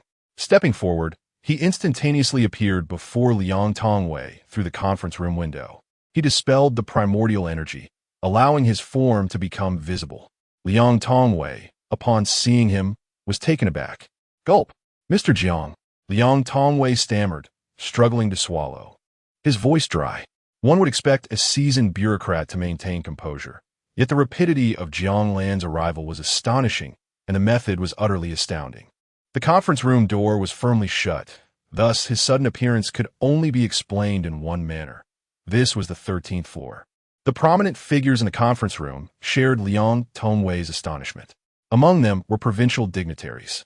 With such a significant occurrence, aside from a number 002 official who was out on inspection, officials numbered 001 to 007 were present. Ruijin's heart churned with tumultuous waves. Was this the individual mentioned by the elder statesman? The elder had only hinted at him, providing no detailed explanation. Given his position in Yuejiang province, it was unlikely the elder would have informed him otherwise. The manner of this individual's entrance was simply breathtaking. As a high-ranking provincial official, Ruijin's mind raced, quickly deducing how Jiang Lan had managed to arrive. Just as the elder had described, this was indeed a remarkable presence. Previously, Liang Tongwei had suggested in the meeting that if anyone could rescue the important hostage unharmed, it would be none other than him. Initially, when Liang Tongwei had described this individual, he had disregarded the objections of his colleagues and decisively instructed Liang Tongwei to make contact. Upon confirming this individual's identity, he felt a weight lift from his heart. Xia Yuliang adjusted his glasses, habitually unscrewing his thermos to brew goji berry tea, an attempt to mask the turmoil within. He had witnessed the event firsthand. Liang Tongwei's call had ended less than 30 seconds before Mr. Jiang appeared out of thin air. It was truly unfathomable. Possessing a wealth of knowledge, he nearly experienced a collapse of his worldview. The edifice of materialistic understanding began to crumble. Contrasting with Yuliang, Secretary Li Dakong of Linen City sparkled with a fervent glint in his small eyes upon witnessing Mr. Jiang's arrival. He perceived an opportunity for advancement. In the conference room, the influential figures were all somewhat startled by Jiang Lan's sudden appearance. Their expressions varied. However, as provincial officials, they concealed their emotions, and only those with experience could fathom the extent of their astonishment. "Welcome, Mr. Jiang. I am Hai Jin. It is an honor to meet you. I humbly request your assistance." Hai Jin steadied his nerves, stepping forward to extend his hands toward Jiang Lan. Chapter 42. A child not to offend Secretary Gao. "You are too courteous. As a citizen of the Eastern Great Nation, I cannot refuse when my country is in need." "Ha ha, Mr. Jiang, your noble spirit is commendable." Gao Jin, ever the flatterer, knew just what to say. One must admit, receiving praise from the provincial leader, the esteemed 001, is indeed delightful. With Mr. Jiang's assistance, the people are truly blessed. "Oh, allow me to introduce this gentleman, Li Dakong, Secretary of Linen City." Li Dakong approached with a beaming smile, and Gao Jin, wary that he might be unrecognized, made the introduction. "Hello, Secretary. I have seen you on television, working tirelessly for the welfare of the public." Indeed, Jiang Lan was aware of Secretary Li, who had previously served in Wenhai, leading efforts to provide free technical training for migrant workers and creating numerous employment opportunities. Jiang Lan himself had benefited from this, learning culinary skills for half a month, though he found them of little practical use. Nonetheless, he held a certain respect for Li Dakong as a capable official. "Oh, not all. Mr. Jiang is a remarkable figure in our nation. Compared to the lives you have saved, my contributions seem rather insignificant." "Haha, Secretary Dakong. Let's not take up Mr. Jiang's time with pleasantries. We should first report the case to him." Xia Yuliang, whether intentionally or not, introduced the case with a deft use of the word report. Yes, Mr. Jiang. Please allow us to brief you on the situation." Li Dakong felt a metaphorical arrow from Xia Yuliang, and though he remained outwardly cheerful, he was inwardly displeased. "Mr. Jiang, please take a seat." Noticing the subtle power struggle between the two, Gao Jin's eyes glimmered momentarily as he invited Jiang Lan to take a seat. Jiang Lan settled into Gao Jin's original position, while Xia Yuliang wisely vacated his seat to sit alongside Li Dakong. "Comrade Tongwei, please introduce the case to Mr. Jiang." Gao Jin, a perceptive individual, understood that Liang Tongwei had the connections to bring Mr. Jiang here, and he did not wish to overshadow him. Not fully aware of Tongwei's temperament, he was cautious not to offend him, for the consequences could be detrimental. "Yes, Secretary." Liang Tongwei felt a rush of anticipation at being singled out. He silently recited calming mantras to himself. "Oh my, an opportunity to shine has arrived." He was merely the secretary of Wenhai International Airport, with a rank of deputy director. Here, he was but a small pawn, surrounded by superiors. All eyes were on him, and if this situation resolved favorably, it could elevate his standing. Had it not been for his connection to this case, he would never have stepped into this conference room. To safeguard his position, he felt compelled to disclose all relevant details regarding the events that transpired at the airport. Unbeknownst to him, the esteemed 001 was already aware of Jiang Lan's existence, making his efforts a gamble on Jiang Lan's return. Clearing his mind, he began to narrate the case with a steady, authoritative voice. "Mr. Jiang, here is the situation. Prior to your heroic intervention to rescue over 100 passengers aboard the aircraft, the Wenhai Public Security Bureau received threats from an unidentified organization. following your actions. Their planned threats were thwarted. The enemy is well informed and quickly learned of their failure. A day later, in a bid to coerce the High authorities, they orchestrated another terror plot. This time, they aimed to hijack an aircraft at Lin an international airport, brazenly disregarding our nation as sovereignty. After a 5-hour standoff with the arriving security personnel, they audaciously initiated the aircraft's departure. We, including the state, were left powerless, as one of the passengers is a significant figure in our nation's technological advancement. They likely recognized this and chose not to destroy the aircraft as they had previously. As of now, 7 hours have passed, and the aircraft is set to leave our borders in half an hour. The situation is becoming increasingly clear. At this moment, Rejuvenation interjected. Our plan was to negotiate with the foreign side upon the aircraft's landing and dispatch elite forces. However, the higher-ups on their side committed suicide half an hour ago, complicating matters further and leaving us in a precarious position. Considering the potential irreversible harm to the hostages and the time required for our elite forces to mobilize, upon learning of your extraordinary capabilities, we dare to implore your assistance. Jiang Lan turned to Rejuvenation. Have you not uncovered the identity of the opposing force? Rejuvenation sighed and shook his head. We have investigated. The incident has drawn the attention of higher authorities. The Ministry of State Security and local public security mobilized vast resources within 10 minutes of the incident.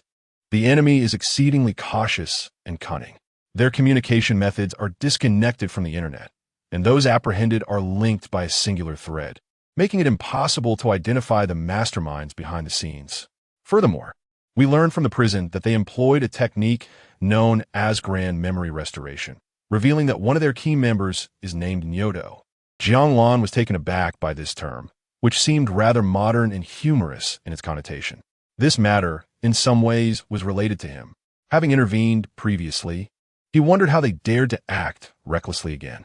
Perhaps they were aware of his existence, but deemed their actions too outrageous to be believed. Now, his curiosity about this group had peaked. Their organization was so meticulously structured that they relied not on modern communication. In light of this, he was even more intrigued to meet them. All right, I understand now. Await my good news. With that, Jiang Lan began to levitate towards the window. This. Rejuvenation was momentarily stunned. You haven't even discussed the conditions for rescuing the hostages, and you are already agreeing? The others were equally bewildered, but after a moment, they collectively exhaled in relief. The pressure from above had been immense. Any misfortune befalling a key figure could have catastrophic consequences, not to mention the risk of demotion. Any advancement would be nearly impossible. Those who had once served as secretaries at the provincial level were acutely aware of this. At their current positions, who would want to continue serving the people and bearing more responsibility? Oh, by the way, my company is launching a product soon, and I would appreciate your assistance with the approvals. Jiang Lan, eager to investigate the identities of this mysterious group, remembered that the approval process for his company's product could take considerable time. He didn't forget to casually mention it to them. These individuals were the elite among elites, and surely they would not refuse such an opportunity to curry favor with him. With a leap, Jiang Lan suddenly appeared 100 meters above the ground. Witnessing this spectacle from the conference room's grand window, everyone, from 001 to 007, stood agape. A singular thought coursed through their minds. This person must never be offended. Chapter 43. Rampant without delving into the thoughts of the powerful, Jiang Lan, like a specter, sped towards the southwestern border at a velocity of 20 kilometers per second. An Airbus A380 pierced through the clouds, its immense fuselage reflecting a blinding white light under the sun's rays. Inside the upper cabin, a nauseating stench of blood pervaded the atmosphere. 357 passengers and flight attendants trembled in fear at the sight of 12 individuals wielding modern weaponry. Among the 12, 5 were crew members, and it was precisely due to their presence that the aircraft had fallen into peril. Passengers were ordered to remain in their seats. Those who dared to venture out well. The few sprawled across the aisle served as a grim warning. In business class, Nanganyu hurriedly covered her daughter's mouth. It seemed that fate had conspired against them in the past 2 days, as they had faced 2 hijackings in 2 different cities. Who could she turn to for justice?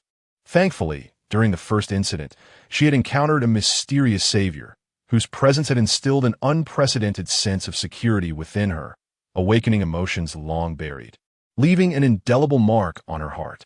Naively, she had believed that her luck would change by simply flying to a different city to return home. Yet, it appeared that the heavens delighted in playing tricks on her and her daughter, subjecting them to the improbable event of hijacking once more. Thoughts of the handsome face of her savior lingered in her mind. She wondered what he was doing now, and if he remembered the fleeting encounter they had shared.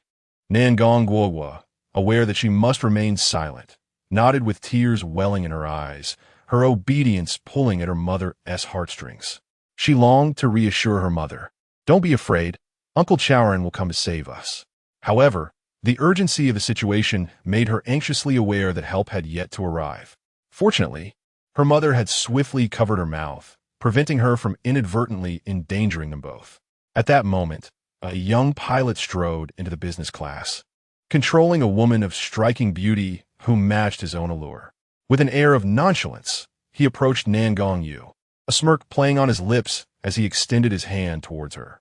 "Madam, shall we embark on a delightful journey together?" "Don't bully my mother," Guoguo exclaimed, biting down on the pilot's hand in a desperate act of defiance. The pain elicited a shift in his demeanor. His smile morphed into a sinister sneer as he forcefully pushed Guoguo away. "Little pest, stay out of this." Guoguo was flung several meters away, her small frame crashing onto the hard aisle, her body colliding against the unforgiving seats with a series of thuds. Guoguo, everything transpired too swiftly for Nangong Yu to react. She watched in horror as her daughter was hurled away by this despicable man. Fueled by fury, she lunged at him, but as a mere woman, she was no match for his strength and was soon restrained. "Fear not, my dear," he chuckled darkly. "I shall be gentle and swift." In his moment of triumph, he inadvertently revealed a glimpse of his dark intentions. Nangong Yu's heart sank as she witnessed the other passengers, paralyzed by fear, avert their gaze when she sought their help, some even casting lecherous looks at her captor. Despair enveloped her as he seized her wrists with brutal force, rendering her powerless. He turned to a portly middle-aged man nearby, who swiftly unbuckled his belt, his eyes gleaming with lascivious intent. The man had long coveted Nangong Yu's beauty, and now, witnessing her humiliation, he reveled in the unfolding chaos. With satisfaction, the pilot bound her hands and tossed her onto a spacious seat, then dragged the pale woman beside her. "Two lovely beauties, how delightful!" he cackled, beginning to remove his clothing. "Give up. No one can save you now." As the two women continued to struggle, his excitement intensified. He relished the sight of his prey writhing in despair, each futile attempt at resistance only fueling his exhilaration. In a moment of unrestrained fervor, he swung his fist, striking the opulent seat with such force that it created a gaping hole, his punch embedding deep within the plush material. His face flushed with exhilaration as he gazed at the two women still resisting. Ning Qingwan's complexion turned ghostly, her lips bloodied from his grasp. Earlier that day, she had traveled from Wanhai to Linen, bearing a birthday gift for her father, only to find herself ensnared in this horrific ordeal. Confronted with shame, she contemplated the desperate measure of taking her own life, fearing she might never again embrace her loved ones. Tears streamed down her cheeks as she envisioned the devastation her death would bring to her family. Attempting to imitate the melodramatic trope of self-destruction, are we? Worry not. Even if you sever your tongue, you won't escape your fate.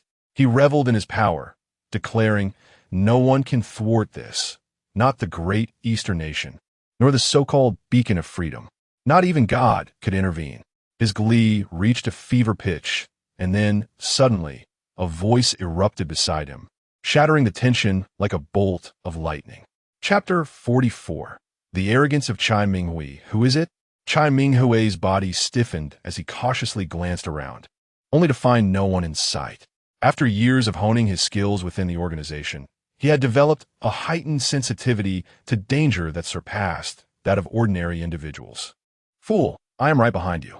Jiang Lan approached the aircraft, forcefully yanking open the cabin door and enveloping it in a barrier of primordial energy. Chai Minghui turned his head rigidly, his expression darkening. The sudden appearance of this individual was too bizarre. How had he not noticed before?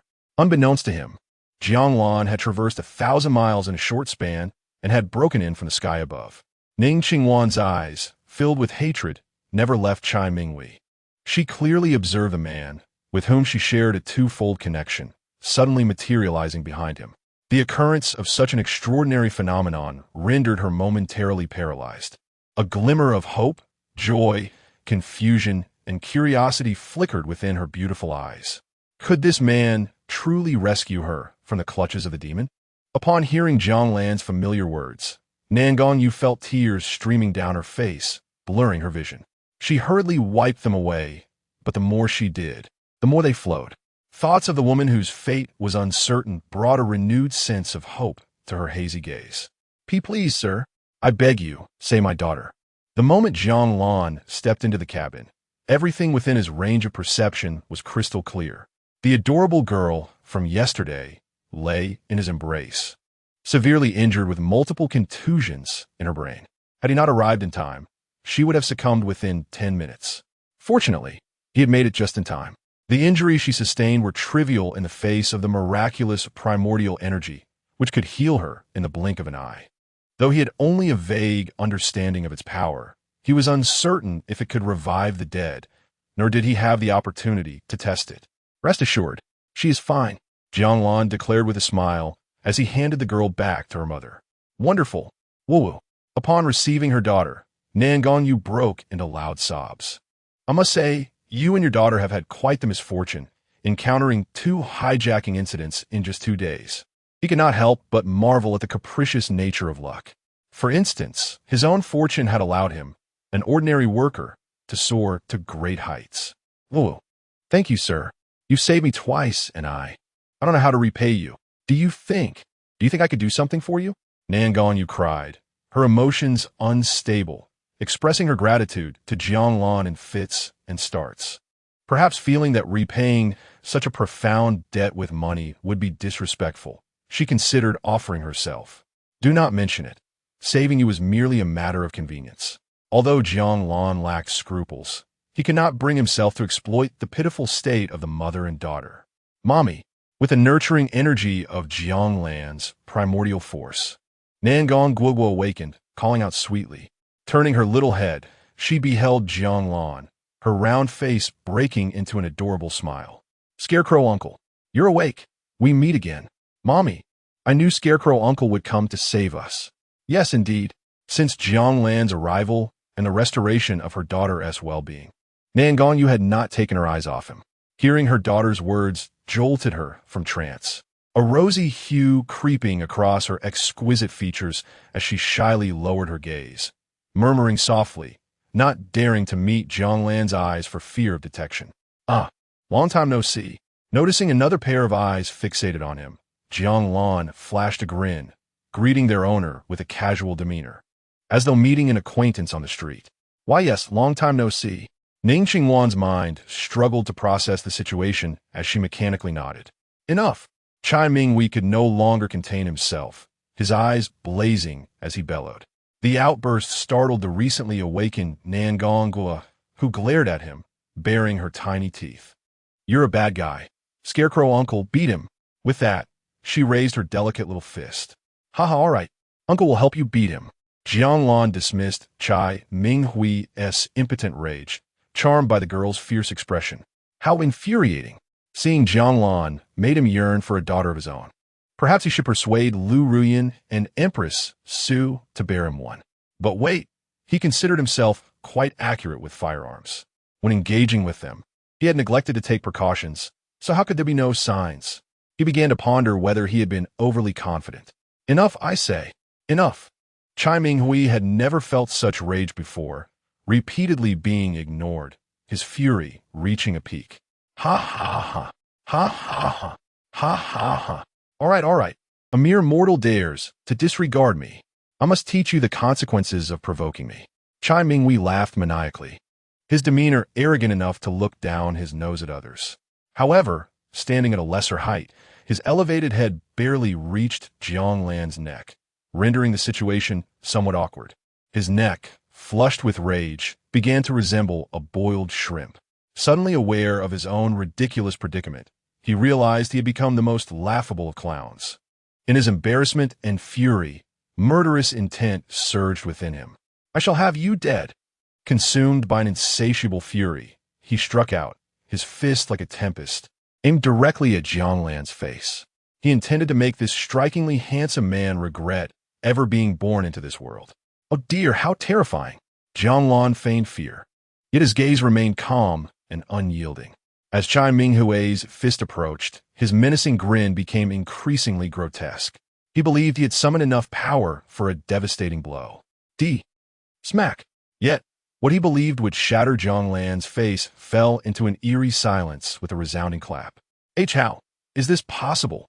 Chai Minghui's eyes bulged in disbelief as he beheld the unfolding scene. How could it be? How could a mere mortal withstand his might? Could he also be a member of the organization? The thought flickered through his mind, but he quickly dismissed it. If he were a member, there would be no reason to oppose him. Very well, I acknowledge your strength.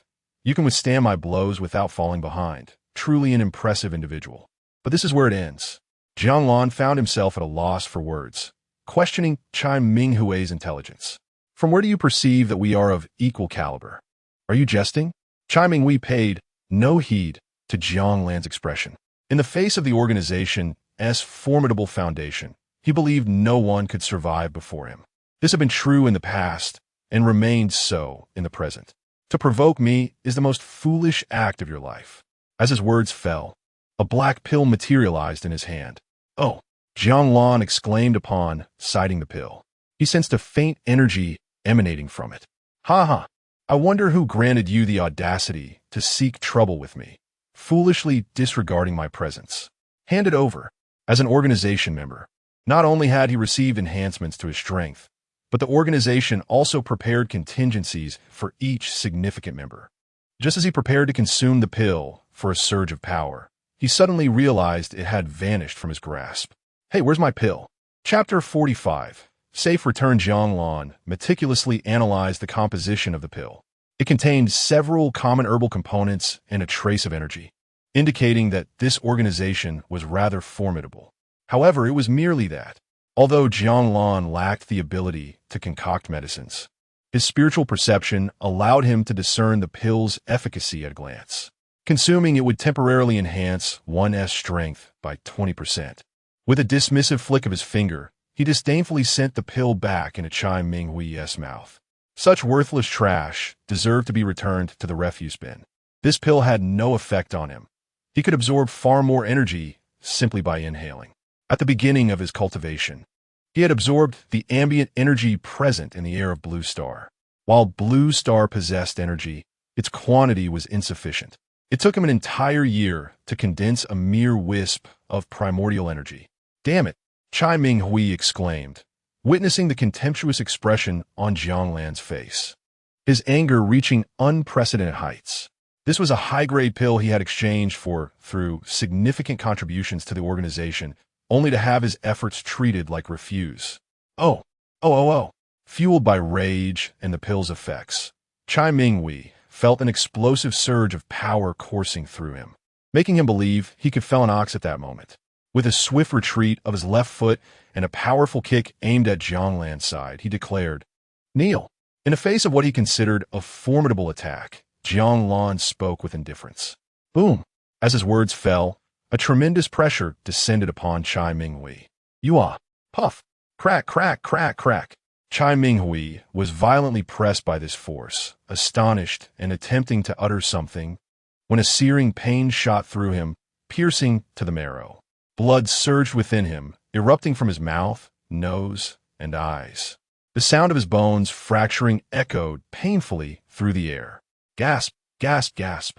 Chai Minghui knelt, his knees on the ground, held upright by a mysterious force that prevented him from collapsing.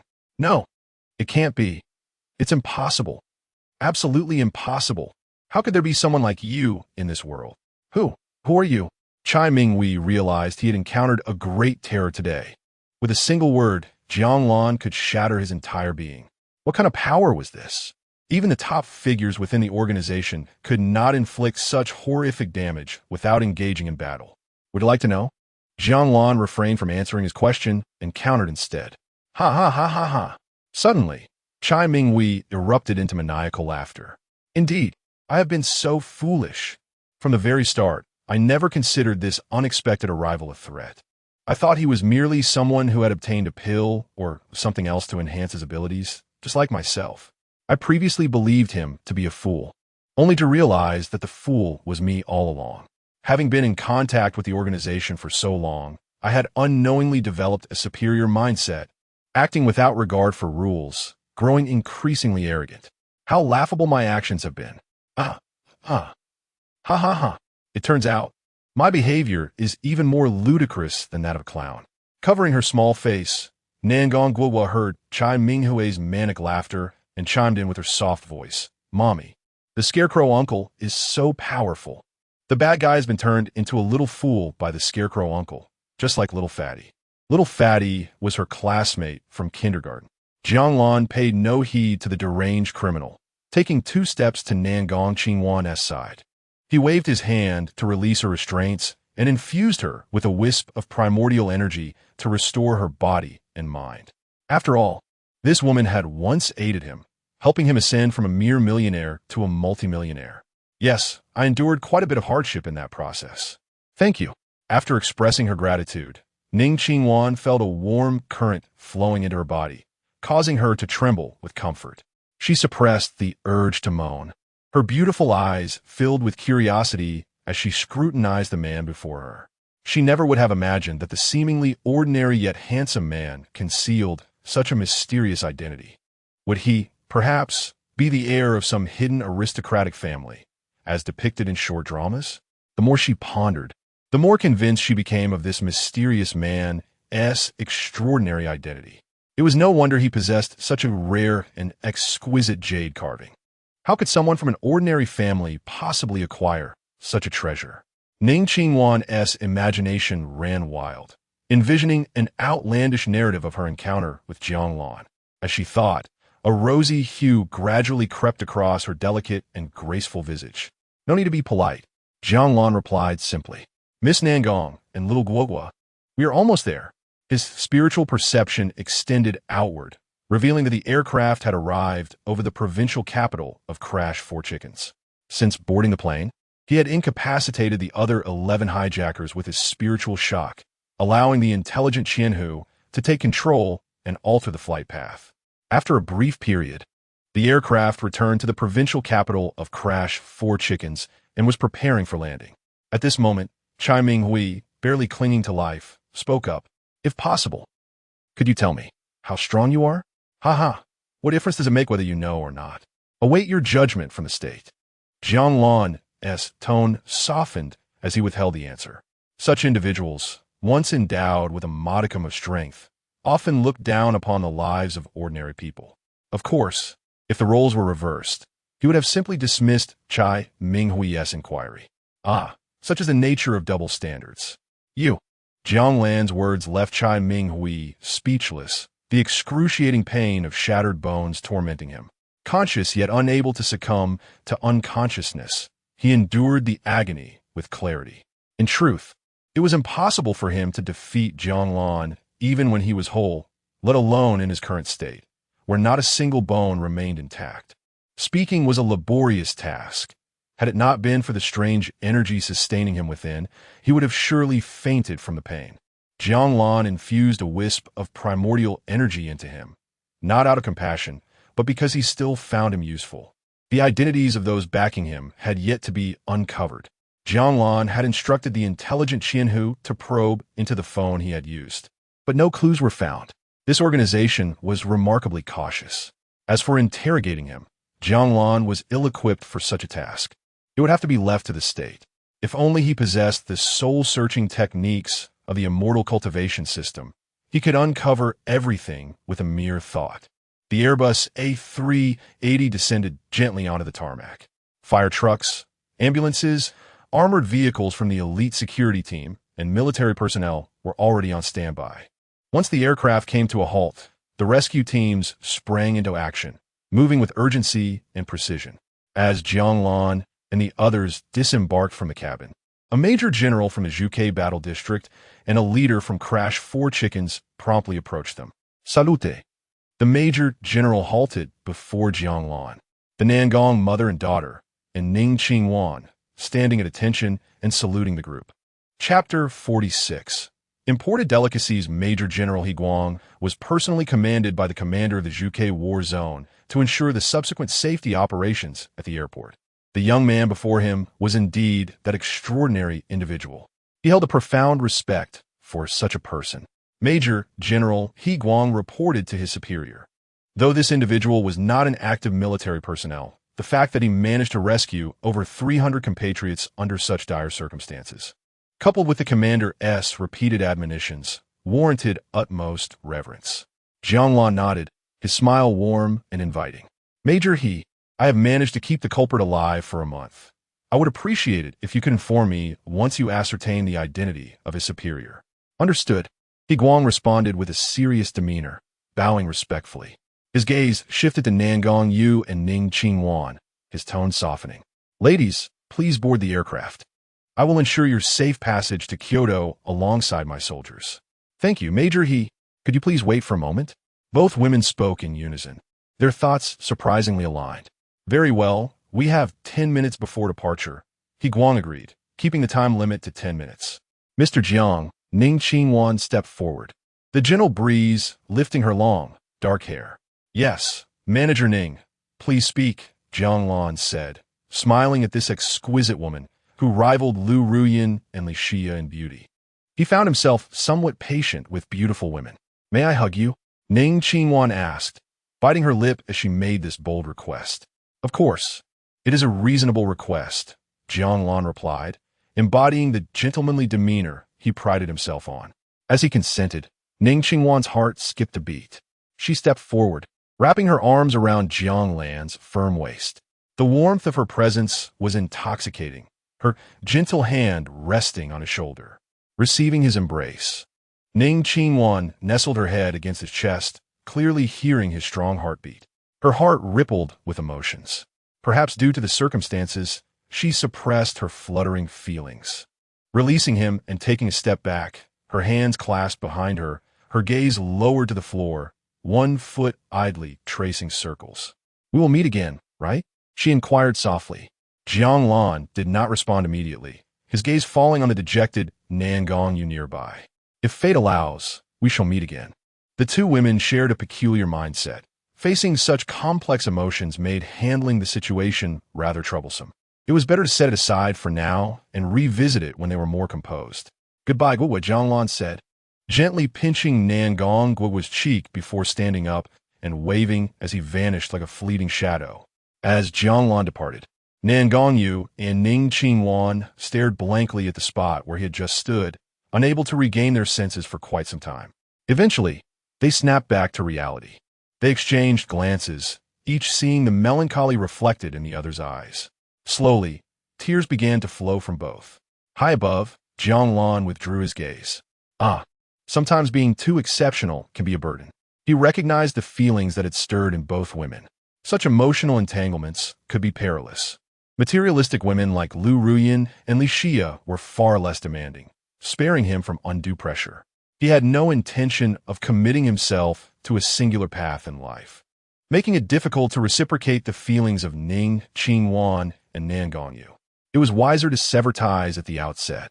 Love was a luxurious indulgence best avoided, despite having once yearned for it. Unless, of course, one was like Lu Ruyin or Li Xia, who sought monetary gain from the start. Such a scenario would simplify matters considerably. With wealth and power now at his disposal, why would he shackle himself with emotional burdens? However, should these two women not mind his views on love in the future, he would be more than willing to share a life with them. Upon returning to the Wenhai villa, Jiang Lan instructed Qian Hu to connect him with Gao Ruijin. After exchanging pleasantries, they concluded their conversation. With little to occupy him, he reclined on the sofa and began browsing short videos. Having acquired the time-space tower, he gained strength and wealth, yet lost his worries. His days were now spent idling with Lu Ruyin, Li Xia, and Su Huangho. After a while, Lu Ruyin and Li Xia returned hand in hand. Spotting Jiang Lan at home, they rushed to his sides, each wrapping an arm around him affectionately. "Little brother, I've worked all day and am exhausted. Give your sister a leg massage." "Boss, don't listen to her. No one is more tired than I am.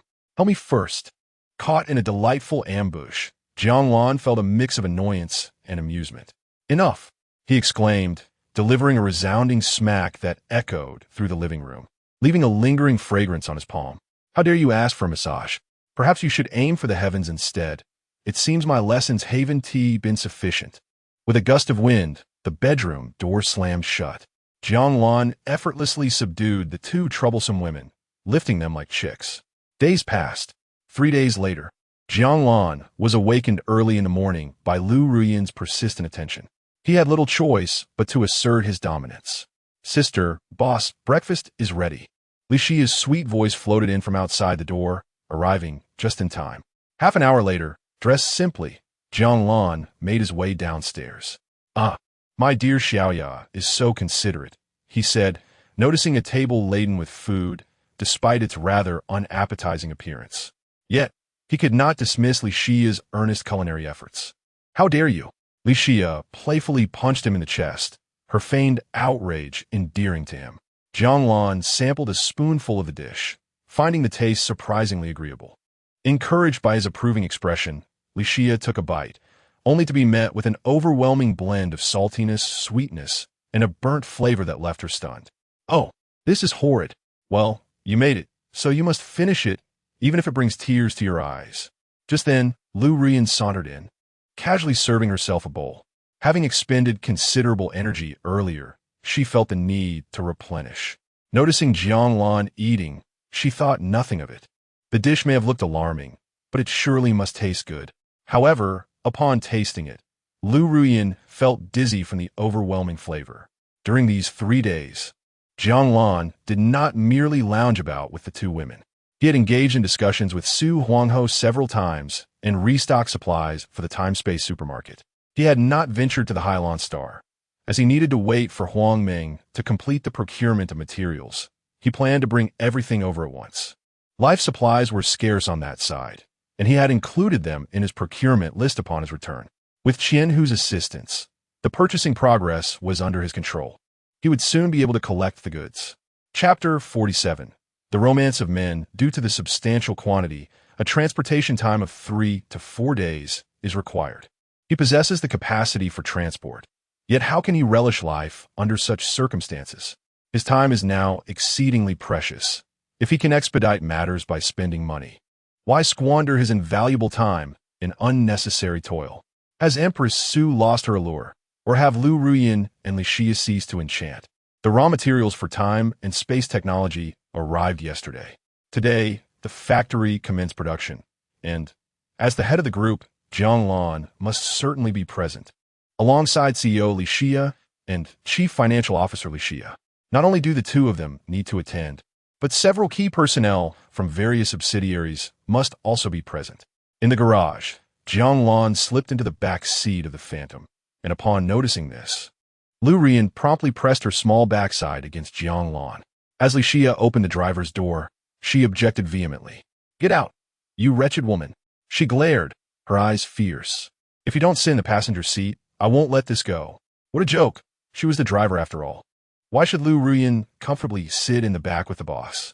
No way, you drive there, and Ruyan could drive back. Jiang Lan found herself exasperated by the antics of these two women. At times, they were as harmonious as one, yet at others, they quibbled over trivial matters. Upon the boss's command, Li Xia, though reluctant, dared not voice her objections. As the car door closed, Lu Ruyan triumphantly waved her fist. "Let's go." She then nestled comfortably in Jiang Lan's embrace, fortunate that the Phantom was spacious enough. As they drove, Li Xia observed through the rearview mirror Lu Ruyan writhing against the boss and muttered under her breath, "It won't suffocate you." She was well aware of the boss's unique abilities. After every exertion, a powerful force of attraction surged forth, only to return in a cycle once she was spent. In the process, she found herself rejuvenated to peak condition. Over the past few days, she noticed her physical prowess had significantly improved. once unable to lift heavy objects. She now effortlessly hoisted them with one hand. A remarkable transformation. She had become quite addicted to this extraordinary experience. Unconsciously, her legs felt somewhat weak. The phantom's speed decreased from 50 or 60 to the 30s. Today was a momentous occasion. Zhang Yuan of time and space technology, Zhao Changyan of time and space medical, Tan Miao Miao of time and space jewelry, and Huang Ming of time and space trade awaited at the factory entrance. They arrived half an hour early, having previously worked together and grown familiar with one another. The phantom swayed gently as it finally reached the factory, yet the three could not alight just yet. Strange. The chairman has arrived. Yet why are they still in the car? Tan Miao Miao, known for her decisiveness and impatience, peered curiously outside upon seeing the boss's vehicle parked at the factory without any sign of movement. Calm down, the chairman Li. And Lu likely have matters to discuss in the car, Zhao Changyan remarked, clearing his throat to offer a forced explanation. Being a man, he had a clearer perception of the situation. He noticed the car's body swaying as it moved. Without needing to imagine, he could envision the enticing scene within. Ha, indeed. What's the rush? Zhang Yuan, having caught on to Zhao's insinuation, raised an eyebrow in agreement with Tan Miao Miao. Huang Ming seemed to grasp the underlying meaning, but remained somewhat perplexed. Tan Miao Miao, interpreting the two's subtle exchange, wore an expression that appeared slightly unnatural on her otherwise stern face. As Jiang Lan and Lu Ruyan adjusted their attire, Lucia cast a resentful glance at them, extracting a tissue to tidy the seat. Once satisfied that everything was in order, Jiang Lan opened the car door to step out. Chairman. Greetings, Chairman. You are becoming increasingly handsome, they exclaimed enthusiastically, while the 30 key personnel from various subsidiaries chimed in unison. Well done, everyone, such youthful exuberance. Jiang Lan nodded appreciatively, pleased by the vibrant spirit of the company members. This was precisely the atmosphere the group sought. With the chairman's acknowledgement of their positive morale, everyone felt invigorated, as if they had been infused with new energy. How could they not feel this way? The group was leagues ahead of their previous employers, never resorting to hollow promises. The base salary exceeded their former positions by 20%. Upon joining the group, benefits such as the 5 insurances and 1 fund were immediately available, along with a monthly housing allowance of $2,000, a transportation subsidy of $500, and a living expense subsidy of $1,000. A perfect attendance bonus of $1,500 was also included. Such generous benefits were rare to find, making it impossible for their spirits to falter. Chairman, Li Lu. This way, please. Zhang Yuan respectfully guided Jiang Lan toward the production line workshop. Jiang Lan nodded and led the way, with Li Xia and Lu Ruyan closely following, while Zhang Yuan and the other 3 presidents trailed behind. At the Energy Storage Device Production Line Workshop, they paused at the input port.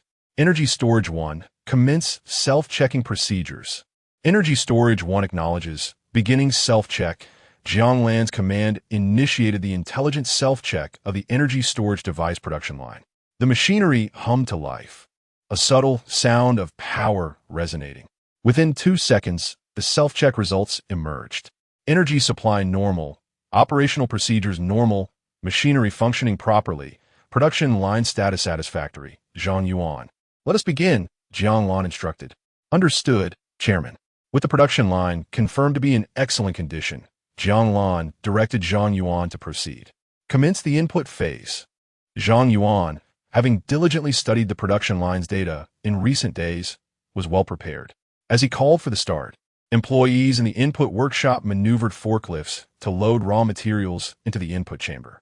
The production line, a marvel of modern technology, transformed raw materials into finished products in an integrated process that was not lengthy. In a mere 10 minutes, amidst the curious and expectant gazes of the audience, the first lithium-air battery emerged from the conveyor. Jiang Lan picked it up for inspection. The dimensions of the lithium-air battery were in accordance with those of blade batteries, matching those of a certain well-known brand, yet its weight was only 1/10 of the latter, while its energy density was 12 times greater, boasting an impressive 8,000 watt-hours. As part of a battery pack, it would enable their electric vehicles to achieve a staggering 10-fold increase in range, capable of traveling 6,000 kilometers on a single charge. Containing a high-energy chip for control, it outperformed all batteries in the Blue Star by a significant margin. Having examined the finished product, Jiang Lan and the others departed the lithium-air battery production workshop and proceeded to the mecha production workshop. When the first mecha emerged, the men were beside themselves with excitement. After all, no man can resist the allure of mechanical aesthetics. Upon seeing the upright, humanoid sci-fi mecha, the men's eyes glistened with fervor. This was the epitome of masculine romance, the realization of every man's dream. Chapter 48. The War Machine, Power Armor. This power armor presents a striking amalgamation of streamlined design and sharp angles, standing approximately 2 meters tall. Its propulsion, energy, and intelligence systems, along with a compact mechanical structure, are ingeniously concealed within, rendering it indistinguishable from its intricate components at first glance. The outer armor is crafted from a composite special alloy, showcasing a gradient of matte black and dark silver, while a synthesized special coating ensures that it refracts no light from any angle. Standing before the power armor, onlookers cannot help but feel a chill. It is indeed a genuine killing machine. Jiang Lan is acutely aware that, despite being merely the first-generation power armor, the technology embedded within it would require the Blue Star to toil for a century to develop. Currently, this mech cannot be activated until Jiang Lan produces the second-generation energy battery. The armor boasts formidable power, equipped with a gravity balance system on each leg and a propulsion system on its body, allowing it to reach a maximum speed of 5,000 kilometers per hour and bear a load of up to 10 tons. On Sea Blue Star, power armor serves the purpose of warfare. Accompanying it is a high-energy laser gun, a high-frequency battle sword, and a spare battery. Wow, this armor looks incredibly cool. Men should play with this, someone exclaimed, laughter erupting among them. I really want to own one. Another chimed in, if I had it, I could kick my girlfriend 100 meters away. Wait, not just 100, at least 200. Someone retorted, you guys are ruthless. Getting kicked by this thing would surely leave you bruised. Their fervor was palpable as the employees passionately discussed the possibilities of owning power armor. Chairman, is the armor for sale? Inquired one. Yes, Chairman. Could we get each employee a purchasing right? Another added. Come on, you guys are dreaming. Jiang Lan chuckled, shaking his head. For now, that is out of the question. However, perhaps in the future, there might be an opportunity to equip each member of the group with one. At this, everyone's eyes widened in disbelief. Chairman, are you serious? They collectively gasped, excitement brewing. Jiang Lan's words had ignited their imaginations, and even the women were captivated by the allure of the power armor. Although they were unaware of the precise data behind it, the sheer size and presence of the armor promised an impressive display when in operation. While Jiang Lan did not directly agree to provide them purchasing rights, he left a tantalizing hint. Chairman, could we possibly equip the upper management with one? Zhang Yuan asked. Leaning into whisper, Jiang Lan pondered this, considering the implications of their emerging corporation and the need for security among the leadership.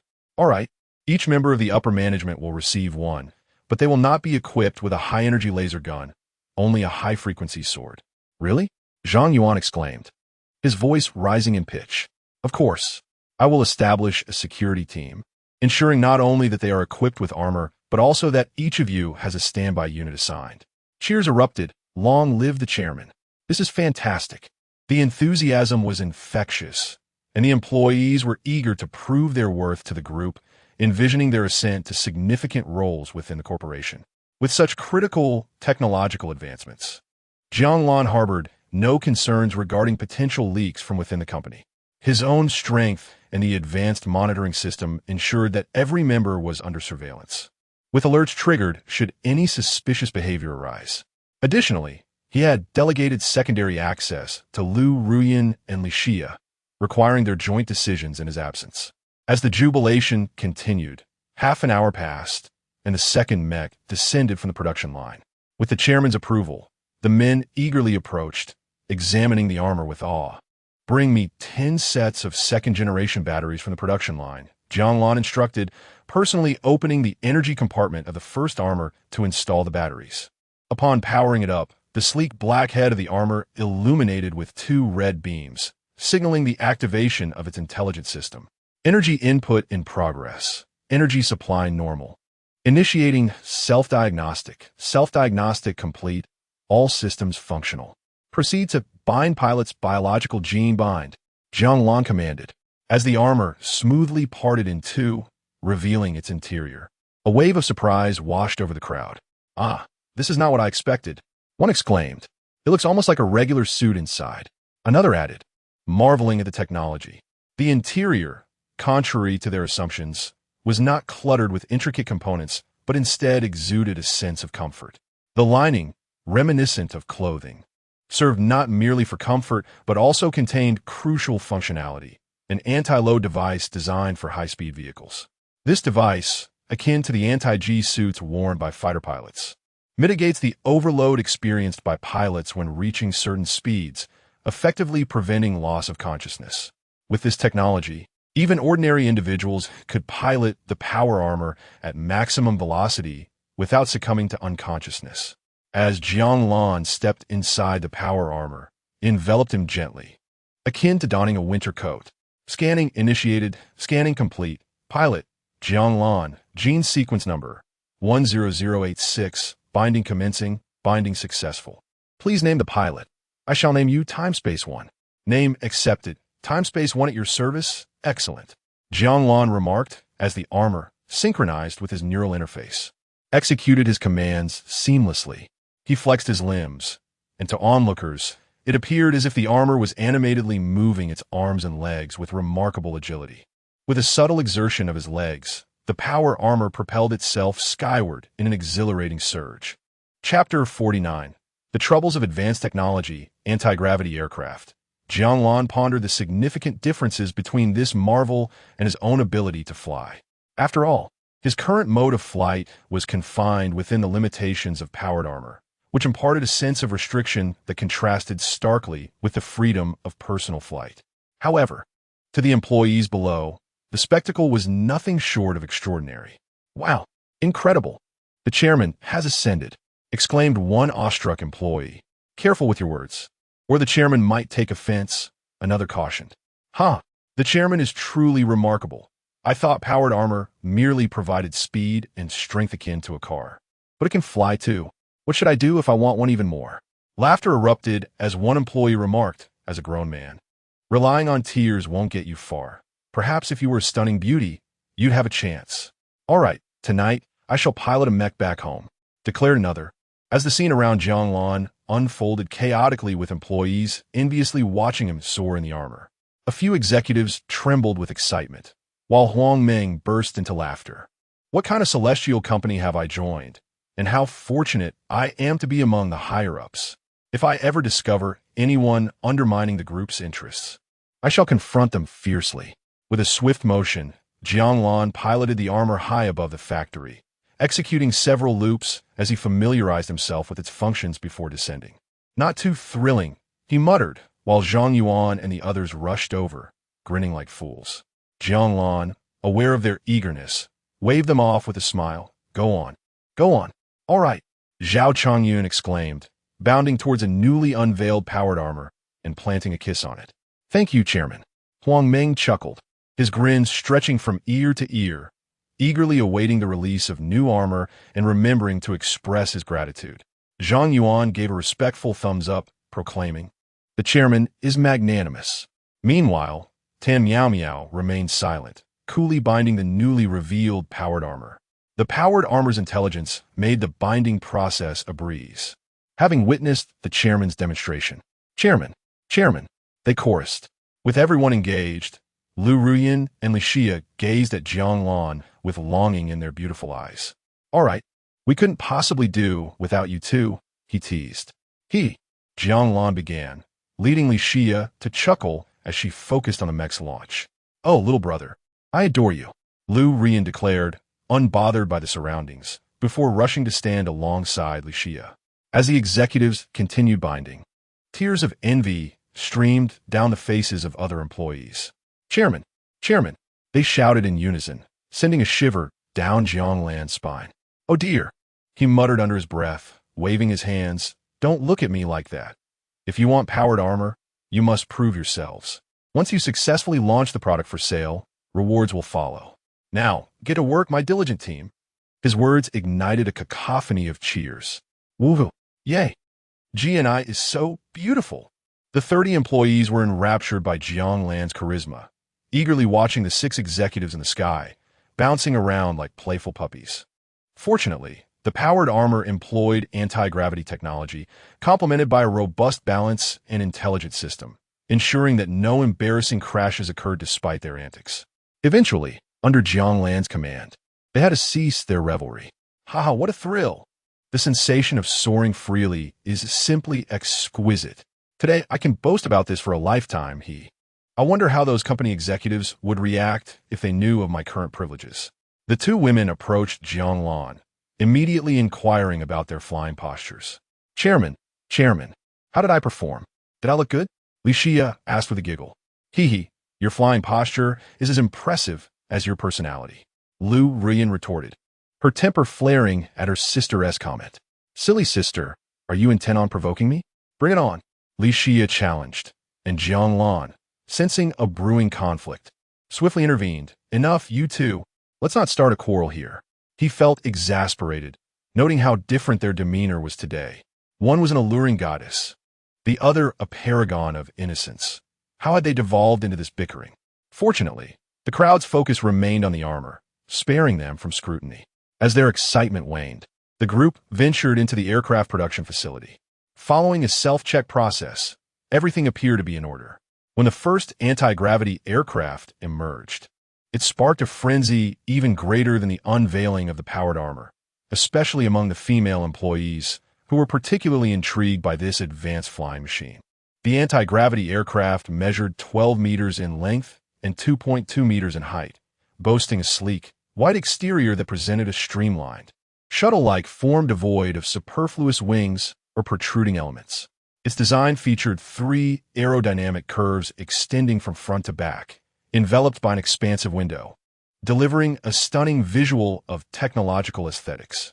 Oh, Jiang Lan, I want this one of the women exclaimed. Chairman, please, I desire it. The 2 women seemed unusually fervent, and Jiang Lan found it hard to bear. All right, once we receive official flight qualifications, each of you shall have one, he sighed, conceding to their wishes. As he opened the cockpit, a pristine interior emerged, with incredibly comfortable seating made from a non-toxic, odorless material developed through countless experiments. The luxurious decor was complemented by expansive, one-way glass windows offering a panoramic view of the outside, adjustable to personal preference. Chairman, the advent of this aircraft will undoubtedly cause global upheaval, Zhang Yuan remarked, initially skeptical, envisioning the aircraft as a mere small propeller plane. However, upon witnessing the reality, he broke into a cold sweat. The anti-gravity aircraft was unlike the powered armor, while the latter possessed military attributes, making it unsuitable for commercial sale. The anti-gravity aircraft was a commercial product with significantly lower production costs. With a full charge, it could travel 20,000 kilometers at speeds reaching 3 times the speed of sound. Its affordability and efficiency suggested that if the chairman wished, he could sell each unit for $10 million, attracting wealthy buyers. The global aviation industry would be irrevocably transformed. Should the chairman choose to set a price of 1 million yuan per unit, traditional automotive manufacturers would face dire consequences. If he pushed further, offering a lower-tier model at 200,000 yuan, the ramifications would ripple through various industries, including real estate, logistics, education, finance, transportation, and tourism, triggering a seismic shift. Chapter 50. The significance of talent. Zhang Yuan contemplated the long-term implications, harboring concerns that the unveiling of this revolutionary product might render the group a target of widespread criticism. Boss, I believe we should proceed with caution. The anti-gravity aircraft is excessively advanced. Launching it now could disrupt many established interests. He envisioned the technology behind the anti-gravity aircraft being gradually unveiled, akin to squeezing juice from fruit, allowing each groundbreaking technology to emerge incrementally. Each aspect of the anti-gravity aircraft represents a paradigm shift globally. Such a strategy would optimize the group's benefits. I understand your perspective. Fearing that we might be swarmed by voracious competitors, he continued. Jiang Lan listened to his words, recognizing that if he lacked the strength to protect the group, he would need to tread carefully with such an advanced technology. However, he was fortified by his capabilities to safeguard everything within the group. It appeared that the chairman had also considered this. Zhang Yuan chuckled, realizing that he had been overly anxious. The technology had been developed by others. It was evident how avant-garde it was. Please proceed with the arrangements for the product launch. I will handle matters with the authorities, so you need not worry about that. Understood, Chairman. Zhang Yuan felt a weight lifted from his mind, his gaze drawn to another aircraft emerging from the production line. To be candid, this mode of transportation was utterly revolutionary. What had once existed solely in the realm of science fiction was now manifesting before his eyes. He was not a researcher, unfamiliar with how the production parameters in the blueprints would translate into the final product. All he had received from the chairman was material information. Initially, when the chairman had described the product as high-tech, he had dismissed it, only to realize its dreamlike quality upon seeing the actual item, coupled with the powered armor. The overall impression left him feeling as though he were in a surreal dream. He then proceeded to the gene drug production facility. Noticing his dazed expression, Jiang Lan patted his shoulder. He held a favorable opinion of the technological president's capabilities and foresight. Nonetheless, his thinking remained confined to this planet. Whether it was the powered armor or the anti-gravity aircraft or the soon-to-be-released cancer-targeting drugs, they were merely tools for profit, trivial gadgets that did not capture his interest. Why, then, did he pursue such endeavors? The answer was straightforward: to establish his own conglomerate, launching these initial products in a grand spectacle that would astonish the world. Once the group's reputation soared, he had even greater ambitions. Ultimately, the aim of all this was singular: talent. Talent is kind of talent. Throughout history, whether in ancient times or modern, in the main world or elsewhere, talent is indispensable. Without talent, attempting to accomplish great things alone is not impossible, but it would undoubtedly lead to one's exhaustion. He had contemplated bypassing the extravagant details and simply recruiting individuals. Jiang Lan himself owned a secondary value jewelry company, which held modest renown in the jewelry sector, yet lacked any substantial reputation externally. Regardless of whether talent was willing to join, his existing finances could only sustain a limited number. Despite his strengths, he was but one person, lacking any means of duplicating himself. To amass considerable resources and enhance his strength, having a team was far superior to solitary endeavors. The number of worlds within the time-space tower was overwhelming. He could not hope to gather resources from each on his own. He required a vast array of talented individuals to assist him in acquiring cultivation resources across various realms. The gene drug production facility was situated in a different district 10 kilometers away from the previous site and fell under the jurisdiction of Time-Space Medical. A group entered the gene drug production workshop. Following Jiang Lan's nod, Zhao Chongyun, the president of Time-Space Medical, issued production orders. As the products emerged, curiosity sparked among the onlookers, who examined them closely. Surprisingly, none could discern that this small pill could cure cancer. Unlike other medications, special drugs necessitated a lengthy approval process before hitting the market. Jiang Lan wished for a swift launch, but recognized that the well-being of patients took precedence, even if it meant delays. At most, he would inform Gaoru Agene to expedite the process. Once launched, it would be a financial behemoth, rivaling the anti-gravity aircraft.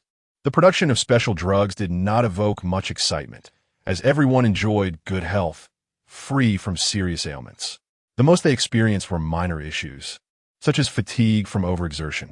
As the day drew to a close, in accordance with their earlier arrangement, Lu Rian drove them back. With Li Xia and Jiang Lan seated in the rear of the Phantom, Jiang Lan gazed out at the retreating cityscape, pondering how to market the powered armor. He was acutely aware that powered armor was unsuitable for civilian use. Suddenly, an idea struck him, prompting him to slap his thigh in excitement. Startled, Li Xia, munching on a banana, lifted her head to gaze at him. "What is the matter?" "Oh, nothing. Carry on," he replied dismissively, then issued a command to the intelligent assistant. Qianhu, connect me to Yang Baohua." "Certainly, Chairman." In Kyoto, following the conclusion of the meeting, Yang Guoping and Commander Wang Hongjun of the Zhuke War Zone returned to their hotel suite. As Yang Guoping prepared tea for his superior, a knock resonated at the door. He glanced at Wang Hongjun, who smiled back at him. Guoping, go answer the door. It's likely an old comrade. Yes, Uncle Wang. In the absence of military formalities, their dress felt much more casual. Yang Guoping opened the door to find an elderly man clad in a dark blue security uniform, adorned with a silver national emblem encircled by olive branches on the shoulder epaulette. Uncle Tian. Yang Guoping recognized this elder as Tian Kaiyong, head of the security department. Haha, you old rascal, coming to Kyoto without visiting your old comrade for a drink. Despite his age, Tian Kaiyong remained vigorous, walking with a steady, assured gait. Didn't you have a tricky case on your hands? You look quite radiant. I take it you've resolved it? Wang Hongjun offered a cigarette, smiling as he spoke. Smack! Tian Kaiyong accepted the cigarette and lit it with a satisfying snap. Uncle Tian, have some tea. Yang Guoping poured tea for him and took a seat nearby. Quite good. Much more composed than before.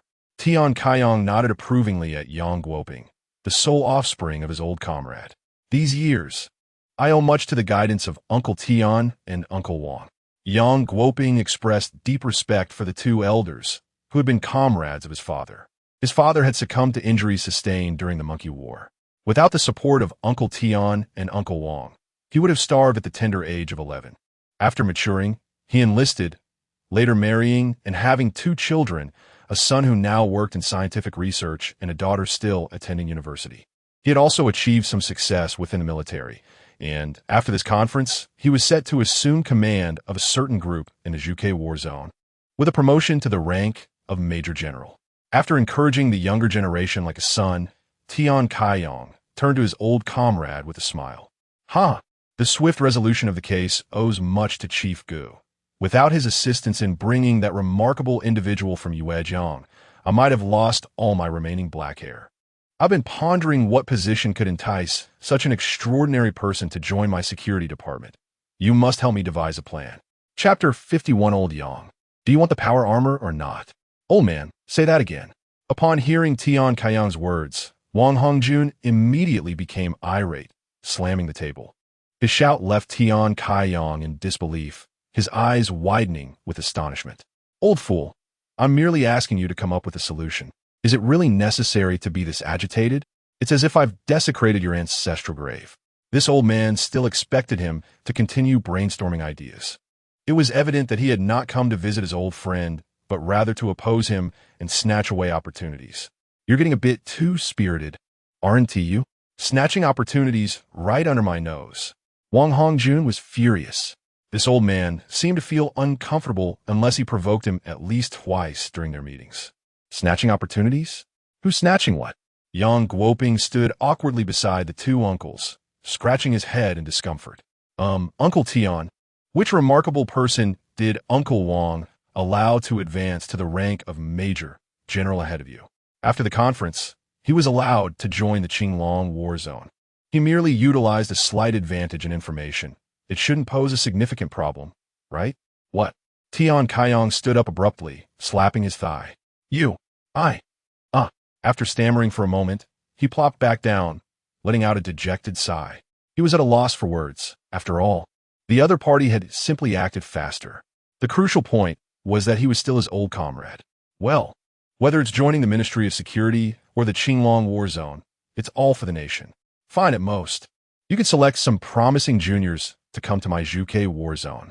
He has already become the chief instructor of my Qinglong War Zone. He can simply train alongside him. Upon hearing this, Tian Kaiyong's eyes brightened. Excellent. As expected of my comrade. You haven't forgotten me in times of benefit. Is that all you amount to? Seeing him beaming with joy, Wang Hongjun playfully scolded him. Jiang Lan was unaware that he had already been arranged by Wang Hongjun.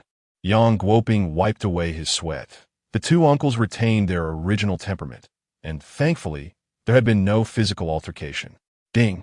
His phone, tucked away in his pocket, rang, and he answered without hesitation. Upon recognizing the voice on the other end, he recalled who it was. Just when the 2 old gentlemen thought a fight was about to break out, a call came in. Yes, this is Yang Guoping. "Oh, Mr. Jiang, is that you?" Upon hearing the surname Jiang, Wang Hongjun immediately interjected, "Mr. Jiang? Is that so?" "Yes," Yang Guoping replied without a moment's hesitation. "Great, put on speaker." Wang Hongjun insisted that Yang Guoping follow his instructions and placed the phone on the coffee table.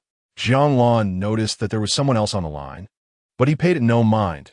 Anyone associated with a military colonel was typically a soldier. His company's account was running low, and he was eager to liquidate assets. So he directly stated his purpose. "Old Yang, do you want the power armor or not?" "Haha, Mr. Jiang, may I ask who you are?" A voice, sounding somewhat elderly, responded to Jiang Lan's inquiry. "Haha, I am Wang Hongjun, commander of the Zhuke war zone."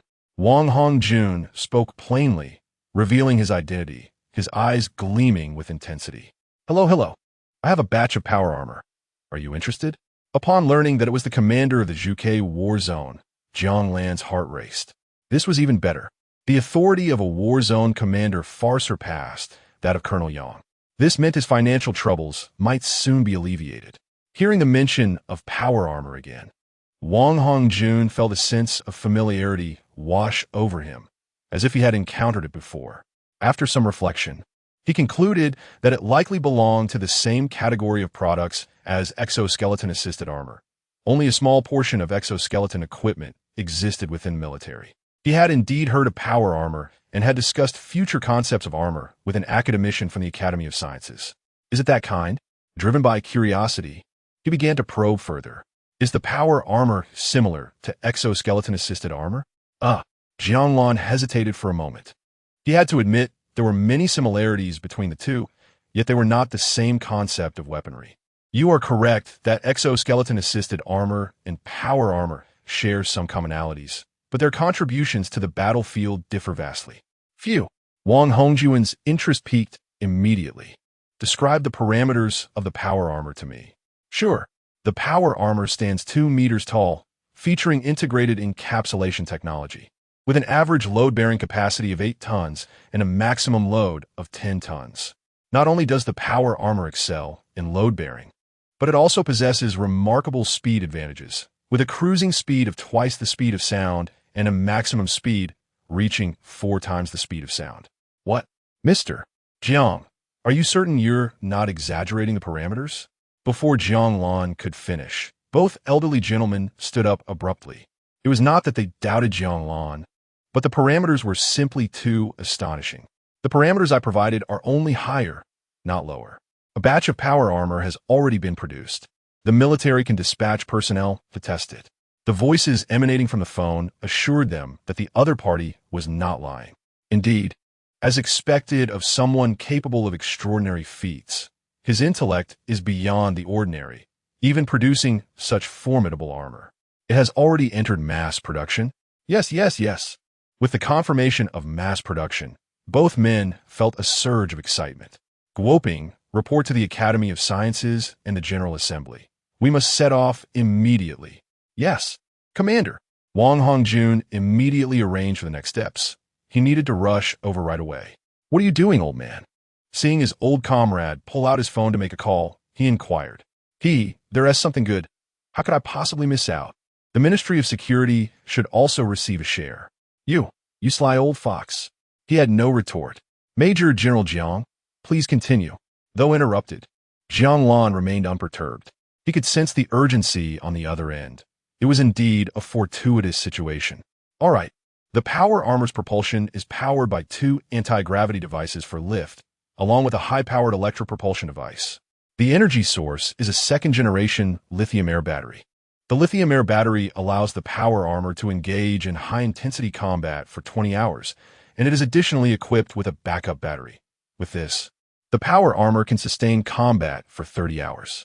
In terms of weaponry, the power armor can carry a high-energy laser emitter, commonly known as a laser gun, with an effective range of 5 kilometers.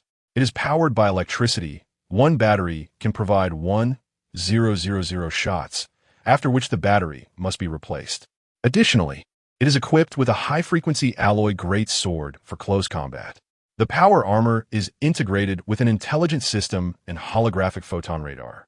The intelligent system assists the operator in driving and combat, while the holographic photon radar connects with the 7-star satellite system, creating a holographic projection within a 1,000-kilometer radius, allowing the operator to grasp all terrain within that range and easily detect enemy movements. It also provides warnings for incoming enemy fire. As Jiang Lan continued to elaborate on the parameters, the breaths of Wang Hongjun and Tian Kaiyang grew heavier. Both men simultaneously concluded that acquiring the power armor was imperative. Chapter 52. Wang Hongjun's reverie after Jiang Lan finished his introduction. He took a sip of imported water. Thus, the detailed parameters of the powered armor have been revealed. My goodness! Wang Hongjun and his old comrade inhaled deeply multiple times. Such formidable powered armor.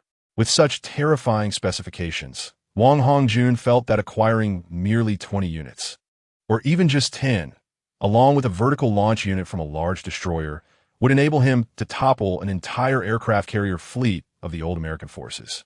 Ha ha ha! The image of the American aircraft carrier fleet billowing thick black smoke made Wang Hongjun burst into laughter. As his laughter subsided, Yang Guoping returned.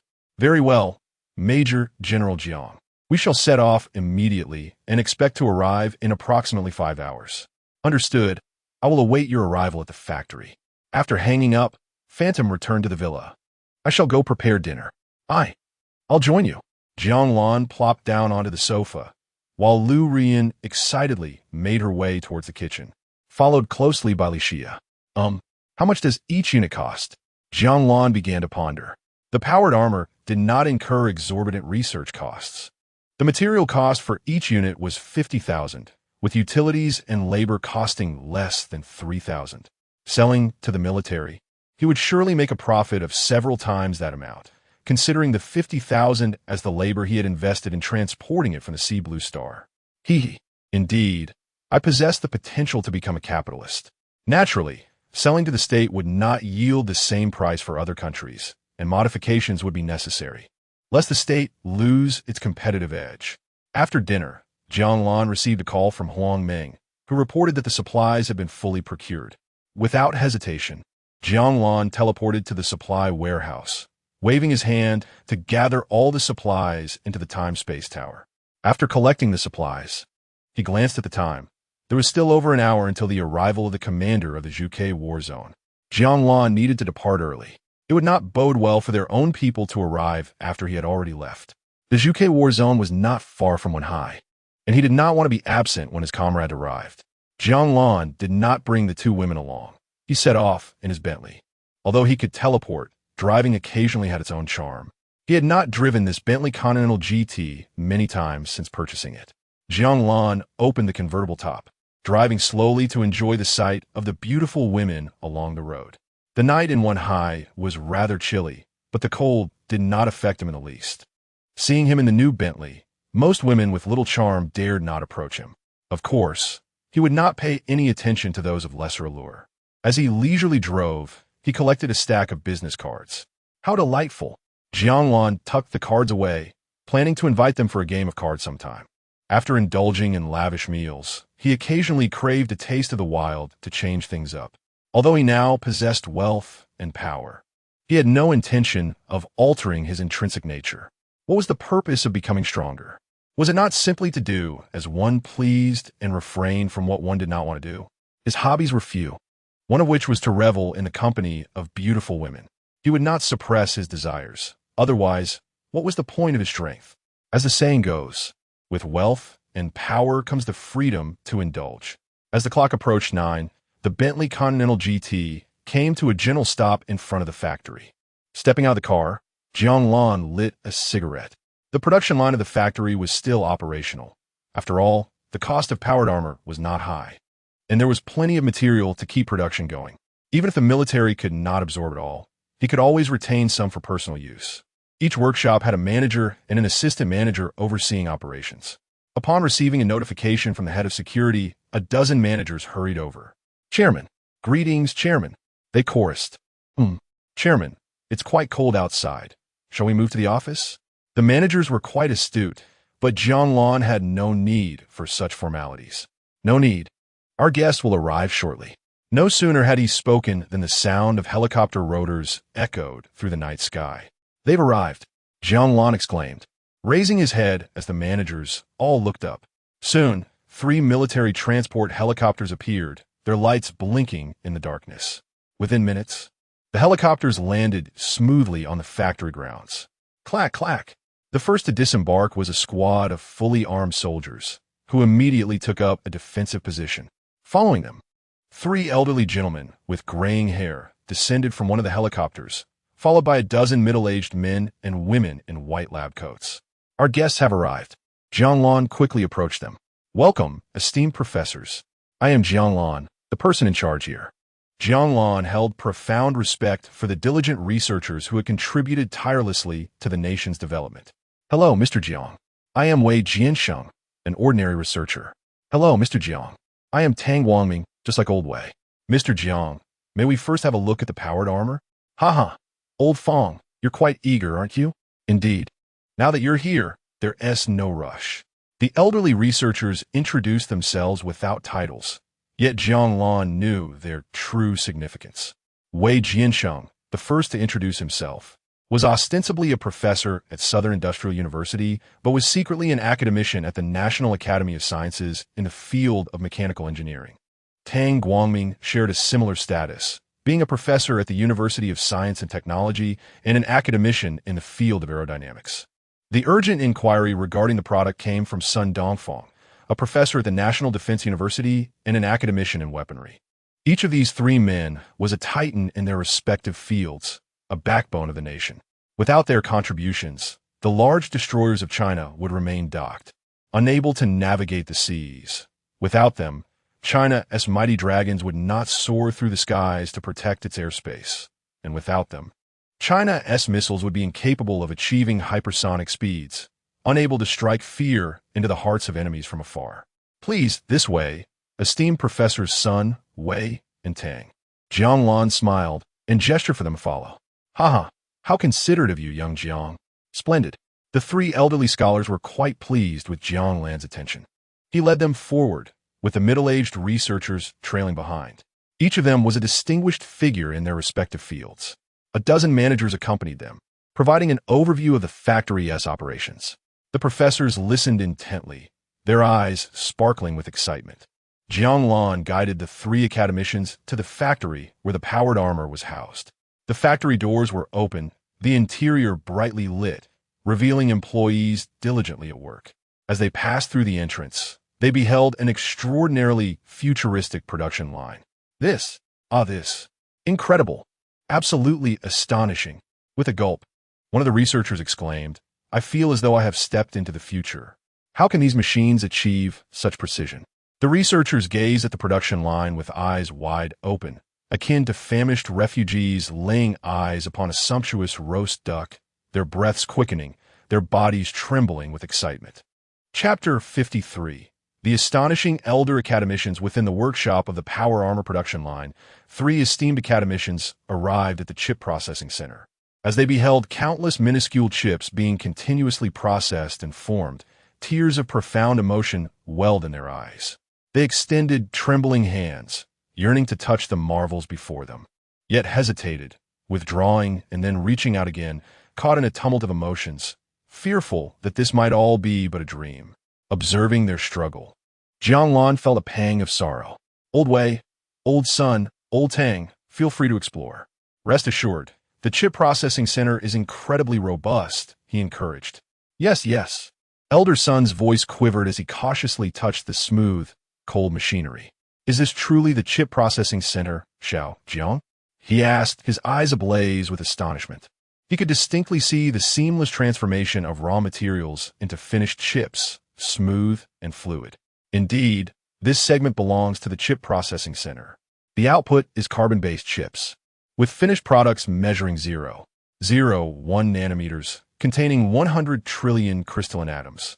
The intelligent core of the chips boasts 15 million, with a cache capacity of 2 PB, equivalent to 2048 terabytes, and a memory of 10 EB, equivalent to 10240 PB, delivering a peak computing power of 9 quintillion operations per second.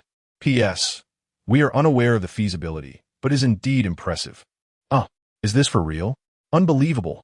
The 3 elders felt their hearts race, their faces flushed with excitement, their breaths quickening. Given their age, such stimuli overwhelmed them. They instinctively clutched their chests while frantically rummaging through their pockets. Jiang Lan, overwhelmed with concern, quickly supported the three elderly academicians, imparting to them a thread of primordial energy. "Ah, incredible!" they exclaimed, feeling their bodies becoming revitalized, as if they had returned to their youth. They no longer reacted excessively, merely casting a deep glance at Jiang Lan. "Just a small trick," Jiang Lan chuckled. "What a powerful chip! This is splendid news. Our nation's chips will no longer be constrained by the West. Indeed, with such performance, the old guards at the Academy of Sciences will surely go wild upon discovering this." They laughed heartily, reveling in their fortunate status. "Indeed, this is wonderful." Elder Wei wiped away his tears, placing his aged hands on Jiang Lan's shoulders and nodding vigorously. "Seeing this along with you, Xiao Jiang, is a great fortune for our nation. Haha, we old folks are aging. The future of the nation rests on the shoulders of you young people. So, Xiao Jiang, do you have confidence?" The three conversed animatedly, unilaterally enrolling Jiang Lan into the Academy of Sciences, leaving him speechless. "You you still possess youthful vigor. This is just the beginning." Jiang Lan laughed awkwardly in response. The notion of joining the Academy was absurd to him. Research was not his ambition. "Ah, indeed. I could produce a batch of longevity gene serums. The gene serum production line I acquired can create the latest longevity medications, remarkable substances that could extend human lifespans to 800 years. In High Blue Star, the longevity medications available in the market extended life to 300 years, while high-ranking citizens or those with significant contributions could qualify for 500 years. The recent development of 800-year longevity had yet to see widespread application before disaster struck. The body is the foundation of revolution. Our nation has a multitude of elderly scientists, many of whom could not complete their research due to aging, a great regret. I could produce a batch to rejuvenate our elderly scientists, allowing them ample time to fulfill their aspirations. Yes, that is settled." Observing Jiang Lan's demeanor, it was clear he was reluctant to join the academy. Although they felt regret, they were not disheartened. After all, he had established a production line that was far ahead of the curve. "Hey, you rascal, always teasing us old folks. If you prefer not to join the academy, you can forge your own path. Should any issues arise, don't hesitate to contact us. While our achievements may not match yours, we have lived longer." They laughed heartily. As time passed, the three elders toured the facility while Jiang Lan explained the functions and technologies embedded in each segment of the production line. By the end, the three elders felt embarrassed for previously suggesting they might have problems to discuss. It turned out that not only were they formidable in chips, but their own fields were equally impressive. In comparison, they felt like mere grains of sand in the universe, while Jiang Lan was akin to a supernova. "Oh, how humbling. Who isn't?" one remarked. "I think I'll just return home to farm." The three elderly academicians felt a sense of defeat, their spirits dampened. Esteemed elders, there's no need to be so pessimistic. The technology behind the production line is something you can learn." Noticing their despondency, Jiang Lan quickly sought to uplift their spirits.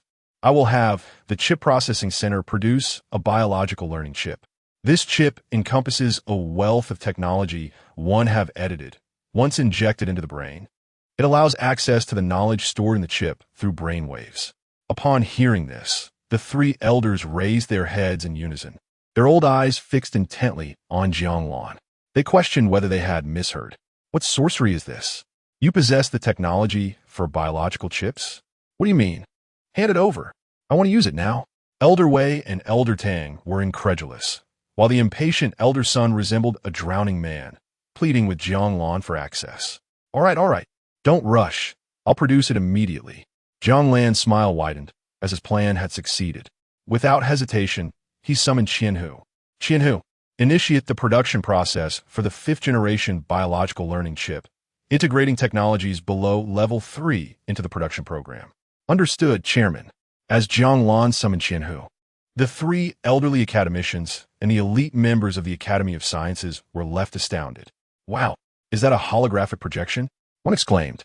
"Oh no, am I falling behind the times?"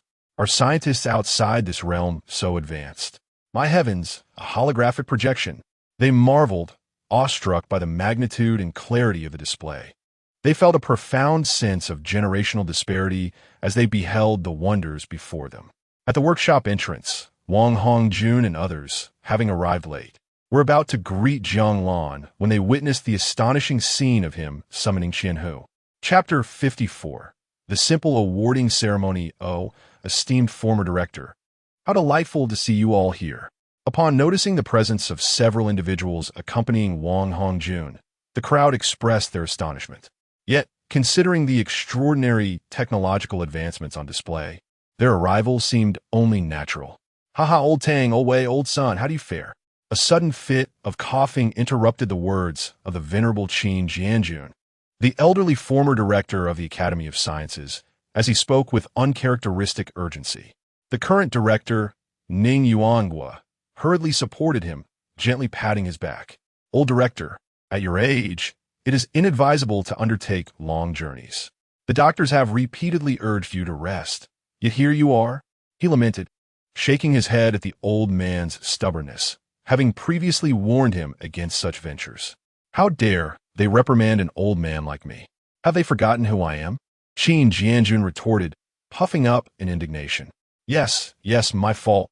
I shall reflect upon it, Ning Yuanghua conceded, his lips twitching at the corners as he adopted an earnest tone toward the elderly director. In the academy, he was known as the stubborn mule, while Qin Jianjun held the title of the Great Mule. Quickly, assist me over there. I wish to study the holographic projection. Qin Jianjun gestured impatiently toward Ning Yuanghua. Yes, take your time. Meanwhile, Wang Hongjun had been captivated by the power armor since his entrance. Impressive, truly impressive. This was his immediate impression of the armor, its matte black finish exuding a sense of formidable weight. Each component possessed a unique elegance, coupled with undeniable strength. Indeed, this is the kind of formidable weaponry that the military should be equipped with, he mused. Jiang Lan had previously described its capabilities, but witnessing it firsthand was an entirely different experience. As the buyer approached, Jiang Lan beamed with delight. Colonel Yang, welcome. He extended his hand toward Yang Guoping, who had fallen a step behind Wang Hongjun.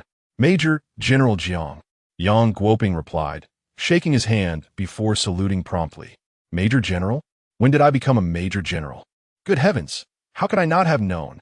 At this moment, Wang Hongjun tore his gaze away from the power armor, bursting in a hearty laughter upon hearing Jiang Lan's words. Allow me to introduce myself. I am Wang Hongjun, commander of the Zhuge War Zone, and you are now my subordinate, serving as the chief instructor of the Zhuge War Zone, holding the rank of Major General. Wang Hongjun regarded Jiang Lan as though he were a rare gem, scrutinizing his every move, contemplating whether the conditions he had negotiated would spark any interest. Jiang Lan was momentarily taken aback. Is there a formal appointment for the chief instructor and a promotion?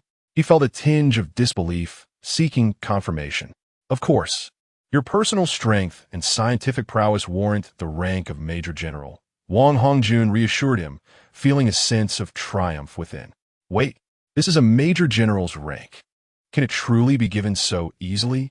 Jiang Lan's heart raced at the honor, recalling his own aspirations and the weight of the responsibility that accompanied such a title. Under the command of the commander, the arena was soon left with only Jiang Lan, Wang Hongjun, and a group of soldiers. Once prepared, a soldier stepped forward, carrying a tray with neatly arranged Major General's uniform, shoulder insignias, and medals. With a solemn expression, Wang Hongjun accepted the items and presented the tray to Jiang Lan. On behalf of the state and the Zhuge War Zone, I extend my heartfelt congratulations.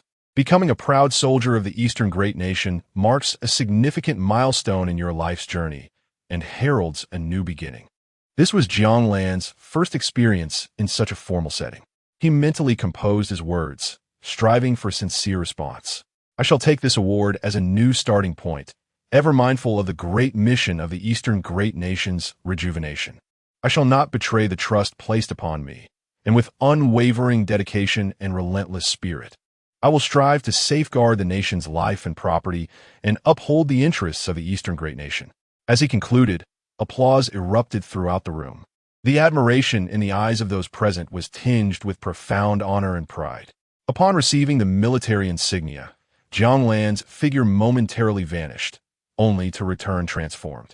Adorned in the crisp Major General's uniform, complete with insignia and emblems, he appeared both neat and dignified. In that moment, he radiated an even more striking presence, embodying the essence of a soldier while exuding an air of sophistication. Salute! At the resounding command of Yang Guoping, the soldiers saluted in unison, to which Jiang Lan promptly returned the gesture. Due to the urgency of the occasion and the necessity of maintaining strict confidentiality regarding his identity, the ceremony was conducted with simplicity, as per the elder statesman's request. After the ceremony, Wang Hongjun appeared even more elated, kindly explaining, "This is quite sufficient. A more elaborate affair would have embarrassed me." Jiang Lan found this arrangement agreeable. He preferred to avoid large crowds. Ha, as long as you understand. Now that he had become a soldier, the distance between them had lessened significantly, fostering a sense of camaraderie. "Commander, shall we try out the power armor?" Clad in his new Major General's uniform, Jiang Lan experienced an exhilarating sensation that words could scarcely encapsulate. Everything had changed so rapidly. Since acquiring the time-space tower, his life had transformed from ordinary to extraordinary. He had ascended from having nothing to becoming a prosperous individual with several aspirations, and now he had attained the honor of being a soldier, fulfilling a long-held dream of serving in the military. Having become a Major General, my father will surely be delighted when I return home. He has always been somewhat disappointed that I did not enlist as a soldier. He recalled that his father had once served as a platoon leader, while he was now a general. "Come on." Without waiting for Wang Hongjuan's response, Tian Kaiyang, who had accompanied him, urged eagerly. "Old man, you are far too impatient," Wang Hongjun retorted. As though you are any less eager." The serious atmosphere from earlier dissipated as the two old friends bantered back and forth. Chapter 55. Reverse bargaining. High above the factory district, a dozen power armors were meticulously arranged in the sky. Through the armor's holographic communication system, Wang Hongjun led the armored squad in drills. All present returned. About half an hour later, Wang Hongjun and Tian Kaiyang gained a preliminary understanding of the power armors. Upon returning to the ground, the two emerged from their respective armors. I never imagined I would get to pilot such advanced technology. What a thrill. Tian Kaiyang laughed heartily, his face creasing into numerous folds of joy. "Hey, don't forget who developed it." Wang Hongjun, beaming with pride, continued to boast before his old comrade could respond. "A Major General from our military district, you know? It was created by my capable warriors, Seeing his demeanor, Tian Kaiyang's brief exhilaration was quickly replaced by irritation. "All right, we get it. You just stumbled upon good fortune and struck a bargain. Indeed, I must have been mistaken about my aptitude for piloting 30 years ago. What a waste. Today, I truly indulged in my passion and fulfilled my dream." He recalled the past, when he had aspired to be a pilot, but was not rewarded, feeling a pang of regret. Hearing such shameless words, Wang Hongjun cast a disdainful glance at him. "Hey, old man, don't you have any self-awareness? Forget your physical condition from back then. Even now, with your old bones, being able to pilot a power armor isn't due to any talent you possess. Do you realize that without the armor's remarkable load-bearing technology, which can withstand up to 95 of the pressure, you would have certainly met your demise today?" The technology of the power armor was indeed extraordinary. The load-bearing mechanism alone was worth a fortune to the nation. It could alleviate 95 of the pilot's overload pressure, thus enabling the two major aviation groups, Rongfei and Bingfei, to proceed with the development of the 7th-generation aircraft, with the 6th generation also potentially entering military service. Why do the aircraft of various nations have a maximum speed limited to twice the speed of sound? It is not that the planes cannot exceed this limit. They simply do not meet operational requirements. The pressure from high altitude, high-speed flight is overwhelmingly taxing. Even the best pilots cannot withstand it. Without a pilot, a fighter jet is merely a piece of metal. Thus, nations are increasingly leaning towards the development of unmanned aviation, though technological limitations prevent the realization of fully manned operations. With the advent of such load-bearing devices, The Eastern powers are poised to surge ahead in aviation technology. Tian Kaiyang felt his face flush at Wang Hongjuan's remarks. Knowing full well that he could not pilot a fighter jet, he was envious of the formidable capabilities of the power armor. With a mischievous glint in his eye, he coughed lightly and approached with a grin. Ahem, how about we make a deal? Can you spare half of the power armors for my Ministry of Public Security? What? Why don't you just fly up there? Wang Hongjun retorted. Didn't you just go up earlier? Don't even think about laying claim to my military district as power armors. Not even a single one will be given away. Come on. Giving power armors to your Ministry of Public Security would be a waste of resources. Stop dreaming, not a single one. Wang Hongjun pushed him away, exasperated. Tian Kaiyang's face turned crimson with indignation. Old coot, stop right there. Are you speaking like a rational person? What do you mean by waste of resources? Do you have any idea how many frontline anti-drug agents sacrifice their lives each year? How many people face life-threatening situations to protect the property of the citizens? Wang Hongjun halted, gazing deeply at his old comrade. Indeed, employing power armors in border defense and critical incidents could serve as a stabilizing force. He certainly understood the sacrifices made by the Ministry of Public Security each year. He was not heartless. His expression softened with a hint of guilt as he looked at Tian Kaiyang. Previously, he had been contemplating how to flaunt the power armors in front of the old guards during drills. But after Tian Kaiyang's reminder, he immediately dismissed the thought of monopolizing the armors. Not only should they not be hoarded, but they should also be deployed where they are most needed, among the border soldiers who endure harsh weather daily to safeguard every inch of their homeland. The firefighters who rush into flames for the nation and its people, and the anti-drug warriors who battle dangerous criminal organizations day and night to protect the innocent from the scourge of drugs, risking life and limb. I was narrow-minded. I will address this in Kyoto. Power armors should be utilized where they are most needed. Seeing his remorseful expression, Tian Kaiyang was momentarily taken aback, but then he chuckled. Old coot, you're still the same Wang Hongjun. It's not that serious. Why are you two bickering? There are plenty of power armors. Production can be ramped up. Jiang Lan, who had been listening to their conversation, interjected. Surely you don't think the production line operates with the efficiency of Blue Star? During production, I deliberately reduced the speed to a minimum to avoid alarming anyone. Given the initial scale of the interstellar fleet, producing one unit took around 30 minutes. With a population of 65 billion, assuming just 1 are active personnel, that's an overwhelming demand. Not to mention, the 2 production lines I acquired are the latest upgrades. Currently, they can produce at full capacity, reaching 1 unit per second. Just 1 energy module needs to be loaded, and the power armor can be stored within seconds. Rest assured, at full capacity, we can produce 1 unit every 10 minutes. Jiang Lan refrained from claiming 1 per second, as that would be too shocking. How much? Both men asked in unison, clearly astonished. 10 minutes for 1 unit. This is faster than a hen laying an egg. Excellent. Well done. They both exclaimed, bursting into laughter. General Jiang, what is the price of these power armors? Tian Kaiyang, still in awe of the production line's efficiency, felt apprehensive about the cost, wondering if they could afford many. After all, the annual budget for the Ministry of Public Security was limited, unlike the military's extravagant funding. Jiang Lan did not respond verbally, but flashed a broad smile and made an okay gesture. The 2 men, upon seeing this, broke into joyous smiles. Chapter 56. Very well. If you insist on this approach, then so be it. Oh, 30 million per unit. What? 30 million? Upon seeing the 3 fingers raised, Tian Kaiyang immediately grew displeased. Wang Hongjun shared his sentiment. Jiang, you must not make such a significant sacrifice for the nation. They exchanged glances, perplexed by the mere 30 million. It is crucial to understand that the current price of a 3rd-generation main battle tank in military service hovers around 18 million.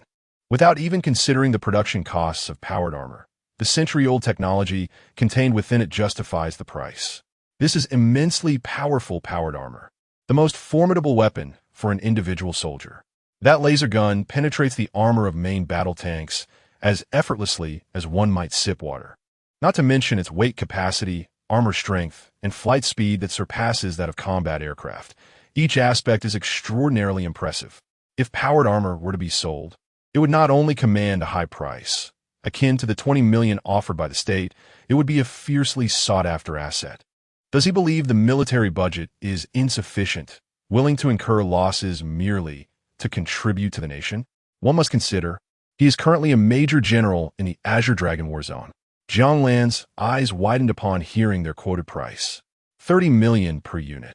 It is disingenuous to claim that one is not tempted by such a price, yet one cannot betray their conscience to deceive the nation. He promptly shook his head. Upon witnessing his refusal, the two men erupted into laughter. That's more like it. Just 300 million for a single unit. Are you not being too generous? Indeed, while the price may seem low, the capabilities of the powered armor are formidable. Wang Hongjuan's admiration for Jiang Lan grew.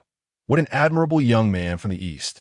If there were more individuals like him, the path to national rejuvenation would not be so arduous. Tian Kaiyang also smiled in appreciation. Being the first to place an order with Jiang Lan, I will have the Ministry of Public Security purchase 100 units first. Subsequently, I will report to the God of Wealth for additional budget to procure more. 200 or 300 units will be deployed, and those criminals shall await their judicial reckoning. Jiang Lan was left speechless. In business, others would typically squeeze every last drop, but here it was the opposite. Moreover, the price had surged astronomically, reaching 100 times the initial offer. Commander, Minister, you may have misunderstood me. I have set the price of the powered armor at 3 million per unit. 300 million is far too much. The shareholders, especially the tobacco investors, would drown me in their saliva if they saw that. Jiang Lan scratched his head, fear evident in his expression as he concluded. Selling at 3 million with a cost of 50,000 would be excessively unscrupulous. Even drug trafficking does not yield such profit margins. Not to mention, 300 million or even 30 million would certainly incite backlash from the shareholders. As Mr. Lu Sun once stated, once there is an appropriate profit, capitalists become audacious. With a profit of 10, they ensure widespread usage. With 20, they become lively. With 50, they take risks. For profit of 100, they dare to trample on all human laws. With 300, they commit any crime, even risking execution. Yet here I am, with a profit margin of 60 times, 6,000%. I am content. 3 million. What? Comrade Jiang Lan, I understand your considerations for the nation, but you cannot sacrifice so much. The country would not permit such a sacrifice. Wang Hongjuan's expression was complex, unsure of how to respond to this young man. Tian Kaiyang felt similarly. The nation is fortunate to have ambitious youth like you. It is precisely because of countless individuals who have taken the initiative that our great nation has come to be. However, there is no need for you to go to such lengths. Let me quietly inform you. The nation currently has ample funds. Do not concern yourself with monetary matters. Feel free to set your price confidently. Upon hearing his old comrade's words, Wang Hongjun cast him a look of appreciation, as if to say, finally, this old man speaks some sense. Haha. Indeed, we are no longer in an age of poverty and backwardness. We are quite generous towards those who contribute. Thus, you should take a slight loss and set the price at 150 million per unit. His tone was firm. For powered armor, 150 million truly represents a bargain. All right then. Jiang Lan was left speechless. He was too weary to argue with these two obstinate elders. 150 million it is. Let us just hope they don't suffer a heart attack upon hearing the news. A wicked smile crept across Jiang Lan's lips. Very well. Commander, how many units do you intend to order? Seeing him finally smile, Wang Hongjun felt elated. Haha, splendid. I will first place an order for 1,000 units for the Azure Dragon War Zone. 300 units will be allocated to each of the Air Force, Navy, and Army, with an additional 100 for the logistics troops. I will submit further reports as needed. I will also have the old-timers from other war zones come to place orders. Such a remarkable product should not be enjoyed alone, and our military needs to enhance its capabilities. Jiang Lan's eyes sparkled with excitement. The commander is reliable. He truly means business. All right then, I shall commence preparations. The production line will begin operations in 2 days, and in 3 days, we will have individuals ready to operate them. Good. I will take the first 50 units produced, The funds will be transferred shortly. Once the discussions concluded, Wang Hongjun and Tian Kaiyong could hardly contain their eagerness to depart. Having acquired such a treasure, they were eager to conduct thorough research. They felt restless in this confined city environment. After bidding farewell to the two elders, Jiang Lan intended to return as well. At that moment, 3 academicians, accompanied by a throng of people, swarmed around him. "Hey, Jiang, you look truly impressive in that military uniform." Old Wei approached, lavishing praise upon him. "Haha, indeed. I have a granddaughter about your age. Look, here is her picture." Jiang Lan casually glanced, and to his surprise, it was none other than Ning Qingwan. What a coincidence! It turns out that Old Wei is her grandfather. However, upon seeing this, someone was immediately displeased. That was his precious cabbage. His father-in-law ought to have known better than to share Wanwan's photo with this young man. Though this young lad is indeed a pillar of the nation, the technological prowess embedded in this armor is unparalleled. Though his hair may be black, he is still a young man with golden locks and spirit. Ning Yuanghua felt a twinge of discomfort, jealousy brewing as he addressed his father-in-law. "Father, let's set aside personal matters for now. We must focus on the important issues at hand. What's the rush? Such a talented and promising youth is more than worthy of little Wan." Academician Wei shot a glare at the man who dared to encroach upon his precious cabbage. "You're now concerned about protecting your own cabbage, huh? You certainly weren't like this back then. Now you understand how I viewed you unfavorably." Regarding the domestic affairs of the director and Old Wei, none dared to interject. After all, one was the director, and the other was a highly respected elder. Only a fool would dare to meddle in their affairs, jeopardizing their own careers. Old Wei, if you have any requests, please do not hesitate to mention them." Jiang Lan sensed the director's lack of warmth toward him, perhaps due to his own superior looks. Chapter 57. Suggestions for the gentleman to send their wives regardless of his words. "Allow me to introduce my granddaughter's green bubble to you." The moment Wei Lao spoke, Ning Yuan's expression turned even more unfriendly. My temper. I swiftly retrieved my long-unused phone and scanned to add Wei Lao's green bubble. He quickly became adept at it, sending me Ning Qingwan's business card. Strangely, while he possessed Ning Qingwan's phone number, he lacked her green bubble. Having previously reviewed the materials provided by Qin Hu, it dawned upon him that Wei Lao and Ning Yuanghua were related by marriage, and Ning Qingwan was Wei Lao's granddaughter, which naturally resulted in an unspoken tension. "I shall let your father-in-law present his precious cabbage to me before you, and I wonder how that would make you feel." It was merely a show for Ning Yuanghua. He never intended to truly add Ning Qingwan as a friend. Her family matters were complicated, and it was best to keep a distance. He had no desire to sacrifice an entire forest for a single tree. "Haha, Xiao Jiang, I too have a granddaughter, equally charming as Wei Lao's. Come, let me share my details." Observing that the old man Wei had already made his move, Academician Tang also turned his attention to Jiang Lan, revealing his QR code. "There is also Old Sunday. I have a little daughter as well, though she is a bit older. But as the saying goes, a girl 3 years older brings gold bricks." Their enthusiasm was hard to refuse, and I could not decline their advances. I merely wished to see what they looked like, with no ulterior motives. Many present shared the same sentiment as the 3 elders.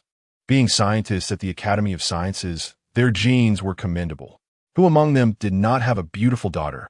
Yet, they dared not be as brazen as the 3 elders, knowing their own daughters were unlikely to catch Jiang Lan's eye. After all, look at her current status.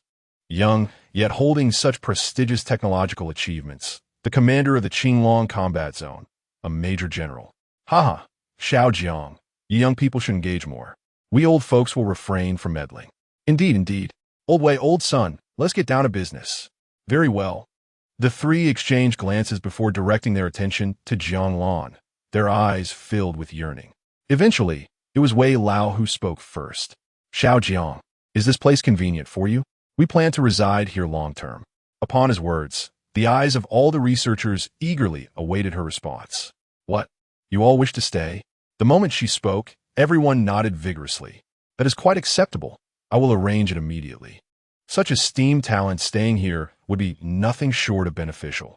With them establishing roots, even more exceptional individuals would follow. "Wonderful. Major General Jiang, You are truly magnanimous." They cheered. I knew it. As a top national talent, there is no way you would be so petty. Nonsense. When have I ever said that? Do not misrepresent me. Before the three elders could revel in their good fortune, the researchers from the academy erupted in cheers. They had recently toured the facility, marveling at the cutting-edge technology, especially in the fields of aerodynamics, machinery, and optoelectronics. The sight of powered armor and anti-gravity aircraft had bombarded their minds repeatedly. Regardless of the field, they could discern the future direction of their advancements here.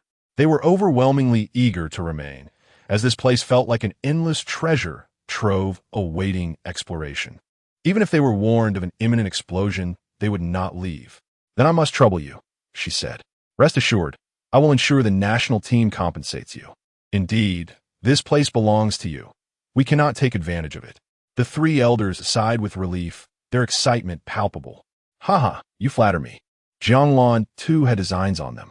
With such a wealth of talent, combined with longevity gene serums and biological learning chips, it would not be long before they mastered first- and second-tier technologies.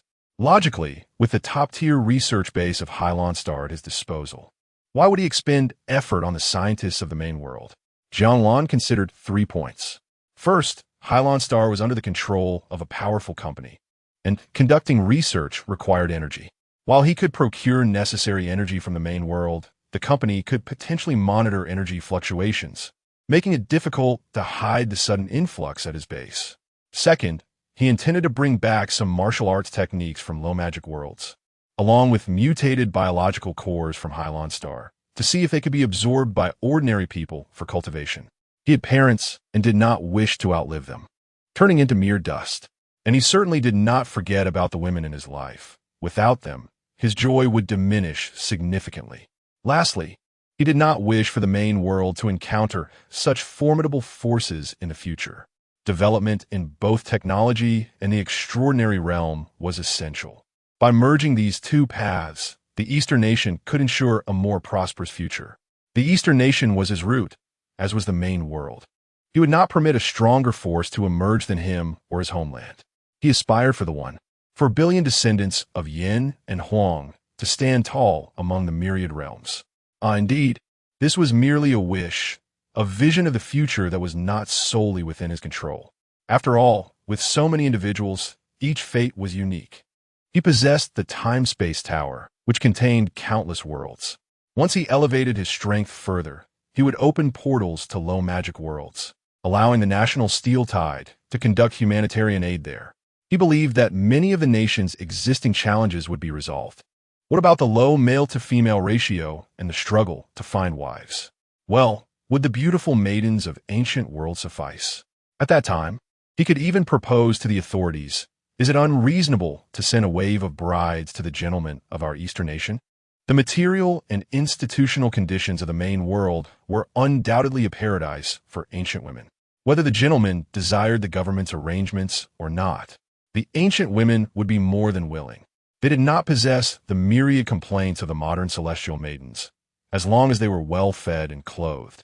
How many children they bore was entirely up to the gentlemen. What? Is the economic pressure too great to support children? Well, there were plenty of wealthy landlords in ancient times. Brothers, are you ready to take on the wealthy? He believed that as access to various worlds expanded, the descendants of Yin and Huang from the Eastern nation would eventually proliferate throughout the myriad realms. Haha, Jiang Lan chuckled at his clever thoughts. Yes, he eagerly anticipated the day when this vision would manifest. Chapter 58, Alas. Poor father is on the brink of starvation after signing confidentiality agreements with the directors of a dozen workshops. The accommodations for the esteemed scientists from the academy were swiftly arranged with their assistance. The directors placed immense importance on these invaluable scientists. Although they were merely workshop heads at present, their character had been meticulously selected by Jiang Lan, and they were destined to become core members of the group in the future. With the vast computational power of the quantum brain, filtering candidates was an effortless task, and Jiang Lan entrusted them with the arrangements. Upon returning home, it was nearly midnight, and the two women had already retired for the night. He left a note for them and entered the cosmic realm of the High Blue Star. He returned to the base's first underground level, which had been thoroughly cleaned. No trace of blood remained, and it appeared as pristine as ever. Having been away for several days, he wondered if his father and mother might harbor ill thoughts toward him. But what did it matter? After all, he had not encountered any troubles, at worst. He would receive a scolding from them. As Jiang Lan descended to the lower levels, he observed the base members sprawled on the ground, their faces pale and waxy. A shroud of gloom enveloped them, and a sense of lethargy pervaded the atmosphere. How could they have become so listless in just a few days? Yet, something felt amiss. With the abundant crystal cores he provided, each individual possessed abilities at least 2 levels higher. Had something gone awry? Speculation was futile. He needed to ascertain the underlying issues at the base. Extending his consciousness, he quickly discerned the reason for their condition: starvation. Indeed, the base had been running low on supplies for quite some time. The company, whether in technology or extraordinary capabilities, was exceptionally powerful.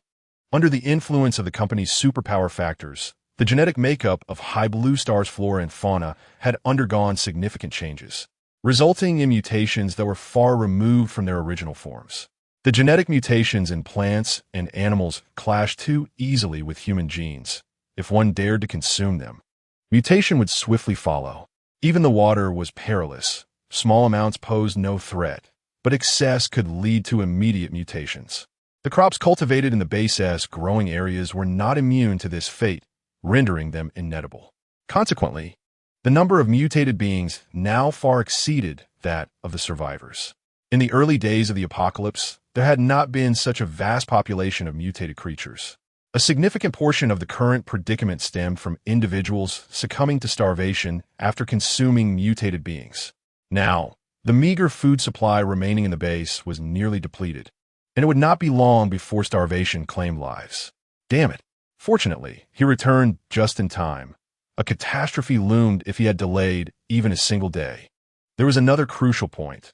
The company had indeed concocted a sinister scheme against humanity in the galaxy. While absorbing crystal cores enhanced people's powers, it also drastically increased their food consumption. This led to internecine strife among humans as they fought for sustenance, and once the food ran out, they would inevitably resort to consuming mutated beings. What a wicked calculation. As Jiang Lan traversed the base, he encountered members who were delirious from hunger, some of whom drooled at the sight of their colleagues. Their bloodshot eyes seemed to convey a desperate longing for sustenance. A chill ran down Jiang Lan's spine. He quickened his pace and swiftly arrived at the living quarters. Upon entering, he found his father, Jiang Bo-hai, lying on the sofa, his eyes glazed over from hunger. As he slowly opened his eyes and beheld Jiang Lan, he grew even more dazed. What the hell? Am I hallucinating from hunger? How could my wretched son be standing before me? Jiang Lan was bemused. Did his father truly believe he was dead? Witnessing his father's state, he refrained from retorting and retrieved 3 roasted ducks from his spatial storage. The aroma wafted toward Jiang Bo-hai, penetrating his nostrils. Ah, how wonderfully fragrant. Enough talking. You'll need your strength to gnaw on the bones. Jiang Lan pressed the roasted duck's rear toward his father's mouth. Gang! Jiang Bo-hai took a hearty bite, leaving a sizable gash in the duck. Delicious. The ordinary roasted duck, through the taste buds, became the most delectable dish in Jiang Bo-hai's eyes. He chewed voraciously, utterly engrossed in his meal, even snatching the remaining half of the duck from Jiang Lan's hands in a frenzy. At that moment, the enticing scent of the roasted duck wafted through the air, prompting the doors on either side to swing open. Lu Susu and Jiang Lan emerged, their legs trembling as they stumbled forward. Jiang Lan rushed to support his mother, fearing she might collapse. He was far more attentive to his beloved mother than to his father. With a wave of his hand, he conjured an array of delectable dishes: steamed lamb, steamed bear paws, steamed deer tails, roasted duck, roasted chick, roasted goose, roasted duckling, roasted pig, roasted duck, soy sauce chicken, cured meat. Before he could finish listing the delicacies, Lu Susu eagerly began to feast. Jiang Lan, disregarding appearances, grabbed a plate of steamed bear paws and joined in. All right, enjoy your meal, Jiang Lan said, finding himself in an awkward position. He lit a cigarette, taking a slow drag. An hour later, The three of them finally felt satiated. The fourth-level abilities truly demanded a substantial amount of food. Not a morsel remained from what he had brought. Phew, I've finally revived. Jiang Lan patted his round belly. Burp. Lu Susu let out a melodious belch, seemingly unrestrained. What are you staring at? Have you never seen a lady burp? It's all your fault. Wait, how is this my fault? If not you, then who? If you had returned, even a day later, I would have been nothing but skin and bones. Jiang Lan shook his head. No, you would have turned into a gaunt, mutated version of yourself. At his words, Lu Susu lunged at him, pinning him down. A few days without teaching you, and you've grown restless. I'll make you mutate. Her face was stern, her ice blue eyes devoid of emotion, as her delicate fists rained down on Jiang Lan. Huh. Jiang Lan chuckled, unfazed by her feeble attacks. Her strength posed no threat to him. You can't hit me. You just can't. He nimbly dodged her exaggerated punches. Damn it, if you're so skilled. Then don't dodge. Lu Susu fumed, frustrated by his speed. You little brat. How can you be so fast?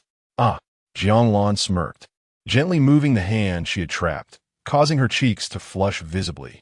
She melted against him, their lips mere millimeters apart. Jiang Lan could see her ice-blue eyes misting over, the vapor quickly solidifying into tiny ice shards that fell upon his face, reminiscent of a gentle hailstorm. I like you, Lu Susu exclaimed, a mixture of irritation and embarrassment. Her flailing fists quickened in pace. Jiang Lan effortlessly blocked her attacks, a single hand holding back her furious punches. Why are you hitting me? What is the point?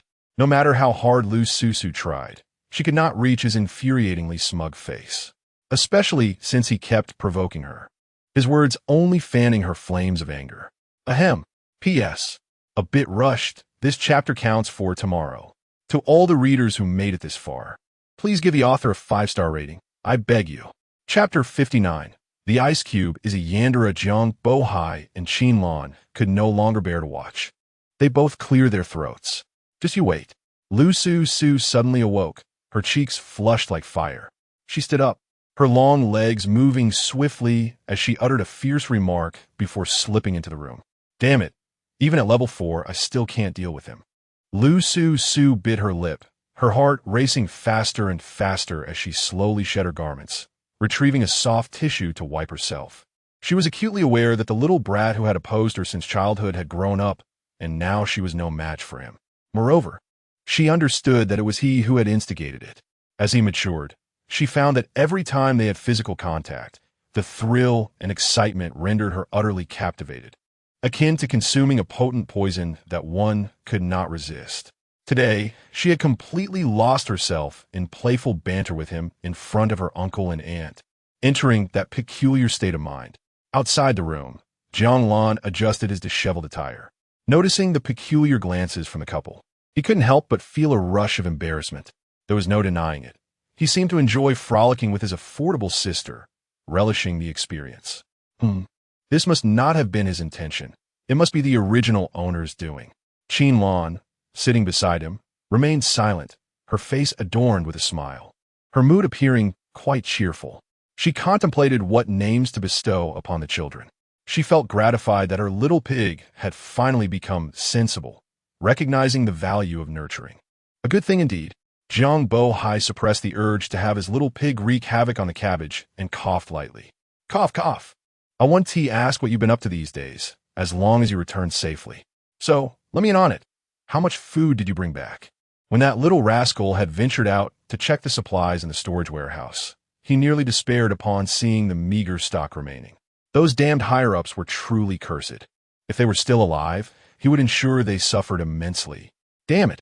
To survive, he organized multiple teams to gather supplies over the next 2 days and even personally led a group, but to no avail, they returned empty-handed, suffering significant losses among the ability users. Even as a level 4 ability user, he felt utterly hopeless. 3 months had passed since the apocalypse began, and during this time, the outside supplies had either been destroyed or scavenged by survivors multiple times. Moreover, the number of monsters outside was overwhelming, an unending tide. He anxiously inquired of his obedient son, hoping to hear good news from him. Meeting his father's expectant gaze, Jiang Lan smiled slightly. Let us go to the warehouse. Brat. If you keep me in suspense, I'll make sure Su doesn't let you out of bed. As Lu Su emerged from her room, Jiang Bohai's words reached her ears, causing her cheeks to flush anew. Simultaneously, she felt a surge of joy. So, her uncle had long considered her as a daughter-in-law. Lu Su couldn't help but imagine a scene with Jiang Lan, and upon recalling something, her delicate form shivered slightly. Jiang Lan, upon hearing this, felt a wave of annoyance. What was this old man thinking? Huh, you think I am you? Oh, you middle-aged man. Your perceived vulnerabilities hold no sway over me. How ridiculous. Bang. If you could talk, then speak more. Just as the old man's threat faded, his body flew in a parabolic arc forward. Jiang Lan, with a frosty demeanor, swiftly arrived at Jiang Bohai's landing spot and began to strike him. You won't get out of bed, I'll make sure of it. After delivering a flurry of punches, Jiang Lan huffed, leaving behind a final remark. I hope you perform satisfactorily tonight otherwise. Hearing this, Jiang Bohai felt a chill in his heart. He wondered if his dear son had managed to procure some goji berries. He might need to consume a few pounds to tide him over. For some unknown reason, the Federation's research on enhancing men had stagnated. Although they lived long lives, certain functions remained unchanged. As Jiang Lan passed by Jiang Bohai, she cast him a sympathetic glance. Hey, old man, you better wish for your own fortune. Dejected, Jiang Bohai trailed behind the trio, mentally chastising himself. Arriving at the warehouse, they found it so pristine that even mice would turn up their noses. It was astonishingly clean. Jiang Lan did not hold back, and in the blink of an eye, the warehouse filled to the brim with supplies. After a massive battle, the base had lost 60,000 lives. Following that, in search of supplies, the inept old man had squandered another 20,000 lives. The base's population had dwindled from 390,000 to 310,000. This time, he had brought back a staggering 500 million units of food supplies, enough to sustain the base for half a year. Logically, 500 million units should last 31,000 people for over 2 years, but with the average level of ability users being level 2, they consumed far more than expected. Half a year's worth would need to be carefully managed, or they would deplete their resources even faster. The trio was awed by the warehouse brimming with supplies. Holy cow, that's an immense quantity. Coming to his senses, Jiang Bohai punched Jiang Lan on the shoulder, producing a resounding thud. Little brat, did you rob some major force? Old man, do you need me to loosen your bones? Jiang Lan, having received a punch, immediately erupted in fury. My dear wife, I made no mistake. Faced with his wife's wrath, Jiang Bohai quickly surrendered. Look at you, utterly useless. Our son goes out and returns with such a bounty. Truly worthy of being my son. Wait, is he not my son too? Though he thought this, Jiang Bohai dared not voice it, silently feeling wronged. Lu Su's heart surged with emotions, unable to find peace. Her little man was not only powerful, but also exceptional in procuring supplies. Her gaze towards him became almost molten. The tumultuous feelings within her transformed into a torrent of warmth. She had just changed her clothes. How could she resist the urge to throw herself at him? Lu Su tightened her legs, unable to control her affection for Jiang Lan. At that moment, Jiang Bohai was filled with pride. Look, all of this is thanks to my son. The pupil had surpassed the master, far exceeding him. However, kid, why have I never seen these products before? He noted the packaging of the supplies was unfamiliar, seemingly made from materials long outdated. TSK, old man, can you not focus on the minutiae? There's food, that should suffice. Jiang Lan felt a headache coming on. Removing the packaging from so many supplies would be incredibly time-consuming. Besides, this was from another world, accessible only to him. Did he really want to tell his father that he wasn't from this world? Not to mention the potential exposure of the main world and his time-traveling abilities. If the company found out, it would spell disaster. It wasn't that he didn't trust them. He just couldn't guarantee the company lacked soul-searching methods. If he were stronger than the company, it would be one thing, but he was still weak. How about I concoct a story for you? Jiang Lan shot him a sidelong glance. Old man, don't you think you're being a tad too inquisitive today? Seeing her son in a predicament, Jiang Lan's maternal instincts flared. Old man, I was just a bit curious. Would you not believe me if I didn't ask? Come here. Jiang Bohai was dragged away by Jiang Lan. Jiang Lan returned to the living quarters, contemplating how to develop the Blue star. Lu Su sat beside him, subtly inching closer to Jiang Lan. As her delicate form leaned in, she inhaled deeply, savoring the unique scent of Jiang Lan, imbued with a tantalizing hint of fragility. Chapter 60. Still eating? I am coming to kill you. What are you doing? Jiang Lan asked, feeling a tinge of panic at her actions. Doing? She barely managed to suppress a curse, wanting to tell her to keep her distance, as she was far too close for comfort. But before she could, her mouth was sealed shut. It's over. I'm no longer clean. Jiang Lan never imagined that there would come a day when a woman would take charge of him. Given that resistance was futile, he decided to embrace the experience. Her love was fervent, wholly possessive of what she deemed rightfully hers. Despite his attempts to reclaim control, he was swiftly subdued by her. The nature he had developed since childhood forbade him from allowing Jiang Lan to dominate him. It was only permissible for him to be the one in control. Boom! A thunderous roar erupted between the two. Jiang Lan was struck by this thunder. This golden thunder, a celestial force manifesting as the purple gold hammer. The purple lightning and the profound flames of the mysterious realm. The nine heavens' profound sword transforming dramatically. Such passionate emotions have always led to lingering regrets. With a crescent blade in hand, who, in the end, Jiang Lan unleashed a powerful strike, the Ice Queen's cry resounding, her gaze surveying the world with a torrent of triumph, signifying victory. During their chaotic struggle, the base's resources were exchanged for crystal cores, serving as currency for every member. By the time Jiang Lan and Lu Su finished their brawl, the crystal cores they had gathered were sufficient for him to advance to the third tier.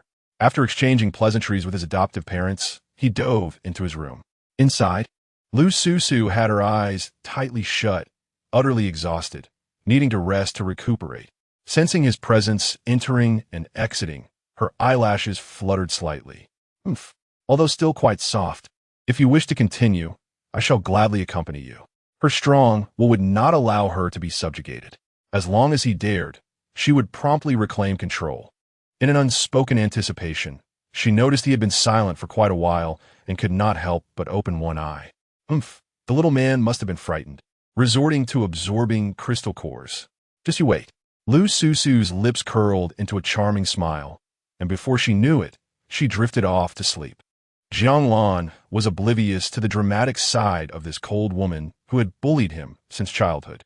He focused intently on absorbing the energy from the crystal cores, fervently filling his acupoints, repeatedly refining his body through the operation of the Hongmeng true scripture, body tempering volume.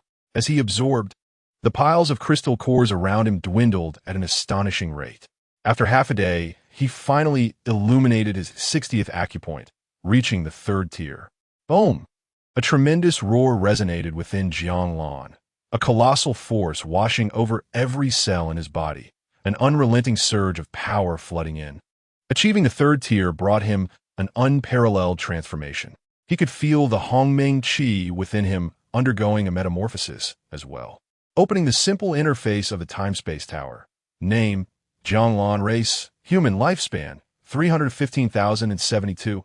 Realm, third tier, initial stage, wow. A lifespan of 315,072 years, a lifetime too vast to fulfill.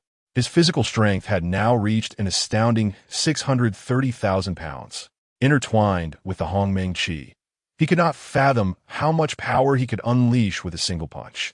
Suppressing the overwhelming sense of inflation brought on by his newfound strength, he realized there was no technology in the base to measure his capabilities. It was better to venture out and gather more crystal cores, especially the higher-grade ones, as those below the fourth tier held little value for him. Casting one last glance at the empty bed, Jiang Lan exited the room. The young man has become even more handsome. Wow, it has been a few days, and his aura has grown even more magnificent. Look at this young lad. He rivaling my youthful charm. As he stepped out, Tang Yuyin, Chen Yinshi, and Guiyang threw admiring glances his way, though Guiyang's words seemed aimed at self-praise. Get lost. You think you were handsome in your youth? Why don't you go to the bathroom and take a look at yourself? Jiang Hai chided Guiyang, who was trying to praise himself, tossing a beer can at him. Guiyang effortlessly caught it with one hand. "Hey, kid, come here. I'm down on my knees begging you for a favor." Jiang Lan appeared to be oblivious, his eyes fixated on the three uncles before him. "What the hell? How'd you three manage to lose your parts?"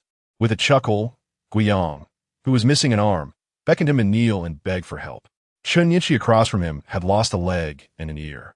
Tang Yuyin, beside his adoptive father, was left completely disabled, lacking arms and legs. Who did this? Jiang Lan's voice boomed like thunder, reverberating through the residential area. The occupants of the room shuddered, their minds swirling. How terrifying! Just a single sentence nearly extinguished their spirits. The forced laughter in the air vanished, tears welling in the eyes of the three. It is said that men do not shed tears easily, only when they reach a point of sorrow.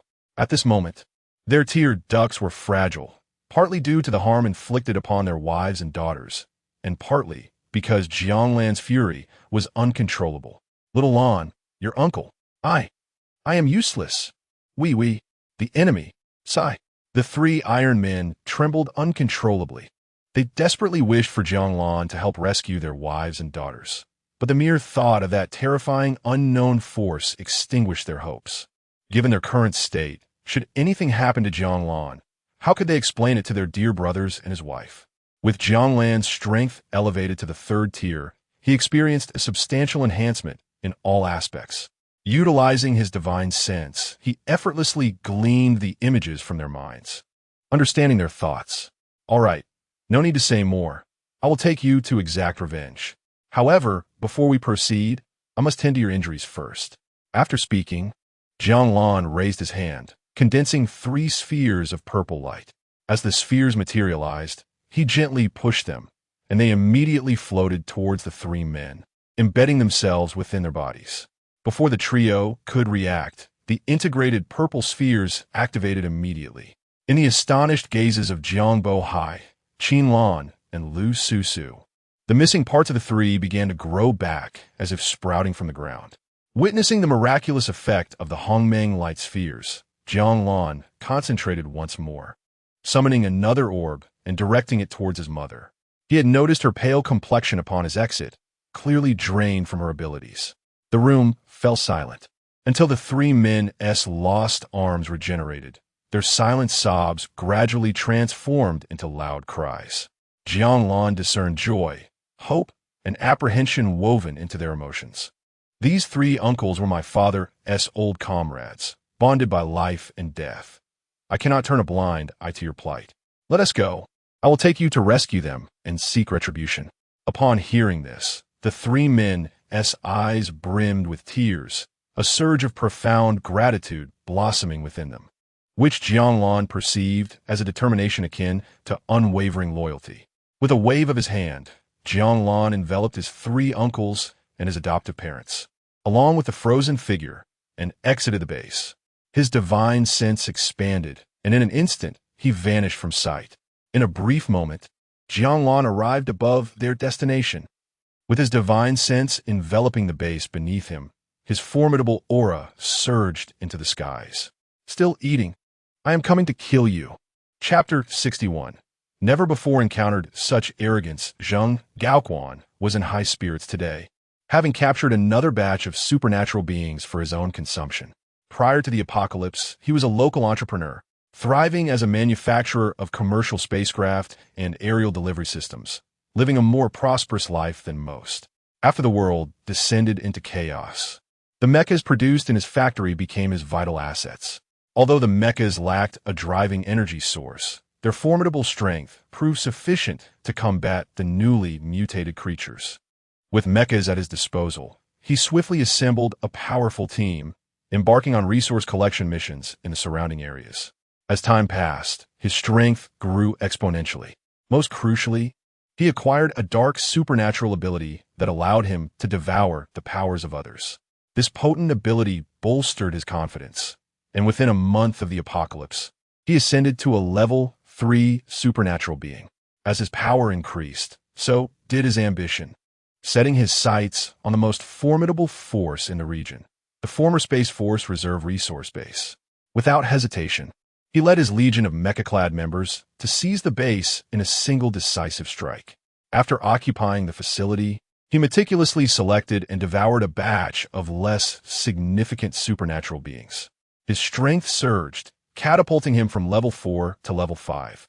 However, the growing power only intensified his insatiable thirst for dominance.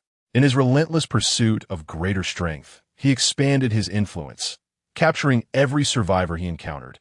Seated atop the plaza's high platform, Jiang Gaoquan surveyed over 2,000 supernatural beings below, his smile unwavering and his eyes ablaze with fervor.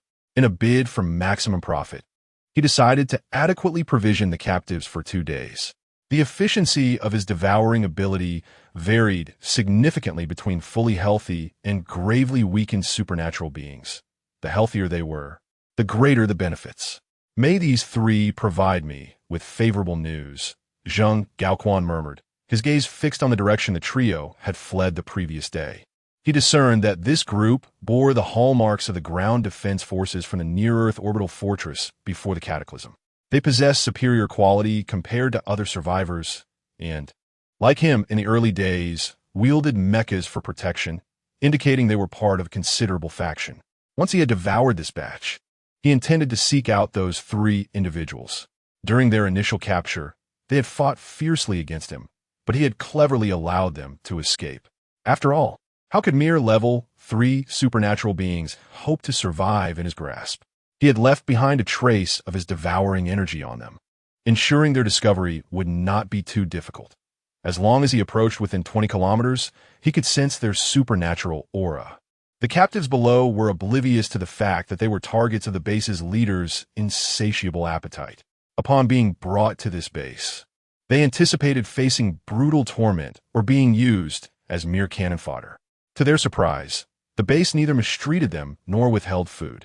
At the moment they received their rations, gratitude surged among the majority. After all, the outside world was fraught with peril. Despite their newfound powers, they could not withstand the overwhelming numbers of mutated creatures. Here, they found safety and ample food supplies. Only a fool would consider leaving. Among them were a select few, distinct from the rest. They were either kin to Guiyang and his companions or warriors hailing from the same base. They had valiantly delayed time to facilitate the trio's escape, wondering if they had survived. The leader's unexpected actions astonished them. Not only had he rescued them from the brink of death, but he also generously provided food. In a world where cannibalism had become commonplace, such treatment left them more vigilant rather than complacent. There was no such thing as unmerited kindness, especially in the apocalypse. Their abnormal circumstances surely harbored ulterior motives. Nevertheless, their priority was to fill their stomachs first, as their strength was negligible compared to the base leader. As the supernatural beings below began to eat, their conditions gradually improved. Jiang Gaoquan was pleased to see them enjoying their meals.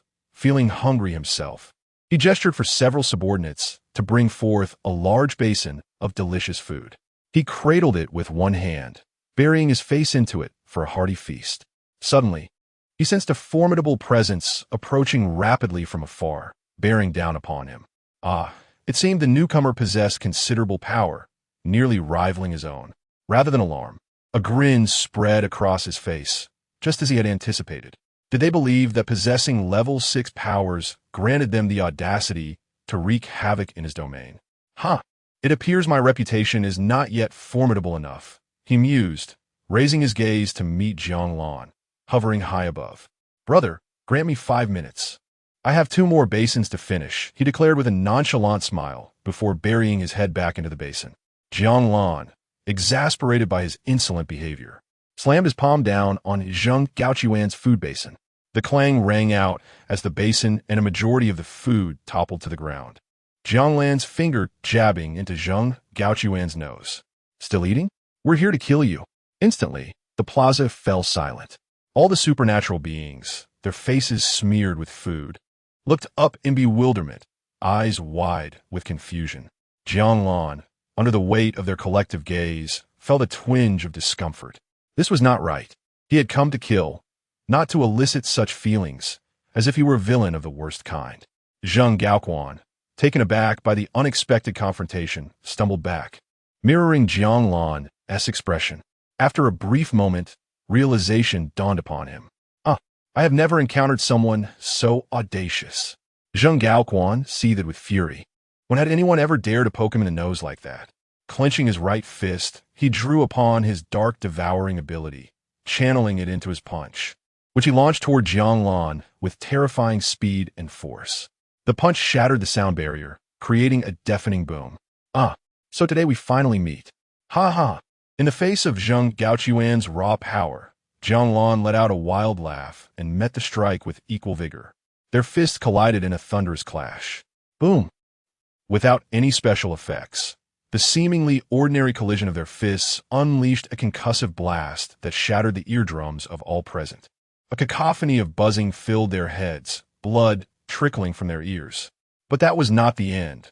The sound of bones fracturing echoed through the air, and Zheng Gaoquan was sent hurtling backward like a cannonball, propelled at breakneck speed, creating a series of explosive sounds as he broke through obstacles in his path. As he flew through the air, debris shattered around him, creating a continuous rumble. Jiang Lan, having retracted his fist as if it had merely brushed against something, realized he had sustained a minor injury. A single hair had bent from its original form. Chapter 62. Thunderous measures through the transformation of his power. The three uncles became aware of the situation. After their departure from this universe, Jiang Bohai had selected a group of level 3 abilities from the base to join his 3 old comrades in retrieving their wives and daughters. Initially, the endeavor went smoothly. Guiyang and Tang Yiyan successfully reunited with their families. However, as they traversed the area, they unfortunately encountered a formidable foe. Through his spiritual perception, he observed that in the vast base, apart from the thousands gathered in the square, there were fewer than 50,000 souls. Surrounding the base lay a sea of corpses, their deaths marked by unimaginable brutality.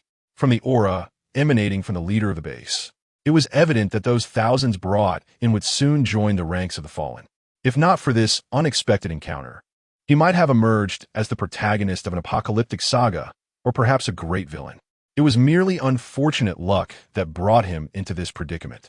His current strength was more than sufficient to contend with a level 6 ability without even resorting to the primordial energy. In the hierarchy of realms across myriad worlds, level 1 and level 2 abilities belonged to the first tier, while levels 3 and 4 were classified as the second tier, and so forth. His third tier realm was equivalent to that of a level 6 ability.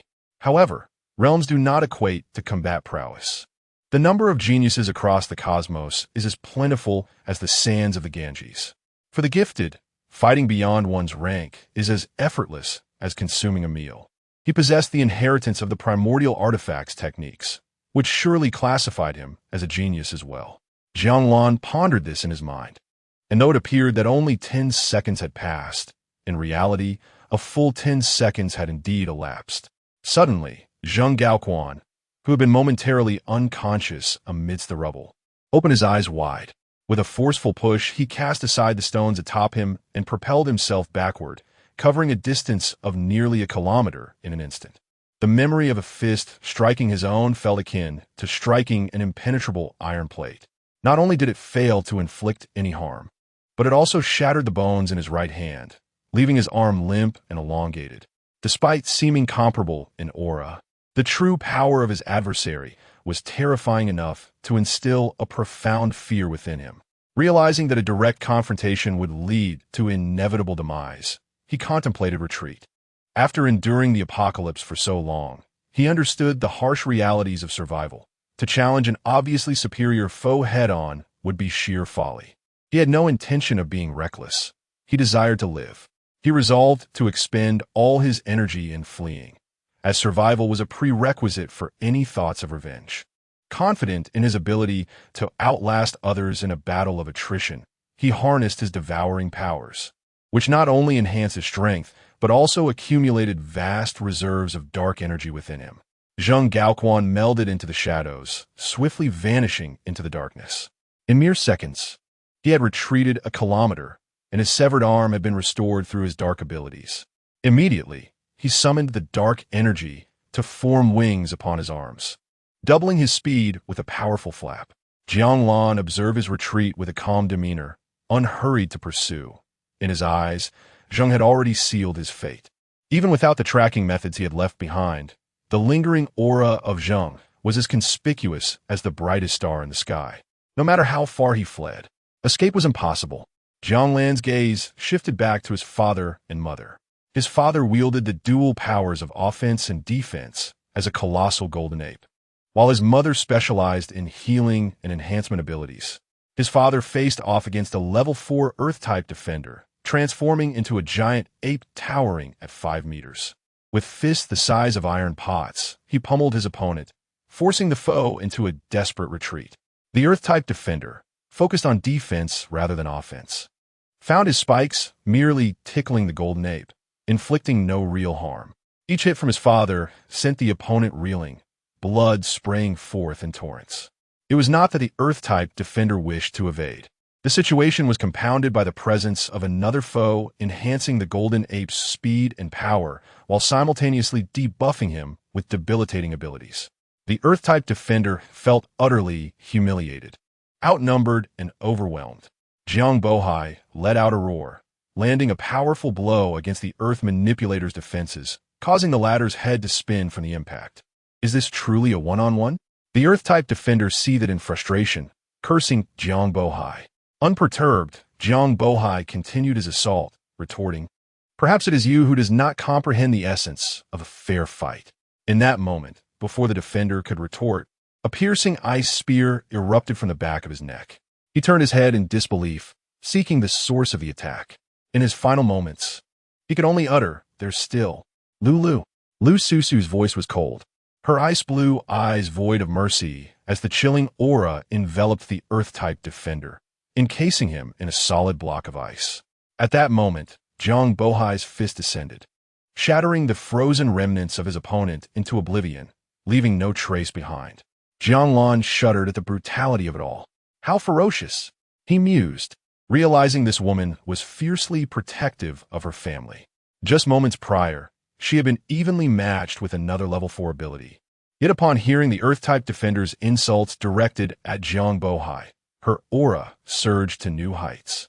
With a swift motion, she dispatched her opponent with a single shot, swiftly following up with a second spear to the defender's neck. Ah, this icy enchantress is not only a delicate flower, but also a fierce warrior, Jiang Lan observed, scanning the battlefield and noting that their side was gradually faltering, perilously close to collapse. "It is time," he murmured. "This training must conclude here. To continue would be to serve the enemy of banquet." With adversaries in overwhelming numbers, they could not afford to sustain this engagement. Thunder rumbled ominously overhead as countless bolts of lightning cascaded down. Each lightning strike marked the demise of an enemy ability wielder. Within Jiang Lan's keen perception, any foe harboring murderous intent was swiftly eliminated.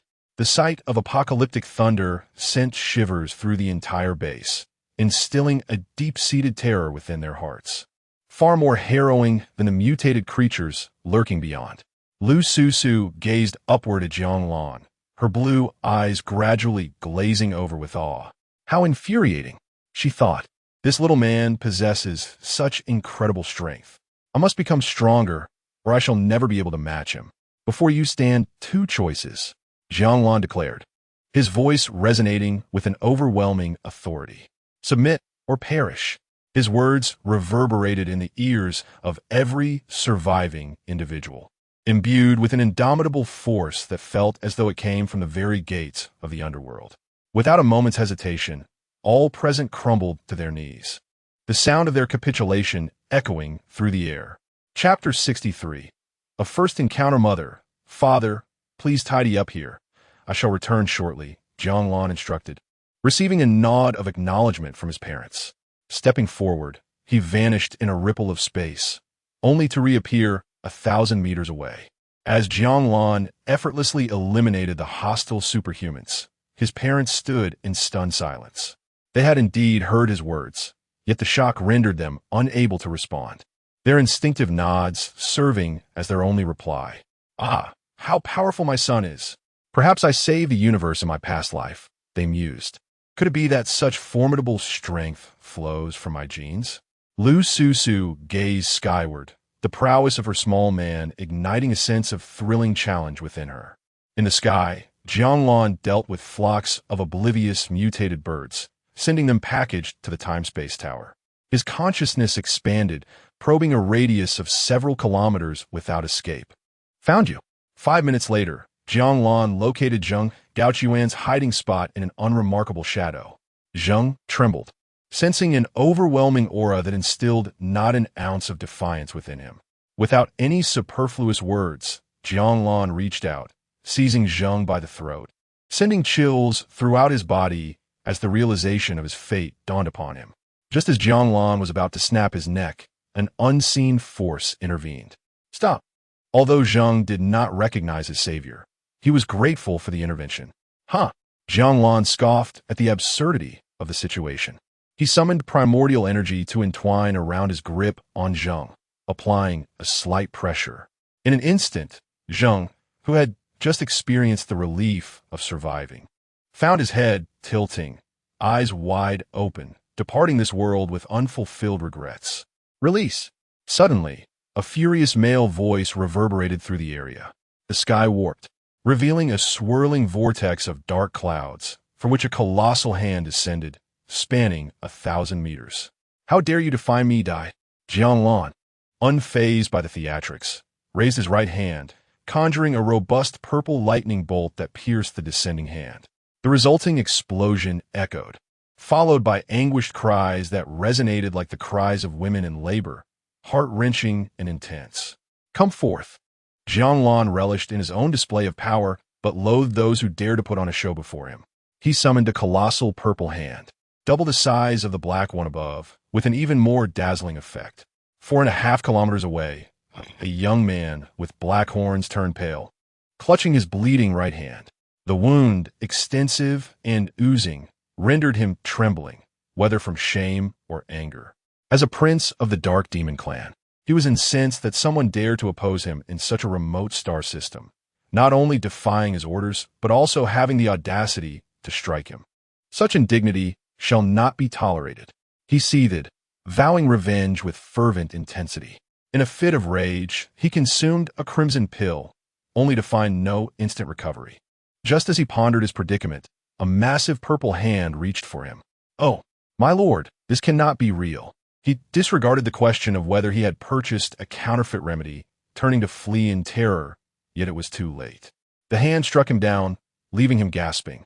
I must discover what species you belong to, daring to act so arrogantly.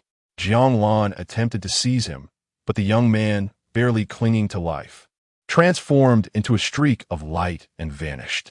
Damn, I must have overexerted myself. Triggering his protective mechanism, Jiang Lan cursed. I should have held back a bit. But no matter, the universe is vast, and we shall meet again. In the depths of the galaxy, a streak of light sped toward a life-bearing planet, crashing into a starship and creating a gaping hole. The light ultimately landed before a crystalline humanoid being. Initially taken aback, the crystalline entity erupted in laughter. How have you come to such a state? Ha ha ha. Truly disgraceful. Barely holding on to life, the young man had no energy to argue.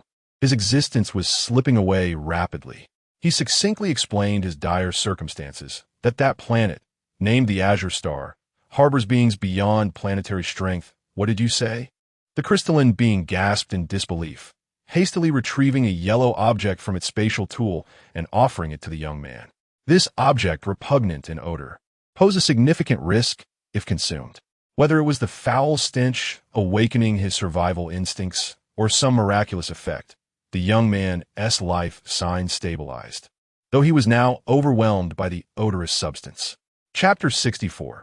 Mowing under the apocalypse, Jiang Lan was acutely aware that he would inevitably confront the corporation. Reluctant to encounter them so soon, he harbored a deep-seated apprehension towards such a formidable entity. While he was untroubled by the potential threats from the company, knowing that he could retreat to the main world at any moment with the protection of the Time Tower, he feared for the safety of his parents. Should the corporation be unable to locate him? The headache. With little recourse at hand, he resolved to enhance his own strength first. As his consciousness expanded, He observed a vast multitude of mutated beings surrounding him, densely packed, with numerous level 3 and level 4 creatures amidst them, as well as a smattering of level 5 and even a few level 6 beings. Indeed, this was an excellent locale for harvesting crystal cores. The previous slap he delivered had sent shockwaves through the area, scattering a plethora of crystal cores that he had yet to collect. With a mere thought, he gathered all the crystal cores and the corpses of the creatures into his spatial realm.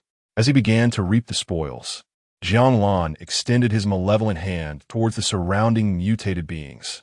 Enveloped in violet lightning, he darted nimbly through the throngs of creatures. The sheer number of monsters was overwhelming.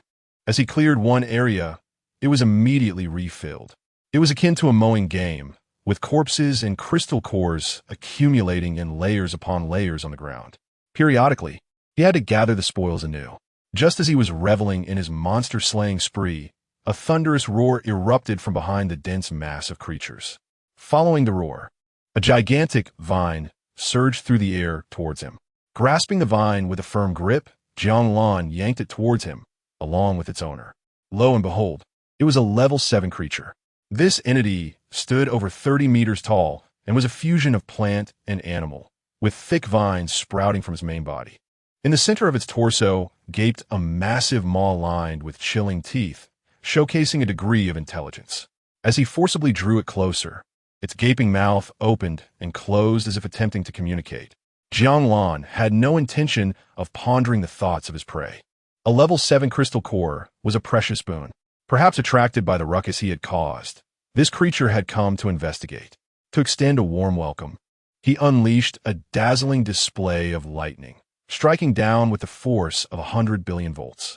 The level 7 mutated creature emitted a piercing shriek as the crackling electricity ravaged its form, transforming its colossal body into a charred husk. Fearing it had not perished completely, Jiang Lan enveloped his hand in primordial energy and deftly sliced through its charred remains, causing the body to split in two. Instantly, a crystal core floated upward, exhibiting signs of attempting to flee. With swift reflexes, he seized it. Attempting to escape, are we? Jiang Lan swept the remains and the crystal core into his spatial realm. He pressed on. Chairman, Ms. Jiang Lan requests a communication. 3 hours later, the voice of his intelligent wristband chimed in. Without pausing his actions, Jiang Lan signaled to connect. Having returned to the base, Jiang Lan grew anxious upon noticing her son's prolonged absence and attempted to reach him through his intelligent wristband. Expecting the call to fail as it had in previous attempts, she was pleasantly surprised when it connected this time. Hey, son, why haven't you returned yet? Hey, Mom, no need to worry about me. You all made it back to the base safely, right? Jiang Lan chuckled as he saw the concern etched on his mother's face in the projection. We safely returned to the base. Please be cautious and avoid taking risks.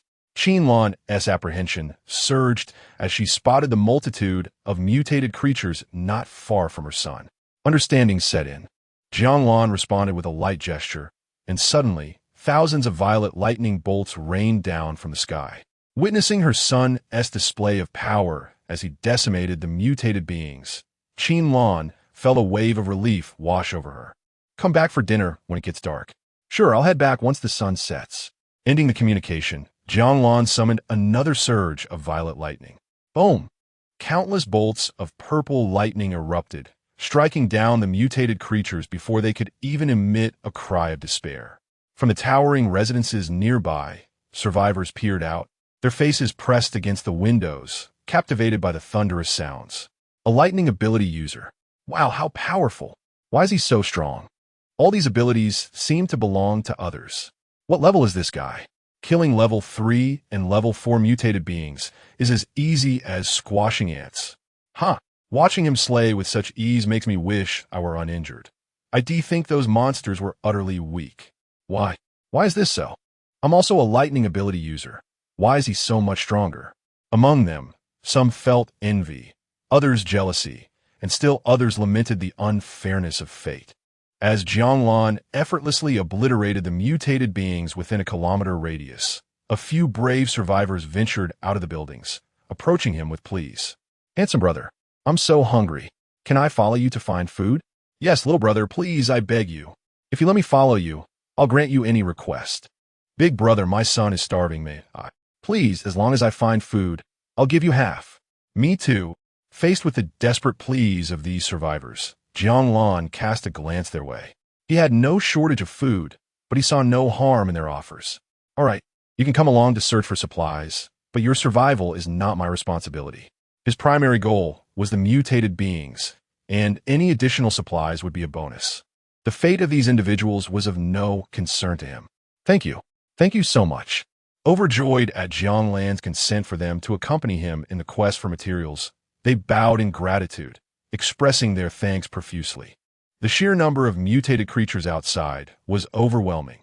Even awakened ability users could not venture far without risking being swarmed. As time passed, Jiang Lan became increasingly adept at wielding his own power. He could output as much as he desired, directing the electricity precisely where he intended. Otherwise, with so many corpses, it would have been impossible to maintain their integrity. While he grew stronger, he did not forget the time tower. The corpses were utilized to their fullest potential.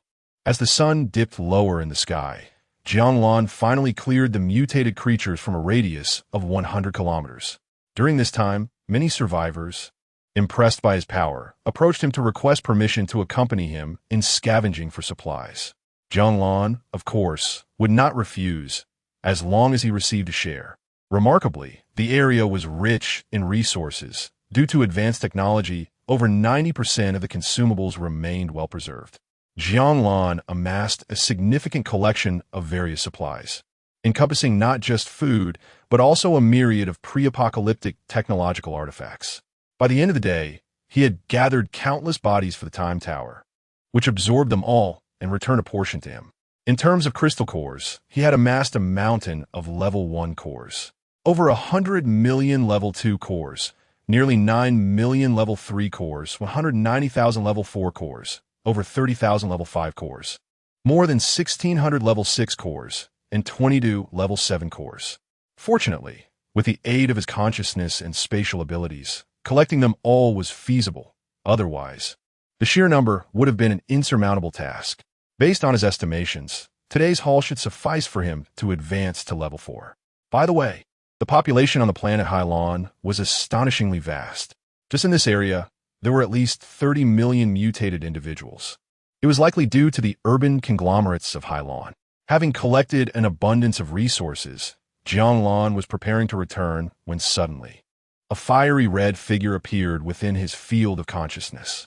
Chapter 65. The Golden Thigh, is this your home? An exclamation pierced the air, accompanied by a mocking voice. Wei Qingwang fled in a desperate panic, her mouth uttering a stream of nonsensical chatter. Such a beautiful woman, and yet she was so prone to verbal folly. Jiang Lan encountered this unfortunate woman for the second time. During their first meeting, she was also fleeing for her life. Now, once again, she found herself in flight, and he felt no sympathy for her plight. Rather, he reveled in her misfortune. Wei Qingwang darted swiftly among the lush trees, occasionally conjuring immense fireballs to hurl back at her pursuers, attempting to impede their relentless chase. However, her assailants were no weaker than she, and the fireballs merely caused them minor inconvenience, failing to deter their pursuit. Damn it, she cursed as yet another fireball was evaded, quickly turning to continue her escape. Don't let them know you're alone, the leader bellowed, his eyes aflame with fury as he channeled his powers, doubling his speed. With a thunderous whoosh, he reached Wei Qingwang's path, raising his fist with deadly intent. Realizing the imminent danger, her eyes widened in horror. Watch out! The impact was catastrophic as her body collided with his fist, sending her careening backward, shattering several thick vines before becoming lodged into a massive tree trunk. This is unbearable. Pain surged through her, but she had no time to dwell on it. Summoning the last of her powers, she shattered the tree trunk and escaped, not daring to waste a moment as she fled in another direction. Unluckily, her chosen path led her straight to Jiang Lan. Channeling the remnants of her fire energy, she accelerated to an incredible speed. The pursuing trio, seeing her surge, unleashed their own energies in response. In mere moments, The four of them had sprinted several kilometers. Realizing her opponents were equally unyielding, Wei Qingwang felt a rising sense of desperation. The burst of energy could not last, and unless a miracle occurred, she feared tonight might be her last. As the distance between them closed, she clenched her teeth in determination. Enough, she declared, bringing her hands together to gather fire energy, manifesting a fireball 3 meters in diameter. Take this. She launched the fireball, which sped towards the trio, too fast for them to evade. With a resounding explosion, she turned her back to the blast, propelled by the shockwave to hasten her escape. Her adversaries were thrown off balance, suffering significant injuries, yet they were undeterred, rising to pursue her with renewed vigor. Seeing their relentless advance, Wei Qinghuang's complexion paled. She felt utterly drained, her strength waning with each passing moment. Once again cornered, she contemplated whether to halt and gamble on a desperate move. Yet, she was uncertain if this battle would yield a breakthrough like the previous ones. Success could mean survival. Failure would mean certain death. Suddenly, a familiar figure appeared nearby, bringing a flicker of hope. "You wretched girl, stop struggling. It's futile." The leader, seeing her falter, quickened his pace, flanked by 2 subordinates, their eyes gleaming with malice. "3 leaders, feel free to engage. We will block her escape," they proclaimed, eager for revenge. The distance between them shrank, and the leader's fists clenched tightly, his power surging as he charged towards Wei Qingwang like a cannonball. Feeling the dread of his approach, she tapped into her latent potential, speeding up just enough to evade the worst of his blow, but still, the punch landed heavily against her back. The pain was excruciating, causing a bitter taste to rise in her throat as blood spilled from her lips. Yet, hope ignited within her. She pressed on, ignoring the agony as she sprinted towards the figure of Jiang Lan, extending her arms in a plea for salvation. However, the aftermath of her exertion took its toll. Her body, now utterly spent, faltered, and she collapsed to the ground, sliding to a halt mere inches from Jiang Lan. Startled, Jiang Lan, munching on sunflower seeds, leaped aside to avoid her fall. "What are you doing? Do you think you can just come and bow to me? I have no rewards to offer you." Her frustration mounted, yet for the sake of her life, she endured. Struggling, she lifted her head, feigning a pitiful expression as tears filled her beautiful eyes. "Brother, I finally found you." As Jiang Lan prepared to retort, asserting he was not her brother, the trio attacked without hesitation. He deftly evaded a powerful punch, a water blast, and a toxic grenade. "You seek death," he declared, his gaze icy as he countered the leader's assault. "You're the one looking for death, regardless of your relation to her. You must die." The leader's hatred coalesced into a tangible force, his fury blinding him to the strength of his opponent. Remember this lesson in your next life. Do not provoke the Black Dragon Society. Unbeknownst to them, they had underestimated the true terror they faced, destined to meet their end.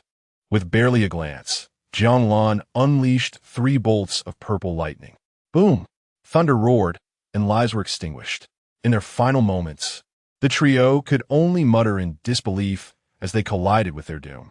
Wei Qingwang stared in shock at the charred remains of her pursuers, struggling to comprehend the transformation before her.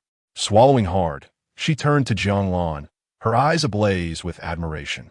Crawling toward him, she grasped his legs, tilting her face up in earnest.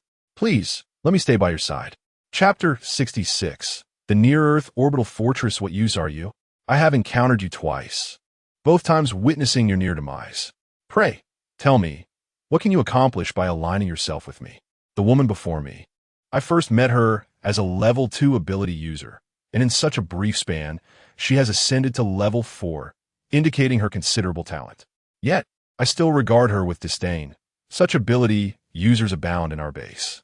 Primarily, it is her incessant chatter that seems to clear away the clutter in my mind. A quintessentially ascetic woman, so compelling that even the god of marriage would retract his strings. What purpose do you serve? Your house. Wei Qingwang nearly blurted out your house, feeling like a supplicant, but quickly corrected herself. Add a pair of chopsticks for me. I swear I won't eat much. Oh. Jiang Lan felt a sudden shiver run down his spine. There was something oddly enticing about her tone. Don't come at me with that. Leave me be, he retorted. yet his body remained unmoved, allowing her to cling to his leg. "Suit yourself." Jiang Lan scoffed coldly, and in an instant, he vanished from sight, returning to the base with a new addition. He brought her back not for any other reason, but to observe her promising talent. In the residential area of the base, Lu Susu noticed Wei Qingwang hanging onto the diminutive man and grew even colder. Wordlessly, she stepped forward and forcefully separated the two. Humph. A glint of coldness flashed in her eyes as she huffed at Wei Qingwang, grasping Jiang Lan's hand and pulling him into a room. Her actions were decisive and direct. Wei Qingwang understood the intent of this frosty woman. Wasn't it merely a declaration of ownership? How quaint. Just remnants left by the likes of Lao Zi. "A mere cub. What is your name, young lady?" Qin Lan, observing her son with a woman of equally fine stature, silently praised him in her heart. Wei Qingwang, faced with the seemingly scrutinizing gaze of Jiang Lan's mother, Wei Qingwang felt a twinge of trepidation. "A fine name indeed, and how old are you?" 37. "Ah, splendid. Truly the prime of life." Their interaction, surprisingly harmonious, unfolded. Jiang Lan emerged once more 10 days later. Do not misunderstand. During these 10 days, he had taken the warriors of the base out to hunt monsters for resources by day, returning at night to cultivate. He had severely underestimated the energy demands post-level 3. The harvested cores barely sufficed for the refinement of 10 acupoints, consuming vast amounts of time and energy. At last, on the 10th day, he ignited 90 acupoints, stepping into the level 4 realm. Name, Jiang Lan. Race, human. Lifespan, 550. 072. Realm, level 4 early stage. Having gained over a month of experience from the time-space tower, the countdown in his mind revealed a loss of 34 days, and his strength had ascended to level 4. Jiang Lan pondered the significance of this countdown, what awaited him upon its conclusion. Uncertain of the implications, he resolved to grow stronger swiftly. Regardless of whether a cataclysmic flood or cosmic annihilation loomed, he believed that with greater strength, he could contend with any challenge. He now boasted a lifespan of 550, 072 years, with physical strength reaching a staggering 110,000 pounds. His might, equivalent to 555 tons, was formidable indeed. Jiang Lan clenched his fist, witnessing ripples in space emanate from his hand. If entwined with the primordial energy, he could shatter the fabric of reality effortlessly. His spiritual awareness had expanded significantly, from a range of 50 kilometers in the mid-level 2 stage to 500 kilometers in level 3, and upon breaching level 4, it soared to an astonishing 25,000 kilometers, a 50-fold increase. With his awareness unfurled, he stepped out of the base, manifesting in the high skies above. To tangibly gauge his newfound power, Jiang Lan enveloped his fist with primordial energy and unleashed a tremendous punch towards the heavens. Crack! At the moment his fist struck, space shattered like a mirrored surface, fracturing into a web of cracks that crumbled away. This punch embodied years of hard-earned strength. Astounding! Having grasped the destructive potential of his blow, he concentrated and vanished from sight once more. Ascending rapidly, he soon found himself in the near-Earth orbit of the azure blue star. Goodness, what grandeur! Jiang Lan gazed upon the verdant hemisphere just within reach. The azure blue star dwarfed the main world, its land masses intricately interconnected.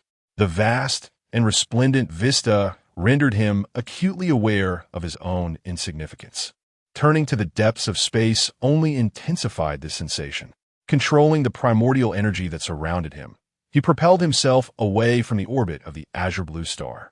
Is this the near-Earth orbital fortress? Above him loomed a colossal steel bastion, equivalent in area to a provincial territory of the main world, silently drifting in the orbit of the azure blue star. Recalling from memory, he knew that there were 4 such enormous orbital fortresses. Although termed near-Earth, these fortresses were, in fact, quite distant from the azure blue star. Due to the star's mass and size, the gravitational pull was immense, placing the fortress nearly 20,000 kilometers above the planet's surface. Jiang Lan swiftly approached the near-Earth orbital fortress, soon arriving at its location.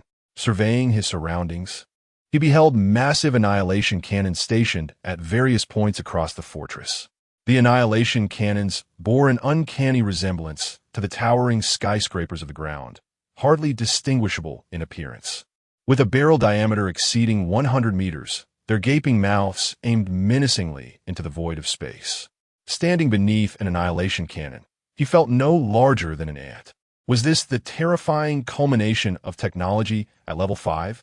One shot from such a cannon could obliterate a target as formidable as the main world's aircraft carriers, leaving them in disarray. Even the azure blue star could suffer dire consequences, potentially facing perforation. The energy required for these annihilation cannons drew from high-level energy sources, exceeding even nuclear power by 2 tiers. They operated via a device known as a dark matter converter, capable of absorbing the universe's dark matter and transforming it into energy, thus unleashing a beam of annihilation exceeding 1,000 times the speed of light. The effective range of the annihilation cannon was equally formidable, with a maximum range of 0.5 light-years. Such capabilities were ideally suited for safeguarding life-bearing planets. Regrettably, the Milky Way faced corporations with superior technology. Thus, these annihilation cannons had never had the opportunity to unleash their true potential, having been swiftly subdued by higher-dimensional technological assaults. Jiang Lan gazed at the tens of thousands of annihilation cannons, a yearning stirring within him. The various production lines within the fortress also piqued his interest. All of this shall belong to me. P.S. A heartfelt thank you to my righteous father, the valiant Rangu, for the blade sent my way, and to all the fathers for their thoughtful gifts. The little author works by day and returns at night to complete 3 chapters. Originally, I aimed to add an extra chapter, but I failed to adjust the time of posting, which went live after midnight at 12:16. I ask for your understanding. Tomorrow will bring 4 chapters. Chapter 67. The Changes of the Time-Space Tower and 11 New Worlds. Regrettably, Jiang Lan searched the fortress thoroughly but found not a single interstellar warship. Even the production lines for such vessels had been denied to him. What a travesty! At the very least, they could have left him 1 interstellar warship. Instead, he was left with nothing but production lines for commercial use, and of the most inferior kind. Lines for planetary orbital vehicles, civilian light brains, agricultural production, aquaculture. None of these bore any significant relation to interstellar navigation. The only somewhat relevant production line was for planetary orbital vehicles, which, lacking a spatial curvature engine, could only traverse between low Earth orbit and the surface. Fortunately, there was a super-large machinery processing line. Although it was a generation behind, it provided Jiang Lan with a modicum of consolation. This apparatus could facilitate the mining and assembly of interstellar warships in space, albeit at the cost of considerable effort and time measured in years. Since he was already there, he decided to package the entire orbiting fortress, much to the benefit of the Eastern superpower. Thus, Jiang Lan absorbed the entire low Earth orbit fortress into his space. True to the fragments of the Hongmeng Daoqi, the space was astonishingly vast. Even a fortress of such magnitude made no discernible ripple. After some effort, he also absorbed the remaining 4 fortresses, deeming them a waste without energy. Originally, there were 5 interstellar fleets stationed outside the aquatic blue star, each corresponding to 1 fortress. However, the company was neglectful. Perhaps they deemed these fortresses beneath their notice or found them too cumbersome to relocate. Thus, they remained intact. Each fortress housed hundreds of super-large anti-gravity devices. Without energy, it was likely they would succumb to the depths of the aquatic blue star. He wondered whether these fortresses could be placed outside the main world, the blue star. He could test it. If it failed, he could simply absorb it into his space. With matters here nearly settled, he planned to return to the base, urging his father to swiftly enhance the base member strength before seeking a location to vanish within the universe of the aquatic blue star. Upon returning to the time-space tower, Jiang Lan did not rush back to the main world. Instead, he began to explore within the space. After his strength reached the 4th tier, the time-space tower underwent a subtle transformation. The once indistinct mountains and rivers became vividly real, akin to a world of its own, mirroring the outside realm. He could now leisurely admire the breathtaking scenery. He felt like the sovereign of this space, capable of effortlessly traversing to any location. The spatial world was vast, far too extensive for him to explore in just a few years. He opted to visit only the most representative sites, such as a colossal mountain range that pierced the heavens, an endless, tumultuous sea, and a magnificent array of palatial structures shimmering in gold. In summary, this spatial world emphasized grandeur, an overwhelming vastness. It was a revelation for him. Regrettably, this boundless expanse of space was devoid of any fauna, with flora only just beginning to sprout.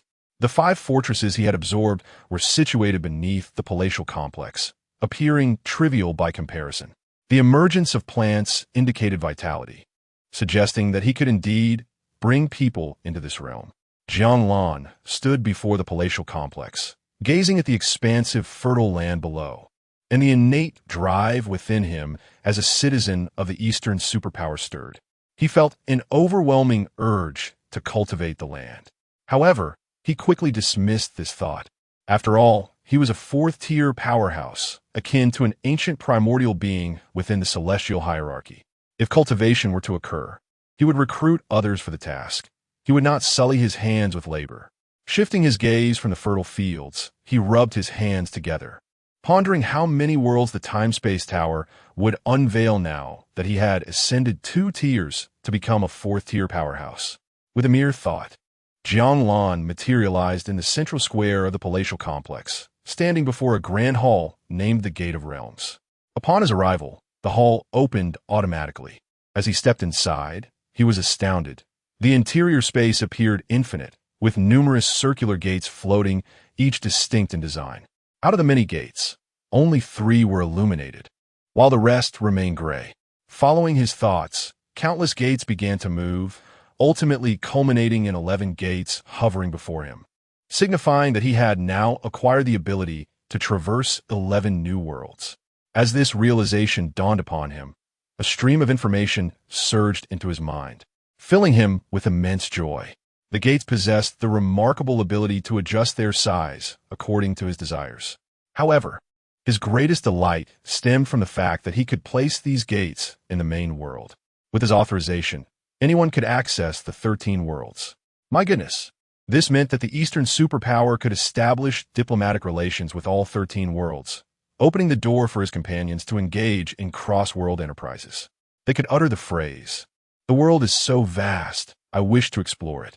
Yet, envisioning the chaos that might ensue from such openness, Jiang Lan quietly banished the notion of hastily opening these worlds. There was no rush.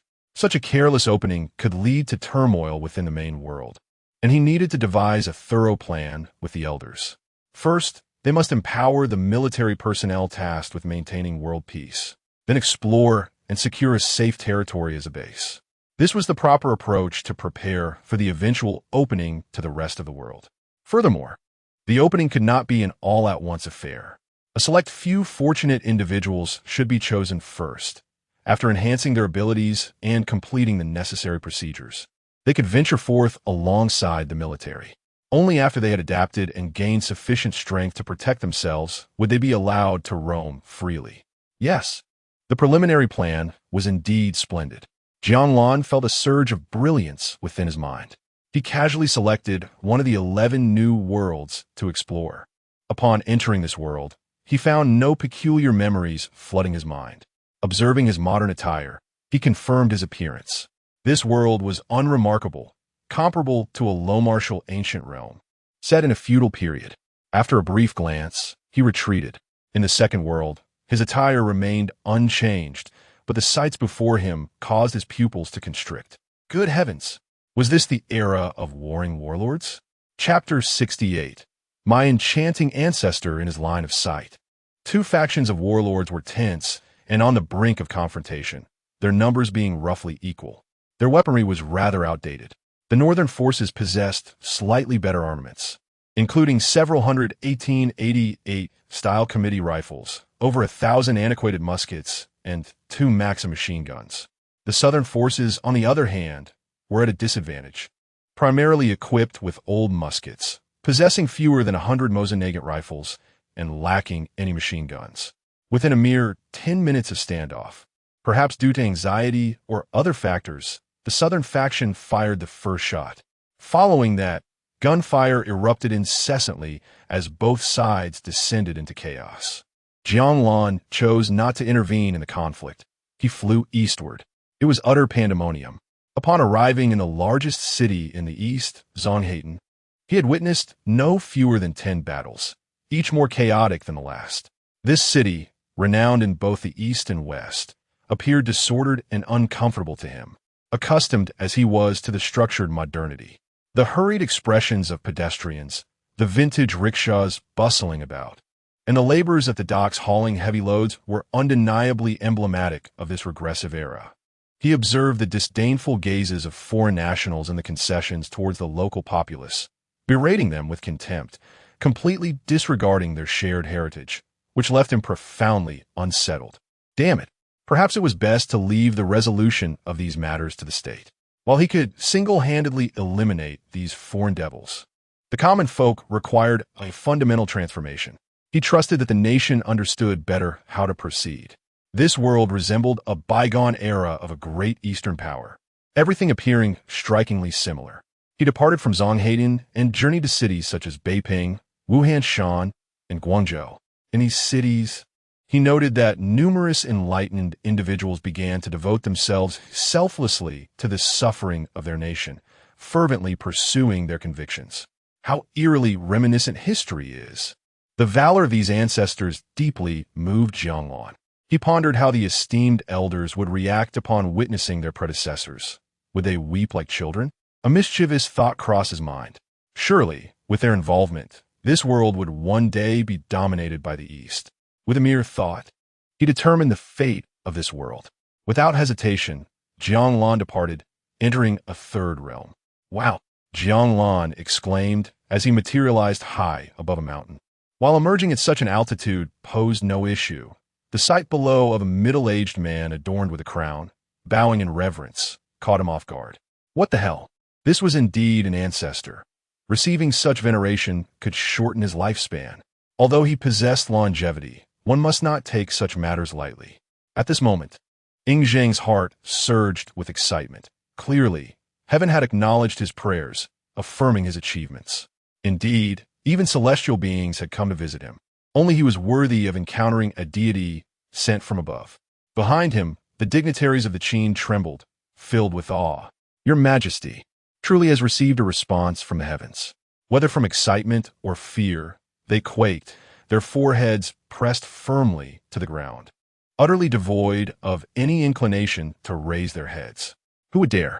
This was a celestial being. Only Ing Zheng, suppressing his overwhelming emotions, posed a question with both respect and authority. Might I inquire, esteemed celestial, can the legacy of the great Qin endure for 10,000 years? As we strive to govern the realm? Ing Zheng, facing the deity, posed the most pressing question that weighed upon his mind. After asking, his eyes gleamed with anticipation for the celestial's answer. The achievements of the Qin in unifying the realm deserved heavenly affirmation, and thus, extending their legacy for eternity should not be too much to ask, correct? Jiang Lan felt his lips twitch. How could he respond? Damn, ancestor, you are overthinking this. The Qin fell into chaos after your demise on the sands of Sha. Clearing his throat, he replied, I am not a celestial being. You may call me Jiang Lan. I am from 2 millennia into the future. What? Ing Zheng was taken aback. Not a celestial? How could that be? If you're not a celestial being, how can you defy gravity? Jiang Lan gracefully descended before him, sensing his confusion. He smiled and said, Let me refer to you as my ancestor. I speak the truth. There is no distinction between us. My ability to hover is merely a result of my cultivation. Jiang Lan earnestly addressed his doubts while also dropping a bombshell. The Qin was formidable indeed. If its myriad fierce generals were to engage in cultivation, how terrifyingly powerful they could become, transforming the Qin into a transcendent dynasty. Currently, Wang Jian was still in his prime, while his son Wang Bin was in the bloom of youth. The Meng brothers, Meng Tian and Meng Yi, were also robust. Not to mention Li Xian, Zhang Han, Yang Duanhe, and Feng Jie. Their fates should not be allowed to fade into obscurity. They were destined to conquer the realms. Upon hearing the first part of Jiang Lan's statement and detecting the sincerity in his eyes, Zheng discerned it was no mere fabrication. Just as he was about to delve deeper into the fate of the Qin dynasty, he was struck by the latter part of Jiang Lan's revelation. Zheng, a towering figure at 195 meters, trembled with anticipation. He then bowed deeply, his voice earnest. "I implore you, grant the Qin the method of cultivation. Such abilities would hold great allure for the martial-oriented people of Qin." Not so fast. Jiang Lan was not about to easily bestow extraordinary powers upon the Qin. After all, things that are easily acquired are often undervalued, whether by ancient or modern individuals. The principle of not passing down profound truths lightly applied here. "Ancestor, would you be willing to initiate cross-dimensional trade?" Jiang Lan posed his inquiry. Of course, the authority to open such portals rested solely in his hands, making this question somewhat superfluous. However, since Zheng was one of the ancestors he admired, it was only fitting to show him some respect. "What is cross-dimensional trade?" Zheng asked, somewhat perplexed by the term. "Allow me to explain. I can establish a portal within the Qin, connecting it with the future.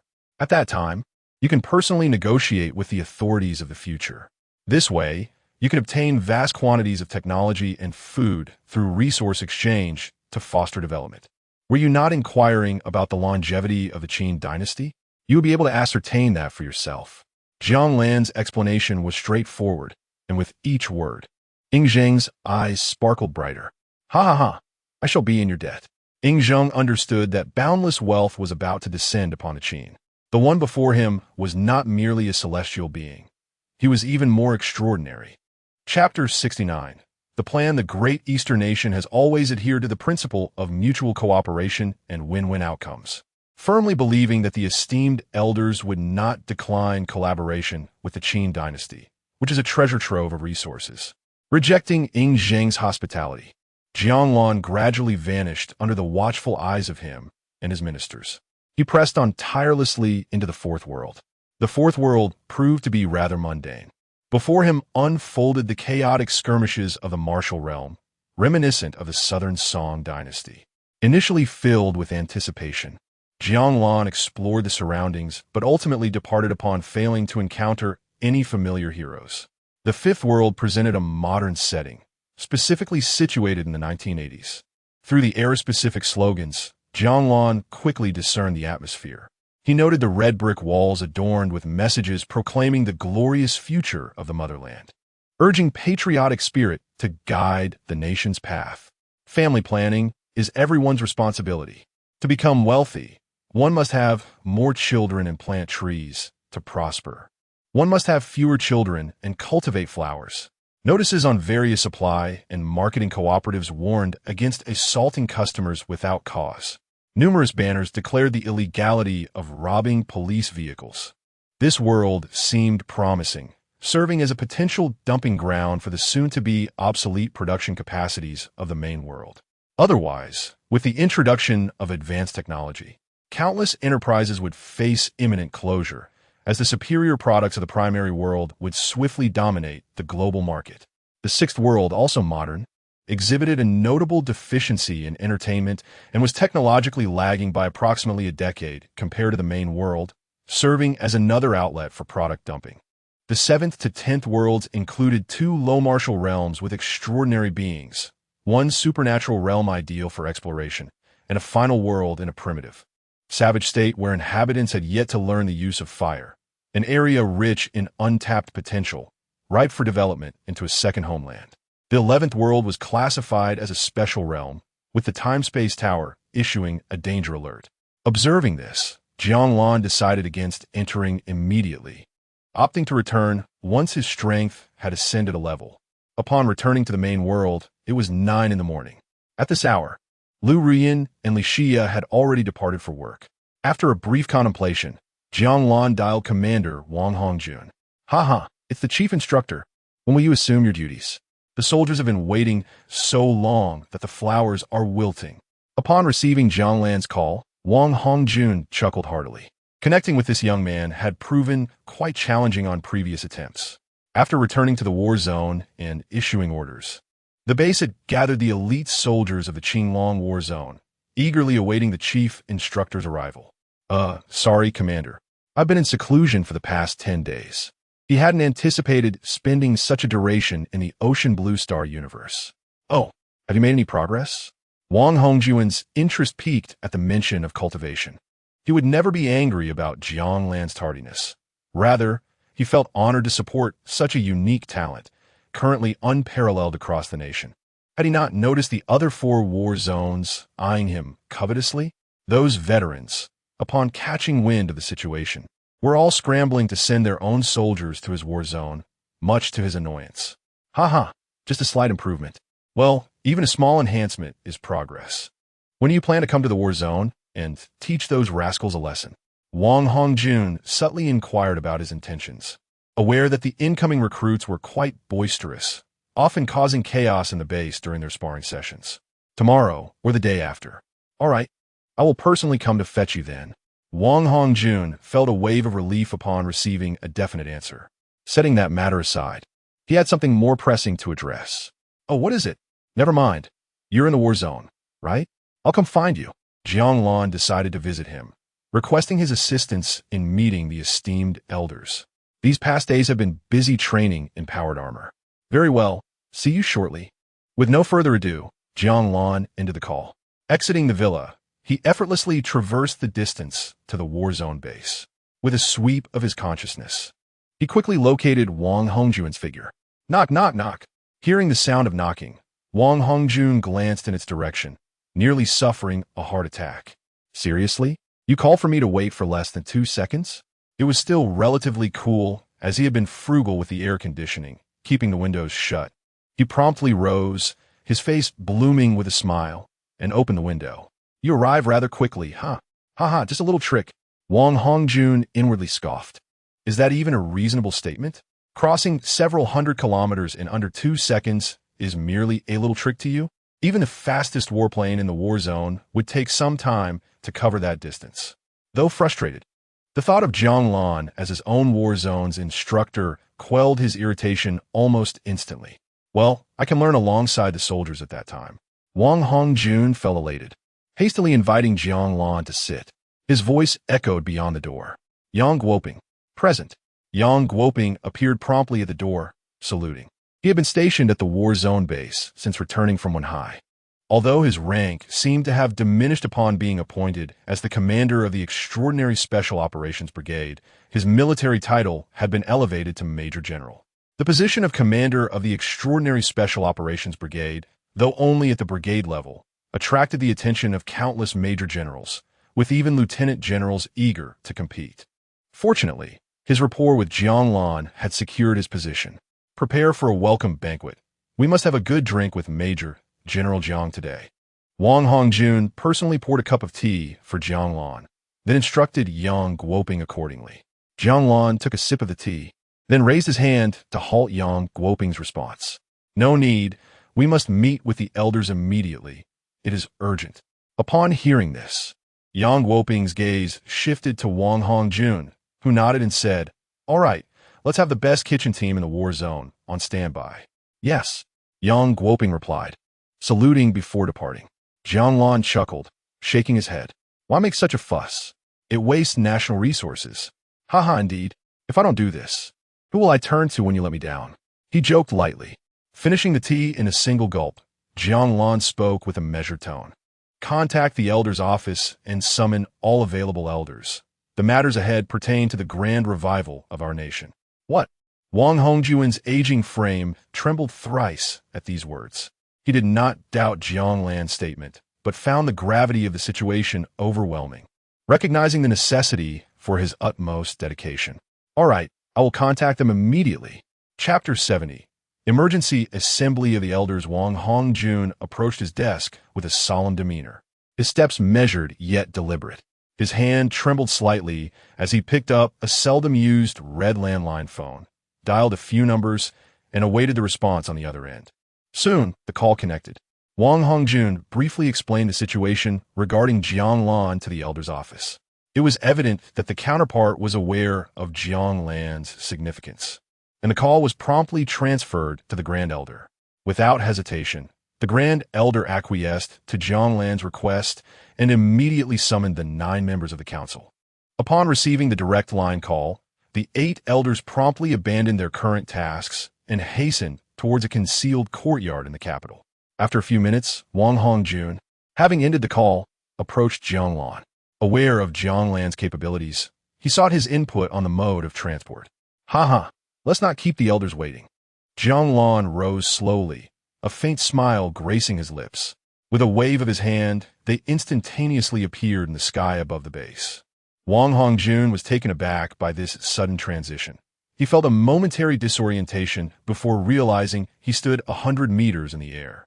As a soldier, he had encountered countless extraordinary events, yet this experience was unparalleled, surpassing anything he had felt in a fighter jet or powered armor. Is this the dream of humanity? To soar through the skies? He pondered, overwhelmed by a myriad of emotions. Flying, indeed, is a first for everyone. Soon, you shall grow accustomed to it.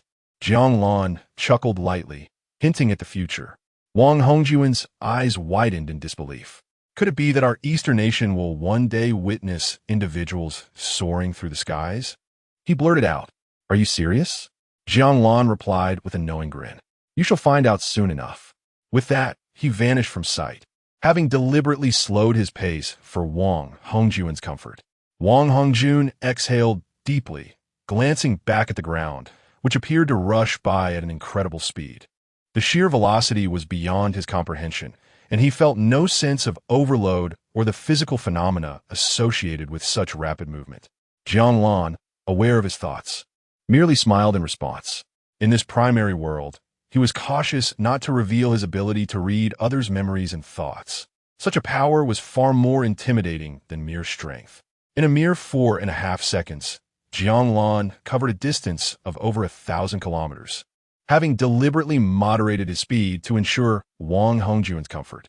At his current capacity, he could traverse 2,500 kilometers in a single stride. The world beneath him felt diminutive. With a mere thought, he could explore its entirety. Soon, when his power reached new heights, he would need to make significant alterations to the blue planet or even the solar system.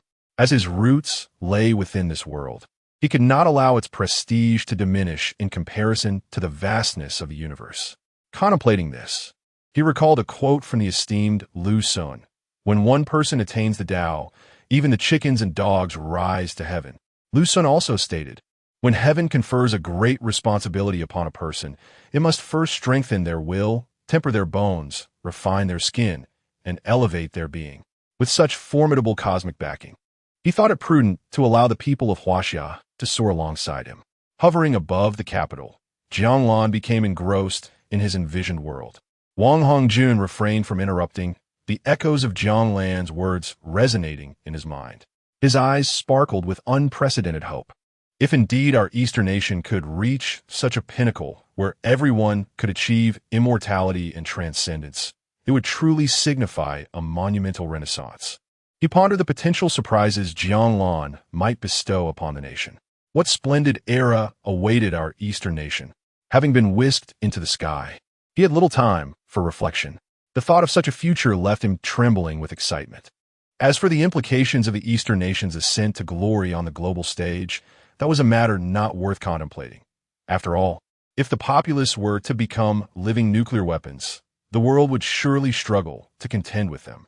The martial spirit of the Eastern nation was undeniably potent. Divided into radical and conservative factions, the radicals believed military expenditure was insufficient, with some citizens even resorting to smoking more as a means to bolster military funds. Conversely, the conservatives argued that the radicals were too restrained, claiming the nation needed more aircraft carriers, destroyers, and missiles. In a modestly decorated courtyard, the Grand Elder, surnamed Zhou, was affectionately referred to as Zhou Lao. He appeared relaxed, savoring a cup of tea. One by one, the elders arrived, silently taking up their cups. This assembly was of the highest caliber, with only the 9 of them privy to its details. Once all were gathered, Zhou Lao surveyed the group and remarked, "You old codgers certainly arrived swiftly. Haha, we had no choice. I am most curious about the child's request," replied the first elder, surnamed Zhao, known as Zhao Lao. Like Zhou Lao, he frequently appeared in the news, playing a pivotal role in advancing the nation's priorities. Those old fogies at the Academy of Sciences have been quite bothersome, each one seeking favors from me, demanding personnel as if I could spare them without consequence. It feels as though I am unable to enjoy a peaceful moment with my granddaughter. Elder Ian, responsible for technology, grumbled lightly. But this child has truly astounded me. It's remarkable how someone so young can develop such advanced technology. Indeed, I have heard Wang Hongju mention that when negotiating prices, he is willing to take a loss just to provide affordable options for the nation, added Elder Li, who oversaw military affairs and was a seasoned veteran. Say, Li Lao, could you spare some powered armor from my emergency management department? The young folks in my department are inundated with report submissions, requesting additional allocations, Zhao Lao suggested, lighting a specially provided cigarette. Sure, I can arrange that after the meeting, Li Lao readily agreed, recognizing the need for collaboration. How is it that Wang Hongjun and that child have come to an agreement? The quantity of powered armor seems to be increasing, with surplus remaining after distribution to various military zones, Zhao Lao mused. I am familiar with powered armor. It is as versatile as a brick, readily deployable wherever needed. Elder Xiang, in charge of the economy, chimed in, his expression weary. The economy is often intertwined with technology, and he expressed admiration for Jiang Lan's innovations. At that moment, a soldier entered the room, followed by two individuals. The 9 elders immediately perked up at the sight of them. Chapter 71. Come, show yourselves greetings, esteemed elders. Wang Hongjun of the Qinglong War Zone pays his respects to all the distinguished leaders present. As the two entered, Jiang Lan politely greeted them, while Wang Hongjun appeared somewhat anxious, standing stiffly to salute. Relax, take a seat, Elder Zhou said with a warm smile, addressing both Jiang Lan and Wang Hongjun kindly. Yes. Although Wang Hongjun was nearly 70 and shared a similar age with the elders in the room, he still felt somewhat restrained in their presence. Conversely, Jiang Lan displayed no such hesitance, comfortably occupying the space designated for him in the center. You resemble my eldest grandson closely, so I shall call you by your name. He, Elder Zhou, you may simply refer to me as Jiang Lan or Xiao Jiang. Jiang Lan humbly addressed the 9 elders without arrogance. Well said, young man. I hear you have established a company in Wenhai. Are you facing any challenges? Elder Xiang inquired. Indeed, Elder. The company is currently developing smoothly, benefiting from favorable local policies. And we have not encountered significant issues, Wang Hongjun replied. Haha, you are now the chief instructor of the Qinglong War Zone. But I believe this position does not quite suit you. I propose we assign Jiang Lan the role of chief instructor of the military department. Do any of you object? Goodness, Li, you are quite cunning. I intend to recruit Jiang Lan as the chief scientific advisor for my science and technology department. Such remarkable talent should not be squandered in the military. The atmosphere lightened as the elders engaged in lively conversation, discussing casually before addressing the purpose of their gathering. Jiang Lan, please share your thoughts on the current development of our nation. Elder Zhou's voice rang out amidst the laughter. Upon hearing this question, all eyes turned to Jiang Lan. He hesitated momentarily, then smiled broadly as he responded, You honor me, Elder. I am not well-versed in all aspects of national development, so I may not provide a comprehensive view. However, since you've asked, I will share my perspective. Our nation currently faces numerous challenges. In the economic sector, we lack robust consumer demand, and the previous overinvestment in real estate has stifled growth, leading to a prolonged downturn. This weak demand has now affected supply, undermining market expectations and confidence, resulting in negative trends in income, consumption, investment, and credit, thereby impacting employment and fiscal indicators. In the realm of technology, we still grapple with key core technologies that remain dependent on external forces. Our capacity for technological innovation requires further enhancement, and the overall efficiency of our innovation system must improve. Certain emerging fields still lack regulatory frameworks, which constrains industrial upgrades and high-quality economic growth. Businesses are struggling, with many industrial firms facing immense pressure on revenue and profits. Overcapacity remains unabsorbed by the market, leading to suboptimal utilization rates. Consequently, some sectors are experiencing a contraction in labor demand, resulting in high youth unemployment and declining growth in disposable income. Demographically, we are witnessing an accelerated aging population. The gradual disappearance of demographic dividends, rising labor costs, and increased pressure on social security systems, including pensions and healthcare. In terms of income, there exists a significant disparity in development and income distribution between urban and rural areas, affecting social equity and economic balance. This disparity leads to numerous challenges for the populace in employment, education, healthcare, childcare, elder care, and housing. The current cost of living is exorbitant. The financial burden of marriage and child-rearing is beyond the means of many. Despite working tirelessly, many find their salaries insufficient to support their families. Among the youth, there is a prevalent sentiment of reluctance to marry or have children, resulting in a decline in birth rates that approaches negative growth. My understanding may not be exhaustive, and I invite the esteemed elders to contribute further, Jiang Lan concluded, taking a sip of tea. Indeed, while not entirely comprehensive, your assessment is largely accurate. Elder Zhou nodded in approval. Yes, you have captured the major issues quite well, though there is still much work to be done, Elder Xiang concurred. The other 7 elders echoed their agreement. From your perspective, what areas should we focus on to address these issues? Elder Zhou continued to engage Jiang Lan with his inquiries. All smiles. Well, my presence here today pertains directly to the future direction of our nation's development. You will soon understand, so prepare yourselves and do not be alarmed. Jiang Lan flashed a broad grin, surveying the 9 elders. Oh, I'm quite eager to hear, one elder exclaimed. Ha, let us see it. I am curious to witness what wonders you have in store for us, another added, their eyes fixed intently on Jiang Lan. Very well, I shall commence. Please brace yourselves, Jiang Lan announced, casting a glance at the 9 elders. Do not keep us in suspense any longer. Begin. Elder Zhou urged, feeling rejuvenated by the excitement in the air. As soon as Zhou's words faded, Jiang Lan waved his hand, and a towering gate materialized before them. What is this? Everyone was taken aback by the sight. Through the gate, they glimpsed scenes from another world. Upon witnessing this, they quickly surmised Jiang Lan's intentions for addressing the nation's developmental challenges. If their assumptions are correct, this could indeed propel our nation's economy to new heights, Elder Zhou remarked, his tone tinged with urgency as he sought clarity from Jiang Lan. Indeed, this is a gateway to other worlds. What you are observing is a modern world from the 1970s and 1980s, inhabited by a great nation sharing our cultural beliefs. It may be understood as a glimpse into our nation's past, Jiang Lan elaborated, prompting the 9 elders to pound their thighs in approval. Excellent. Splendid. I seek to avenge past grievances, they exclaimed, each elder displaying a mix of fervor and excitement.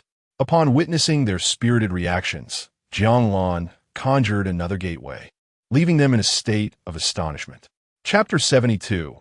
A series of surprises. Patience is merely one aspect of the unfolding events. Due to the limited space, Jiang Lan first withdrew the Warlord Chaos portal and presented the portal from the era of Warlords. What is this? The era of Warlord Chaos? Upon seeing the portal, the seasoned soldiers, Li Lao and Ding Lao, were the first to react. Jiang Lan nodded in affirmation. Indeed, this world corresponds to the tumultuous period of Warlord Chaos from a century ago. With this confirmation, Li Lao's anger flared, a palpable killing intent emanating from him. Damn it, those foreign devils. I shall unleash a storm upon them. Li Lao, calm down, Ding Lao urged, patting his shoulder to soothe him. He understood that Li Lao's father and grandfather had both perished at the hands of foreigners. Were it not for the current need for national stability, Li Lao might indeed have sought revenge against those from the West. His excitement upon witnessing that earlier era was entirely understandable. Very well. The great nation of this world is engulfed in turmoil. We must prepare to pave a luminous path for our ancestors. Zhou Lao's gaze was fixed upon the foreign aggressors in the coastal cities, his eyes glinting with icy resolve. Indeed, we shall forge a staircase of hope for our forebears. It seems we need to summon a contingent of retired soldiers. It is imperative. The 9 esteemed elders nodded in unison. Zhou Lao, concealing his cold demeanor, smiled at Jiang Lan. Is there more? Of course, Jiang Lan responded with a smile, gesturing to unveil the next world. As the new world materialized, the assembly inhaled deeply. This world is from the pre-Qin period. I have conversed with Emperor Qin Shi Huang, and he will return to discuss matters of cooperation with you. Who would have thought you possessed a talent for diplomacy? Perhaps you should join my foreign affairs department. Hey, you old miser, you can't poach me like that. Laughter echoed as Jiang Lan retracted the Warlord Chaos portal, subsequently showcasing 3 low martial worlds, an ancient dynasty world, and a modern world from 2015, along with realms of the supernatural and the savage. Silence enveloped the room. After presenting 10 worlds, the elders found themselves in a state of stunned silence, overwhelmed by the sudden influx of fortune. 10 worlds, each representing a vast reservoir of natural resources, minerals, and human capital. The sheer abundance was staggering. The Eastern superpower could not possibly consume it all alone. Without more efficient and advanced technology, it would take centuries, if not millennia, to fully exploit these resources. Thus, a singular path of cooperation emerged, not with other nations, but with the kindred spirits of the various worlds. The 9 elders had no intention of sharing this bounty. They had only dreamed of personal gain since the moment they beheld the portals. They recognized that, except for the savage world, each realm housed their own ethnic lineage. Their world could provide technology and talent, while the other realms could contribute manpower for mutual development. With a plan forming in their minds, Zhou Lao exhaled heavily. Indeed, you have granted us a tremendous surprise. Jiang Lan, meeting Zhou Lao's gaze, offered a shy smile. I'm a national major general, after all.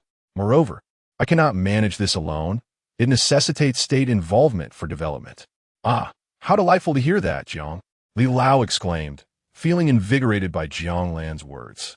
Zhou Lao and esteemed elders, he continued, drawing their attention once more. These 10 worlds are merely small realms. To enhance our national development, I have acquired a wealth of advanced technology from an apocalyptic world. The power armor I possess was also sourced from that world. Upon hearing this, the crowd's expressions shifted slightly. When they learned it was an apocalyptic world teeming with high technology, the elders' eyes sparkled with intrigue. However, the dangers posed by terrifying forces and mutated creatures in that world, coupled with the inaccessibility of energy sources, prompted Jiang Lan to withhold this knowledge from the state for now. Once I elevate our soldiers to extraordinary warriors with sufficient strength, we will reconsider. In the meantime, I will bring back the necessary resources for training. Upon hearing the perilous nature of that world, the elders exchanged glances before Zhou Lao spoke. Your considerations are astute. If you deem it dangerous, we understand your strength, yet we cannot provide assistance at this time. Resources are not an immediate concern. Your safety is paramount. Zhou Lao intended to elaborate further, but was interrupted by Jiang Lan. I am aware of your concerns, but fret not.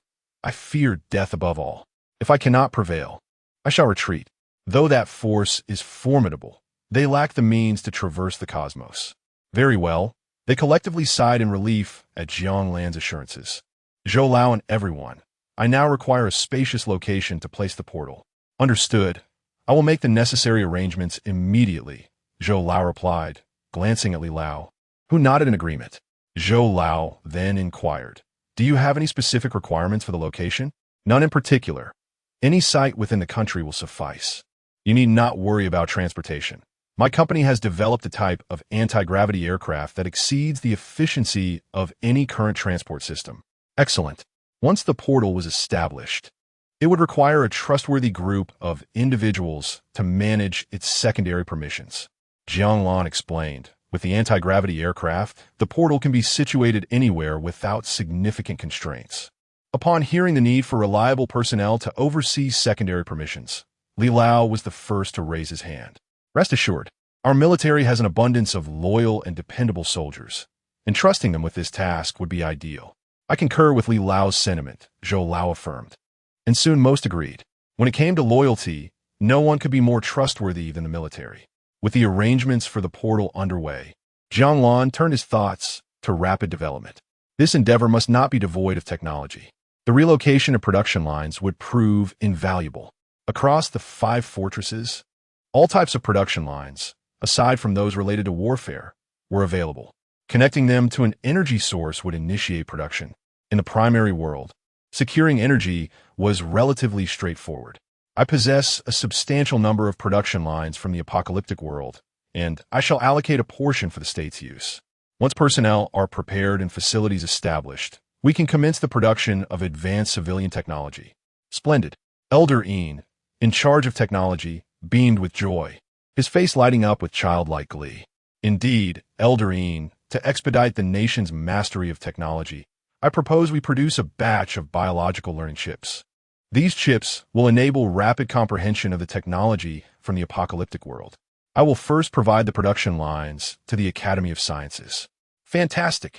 Upon hearing of such remarkable biological technology production lines, Elder Een could hardly contain his excitement, jumping with unrestrained joy. Chapter 73. We are still that youth. Could you discuss the performance of the biological learning chip with the old man? Elder Een trembled with excitement, his beard shaking. Just hearing the name suggested capabilities beyond his imagination, his eyes filled with yearning. Indeed, the biological learning chip, from the moment it emerged in the apocalyptic world, acted as an accelerator for humanity on the brink of extinction. The chip contains an extensive repository of technological knowledge, encompassing levels 1 through 5. Every citizen born, if they so desire, can have it implanted through injection. The chip aligns with the genetic structure of a human body, causing no harm, while expanding the brain's capacity, rendering individuals more intelligent. Once implanted, a multitude of technological insights is subtly infused into the individual's consciousness to become a scientist. One merely needs to undertake the final practical step. Without this, the rapid iteration of technology in a post-apocalyptic world would hinder humanity's expansion across the galaxy. Upon hearing this, everyone inhaled sharply. Such a remarkable biological learning chip. According to the understanding of technological advancement, it is typically a protracted and laborious process.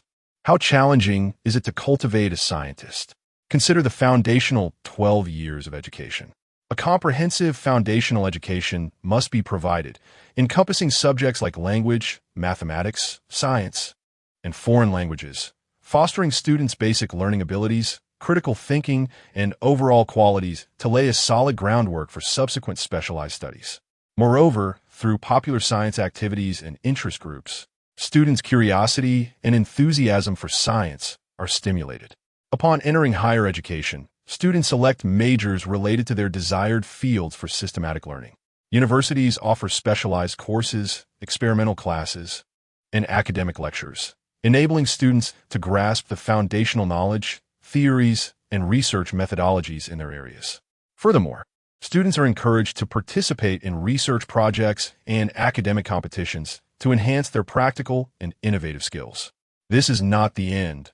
Upon completing their undergraduate studies, students immediately transition into graduate education.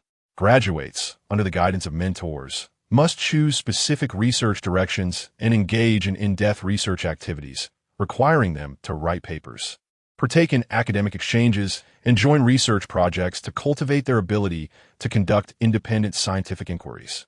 At this stage, students gradually become experts in their fields, possessing a certain level of research capability and innovative thinking. From foundational education to undergraduate and then graduate studies, nearly 20 years are required. Now, Jiang Lan tells him that a single biological learning chip can reduce this to mere years, or even shorter. How could he not leap for joy? Scientific talent is as valuable as troops under the command of Han Xin. More is always better. Indeed, the biological chip is undoubtedly a catalyst for the rapid development of our great Eastern nation. Elder Een, once the chip is produced, you must provide the military with a batch of superweapons. Then, I can boldly confront those foreign devils. This planet should not be left to the rampant descendants of bandits. Don't be so anxious, Sambi. Elder Een laughed, easing Sambi's impatience. After so many years, he had never felt such joy as today. By the way, Lao Chiu, all those airplanes, destroyers, and amphibious landing ships in your industrial department, halt them all. Hey, you need to say it. I know what to do. Elder Chiu of the Industrial Department smiled like a child, fully aware that with stronger mass production lines and technology, the projects at hand would certainly be halted. Haha, does that mean I can have a maritime police wait at the port with paint? Elder Chiu said wisely.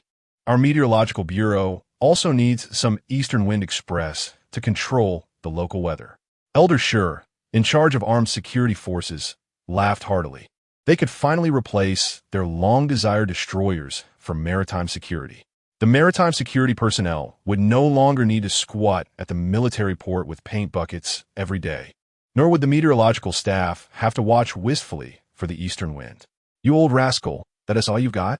Elderly pointed at Elder Chiu, who shot him a glance. You, with a full belly, cannot comprehend the hunger of the starving. You merely speak frivolously. In the short term, the updating of weapons will certainly not prioritize maritime security. Now, it's wonderful. So many destroyers and those elusive vessels at sea will have to obediently return for repainting. The maritime security personnel are undoubtedly overjoyed. If the personnel are happy, then I, as their leader, have not served in vain. Ahem. There's another significant technology in the apocalypse that I must share with you all. Jiang Lan noticed that the discussion among the crowd was unending, although they appeared well. Their ages were evident. Moreover, their excitement was palpable, and he genuinely feared for their well-being. Oh, we are all ears. As Jiang Lan spoke, the discussion immediately ceased. It is this: we have many elder scientists or senior officials. In the apocalyptic world, the average lifespan of ordinary people is 300 years, while that of the wealthy and powerful elite is 500 years. Upon finishing, the 10 elderly gentlemen gasped in unison. What? 300 years? And 500? Wait, how can they live so long? All right, no need to be so astonished. According to the technology of the apocalypse, living 300 to 500 years is quite normal. Isn't it? Haha, don't mind these old fellows' dramatic reactions. Jiang continue. All right, Jiang Lan sighed inwardly. Indeed, life is what humanity treasures most. It's evident that even those who have held power for many years, displaying the best composure, cannot remain unfazed. One can only imagine the allure of longevity for humanity. On the eve of the apocalypse, genetic technology advanced once more, and research into longevity gene serums could extend life to 800 years. The crowd inhaled sharply. Thus, when considering a lifespan of 800 years, the elder officials and scientists of the nation, including themselves, remain unchanged from the youthful selves they once were. Today, the young author returned from work feeling quite dizzy. Thus, I owe you a chapter. Chapter 74. The Longevity Gene Serum. The 11 individuals engaged in conversation until noon. During this time, the elders issued broad policy adjustments to their respective governing bodies. Thanks to the parameters provided by Jiang Lan regarding the anti-gravity aircraft, there were no concerns about logistical difficulties in transportation. With unanimous approval, the portals to 10 worlds were distributed across the 5 major administrative regions, to be managed by the local stationed military forces. Firstly, in the 3 northern provinces, 2 portal quotas were allocated, one to the Warlord world and the other to an ancient low-magic world.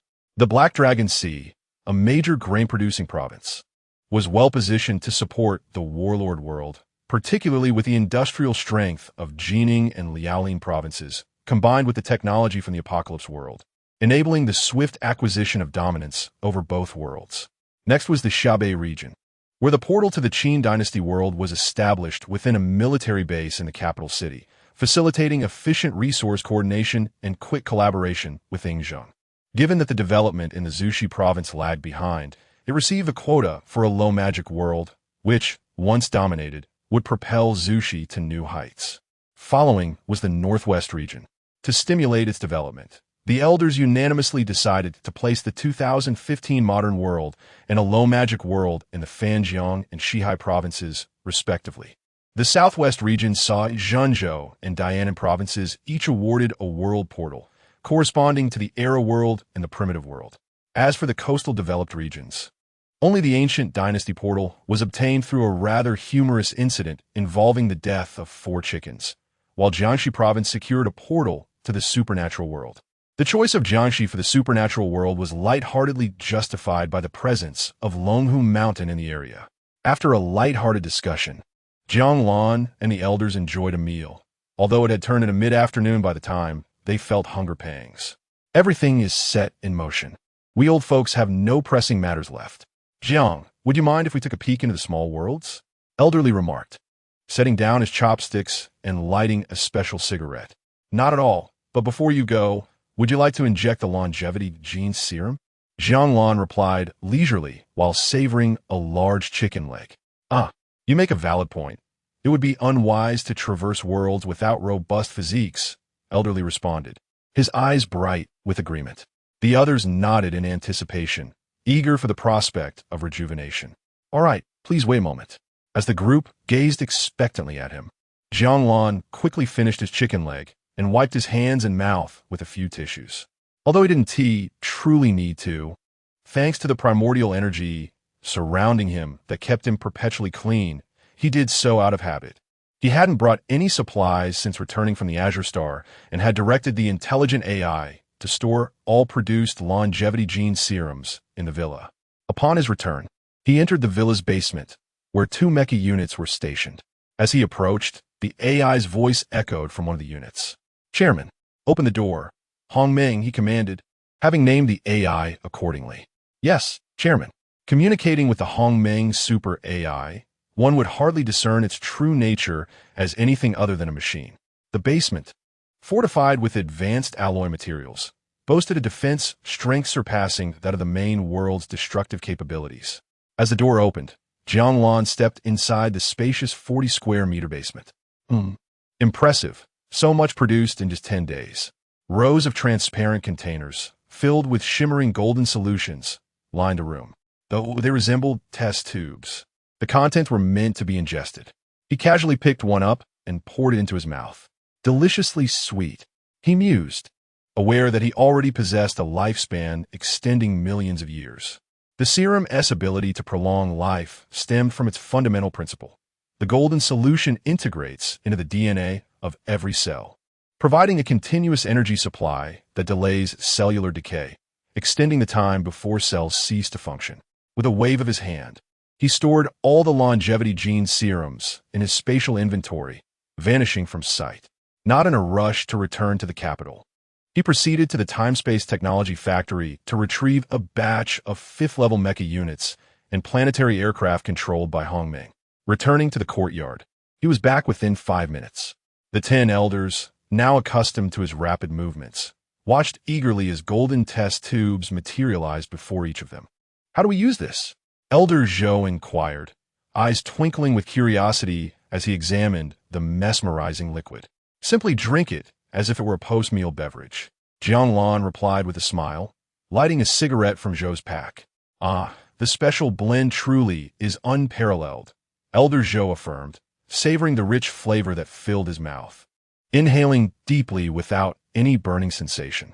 Excellent, Elder Zhou exclaimed, downing the serum in one go. The taste is delightful, quite sweet. Others followed suit, casting aside their hesitations. Before long, the room buzzed with exhilaration. Elder Zhou pulled out his phone to check his reflection, marveling at the transformation. Incredible. This technological marvel rivals the fabled elixirs of immortality. His once gray hair had regained its vibrancy, and he appeared a decade younger. And this is just the beginning. I foresee a return to my youthful days. Huh, Elder Shur, you look like your middle-aged self. Elder Shur chuckled at the sight of his rejuvenated appearance. Elderly, with exuberance, boomed, I oldly have returned, no longer the frail figure I once was. What do young people say? Oh, right, he shouted in delight, mimicking youthful exuberance with playful punches in the air. Must you be so boisterous? Can't you display a touch of composure? Elder Een chided, disapproving of Elder Lee's antics. Huh, when you say that, could you refrain from shaking? Elderly retorted with a dismissive glance. Chapter 75. Departing for the world of Daqin, every individual possesses a unique constitution, resulting in varying rates of recovery. Nevertheless, each person present has undergone a transformation, albeit slight. As time passes, it will not be long before they revert to their youthful appearances. With a sigh of relief, old Joe exhaled. He felt an unprecedented lightness in his body, brimming with vitality. In this state, he could review documents for 24 hours without fatigue. Alas, how do I face others outside? Enough already. You are taking advantage of the situation. Indeed, you old rascal are being quite cheeky. The banter among the group was unceasing. Their appearances rejuvenated. Their aging hearts felt revitalized, filled with excitement. It was their first experience of such nature. 800 years, yet they still had over 700 years left to live. What a remarkably prolonged span of time that would be. With their lifespans extended, they could achieve the enviable status of living to see their great-great-grandchildren, perhaps even to the 6th generation or as far as the 26th. Once the nation possesses absolute strength, the longevity gene serum would be distributed to every citizen, ensuring that the population of our great Eastern nation would not diminish in the near future. Coupled with the sustenance from 10 worlds, the living pressures on citizens would swiftly dissipate, leading to a surge in population. Upon this reflection, it dawned upon me that the initial purpose of our great rejuvenation of the Eastern nation was essentially accomplished. The 9 elders and Wang Hongjun simultaneously contemplated far-reaching thoughts, and they instinctively bent down, bowing at a perfect 90-degree angle to Jiang Lan. Startled, Jiang Lan quickly raised his hand to assist them, and they straightened up immediately. He then adopted a serious demeanor and proclaimed, "Let us not engage in such formalities. I have my own intentions for this." Old Joe, upon hearing this, waved his hand to halt Jiang Lan, his expression complex as he gazed at him, uncertain of what to say. After a moment of contemplation, he slowly smiled and spoke. "Our nation, along with us old fellows, has received such immense grace that we are at a loss as to how we might reciprocate. You know, the sum of what the nation currently possesses pales in comparison to the technology you have provided, let alone the 10 worlds and the crystal cores you mentioned. On behalf of the nation, I assure you that we will remember the wealth you have brought whenever you are in need. The nation will spare no effort to assist you." Having finished speaking, old Joe attempted to bow again, but found his body unable to bend. Jiang Lan felt a surge of emotion upon hearing his words. In truth, he did not consider himself as noble as old Joe portrayed him to be. He had already stated that he had his own motives. The resources required for his cultivation were simply too vast. It would be exceedingly challenging for him to soar alone in a short span of time. Thus, he would be better off investing in the nation with things of lesser importance to him. As the nation grew stronger, he could aspire to enter worlds abundant in extraordinary resources. At that point, he would be able to levy taxes. Yes, taxes from the nation. As he grew stronger, more worlds would open up to him, and when that time came, interworld trade would become inevitable. He would not merely collect taxes from the nation. Each world would owe him as well. By controlling the gateways, so many worlds would have no choice but to comply to avoid conflict. He chuckled to himself, envisioning a scenario where he could effortlessly accrue resources without the need for arduous travel. Indeed, he thought, my mind is quite astute. Haha, old Joe and everyone, I am merely investing in the nation. I firmly believe that once the nation flourishes, I shall not be neglected, he declared with a radiant smile, genuinely fond of the principle of mutual benefit. From his words, old Joe gleaned a wealth of information and soon grasped the implications. Rest assured, the nation will not disappoint you. Upon our return from the worlds, we shall discuss the calculation of the gateway usage fees. Haha, indeed, old Joe concurred. After all, the maintenance fees for the gateway must be addressed. Yes, I agree. Not only must we cover the maintenance fees, but other worlds should also contribute. In an instant, the group reached a harmonious consensus. Very well, let us pay a visit to our ancestors. Elderly rubbed his hands together in eagerness. Not so fast. We must equip ourselves with the mechas first. Jiang Lan waved his hand through the air, summoning 10 extraordinarily futuristic mechas before them. Each mecha bore a uniform hue, radiating a purple-black glow, standing like an impenetrable barrier, exuding a majestic and imposing presence that quickened their heartbeats. Particularly striking was the dark red spear affixed to their backs, which elicited a sensation of discomfort upon prolonged gaze. Grade 5 Civilization Mecha. What is this? The Grade 5 Civilization Mecha, equipped with a compact space engine, was capable of interstellar travel and participation in interstellar warfare. The dark red spear was a spatial weapon designed to slice through enemies across dimensions. Its designation was that of a special forces unit in the interstellar era. Upon hearing the formidable capabilities described, the crowd collectively gasped in awe. The technology of a Grade 5 civilization must be extraordinarily powerful, and yet, such advanced technology had been subdued by a single faction. Indeed, the cosmos is not something a civilization that has yet to leave its home planet can merely glimpse.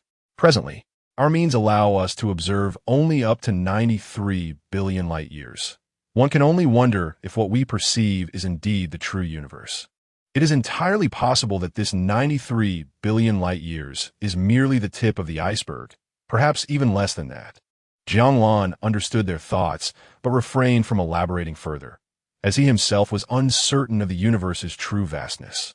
The cosmic worldview is but one among the myriad of realms, each holding equal significance in the grand tapestry of existence. Both the universe and the myriad realms are too numerous to fathom. As time pressed on, Jiang Lan turned to Wang Hongjun with a subtle smile. One mecha each. Commander, you shall go first. Having previous experience with binding-powered armor, he found the process for the Grade 5 civilization mecha to be remarkably similar. All right. Wang Hongjun wasted no time, nodding as he approached a nearby mecha. In less than a minute, the binding was successfully completed. The Grade 5 civilization mecha enveloped him in a flash of light, its engines igniting, causing the space around him to warp slightly, revealing a terrifying void. After acclimating, Wang Hongjun retracted the mecha, which seamlessly connected with his neural waves, transforming into a bracelet upon his wrist. Wow, impressive, Elderly exclaimed, marveling at his subordinate's skillful operation of the mecha. Hee. Wang Hongjun, feeling bashful in front of his superior, chuckled awkwardly and scratched his head. Before long, the elders completed binding their mechas one by one. Jiang Lan summoned the gateway to the Daqin world, enlarging it to a height of 3 meters. Let's embark. P.S. Alas, while at work, my mind wandered to the plot, causing me to make errors in my tasks, leading to a reprimand from my boss. I ended up working overtime until 7, and upon returning home, I struggled to write 2 chapters before succumbing to exhaustion. To all my esteemed fathers, I owe you another chapter today. Please be gentle with me when you take your due.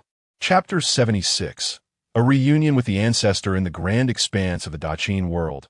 Atop the majestic summit of Mount Tai, a portal of shimmering space gradually materialized.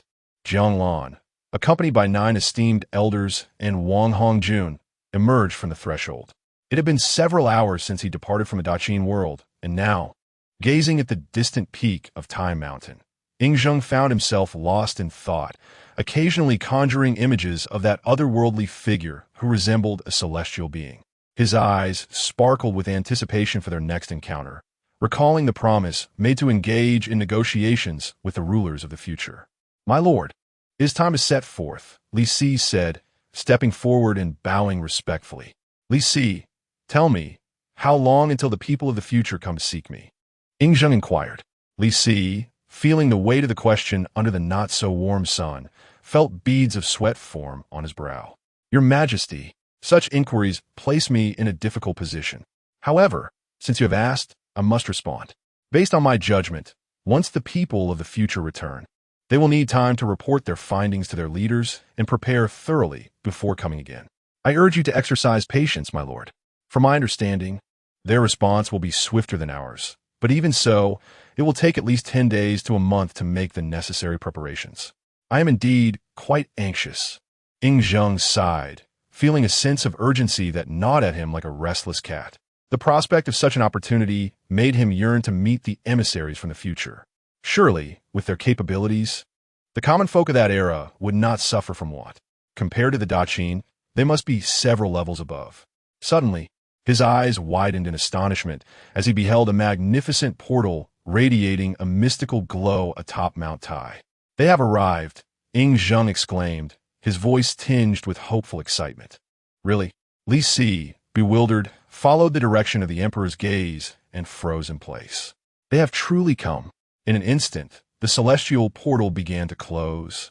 Yet 11 figures soared forth, appearing mere 10 paces from group. As they drew closer, Li Si's heart raced with trepidation, sensing an overwhelming aura that sent shivers down his spine. "My lord, it is a pleasure to see you once more," Jiang Lan greeted with a warm smile. "Zheng pays his respects, esteemed sir," Zheng replied, his heart tumultuous yet maintaining a facade of calm dignity as he bowed deeply to Jiang Lan. At that moment, the elders retracted their mechanical armors, revealing their formidable presence. Jiang Lan then proceeded to introduce them to Zheng. "Your Majesty, allow me to present Elder Zhou, the helmsman of the great vessel from the future." Elder Zhou, appearing slightly older than Zheng, performed an ancient gesture of respect. "Younger generation, Zhou Xinghua pays respects to our ancestor," he proclaimed. "Haha, Elder Zhou, you are too modest. It is indeed a fortuitous occasion for me to meet you." Zheng responded, his heart swelling with honor. Jiang Lan continued with introductions, presenting each elder in turn. As a ruler of great vision, Zheng accorded due respect to each individual. Within the tent, Zheng and his ministers sat across from Jiang Lan and the elders. "Your Majesty, we have come to invite Daqin to collaborate with the future. What are your thoughts on this?" Elder Zhou stated directly, laying bare their intentions. "Excellent. Daqin has unified the 6 kingdoms. Yet our people are suffering from hunger and deprivation. We hope the future can extend a helping hand," Zheng articulated, revealing the plight of Daqin in pursuit of aid. "Indeed, the common folk have endured countless hardships during years of conflict. They require better conditions to recuperate. Based on our decisions, we will provide Daqin with necessary food supplies and industrial assistance.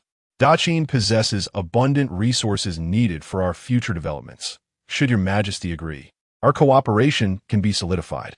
Elder Zhou awaited Zheng's response, confident in the offer.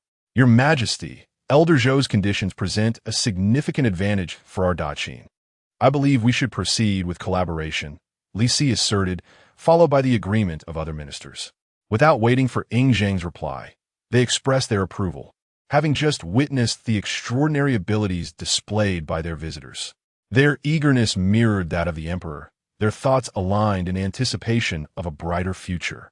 Yet, doubts lingered in Zheng's mind. He understood that while all believed the future would surpass Daqin, he wished to see it with his own eyes before making a decision. Thus, Zheng posed a crucial question. "I have one inquiry. May Elder Zhou enlighten me?" The elders exchanged knowing glances, a smile breaking on their faces as they responded. "Your Majesty, please proceed." Zheng met the gaze of his ministers, who nodded in affirmation. "Might I and my ministers visit the future?" As he posed the question, his ministers sat up straighter, brimming with anticipation. Elder Zhou's smile remained unfaltering as he warmly invited. "Then, on behalf of the future, I extend an invitation for Emperor Qin to come and observe." At that moment, Zheng's eyes sparkled with excitement, his laughter resonating through the air.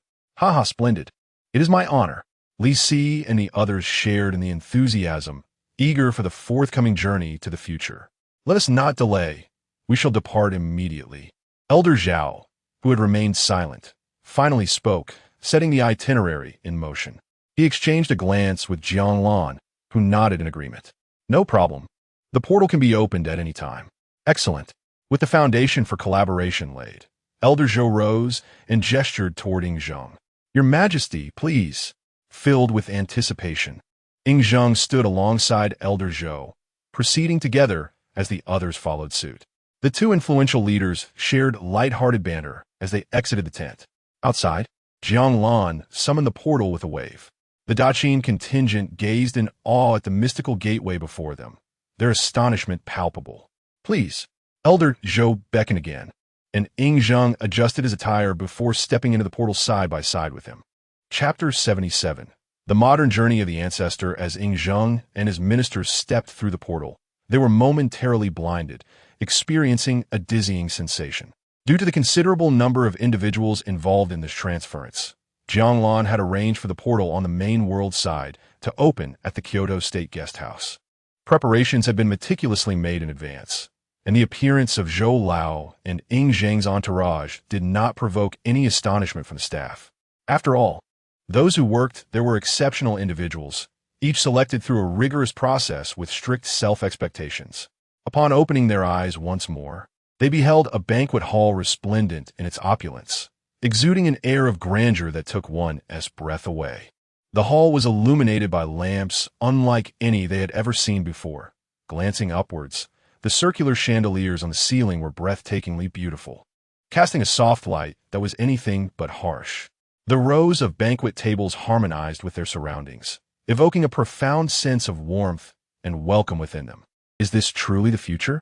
Ingzheng exhaled heavily, suppressing his astonishment. In comparison to his palace in Xianyang, this place felt like the humble abode of an ordinary commoner. Li Si and the others stood behind him, their eyes darting around uncontrollably, their expressions shifting like fabric dyed in a myriad of colors, overwhelmed by the spectacle before them. The disparity between their homes and this place was stark. Inhaling the air, which was tinged with a subtle fragrance, they felt as though they had stepped into a celestial realm. "Your Majesty, this way, please." Zhou Lao smiled warmly, inviting Ingzheng to take his seat at the main table. He was immensely pleased with the reactions of Ingzheng and his ministers, as their varied expressions subtly affirmed the accomplishments of the Eastern great nation. As they settled down, Jiang Lan and Zhao Lao took their places beside them, while other ministers accompanied Li Si. Soon, exquisite dishes began to arrive at the table. Li Si, accompanied by an elder, picked up his chopsticks and delicately lifted a piece of crystal meat from an ornate platter. The jewel-like appearance of the dish made him hesitant to take a bite. After a moment's hesitation, he reluctantly placed the crystal meat into his mouth. At that very moment, the rich and unique flavor of the meat enveloped his palate, filling him with a sense of profound satisfaction that was devoid of any bitterness. The saltiness was perfectly balanced, and the cool, tender texture melted upon contact with his tongue. He savored it slowly, the unprecedented taste igniting an insatiable curiosity for the other dishes. As more delicacies graced the table, even his steadfast composure began to waver, his body trembling with delight. "What is this? It's simply divine. Oh, I've never tasted anything this exquisite in my life," he exclaimed, the sounds of his enjoyment echoing around the room. In stark contrast, the elite warriors of the Qin, who accompanied them, lacked his restraint, erupting into fits of joyous exclamations, tears and snot flowing freely. Li Si, witnessing the scene, felt a wave of embarrassment wash over him. This was truly a disgrace for the Qin. Seeing this unfold, Ingzheng awkwardly forced a smile toward Jiang Lan and Zhou Lao. There was little he could do to reprimand his soldiers at that moment. Cough, cough. The cuisine of the future has astonished us. The flavors of our Qin fare are notoriously unpalatable, he remarked with an awkward chuckle. Zhou Lao laughed heartily, explaining, "Your Majesty need not be so concerned. The delightful taste of food has been refined over generations by our ancestors." Ingzheng nodded in agreement, acknowledging the considerable gap of over 2 millennia between his Qin and the present. After a sumptuous meal, Ingzheng expressed a desire to explore this modern world. Zhou Lao eagerly accompanied him as they exited the guest house. The convoy moved steadily, with armored vehicles leading the way, while the ministers and Ingzheng traveled in the midst, flanked by military personnel at the rear. How have they constructed such towering edifices in the future? The roads are impeccably smooth, and this vehicle we are in, it moves without the aid of horses. How is this possible? The splendor of this era leaves us utterly awestruck. When will our Qin experience such grandeur? The voices of the Qin people echoed with astonishment as they beheld the transformative sights around them, shattering their previous understanding of the world. As they gazed upon the skyline filled with skyscrapers, wide and pristine streets, and the smooth ride of their vehicle, they realized that they had never dared to dream of such scenes, far exceeding their expectations of the modern age. To facilitate a better understanding of this world for Ingzheng and his companions, Zhou Lao's convoy left the guest house and traveled along Chang'an Street to the Guozuan building. Standing at a height, Ingzheng gazed out, his eyes filled with sheer wonderment. At that moment, he yearned for the Qin to possess such unparalleled splendor. Silently, a greater ambition began to take root within him. He withdrew his gaze and earnestly addressed Zhou Lao, bowing respectfully. Mr. Zhou, I implore you to lend your support to my qin. Witnessing the emperor's humble request, the ministers followed suit, bowing deeply to Zhou Lao and his colleagues. They were resolute in their desire to not return to their past lives. Transitioning from simplicity to extravagance is easy, yet reverting from extravagance to simplicity is a daunting task. I beseech your esteemed nation to assist my qin. Their voices resonated loudly, filled with sincerity and determination. Zhou Lao and the other ministers exchanged knowing smiles and promptly helping Zheng and his companions to their feet. Of course, we share a common goal. Collaboration will yield mutual benefits. With affirmation granted, Zheng and his ministers erupted in joyous laughter. Indeed, my qin shall provide the necessary resources to your esteemed nation.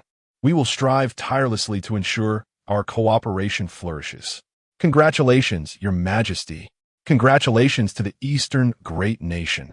The initial intentions of cooperation were established. Soon, the group returned to the conference room of the guest house, where the ministers and Zheng began discussing specific collaboration details. In the initial stages of cooperation, the Eastern great nation would supply the qin with essential provisions, including grains, vegetables, meats, salt, and spices. The resource exchange would entail the qin providing labor, while the Eastern great nation would offer technology to develop the qin's world, splitting the acquired resources at a ratio of 60-40 in favor of qin. Furthermore, the Eastern great nation would dispatch a construction team to develop the qin's infrastructure, with wages covered by the qin, to ensure a conducive environment for development. The Eastern great nation would send a contingent of soldiers to the qin to eliminate any destabilizing elements. Plans for reclaiming regions beyond the qin would also follow. Additionally, the qin requested permission for its scholars to study in the modern world, to which the ministers readily consented. During this time, Zheng finally learned of the tragic fate that befell the second emperor of the qin. Chapter 78. The delegation of the Eastern Great Power visits the other realm. Cooperation and negotiation between the realms are not issues that can be resolved in a fleeting moment. During the fervent discussions between both parties, Jiang Lan, accompanied by Wang Hongjun, set up the Great Qin Realm Gate at a certain base in the capital. Once the Great Qin Realm Gate was properly installed, the two hurriedly proceeded to the province of Shitsu to set up the next gate. After several transfers, the remaining 8 realm gates were swiftly established. The elders concluded their discussions with Zheng. With Jiang Lan's technological support, the trivial threats posed by the common populace on Blue Star to the Eastern Great Power were rendered insignificant. The state decided to undertake a grand initiative. Preparations were made for a sensational soldier recruitment announcement, which would be published after the elders approved the results. Additionally, plans for upgrading national industries, resource allocation, overseas ventures, and domestic industry adjustments were meticulously arranged. By the time all orders were issued, it was already the following morning. They had just consumed longevity gene potions and, having endured a sleepless night, felt no fatigue. Rather, they were brimming with boundless energy, each one exuding an extraordinary spirit. The 9 elders selected a batch of the Yanhuang light that Jiang Lan had left behind for those who were about to engage in world negotiations. The Yanhuang light was named through a voting process for the 5th-level interstellar war matches, its implications unmistakable. Led by the 7 elders, including Zhou, Li, Shi, and Yin, Zhao and Xiang each took a team to enter the historical world and the modern world of 2015, respectively, for negotiations. In the southwestern province of Zhenzhou, in the outskirts of Xinyang, stood a military base. Elder Zhao stood before the Era Realm Gate, measuring 30 meters high and 90 meters wide. He glanced back at the 20 elite negotiators behind him, all donned in Yanhuang light mechs, exuding an aura of formidable might. They appeared less like a negotiating team and more like mech warriors preparing for an expedition. The aura of the Yanhuang light was overwhelmingly potent, even though they had yet to see battle. For safety's sake, they had to wear the Yanhuang mechs. Although the other side was comprised of their own kin, the descendants of Yanhuang, no one could be certain of the treatment they would receive once they crossed over. Having made the necessary preparations, Elder Zhao nodded to his team and waved his hand decisively. Depart. At his command, the members stepped into the realm gate. The passage through time and space was unlike anything in the external world. This was not Elder Zhao's first journey across realms. He remained remarkably composed. However, the 20 members were filled with curiosity about this extraordinary event. During the traversal, they could hardly bear to close their eyes, gazing wide-eyed at the space-time portal. Among the negotiating members was Gao Ruijin. Upon receiving the Elder's notice and reading its contents, his first reaction was disbelief. Either he had lost his mind or the world had gone mad. He was aware of a remarkably powerful individual in the state, but surely no one could reach the absurd level of opening portals to other realms. Regardless of his speculations, orders were orders. Once the superior's command was issued, he had to execute it. Before he could ponder further, a flash before his eyes revealed a fantastical mech before him. Subsequently, he was forcibly bound by the mech and whisked away in less than 10 seconds, transported from the provincial capital of Yujian to the fishing village of Xinyan, 1,000 miles away. The absurdity of it all was overwhelming, especially as he was about to negotiate with the elders in another world. Who could fathom how many times his worldview had been shattered in such a short span? No matter how much time had passed, the journey from the main world to another realm took but an instant. As their vision cleared, the group of 21 found themselves hovering over the arrow world of Yindu. Thanks to the unparalleled technology embedded in the Yanhuang light, the radars of Yindu were as blind as a bat, failing to detect their arrival. 002. Skin the technology of this world. Yes, Chief. Elder Zhao's command was promptly met with the mech's intelligent response. In less than 2 seconds, 002 provided its findings. Report. Chief, the time in this realm is similar to that of the main world, approximately 79 years, with the Xia nation in the early stages of opening up to the outside world, while the northern nations are embroiled in a cold war. Upon hearing this, a glimmer of brilliance flashed in Elder Zhao's eyes. Excellent. He was a man who had traversed from this unique period and was well aware of the ambitions of the West. Who is in power in the Eastern Xia nation? Indeed, Chief, it is Elder Xia. The intelligent mech projected an image of the nation's leader. Upon seeing this figure, Zhao's eyes misted over. Despite the name difference, their resemblance was striking. It was undoubtedly him, merely in a different world. Very well. Immediately locate the Elder's current position. Yes, Chief. In less than a second, an image appeared before Zhao's eyes. Indeed, this place is different. The timeline is 5 years ahead. As he spoke, Zhao shook his head, suddenly smiling. Of course, it is not the same world. Gao Ruijin and the other 19 members, bewildered, recognized the familiar cityscape and confirmed that they had indeed arrived in another realm. We are traversing worlds. The reality was unfolding before their eyes. Before they could contemplate further, Zhao's voice echoed within the silent mech. Let us proceed. With a single command, the group of 21 shot through the sky towards the south. The Yanhuang light mechs were terrifyingly powerful. In the blink of an eye, they had arrived above their destination. Below them lay a small fishing village, with only a handful of buildings under construction. The elevation of Zhao and his companions was less than 50 meters. Thanks to the formidable technology of the mechs, they possessed a mighty ion shield, allowing for high-speed flight without generating a sonic boom. His approach had shifted. He was no longer concerned about causing a stir, nor did he need to tread carefully. Following the cooperation between the two worlds, the ensuing transformations exceeded all expectations. What? What is that? On a construction site, a laborer, fatigued from work, glanced up. What he beheld was astonishing, prompting an immediate exclamation. His co-workers turned to see what he was pointing at in the sky, their eyes widening in disbelief.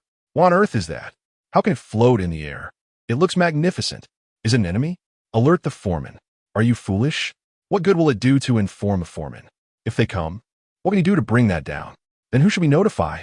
In this era, the level of cultural literacy was not particularly high. Those working on the construction site were primarily laborers with little else to their background. Goodness, they're descending. Run. Wait for me. What are you running for? Are you afraid of nothing? Just stand and fight. What's the worst that could happen, death? A tall, burly man bellowed as he brandished a 2-meter-long steel rod, readying himself for combat.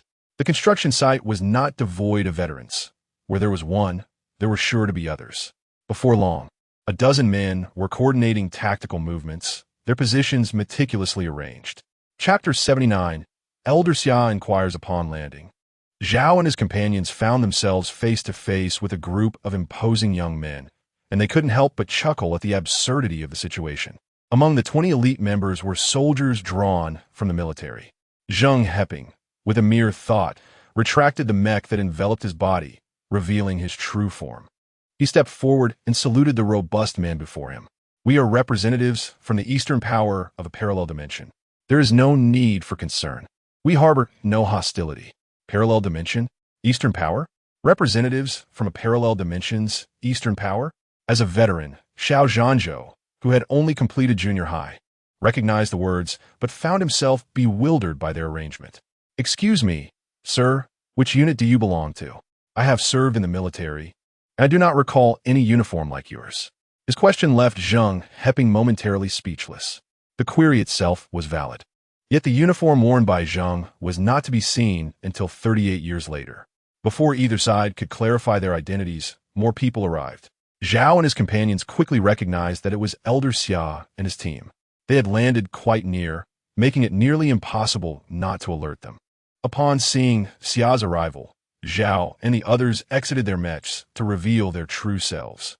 "Comrade, greetings.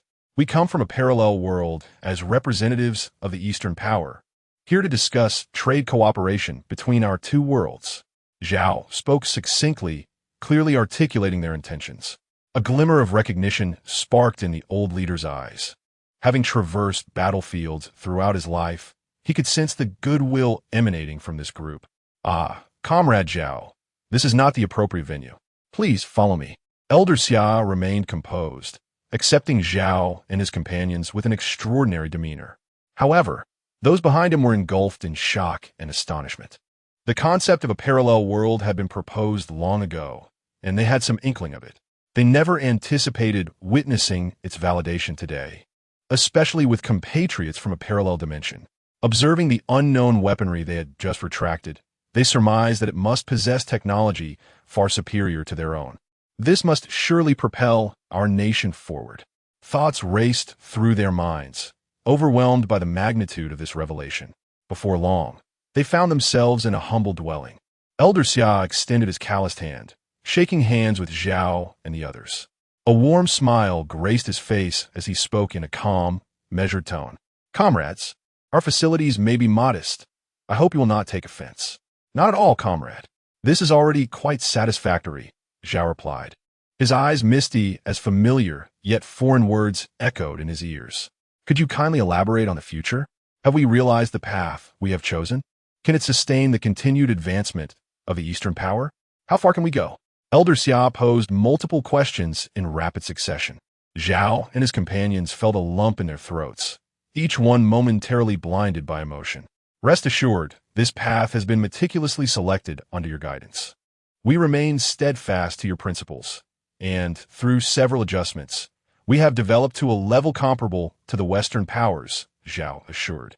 Sitting beside the elder and firmly grasping his weathered hand as he articulated his response. "Excellent. It appears that the East is brimming with talent." Swiftly catching up to those brigands, Elder Xia sat straight, his smile radiating satisfaction. "Could you share what the splendor over there looks like?" Zhao, with tears in his eyes, responded with a smile, "Of course, but do not be alarmed." He promptly issued a command to the 002 mech. 002, project aerial footage of the main world. "Understood, sir." The voice emanated from his wrist device, indistinguishable from humans. Before the comrades from Xia's nation could express their astonishment, a vast holographic projection materialized within the modest dwelling. What they beheld was Kyoto, 46 years hence.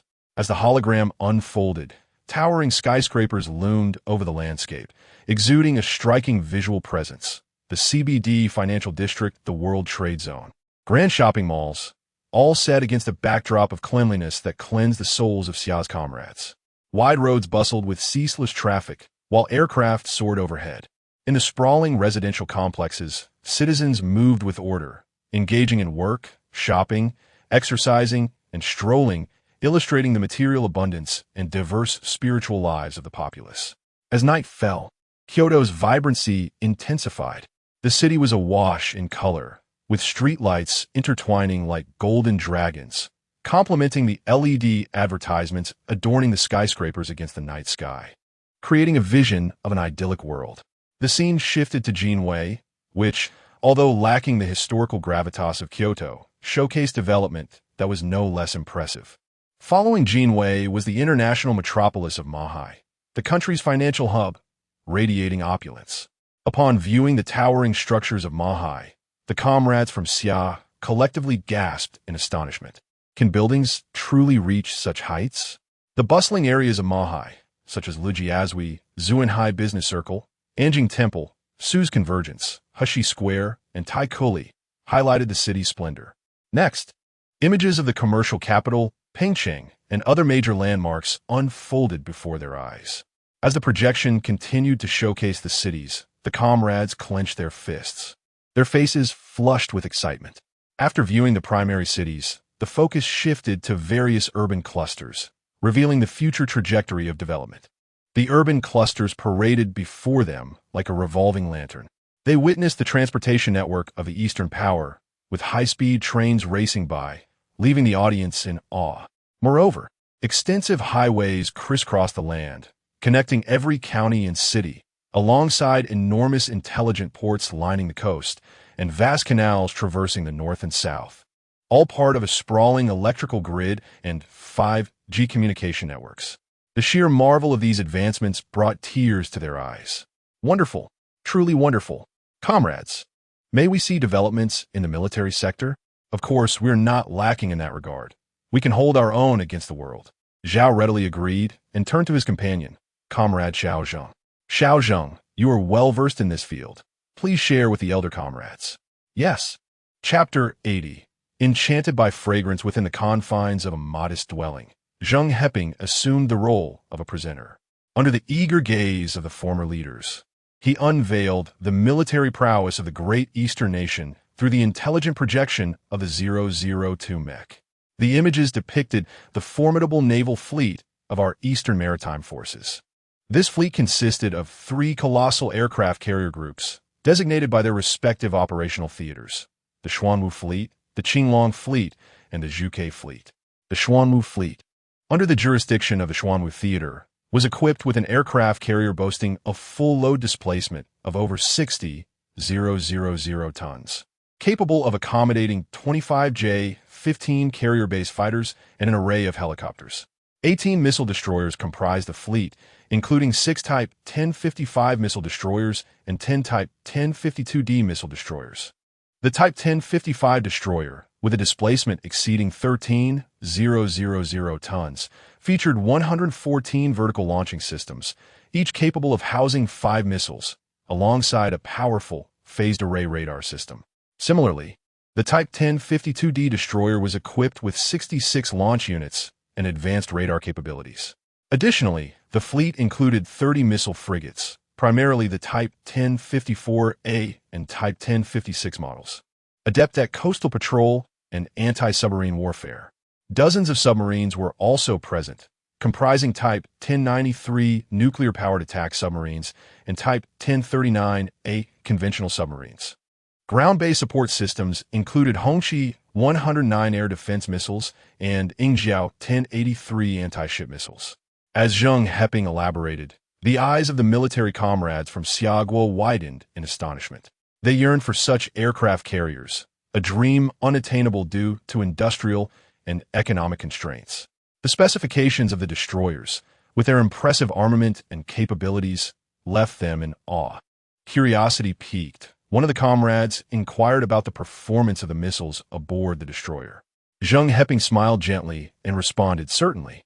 Our Eastern missile destroyers are equipped with various types of missiles: the Yingong 1018 and 1021 anti-ship missiles, the Changdao 1010 cruise missile, the Haihongqi 109 air defense missile, the Haihongqi 1010 air defense missile, and the Yujian 108 anti-submarine missile." He continued to detail the impressive ranges and speeds of these missiles, designed specifically to target enemy aircraft carriers and supply ships with lethal precision. The audience's excitement reached a fever pitch as Zheng Heping's descriptions ignited their imaginations. The prospect of possessing such formidable weaponry was tantalizing, even as the reality of their current military limitations loomed large. Suddenly, a composed voice broke through the reverie, unmistakably marked by a Sichuan Chongqing accent. Could we procure some of these for ourselves? Old Zhao responded without hesitation. Certainly. Once our collaboration begins, I shall provide a batch of trial products, and we can discuss the specifics once you're satisfied. He contemplated sending an initial shipment to evaluate its effectiveness, mindful of the necessity to clear out obsolete inventory. Excellent, the old leader exclaimed, a broad smile illuminating his face as he urged Zheng Heping to continue. As Zheng Heping delved deeper into the discussion, the excitement in the room grew palpable. The idea of a rapid response military unit capable of delivering devastating strikes sent shivers of anticipation through the comrades. The introduction of a new type of combined arms brigade, equipped with an overwhelming array of tanks, infantry fighting vehicles, radar vehicles, self-propelled artillery, rocket launchers, and armed helicopters, was exhilarating.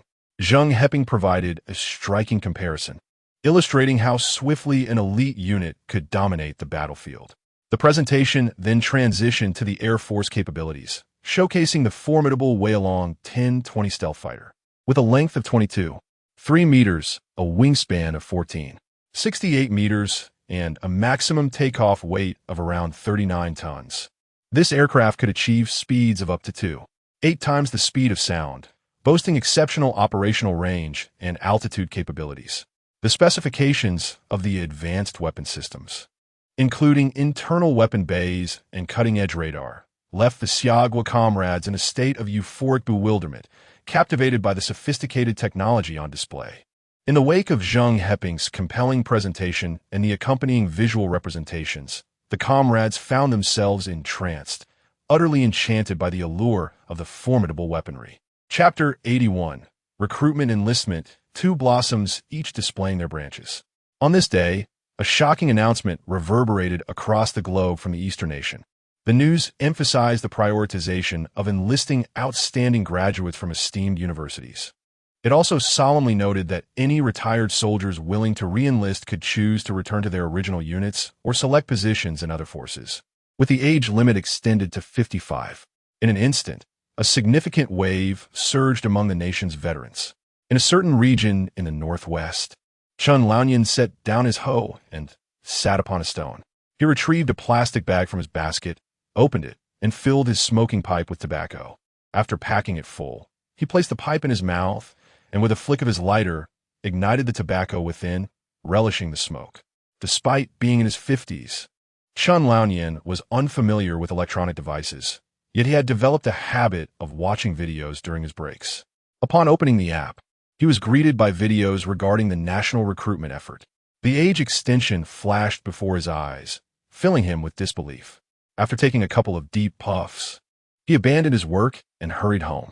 Upon arriving, his wife was preparing dinner and, noticing his rushed return, couldn't help but voice her complaints. Laonian, the meal isn't ready yet. Have you finished the work in the fields?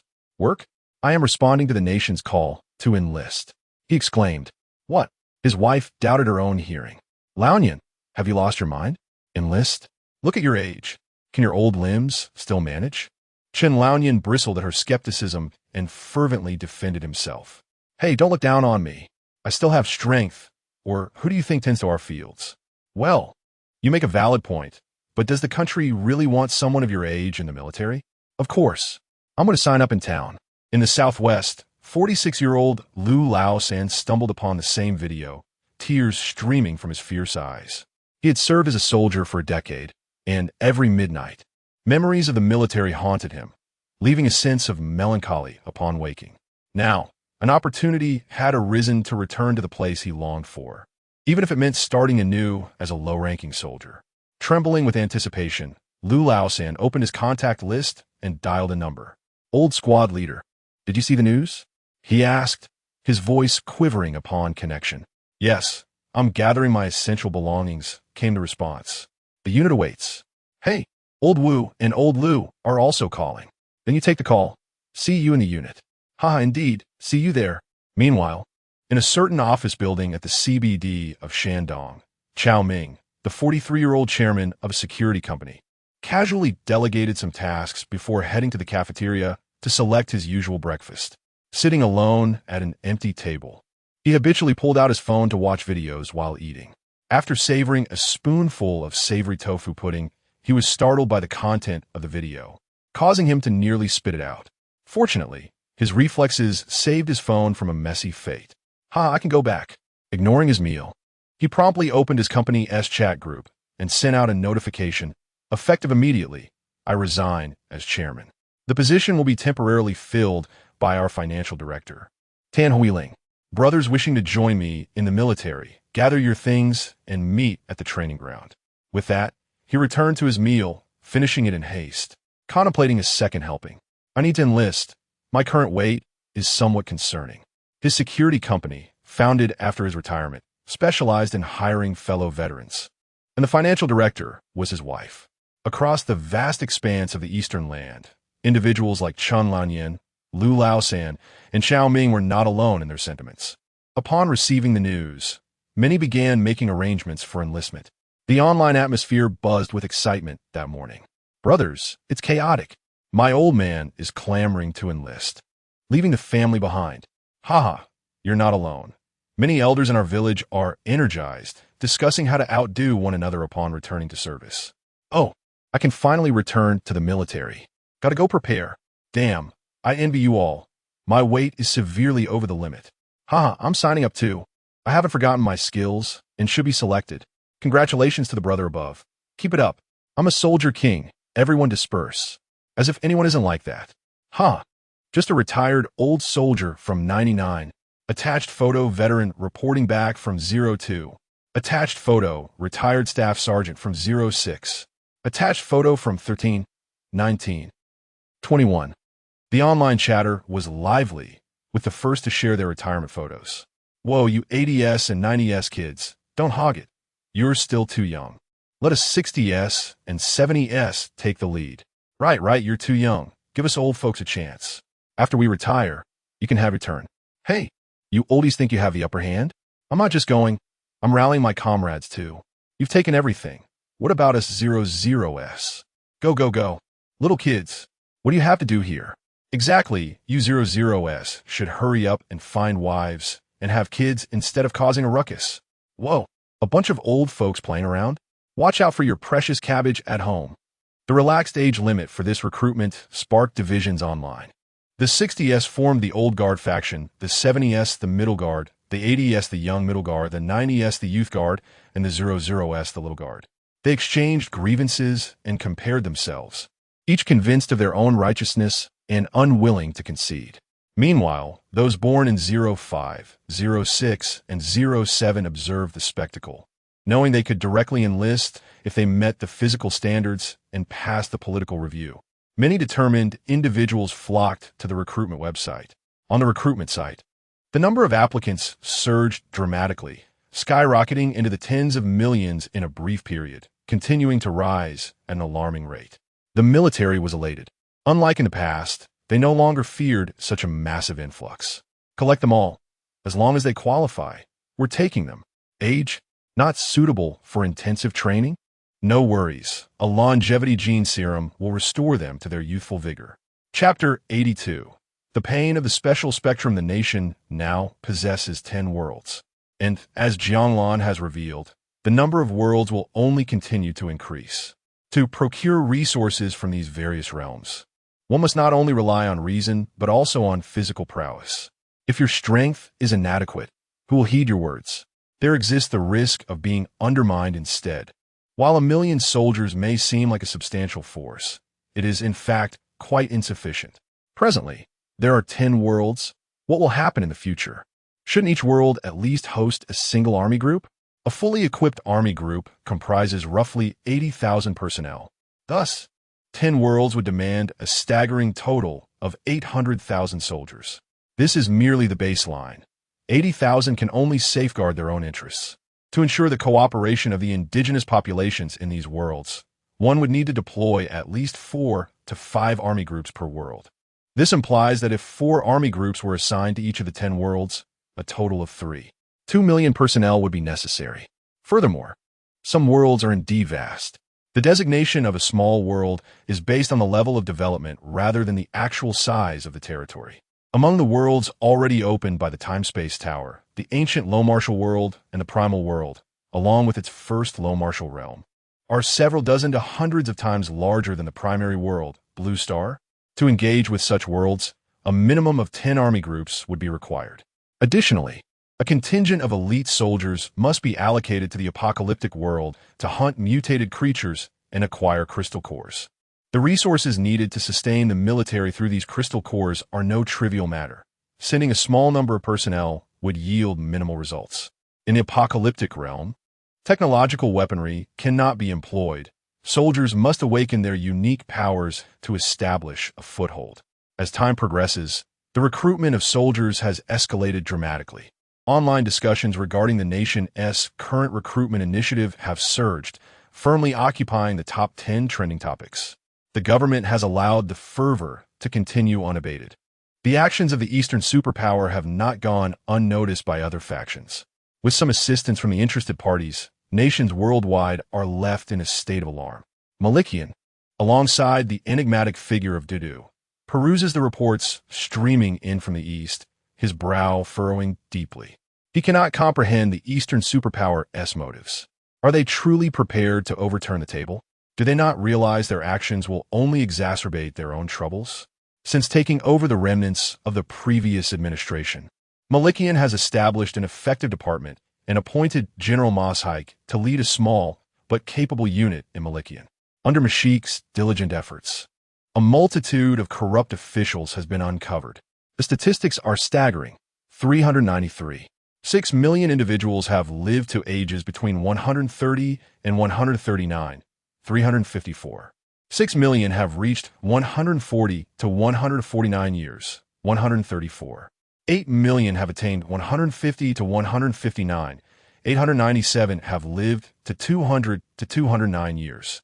855 have seen ages between 210 and 219. 1030 have reached 220 to 229, and astonishingly, 2 individuals have lived between 240 and 249 years, with one reaching the extraordinary age of 360. While some of these figures are tolerable, Malikian is incensed by the implications of such longevity. How long has it been since Malikian's founding? Is it not an affront to human intelligence to witness so many surpassing the age of 200? Furthermore, the expenditures of Malikian have left him in disbelief. $22 million have been allocated for health and public services, providing free housing and vehicles for illegal immigrants. When did capitalists become so benevolent? The streets are littered with vagrants and refuse, a testament to neglect. $45 million have been earmarked for the so-called scholarships promoting diversity and equality. Another $40 million has gone toward the socioeconomic integration of settled immigrants. What is the purpose of this? Does anyone truly understand? $8 million have been set aside for the promotion of LGBTQI initiatives in a small country unheard of in Black Africa. $60 million have been directed toward empowering indigenous populations in Central America and people of African descent. This is currency, not mere toilet paper. Even more absurdly, $8 million have been allocated for the transformation of rodents. Oh dear God, the minds behind these decisions are astonishingly rapid.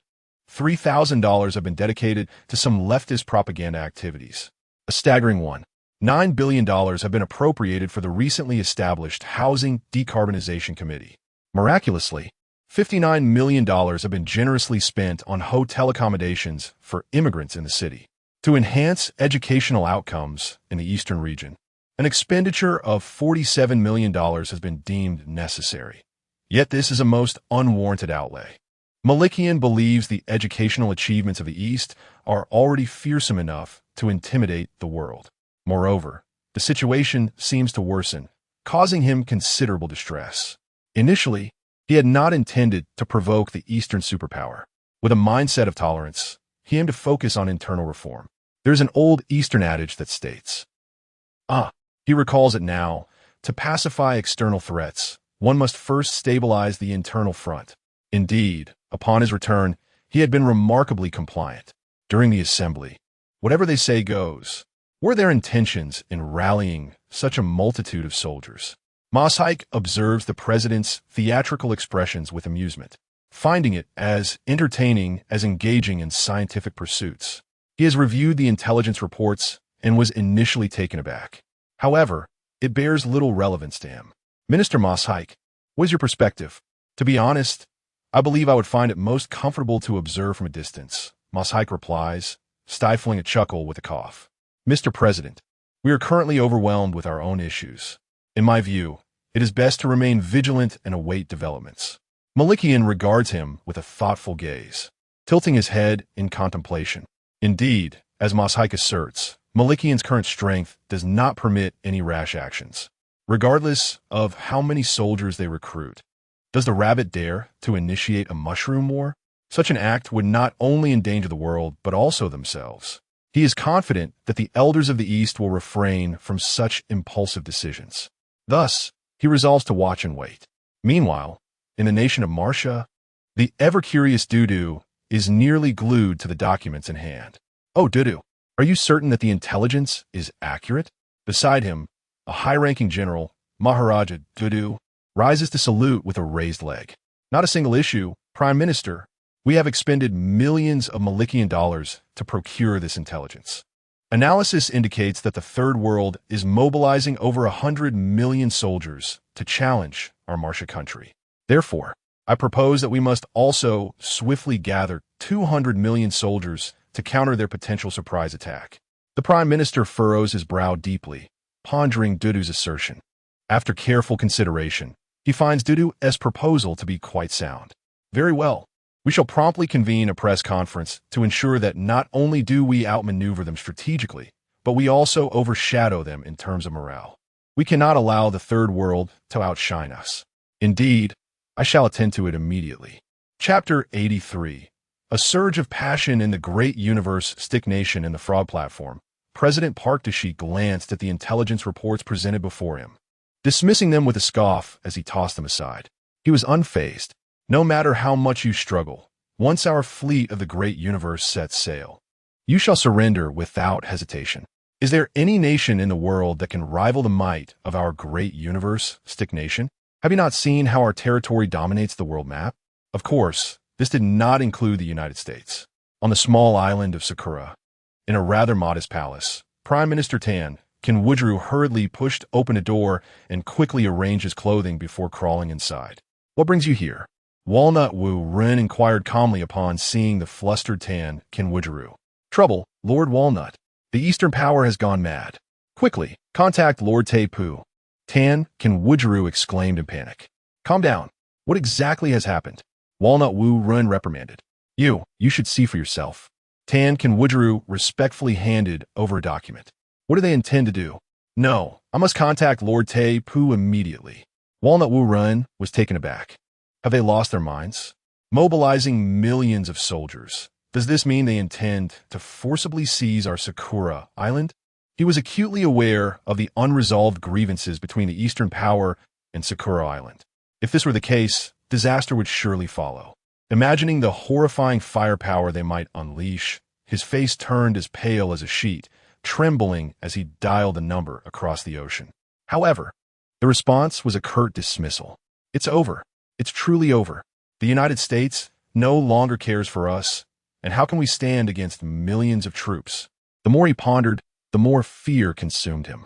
Suddenly, Walnut Wu Ren felt a metallic taste in his throat, and with a gasp, he spat out a mouthful of blood as his body slowly collapsed. Someone, quickly, help!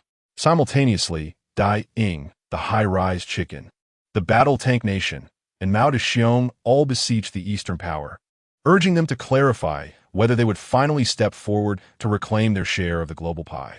They covertly conveyed their intentions to the Eastern Power, aligning themselves with its interests. Meanwhile, Jiang Lan returned from the apocalyptic Sea Blue Star, having amassed a wealth of crystal cores over the course of night and the following morning, along with a plethora of technologically advanced products devoid of energy sources, including ultra-large anti-gravity transport platforms, simulated made robots, and light brains of the four civilizations. Upon his return, he was immediately confronted by Wang Hongjun. who had not moved an inch since Jiang Lan's departure. Eagerly awaiting his return, Wang Hongjun grinned. "Hey, Major General Jiang, how was your harvest? How much did you bring back?" "Rest assured, it's substantial," Jiang Lan replied. Indeed, Jiang Lan's military rank had been elevated despite his solitary opposition, forcing a promotion upon him. The council had initially sought to promote him further, but he had firmly declined, joking, "Promotions are too salty. I absolutely refuse." Jiang Lan found his obsequious demeanor amusing. As the commander of the esteemed Qinglong battle zone with a major general's rank, is it truly necessary to lower yourself so? "Well, that's splendid. Let us depart to the battle zone," Wang Hongjun exclaimed, his youthful face brimming with readiness. Absolutely. Wang Hongjun, ever the opportunist, knew how to navigate the political landscape, having once lingered by the commander's side for half a month to secure additional ammunition during the self-defense counterattack against the monkeys.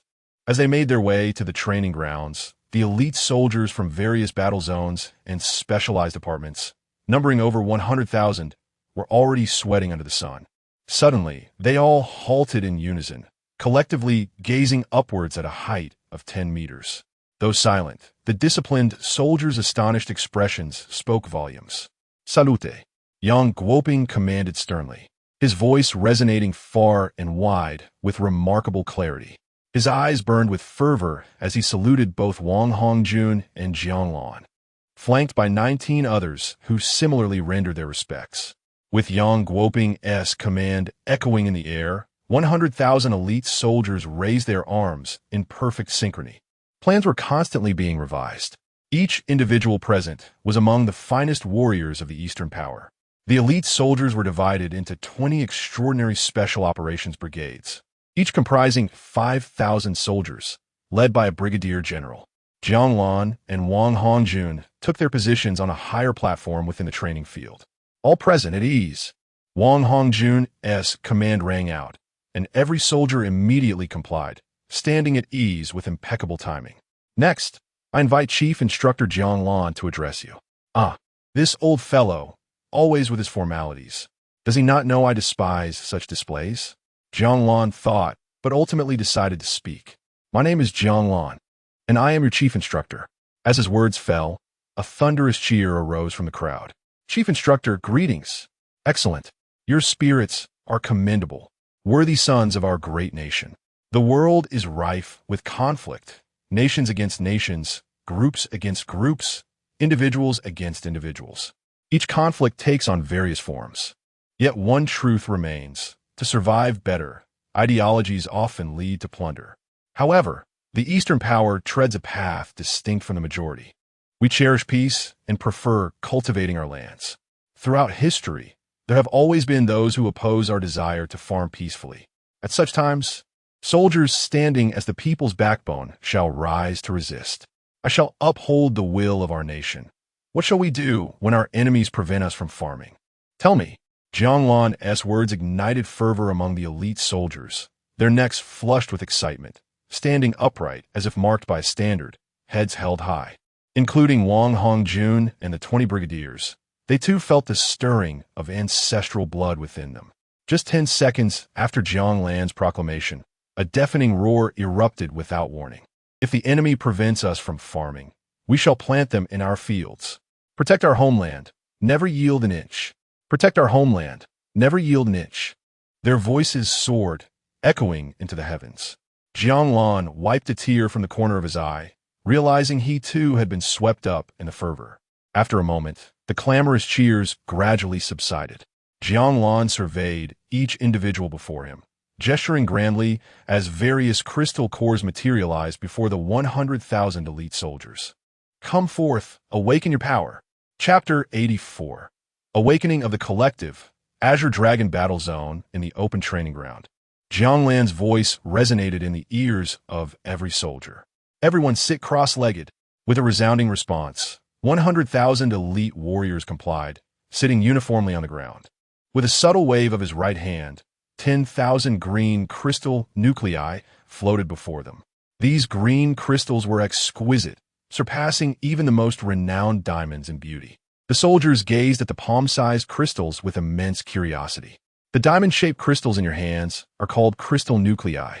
They contain a unique energy that, when ingested, will activate the extraordinary abilities within you. Facing the inquisitive eyes of the warriors, Jiang Lan revealed the function of the crystal nuclei. Observe closely. As he spoke, Jiang Lan brought his hands together and then slowly pulled them apart. Between his palms, a long sword formed from purple lightning gradually took shape. Once the purple lightning sword was fully formed, he grasped the hilt with his right hand, his left hand resting behind him, elevating his body approximately 10 meters into the air. Watch carefully. This sword should be quite impressive. His voice rang melodiously as he swung the purple lightning sword towards the sky. Instantly, a thunderous roar echoed throughout the training ground, accompanied by the sound of thunder. A crescent-shaped sword energy manifested, expanding rapidly to an incomprehensible degree, causing the surrounding space to tremble. A tearing sound pierced the air. To the astonishment of all, the sky was cleaved open by this crescent sword energy imbued with purple lightning, creating a gash stretching 10,000 meters long. Within the gash lay a profound and dark void, exuding an aura of terror, as if a monstrous abyss sought to devour them all. This technique was something Jiang Lan had conceived the previous night upon returning to the Blue Star Galaxy, and he found it remarkably effective. With one swing, any mutated creature caught in its path would be severed in two, no longer resembling charred remains or disfigured flesh. Wow, unbelievable! This was the collective sentiment of the 100,000 warriors. How incredibly powerful! Is this truly our chief instructor? Since his appearance, every display of his abilities had been extraordinary. Their feelings were indescribable, and their gazes towards the chief instructor were filled with fervor. Jiang Lan reveled in the spectacle, turning to face Major General Yang Guoping, who was not much younger than his father, and shared a similarly fervent expression. Yang Guoping, upon being called, he stood tall and responded loudly, "Yes." "Commence the awakening," Jiang Lan commanded. "Your unit will go first." "Understood." Yang Guoping saluted, fists at his sides, and jogged to the front of the 308th Extraordinary Special Operations Brigade. Promptly sitting cross-legged, Jiang Lan was quite pleased. With a wave of his hand, a green crystal nucleus floated before him. "Begin." "Yes." As the moment approached, Jiang Lan issued the order, and the 308th Brigade shouted in unison, placing the crystal nuclei into their mouths. Time flowed slowly. Soon, the first soldier from the 308th Brigade awakened their extraordinary abilities. Boom, boom, boom. The first was followed by the second and third.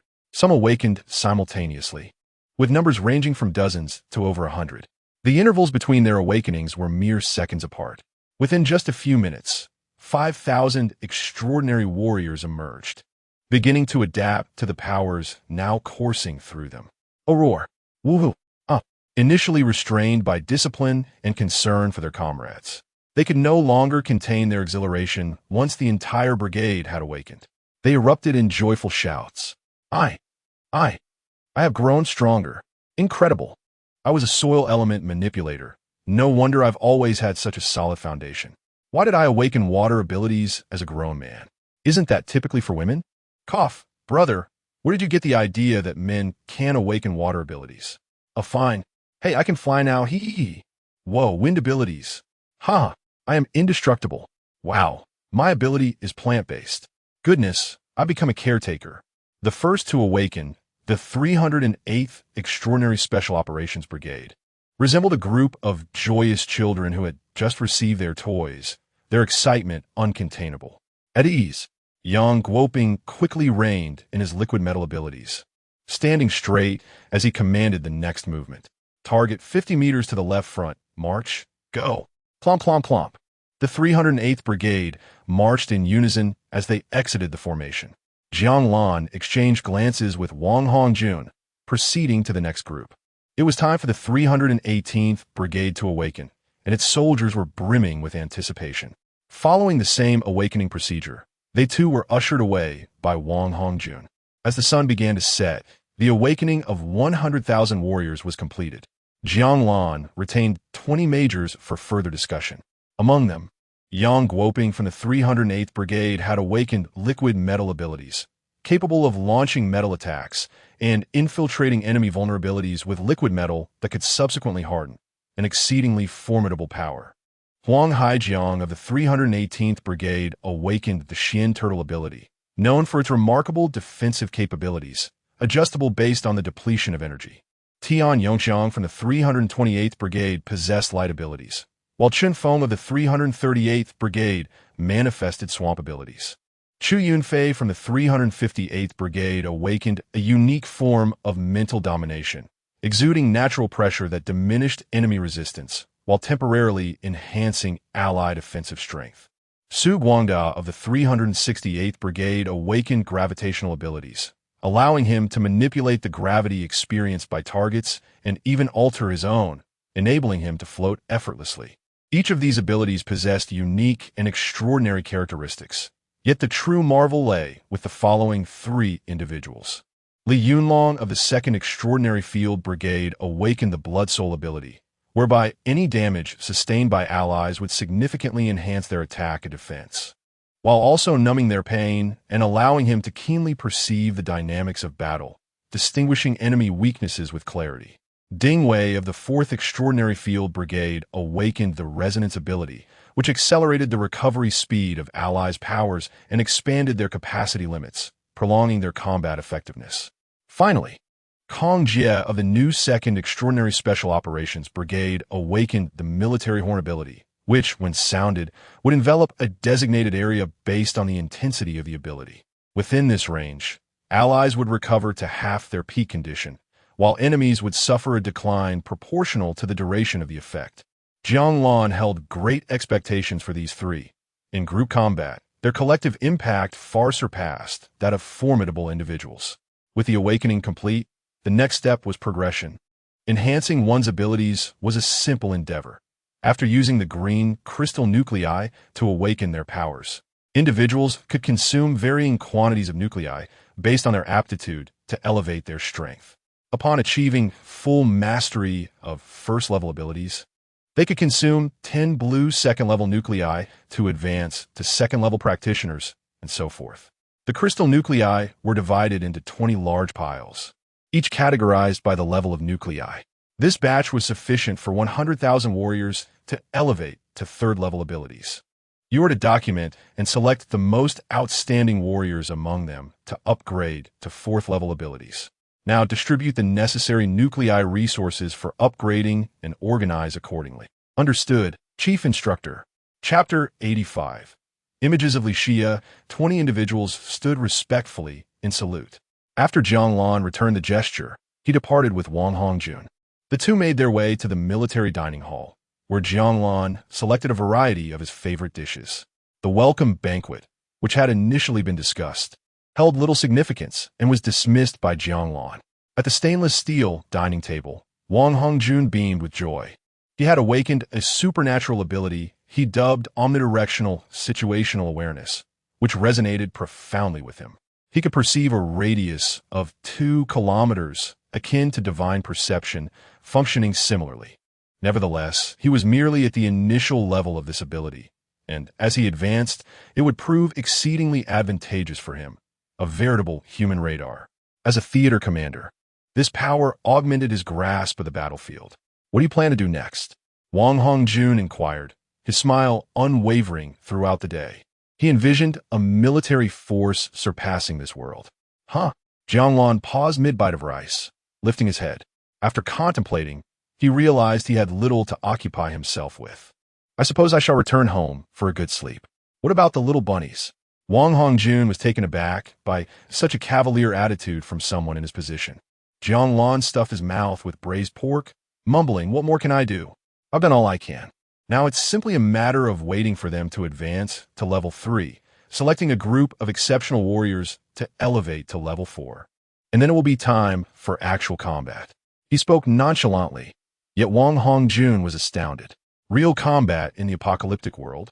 Otherwise, is that not a bit hasty? Hasty? Jiang Lan disago vementin. In fact, he felt it was moving too slowly.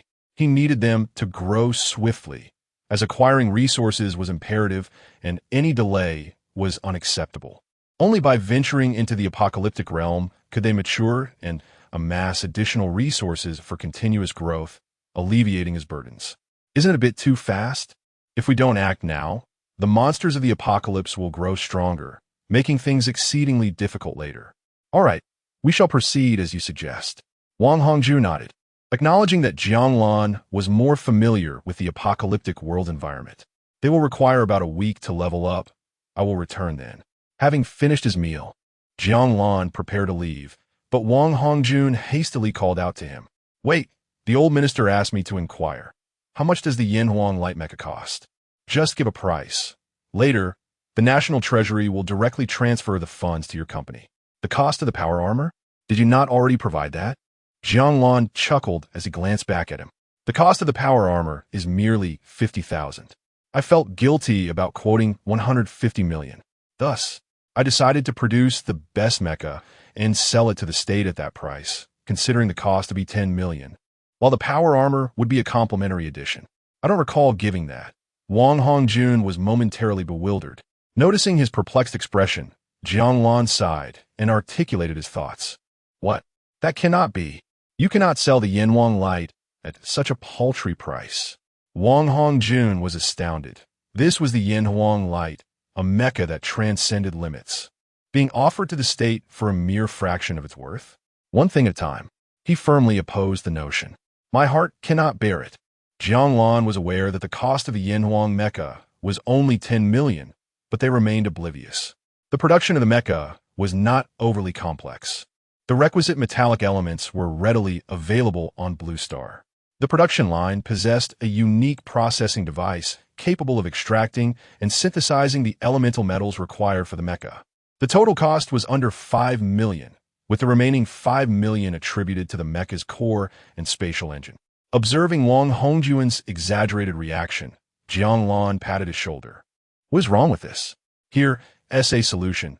Tell the old minister that I will take 1/10 of the extraordinary resources acquired. This way, the state won't feel indebted to me. All right, I will relay this to the old minister. They will surely agree. Wang Hongjun, upon hearing such terms, readily accepted without further contemplation. Trading technology of little use to him for a share of resources, there is no deal more advantageous. In terms of the allocation of future extraordinary resources, Jiang Lan and the ministers would receive a distribution of 1-9, with Jiang Lan obtaining 1. If combined with this 1/10, it would transform to a 2-8 split. Isn't that a bit excessive? The ministers were unaware of the potential magnitude of future extraordinary resources. Within the time and space tower, the world was thriving. A 2% share in one world appeared modest, but what of hundreds or thousands? If they still deemed it insufficient, what about tens of thousands? The figures would undoubtedly reach staggering proportions. Well, I must take my leave now. Agreed. After bidding farewell to Wang Hongjun, Jiang Lan swiftly returned to the villa. Upon his arrival, the solitary Lu Ruyin seemed to flutter into his embrace like a fledgling returning home. Bad little brother, you have made your sister long for you so? Lu Ruyin exhaled a heated breath, her tone laced with reproach. She was considerate, understanding that Jiang Lan harbored many secrets, and she refrained from probing too deeply, content as long as he remembered to return. I've been a bit busy lately. Hearing him offer a slight explanation, Lu Ruyin felt a sweetness in her heart. He still cherished her, not abandoning her after their playful encounters. Rascal! Lu Ruyin squirmed restlessly in his arms, her alluring gaze lifting to whisper in Jiang Lan's ear. Enchantress! Without hesitation, Jiang Lan wrapped his arms around her slender waist, ascending the staircase to the second floor. After more than 10 days without physical activity, the two were like kindling to a flame, igniting instantly. The ensuing scene was exquisite, but fearing that the fathers might struggle to contain it, we shall gracefully skip ahead. As night fell, the air was filled with the fragrance of heather. Jiang Lan emerged from the bedroom, with a languid Lu Ruyin draped over him. Lu Ruyin felt satiated, her mind a blank slate, devoid of any desire to move. Descending the stairs, he gently placed Lu Ruyin on the sofa. Boss! Li Shia returned just as their passionate encounter reached its zenith. With a beaming countenance, She approached Jiang Lan with her hands clasped behind her back, a sprightly gait. Ah, my CEO grows ever more enchanting. He indeed. With that single remark, Li Xia's heart soared with sweetness akin to honey. Boss, look. Li Xia produced a paper image from behind her back. What's this all about? Oh, you tease, look closely. Jiang Lan scrutinized the image as instructed, yet discerned nothing extraordinary. It merely depicted a tree with 2 doves perched upon it, beneath which lay a deceased sheep. Brother. Li Xia elongated her tone, sweetly. Did you not notice anything? Hearing her inquiry, Jiang Lan pondered intently. Observing the man's deliberate tease, Li Xia's frustration mounted. What is on the image? A tree. And what is on the tree? 2 doves. And beneath the tree, a dead sheep. The exchange appeared trivial. And indeed it was. However, Li Xia became irritated and, with a swift motion, tore the image apart before lunging toward Jiang Lan. Chapter 86. Serendipity. Li Xia felt utterly frustrated. Since he refused to offer, she decided to take the initiative. After satisfying her hunger, she collapsed beside Lu Ruyan. Bah, how shameless. I never expected you to be like this, Li Xia. You certainly have your tricks. There were several poses she was unfamiliar with. Lu Ruyan disdainfully shifted her delicate body, distancing herself from this brazen woman. Boss, in 2 days, our product will be launched. Oh, so soon? Li Xia replied weakly, not forgetting to remind Jiang Lan. Yes, everything is ready. The launch event is set for the day after tomorrow. Great.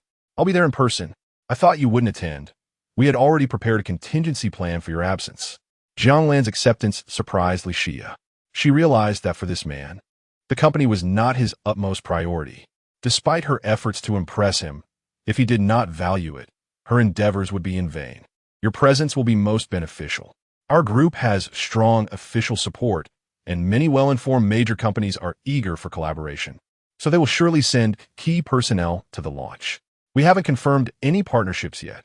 Zhang Yuan and others asked me to gauge your opinion first. Jiang Lan was well aware of the company's trajectory. With his advanced intelligence system, the company remained under his control. He acknowledged the employees' hard work. Indeed, your efforts have been commendable. After the product launch, I will reward you according to your contributions. Jiang Lan's assurance eased Li Xia's anxiety. It appeared he was indeed informed. However, it was clear that the company's products were highly intelligent, supported by a robust database, which certainly included a more advanced AI core. Can you give me a hint about the rewards, boss? Jiang Lan, noticing the lingering blush on Li Xia's exquisite face, leaned closer, gently pinching her cheek near her delicate ear. Hee, I thought you would reveal something, but instead, I heard secret. Don't tease me. You're making me all flustered. Sister's curiosity remains as strong as ever, unlike me, who merely plays the quiet elder sister. Li Xia, exasperated, pushed Lu Ruyan's head away from her shoulder. Next time you say that, keep your distance. Then I might believe you a little. You shameless woman, daring to pull my hair. Ah, don't touch my delicate spots. What if I don't develop and the boss dislikes me? You'll be responsible. Huh, as if it's still developing. How infuriating. You wish to fight, don't you? Come on, let us get started. The 2 women began to tussle again. Such scenes often drew Jiang Lan's playful encouragement. Hey, Xia, you're grabbing the wrong spot. Yes, attack her weak point. Lu Ruyan, what are you doing? Hey, don't use your mouth. How am I supposed to join in? The villa erupted in chaos, a rare source of amusement for Jiang Lan. The next day, Jiang Lan, along with Li Xia and Lu Ruyan, arrived at the garage. It was Sunday, a day when the Time and Space Group prohibited employees from working overtime. Reflecting on their time together, he realized he hadn't taken him shopping even once. Today was the perfect opportunity. Have you decided where to go? Jiang Lan found himself nestled between the 2 women, enveloped in their warmth. I've explored all the places in Wenhai.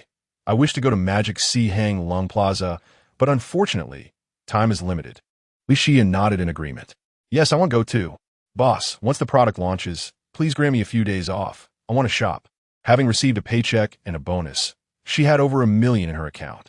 The 2 women had lived modestly before and often envied others flaunting their luxurious purchases. Now that they had money, they yearned to fulfill their past dreams. Jiang Lan snapped his fingers. Consider it done. Get in the car. and we shall depart. Ah, oh. Li Shia and Lu Ruyan, somewhat confused by Jiang Lan's command, obediently settled into the Cullinan. Once they were seated in the back, Jiang Lan entered the driver's seat, igniting the engine and steering the vehicle out of the garage. As they reached the outside, his consciousness expanded, enveloping the magic Si Hang Lung Plaza. He sent a thread of his awareness to envelop the Cullinan and leaped forward. At the entrance of the Plaza's garage, a man waited for the previous luxury car to register. To keep his distance from the opulence, he lingered 15 meters behind. Although his car was also luxurious, it paled in comparison to the one ahead. Suddenly, a Cullinan appeared before him without warning. He blinked, rubbed his eyes. Was he seeing things? No. The car ahead wasn't a Cullinan. How did it suddenly appear? Was he sleepwalking? No matter how hard he pondered, he couldn't fathom it. Ultimately, he blamed himself. Perhaps I should refrain from desire for a while. Jiang Lan, indifferent to others' thoughts, whether they saw him or not, was unconcerned. If you have the ability, provide evidence to prove I can teleport, or show me your own teleportation. Once parked, the three entered the mall. Initially, all seemed well, but gradually, Jiang Lan grew disenchanted. It was true what they said online. Women could indeed shop endlessly. You two carry on. I'll step outside for a smoke. Off you go. Ah, women. Jiang Lan scoffed, a cold smile gracing his lips. If I accompany you two on this shopping spree, I might as well be a dog.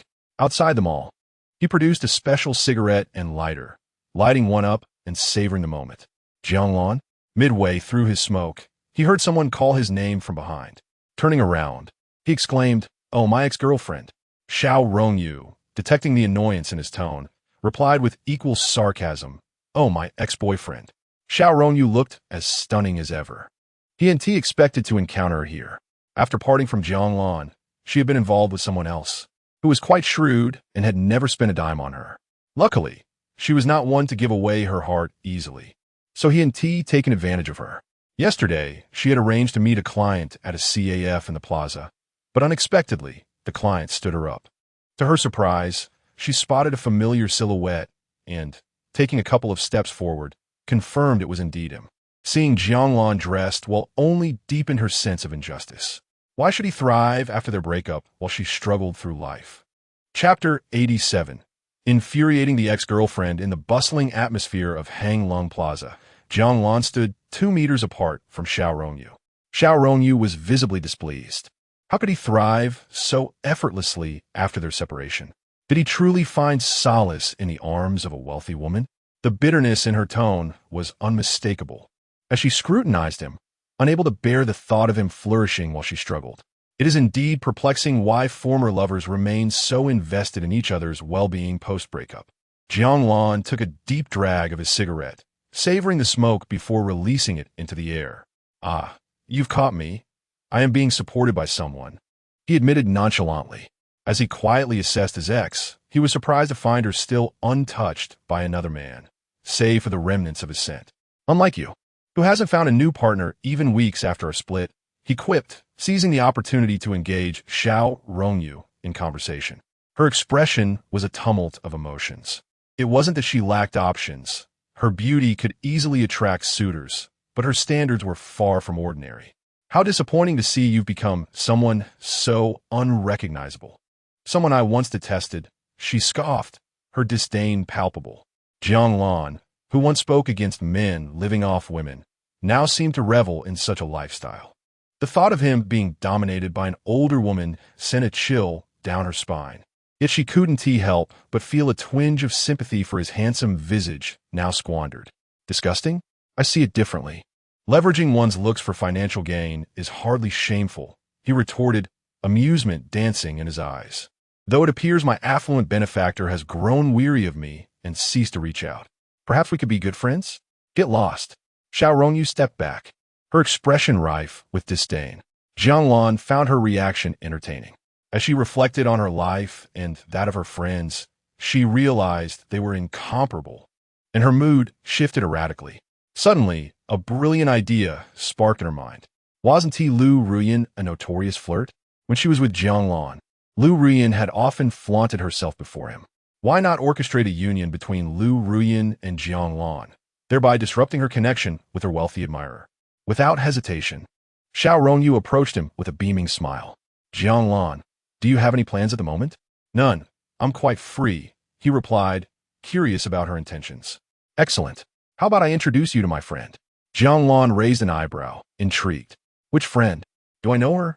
Seeing his interest, Xiao Rongyu's smile widened. Lu Ruyan. I hear she is looking for a boyfriend. Why not see if you two click? Oh, Lu Ruyan? He remarked, a mischievous grin forming. Funny you mention her. She and I were quite close the day after our breakup. Xiao Rongyu's expression morphed from surprise to a deep crimson flush, her teeth grinding in frustration. You and her? How could you be so eager to find her? Ah, but it seems I've only just discovered this. It's too late now, he teased, reveling in her fury.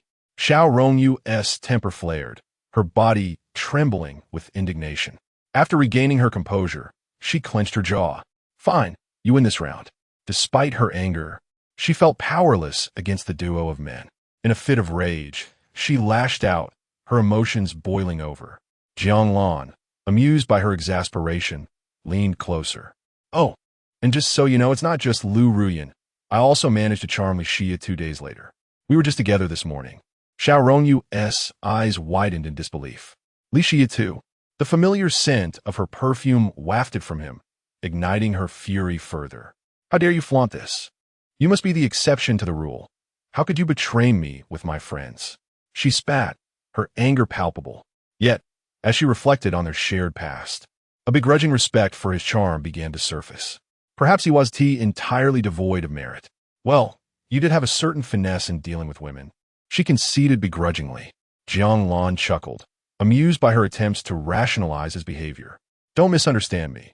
I initially aimed to pursue your 3 friends. You know why I ended up with you? Xiao Rongyu swayed slightly, curiosity piqued. Why? Because you were the easiest to win over, he declared, eliciting a shocked response from her. How dare you? You think so lowly of me? She exclaimed, her temper igniting.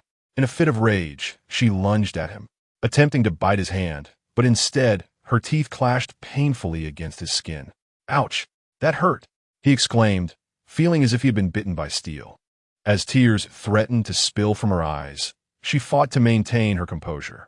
Just then, familiar voices called out, interrupting the tension between them. Hey, what are you doing here? Xiao Rongyu turned, her eyes wide with surprise upon seeing Lu Ruyan and Li Xia. Chapter 88. The clash of 3 women in a serene and tranquil tea house. Jiang Lan sat in the center, with Lu Ruyan and Li Xia flanking him on either side.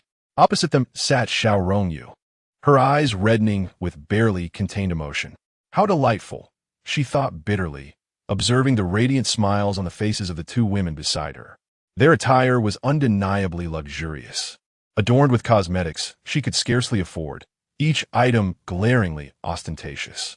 It dawned on her that the man who once belonged to her had now flourished, evidently supported by affluent women, as he had once claimed. It seemed he was now the one indulging these 2. No, I must compose myself, she resolved. How dare they covet my man? Not even a lifelong friend is exempt. Not even my mother. Suddenly, a calmness washed over her, the fiery redness in her eyes dissipating as her expression turned devoid of emotion. Jiang Lan, familiar with her demeanor, recognized this as a manifestation of her utmost fury. Lu Ruyan, Li Xia, after all these years of friendship, have I truly wronged either of you? Xiao Rongyu's voice was cold, devoid of warmth. Her gaze empty. Lu Ruyan and Li Xia narrowed their eyes slightly, aware of their long-standing friendship and the underlying tensions.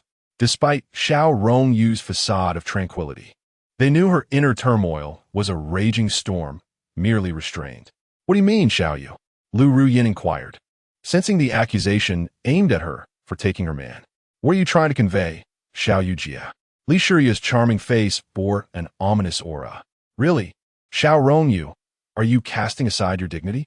You seem to have no shame left, Lu Ruyan retorted, irritation evident in her tone. How can you feign ignorance? My meaning is quite clear. You both know well what I am implying. Xiao Rongyu shot back icily, contempt dripping from her words. Xiao Rongyu, I am not pretending to misunderstand, nor do I grasp your point, Lu Ruyan declared, discarding their affectionate nicknames in a bid to confront her directly. Well, what if I am with your ex? Is that not merely your own blindness? Now you wish to blame me for taking your man? How laughable.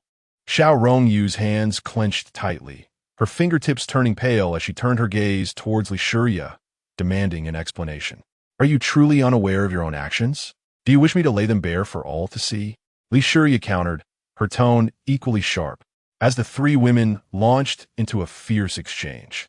Jiang Lan adopted the role of an observer, bemused by the unfolding drama. Their disputes were of no concern to him. He simply awaited the spectacle. Xiao Rongyu, this is becoming rather tiresome, she declared, her heart racing, her eyes glinting with icy resolve. Why do you find me uninteresting? Lu Ruyin. Perhaps it is you who lacks intrigue, she retorted fiercely, unwilling to retreat. You both know exactly what I mean, yet choose to feign ignorance. Is this truly entertaining for you? Her imposing presence momentarily intimidated Jiang Lan, who found himself bewildered by the complexity of women's emotions.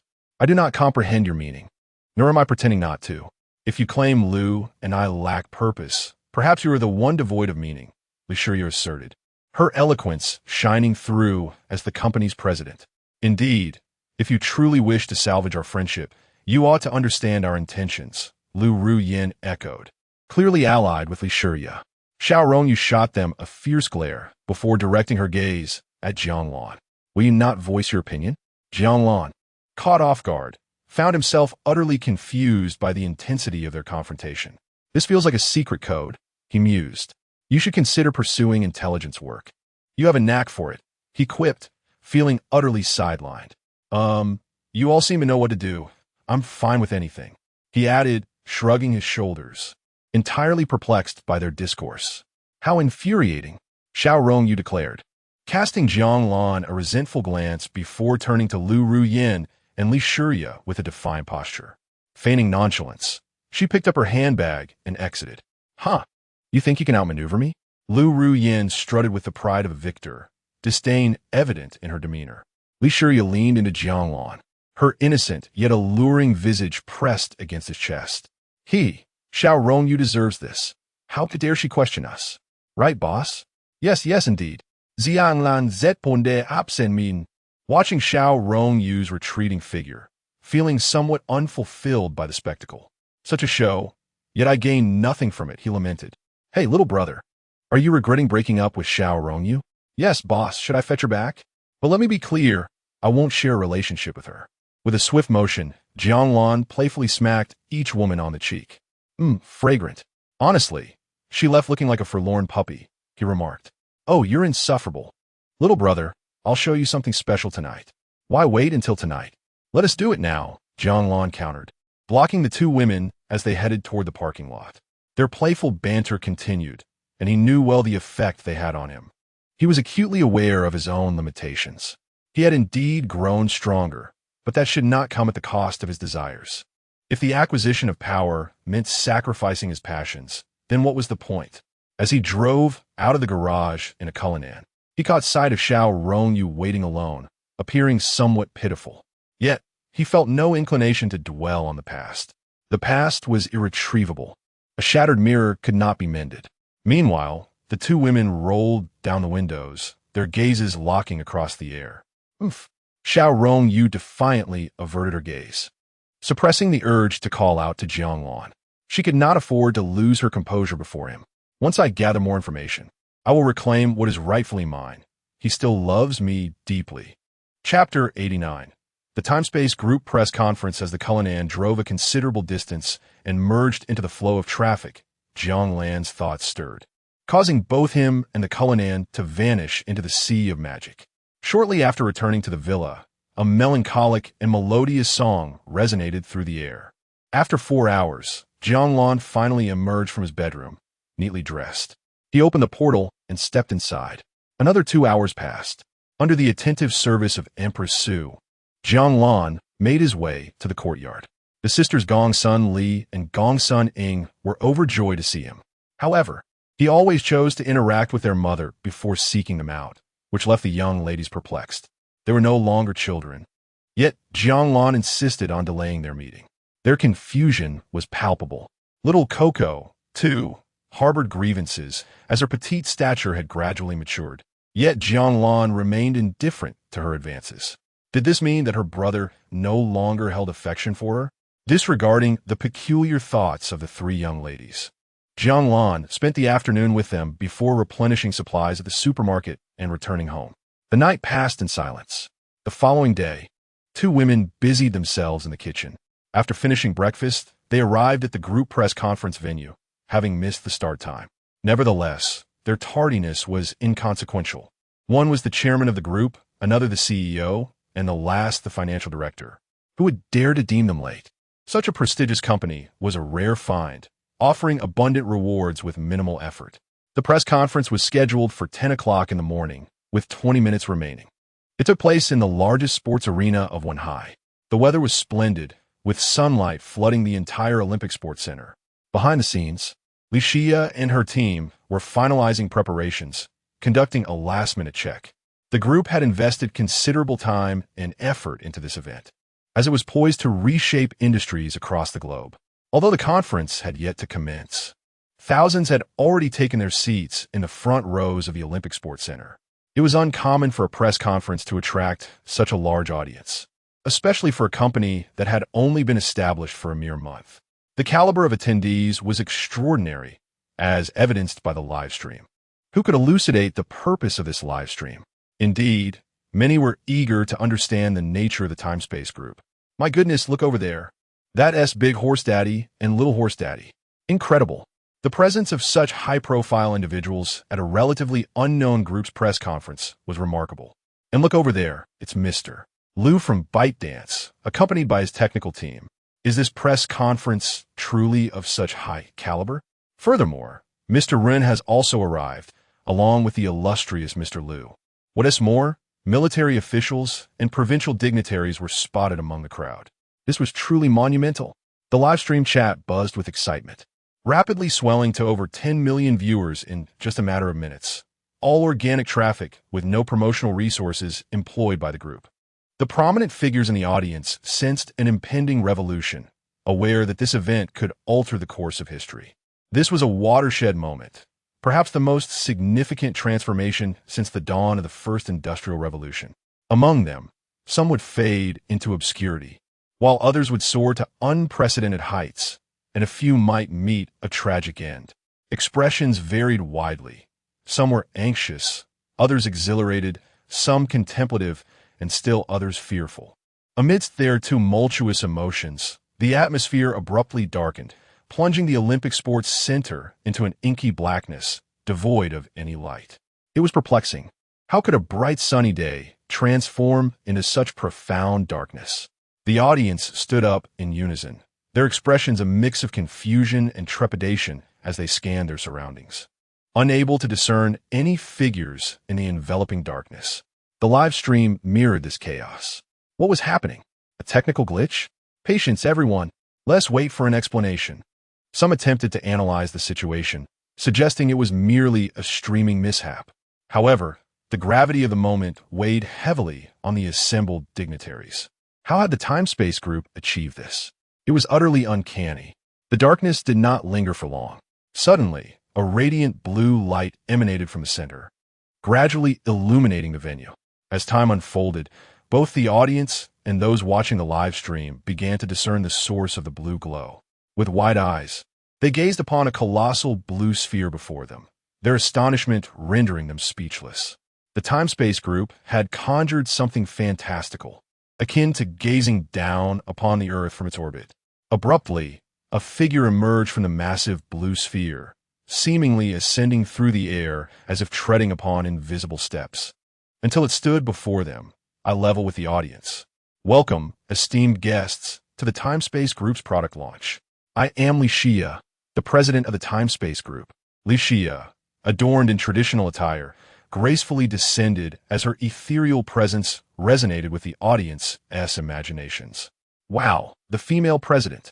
How have I never heard of Li Xia? The leader of such a significant group? Indeed, her otherworldly aura evoked a sense of reverence among all present. Silence. Do not disturb our goddess. As Li Xia commenced her welcoming speech, Her voice flowed like a clear spring, captivating every listener. I understand many of you are curious, given the time-space group's brief existence. What remarkable products can we unveil today? Please observe. With minimal embellishment, Licia directly showcased her revelation. She gestured in the air, and a holographic projection materialized before her. This is holographic projection technology, birthed from extensive research by the Time-Space Group. The virtual environment you are witnessing here is generated through this groundbreaking technology. As her words concluded, the previously seated audience sprang to their feet in unison, overwhelmed by excitement. Indeed, it was the conceptual holographic projection technology they had envisioned. No wonder it was so astonishing, blurring the lines between reality and illusion. This technology seamlessly integrates with mobile systems, linking projections to users' irises for a user-friendly experience. I sense your eagerness. I shall reveal the pricing shortly.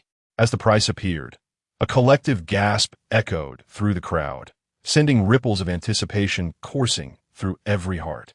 Chapter 90. The luminous anti-gravity aircraft in the live broadcast room.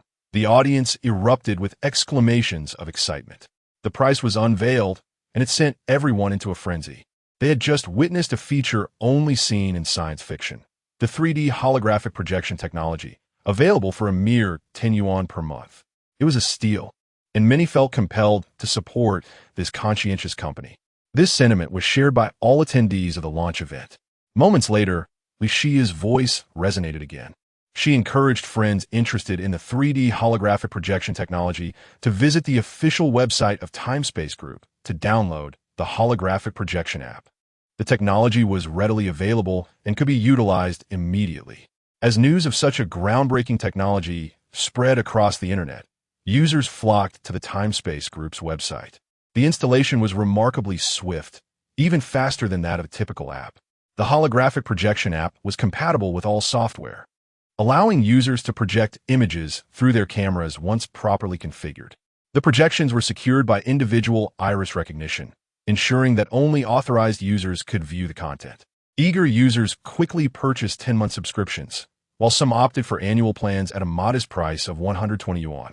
The moment they charged their accounts, they were able to use the service, and soon everyone was engaged in the launch event through their projections, experiencing it as if they were present in person.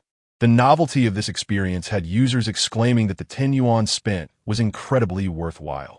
Many clever individuals capitalized on this opportunity by recording their holographic projections and sharing them on social media, reaping the benefits.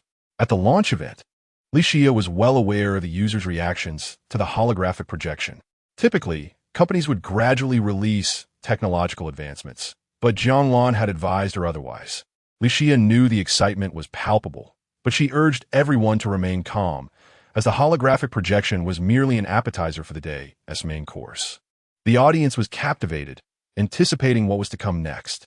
Such powerful technology is just the beginning, they thought, brimming with anticipation. Some even joked about quitting their jobs to join time-space technology. As the atmosphere buzzed with excitement, many had already submitted their resumes to the company. Returning to the launch site, the projections were removed, revealing a breathtaking aircraft that seemed to defy imagination. It descended gracefully before Licia, and the audience was stunned into silence, captivated by this extraordinary vehicle, each person yearning to possess one. This futuristic aircraft, named Luminous, showcased a minimalist fluid aesthetic, completely eschewing traditional wings or tail fins, resulting in a sleek, streamlined form. Its design was far more appealing than any extravagant aircraft seen in sci-fi films.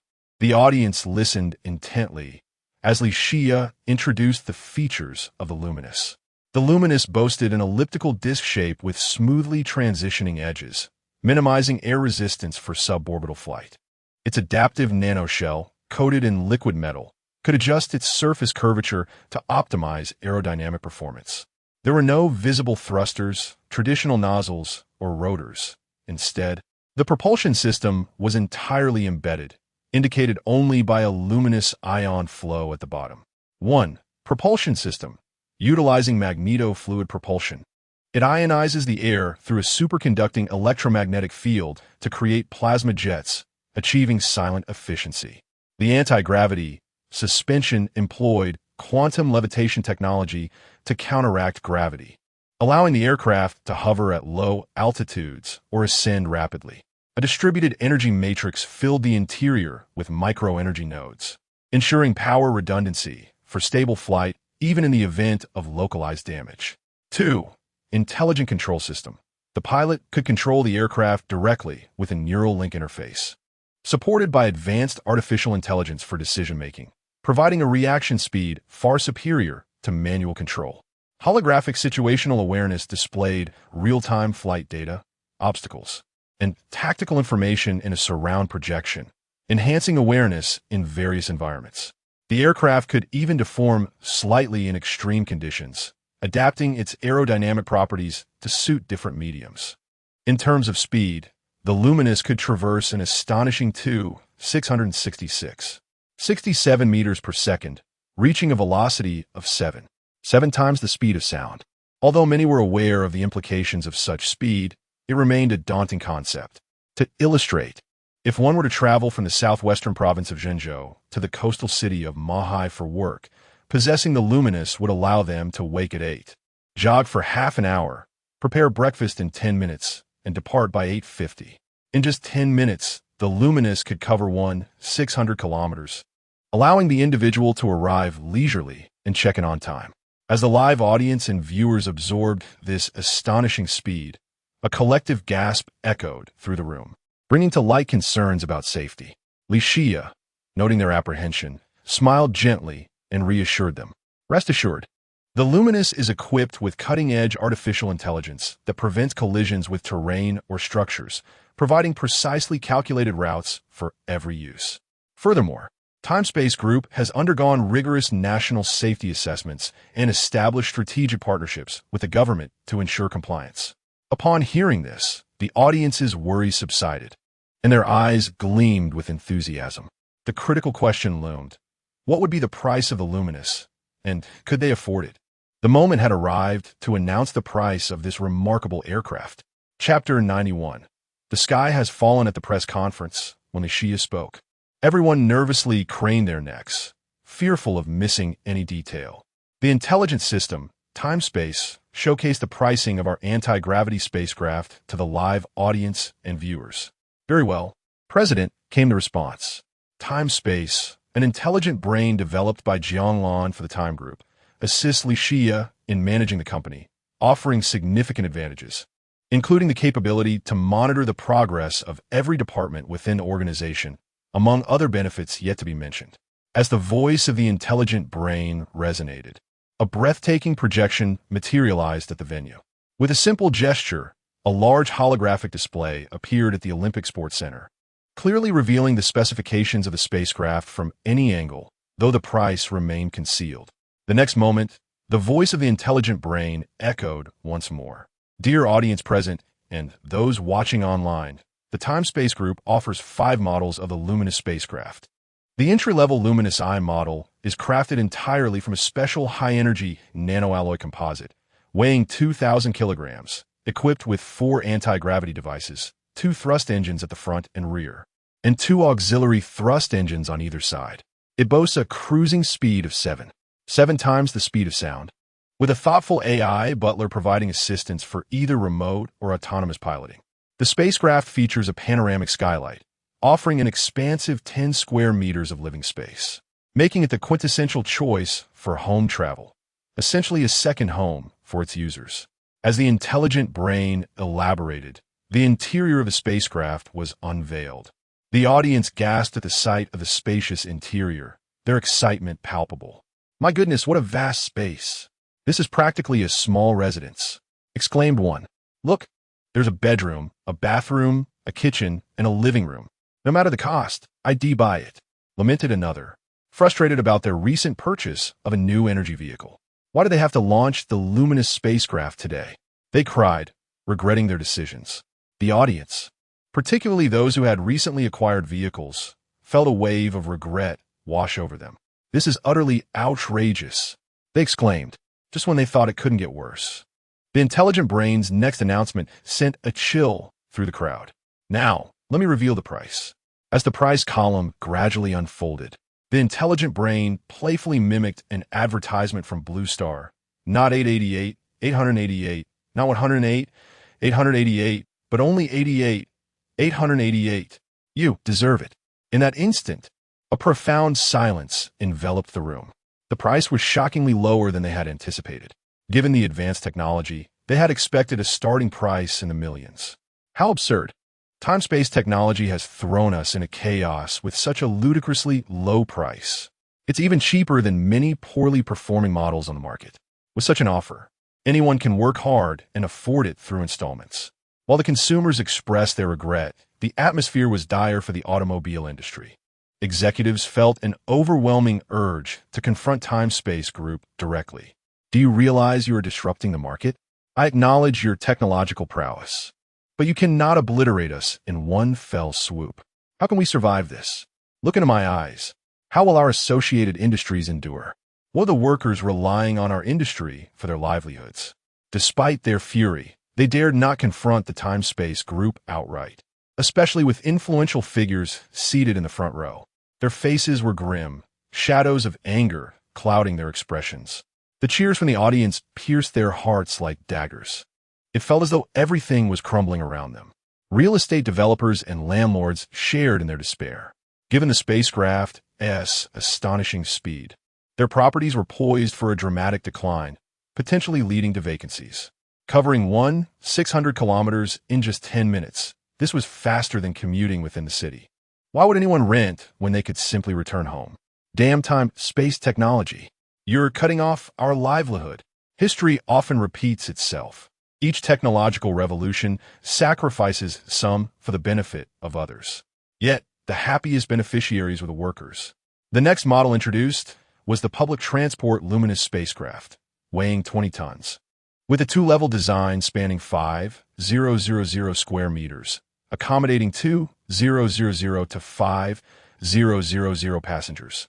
It too cruised at 7 times the speed of sound, featuring an AI butler for assistance. Priced at $200 million per unit, Time-Space Group had entered a strategic partnership with the government to establish a national public transport system, marking a significant milestone for the Eastern superpower. The unveiling of this colossal spacecraft stirred excitement among numerous transport and passenger service companies, igniting a frenzy in the transport industry. The automobile sector faced yet another blow, now compounded by the impact on freight vehicles and maritime and aviation manufacturing industries. Next came the mid-tier Luminous 2 model, superior in design and materials to the entry-level Luminous I, weighing 5 tons with a spacious 30 square meters of customizable interior. Its price ranged from $300,000 to $1 million, depending on configurations. Featuring the same speed and AI assistance, it left the audience drooling at the prospect. This is more appealing than buying a house. Just $300,000. Even someone with modest savings can afford it. And it's a mobile home. Finally, the high-end Luminous 3 model was introduced, weighing 10 tons and boasting all essential features with a staggering 1,000 square meters of luxury space, making it the ultimate choice for the affluent. Starting at $5 million with no upper limit, this model detonated in the minds of the wealthy, leaving them with a singular thought. I must have one. No, I need to customize one. Chapter 92. The cancer removal miracle continues at the press conference as the price of the high-end Liuguang 3 aircraft was announced. The wealthy attendees were struck by the epitome of technological luxury. Compared to private jets, the deluxe version of Liuguang soared to unprecedented heights. Notably, the noise levels of this aircraft far surpassed that of conventional private jets. Moreover, owning this aerial marvel allowed them to traverse the globe in a single day, saving them immeasurable time. The affluent have never lacked resources. They could invite a few friends to share in the experience, enhancing their comfort and enjoyment. The aviation titans Boeing and Airbus were left dismayed at the sight of this aircraft. Fortunately, news of its export had yet to surface. Shareholders could seize the opportunity to sell their stocks and make a quick exit, though whether there would be any unsuspecting buyers remained uncertain. Next was the final product. After a brief intermission, Li Xia replaced the smart brain. Her delicate beauty and bright eyes exuded the aura befitting a president. The audience in the live stream and on-site were utterly astonished. The four products showcased were undoubtedly at the pinnacle of technological advancement, directly or indirectly threatening numerous industries. However, for over 90% of the population, it was of little concern. The four aircraft represented a boon for them, as they had long suffered under the weight of industry capital. They reveled in the misfortunes of the wealthy. Yet, the next product brought them even greater delight. The single-person Liuguang aircraft, weighing in at a mere 20 kilograms, it boasted a cargo hold of 5 cubic meters. Unlike the previous four models, this single-seater could reach a speed of 7 times the speed of sound outside urban areas and double that within city limits. Equipped with a basic AI assistant for attentive piloting, it could be operated remotely or autonomously. This aircraft was specifically designed for logistics personnel and delivery drivers, allowing them to effortlessly complete their delivery tasks. In inclement weather, they could opt for remote control from home or set the intelligence system to take over, ensuring that every courier could work without the previous dangers. The executives and teams from various companies, such as Yuan Rongtong and Meituan, rose abruptly, their eyes wide with disbelief. How would they cope with this development? To what extent would their profits be affected?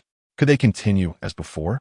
In a live stream, delivery personnel were overjoyed, tears of emotion welling in their eyes. Meanwhile, vendors of electric vehicles and batteries were left in despair. They had just been relieved to avoid the fallout, but fortune had swiftly turned against them. The Timespace Group offered the aircraft through 3 purchasing options: full payment, installment plans, and rentals. Both full and installment prices were set at 10,000 yuan, while rentals were available for 500 yuan per month. Upon hearing this pricing, stakeholders from relevant industries were left in shock, some fainting at the news. Delivery personnel were once again moved. The price was incredibly reasonable. Even if they couldn't afford to buy outright, they could rent for a month and then purchase it in full afterward. For those in dire financial straits, installment options were also available. In a live stream, many delivery drivers expressed their elation. "I can't believe it. I'm moved to tears," exclaimed one. "I'm just a simple man, and yet I'm overwhelmed with emotion." Timespace Group is the new beacon of domestic products. Who would dare oppose this? Oppose what? I'm heading to their official website right now. Laughter and camaraderie filled the air as they resolved to empty the company's inventory. "I work in assembly, but I want to buy one to deliver food. Whoever wants to assemble can do so." Before Timespace Group's stock could be depleted, 2 factions emerged, each vying for their share. 2 hours had passed since the conference began. It was far from over. Timespace Group had prepared an abundance of products. Li Xia stepped forward gracefully. "Next, we invite a national medical expert to introduce our next product." At her words, those in the medical industry felt a pang of foreboding. As an elderly gentleman with a head of silver hair took the stage, the investors in the medical field were left dazed. Dr. Zhong, now looking youthful with a full head of black hair, was a familiar figure to many, his past contributions in a critical event still vivid in memory. "I am delighted to stand here today to present a groundbreaking announcement to the citizens of our nation. In collaboration with Timespace Group, we have developed a series of medical products. The first and most remarkable among them is a revolutionary drug called Cancer Removal Miracle. True to its name, this medication promised to cure any individual suffering from cancer within 24 hours after taking just 1 pill. Priced at 30,000 yuan, it would be covered by national health insurance, reimbursing 90% of the cost. The release of Cancer Removal Miracle sent shockwaves through the audience, even more profound than the aircraft's debut.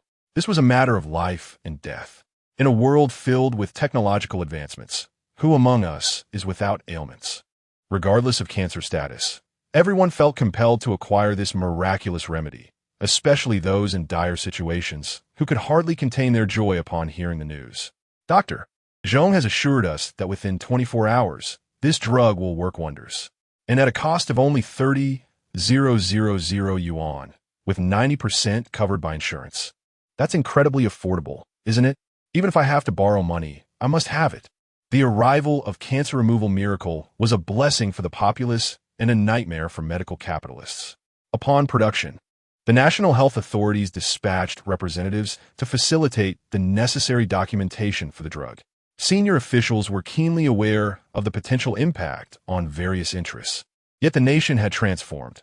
Anyone daring to obstruct the cancer removal miracle would face severe consequences. With their backing, the release of the cancer removal miracle alongside other extraordinary medications was swiftly executed. As the broadcast reached unprecedented heights, the day marked a celebration for both the state and its citizens. News of this monumental announcement spread rapidly, ensuring that those who missed the live stream were informed of this life-changing revelation. Chapter 93. The angry expatriates upon witnessing the audience's reaction and the fervor online. Elder Zhong's eyes glistened with tears. His lifelong aspiration had come to fruition today. I have even more splendid news to share with the entire nation. To be born in this era and to experience its wonders is a tremendous fortune for our people. As he spoke, he wiped away the tears from the corners of his eyes and then smiled warmly. Many of you might recognize me, this old man, but I am no longer an old man. As you can see, I have returned to my youth, and I trust you have already guessed what the next remarkable drug is. With that, Elder Zhong gestured to the holographic projection, and a test tube filled with a gentle green luminescence appeared before the audience. This miraculous concoction, named the Longevity Gene Serum, is a fusion of various traditional Chinese medicines, designed precisely to extend human life. Buzz, this drug is even more explosive than the cancer cure, or perhaps even more impressive. Yes, you heard correctly. I am not mistaken. This serum has the power to rejuvenate the human body, with effects lasting for 300 years. In other words, consuming this serum can extend an individual's lifespan from the average 75 years to over 300. At that moment, time seemed to have paused. The room fell into an eerie silence. This peculiar stillness lasted for a full minute. Afterward, the venue erupted with a cacophony of cheers. Even the capitalists, previously disheartened, stood up to exuberantly wave their arms in celebration. My goodness, 300 years of life, even burdened by bankruptcy and debts. Such longevity makes it all seem trivial. Suddenly, the side effects of the previously announced products seemed to vanish into thin air. Unemployment? Nonsense. With 300 years to live, I could work on a construction site and still thrive. Company bankruptcy? Well, it's simply a failed venture, devoid of any technological value. Good riddance. I have more years ahead of me. Having lost a company means I can leverage my extensive entrepreneurial experience and connections to rise again. Many business owners who had been declared dead by the Time-Space Group were no longer filled with resentment. Instead, they were invigorated, seeking new paths even without their former capital. After all, the Time-Space Group had released various technological products. At worst, they could humbly plead for a share of the resources from the Time-Space Group. The populace cheered in excitement, and so did the capitalists. However, some individuals, particularly certain celebrities and affluent expatriates, found little joy in the unfolding events. Their navette was shattered. On stage, Elder Zhong beamed with satisfaction, for this was the world he had envisioned. He then spoke softly.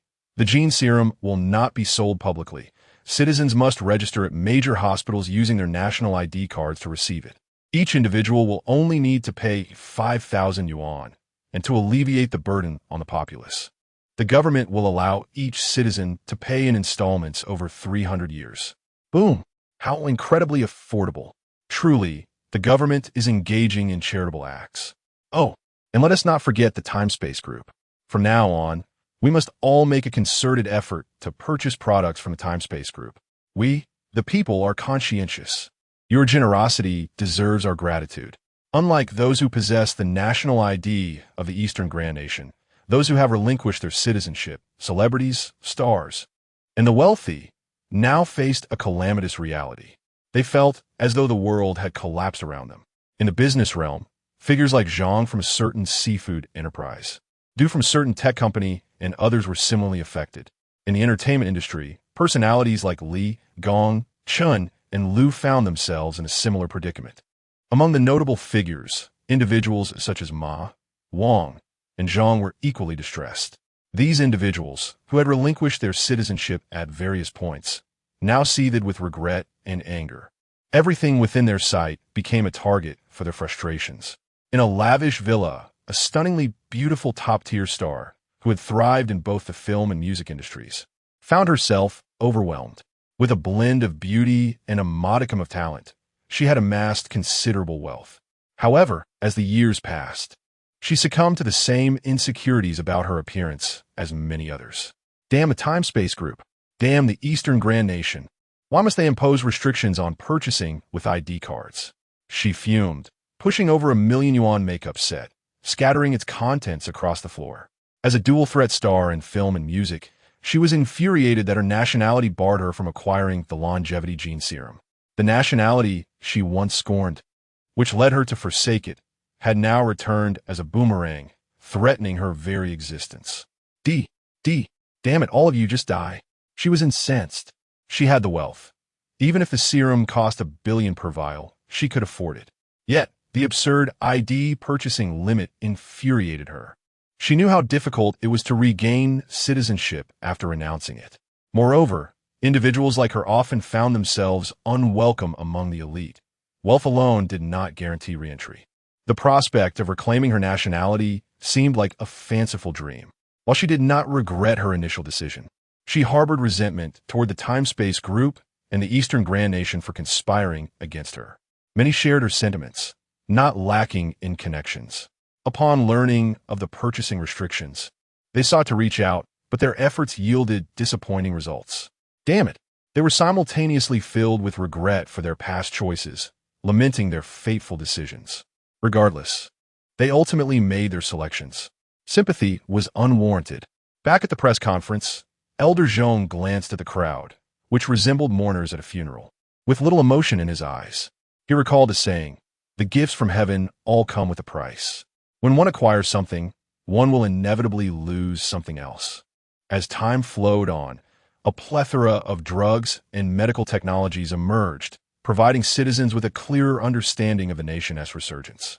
Innovations such as bone regeneration technology, limb reattachment techniques, visual restoration therapies, and speech rehabilitation methods addressed the pressing medical issues faced by the populace.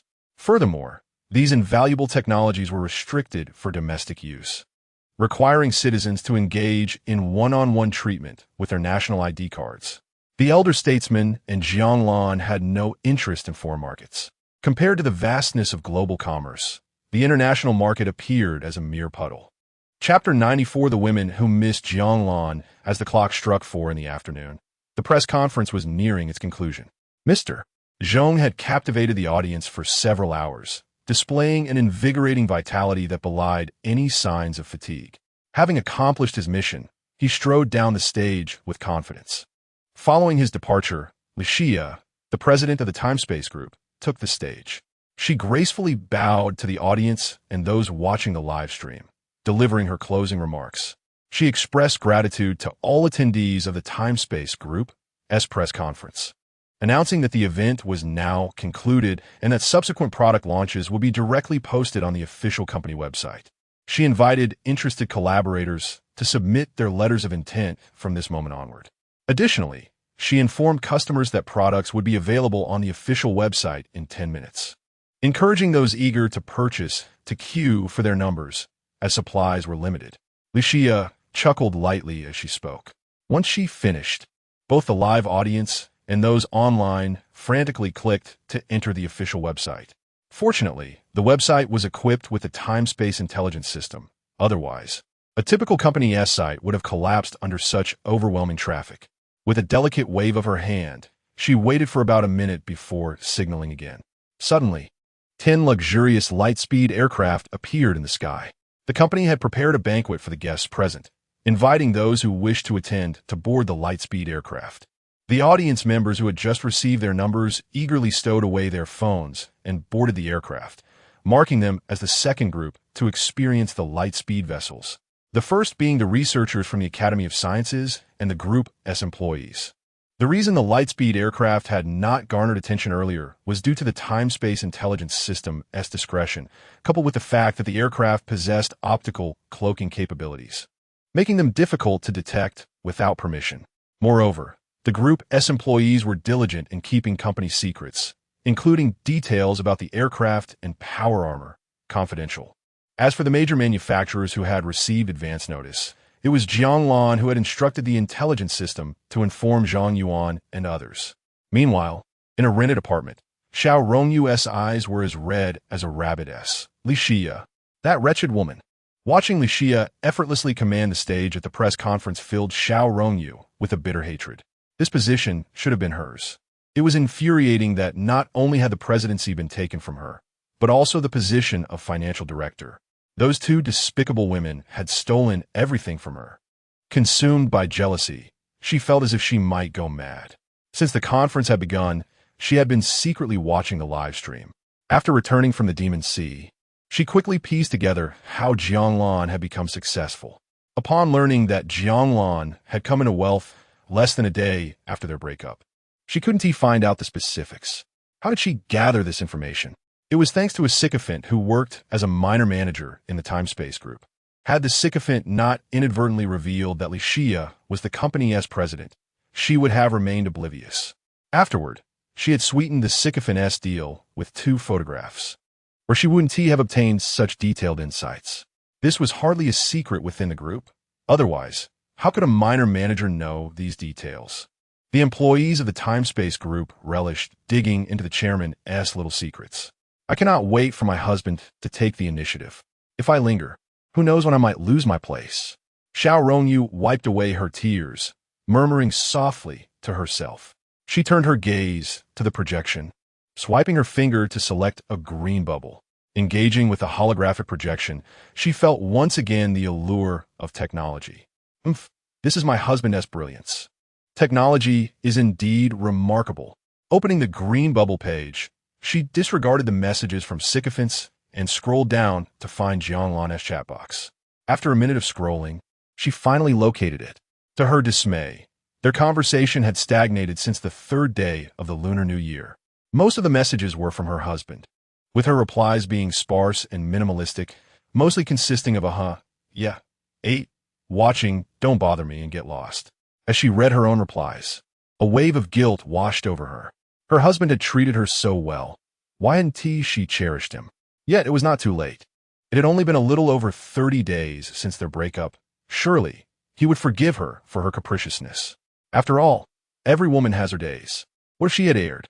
Setting aside the facts, was her husband entirely blameless? Xiao Rongyu, bolstered by an inexplicable confidence, firmly believed that Jiang Lan still loved her and would forgive her. She loosened her collar, revealing her fair skin. After composing herself, she initiated a video call. With a holographic projection, conversing with him felt as though she were standing right in front of him. Surely, he would be entranced by her presence. Her imagination ran wild with inappropriate scenarios, but reality delivered a harsh blow. A red exclamation mark appeared in the message box, accompanied by a line of text. The other party has enabled friend verification. Upon reading this message, tears streamed down her face as she shook her head in disbelief. This cannot be. Surely, he must have accidentally deleted her, right? I still have his phone number. Xiao Rongyu resembled someone who had just escaped a mental institution. Her makeup ruined by tears and her hair a disheveled mess. Finding the number, she dialed with hope. However, her expectations were shattered by the voice that answered. Sorry, the number you dialed is currently busy. Sorry, the subscriber you dialed is. Hubby. Hearing this, Xiao Rongyu crumpled to the floor, bursting into heart-wrenching sobs. In Kyoto, within a traditional courtyard, Nangang Guo bounced about, directing Nangang Yu. Mommy, did we get it? Yes, we got it. Oh, Mommy is the greatest. Now we can take the Lightspeed aircraft to find Uncle Strawman to play. Nangang Yu smiled bittersweetly. Find? How can we find him? Your mother doesn't even know where he lives. Thoughts of that man filled her with profound loneliness during the quiet hours of the night. Only when Guogua fell asleep could she conjure thoughts of him, using judo to lull herself into slumber.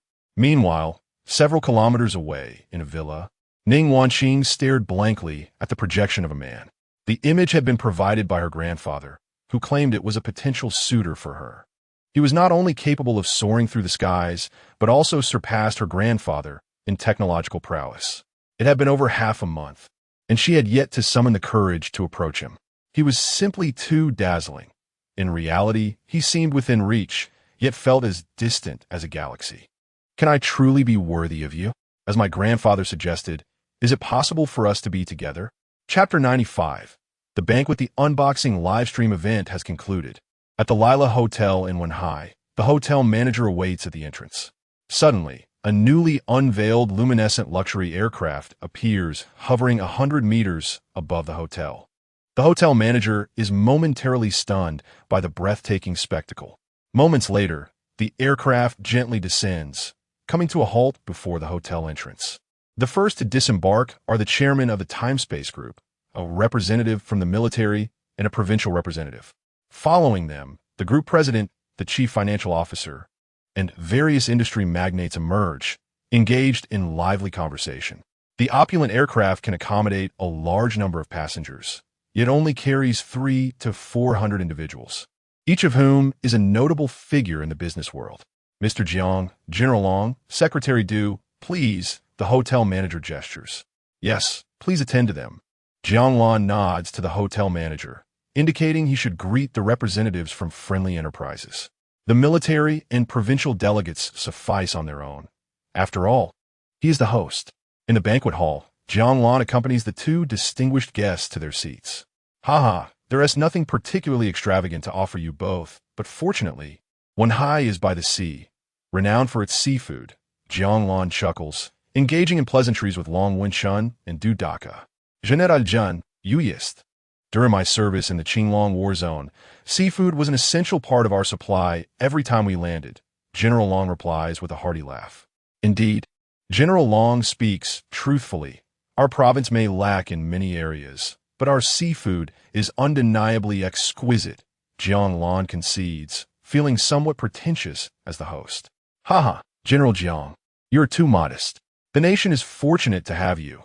Long Wenshun expresses his utmost admiration for Jiang Lan, recognizing the depth of the nation's current standing due to his efforts. Initially, Du Kaming was somewhat reluctant to attend the Wenhai event as assigned by the esteemed 001. But now he feels he has struck gold. Preoccupied with recent legal reforms, he had not been attentive to external affairs. Little did he realize the significance of the Time-Space Group, having only encountered Jiang Lan once before, understanding the extraordinary nature of his existence. It would not be an exaggeration to call him a national treasure. While deeper insights elude him, the products unveiled at the event provide a glimpse of the broader picture. Secretary Gao was unable to attend the Time-Space Group's launch. He asked me to convey his apologies. Allow me to drink this toast on his behalf, Du Kaming states, adept at cultivating the atmosphere as an insider within the system. He drains his glass with a hearty gulp. Ah, Secretary Gao is quite an interesting individual. Nonetheless, official duties take precedence. A mere launch event should not impede his responsibilities. Jiang Lan chuckles, shaking his head while respectfully acknowledging Du Kaming. As for Gao Ruijin's whereabouts, Jiang Lan is well aware. He is likely engaged in negotiations across the Era world at this moment. Jiang Lan raises his glass in a toast, and Du Kaming, not daring to decline, promptly fills his cup. At this juncture, Long Wenshun joins in, and as the three exchange toasts, the banquet reaches its zenith. Astute businessmen refrain from discussing work matters during the festivities. If there is an inclination for collaboration, they merely exchange contact information. The entrepreneurs present exhibit keen interest in partnering with the Time-Space Group. Senior executives, such as Li Xia and Lu Ruyin, are treated with utmost reverence, akin to stars being worshipped by a gathering of admirers. Given the public nature of the event, numerous journalists and independent media outlets document the banquet's opulence, showcasing the art of business socialization to the online community. Xiao Rongyu watches the banquet livestream, her eyes fixed intently on the screen. Frustration mounts as she witnesses the deference and flattery directed towards the two women. A surge of emotions, anger, jealousy, regret, overwhelms her. Each individual in attendance boasts a fortune that far exceeds her aspirations. These are the figures she idolizes, the very embodiment of her dreams. Now, they are reduced to sycophantic admirers, lavishing attention on those women. Their positions should have been mine. She seethes internally, noting their glances occasionally directed towards the main table, undoubtedly where her beloved is seated. As time passes, Due to their special statuses, Long Wen-shun and Du Kaming cannot linger long. Upon their departure, Jiang Lan stands to toast all the guests present at the banquet before excusing himself, acknowledging that his presence is no longer necessary. The launch event for the Time-Space Group is undeniably a resounding success, igniting a fervor throughout the Eastern lands. On the other side, the official website of the Time-Space Group witnesses an overwhelming response. 300,000 units of the entry-level luminescent I aircraft and 500 units of the advanced luminescent 3 aircraft sell out within moments. Buyers celebrate their fortune while those left empty-handed express their frustration. Woohoo, we're taking off. Ha, I got one too. If only my wife hadn't insisted on debating car choices, I would have secured a luminescent aircraft for myself. Damn, I envy those upstairs. Amazing. A notification just came through. My luminescent aircraft will arrive in 10 minutes. Me too. I've never experienced such rapid delivery before. Bro, I'm going live as soon as my aircraft arrives. Come join my stream. Wait, how did you manage to snag 1-2? You dog of streamer?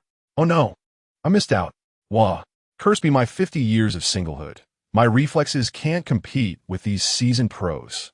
That night is destined to be one of sleepless anticipation. Prominent streamers initiate live broadcasts, some focused on gaming, others on humor, and yet more on various themes. Regardless of the stream, the overarching anticipation remains the same, awaiting the arrival of their luminescent aircraft in 10 minutes. In a specific stream titled Little Tutu, viewers impatiently demand time. Hurry up. Damn it, streamer and I Jokai. Don't block our view of the aircraft's arrival. The chat erupts in a flurry of comments, showcasing the essence of humanity's tendency to repeat. Little Tutu, wary of inciting the wrath of her audience, dutifully directs the camera towards the luminous night sky. While 10 minutes typically pass swiftly in the realm of short videos, today feels interminable. Each second stretches into an eternity. Soon, the long-awaited 10 minutes arrive amidst the anxious anticipation of a live stream audience. Chapter 96. Unboxing the luminous aircraft today is the 3rd of March, and the young author is at the ancestral grounds to pay homage to their forebears, who once sought refuge from bandits and settled in the mountains, eventually resting there in death. In honor of their ancestors, the author traversed one hill after another, and after enduring the pain in their feet and a foggy mind, they composed 2 chapters late into the night. But now fatigue has taken over, and they will retire for the evening, leaving 1 chapter unfinished. As the moment arrived, the livestream drew in 1 million viewers, all eyes wide with anticipation. Although they activated holographic projections to witness the event, they instinctively widened their eyes, fearful of missing any detail. From the moment they placed their orders, as the clock struck 9:59, the silhouette of the luminous aircraft graced the sky. The aircraft arrived precisely on time. 10 minutes meant 10 minutes, not a second less. One viewer, nicknamed Little Tutu, had purchased the premium model of the luminous aircraft. At the moment the viewers beheld the aircraft, the barrage of comments abruptly vanished. As the aircraft descended to the ground, the comments erupted like a flurry of snowflakes. Zhenji is stunning. This is my favorite model. Are you joking? Who wouldn't love it? Oh my, I wish I could dive in and claim it for myself. Enough with the comments. Let the host showcase it. Yes, yes, yes. As someone reminded the viewers, the comments quickly diminished, gradually tapering off. In a live stream, although it was not yet summer, Little Tutu donned a delightful pink, fluffy coat, appearing utterly adorable. Yet, no one paid attention to her attire. The luminous aircraft hovered 5 millimeters above the ground, looking almost indistinguishable from a grounded position. At this moment, a voice indistinguishable from humans resonated. User identity verified. Hello, user. I am the luminous aircraft's AI. Your order 383894338 has been delivered. Please confirm receipt. Hello. How do I confirm receipt? Little Tutu stammered, filled with joy at the sight of her new aircraft, yet nervous as this was her first interaction with such advanced technology. To an outsider, she might seem like a socially anxious recluse. Simply say received to confirm. Oh, okay. Received. Ding. Order completed. Wishing you a pleasant life. Hello, master. Please give me a lovely name. Upon the completion of the order, The AI's voice morphed into a magnetic male tone. What about calling you dog? Your naming taste is rather concerning. It seems to lack careful consideration. However, if you insist, dog it shall be. Witnessing such a human-like AI, the viewers in the live stream remained largely unfazed, as many current AI systems possess similar capabilities, albeit lacking a tangible form. Dog, open the hatch. Yes, master. Do not call me master. Address me as your majesty. Of course, your majesty, no problem at all. Why aren't you following my command? My current personality is that of a playful subordinate. You may set my personality. All right. Little Tutu no longer overthought it, as the audience urged her to proceed. Entering the aircraft, everyone gasped at the exquisite interior. Although they had glimpsed it in the live stream before, they were still awestruck by the lavishness of the space. The decor evoked the sensation of stepping into a starry sky. The arrangement of windows, tables, chairs, appliances, and flooring was unlike anything they had ever encountered. Yet the aesthetic struck a chord deep within each viewer. The placement of items was impeccable, seamlessly integrating with the space, devoid of any sense of discord. Every onlooker felt a powerful desire to claim it as their own. This was the effect of futuristic technology and interior design. At the request of a live stream audience, Little Tutu began the novice pilot training program for the aircraft. Master, here are the essentials for operating the aircraft. The AI delivered an extensive tutorial, complemented by projected visuals, captivating all viewers. After grasping the basics, Little Tutu commenced her practical training. It was in fact quite simple, easier than driving a car. Step 1. Don the specialized headphones or goggles for the luminous aircraft. Step 2. Select a destination. Step 3. Activate the aircraft's engine. Step 4. Choose altitude and route. The minimum altitude was 2,000 meters, with an abundance of routes available, surpassing even certain mapping apps. Each 10-meter elevation featured 10 designated airways, meticulously planned by the National Intelligence, ensuring constant monitoring to prevent collisions or traffic congestion. The risk of air disasters was non-existent. Such airways have been in use for millennia on the Blue Planet, exhibiting remarkable maturity. Little Tutu casually selected a destination, only to be met with a notification that it was unreachable. Master, your selected destination is outside the country and cannot be executed. Fine. I wanted to ride the waves in the Aegean Sea. Seriously, silly host? What are you thinking? Exactly. Going abroad? Why not just ascend to the heavens? Choose a sensible location, dog host. Feeling the ire of the viewers from her choice, Little Tutu relented. All right then, I shall head to the Xinjiang province. It's still light there, perfect for sampling some local delicacies. Enough chatter. Let us get moving. Enough chatter. Let us get moving. X230W, no longer hesitating. Little Tutu selected Xinjiang province, covering a distance of over 2,600 kilometers. Departing from Kyoto, the journey would take approximately 65 minutes. Master destination set. Route 1. Arrival in 16 minutes and 55 seconds. Let us go. With the driving holographic goggles on, Little Tutu raised her small fist, ready to embark. As the aircraft's engine roared to life, she ascended to an altitude of 2,050 meters without feeling a thing. High above, a yellow-green air corridor materialized in her view, marked by arrows indicating direction. This scene was simultaneously broadcasted to the live stream audience, who felt as if they had stepped into a futuristic sci-fi universe. No, it was not merely the future. They were indeed within a realm of science fiction. As the aircraft entered the intelligently designated air corridor, the concealed rear engine surged, propelling the craft away from its starting point, accelerating from a standstill to 7 times the speed of sound in just 0.1 seconds. Little Tutu felt no discomfort at cruising speed. Only exhilaration filled her. She shared her experience, only to receive the response. Finally, the silly host has done something noteworthy. In the lower left corner of her view, a small holographic map displayed the distance traveled by the luminous aircraft, revealing the villages, towns, and cities along the route. Within 5 short minutes, the aircraft had already passed over your city. Wow, that's fast, was Little Tutu's thought at this moment. Chapter 97. The delivery type luminescent flyer. 16 minutes later, the luxurious luminescent flyer arrived at its destination.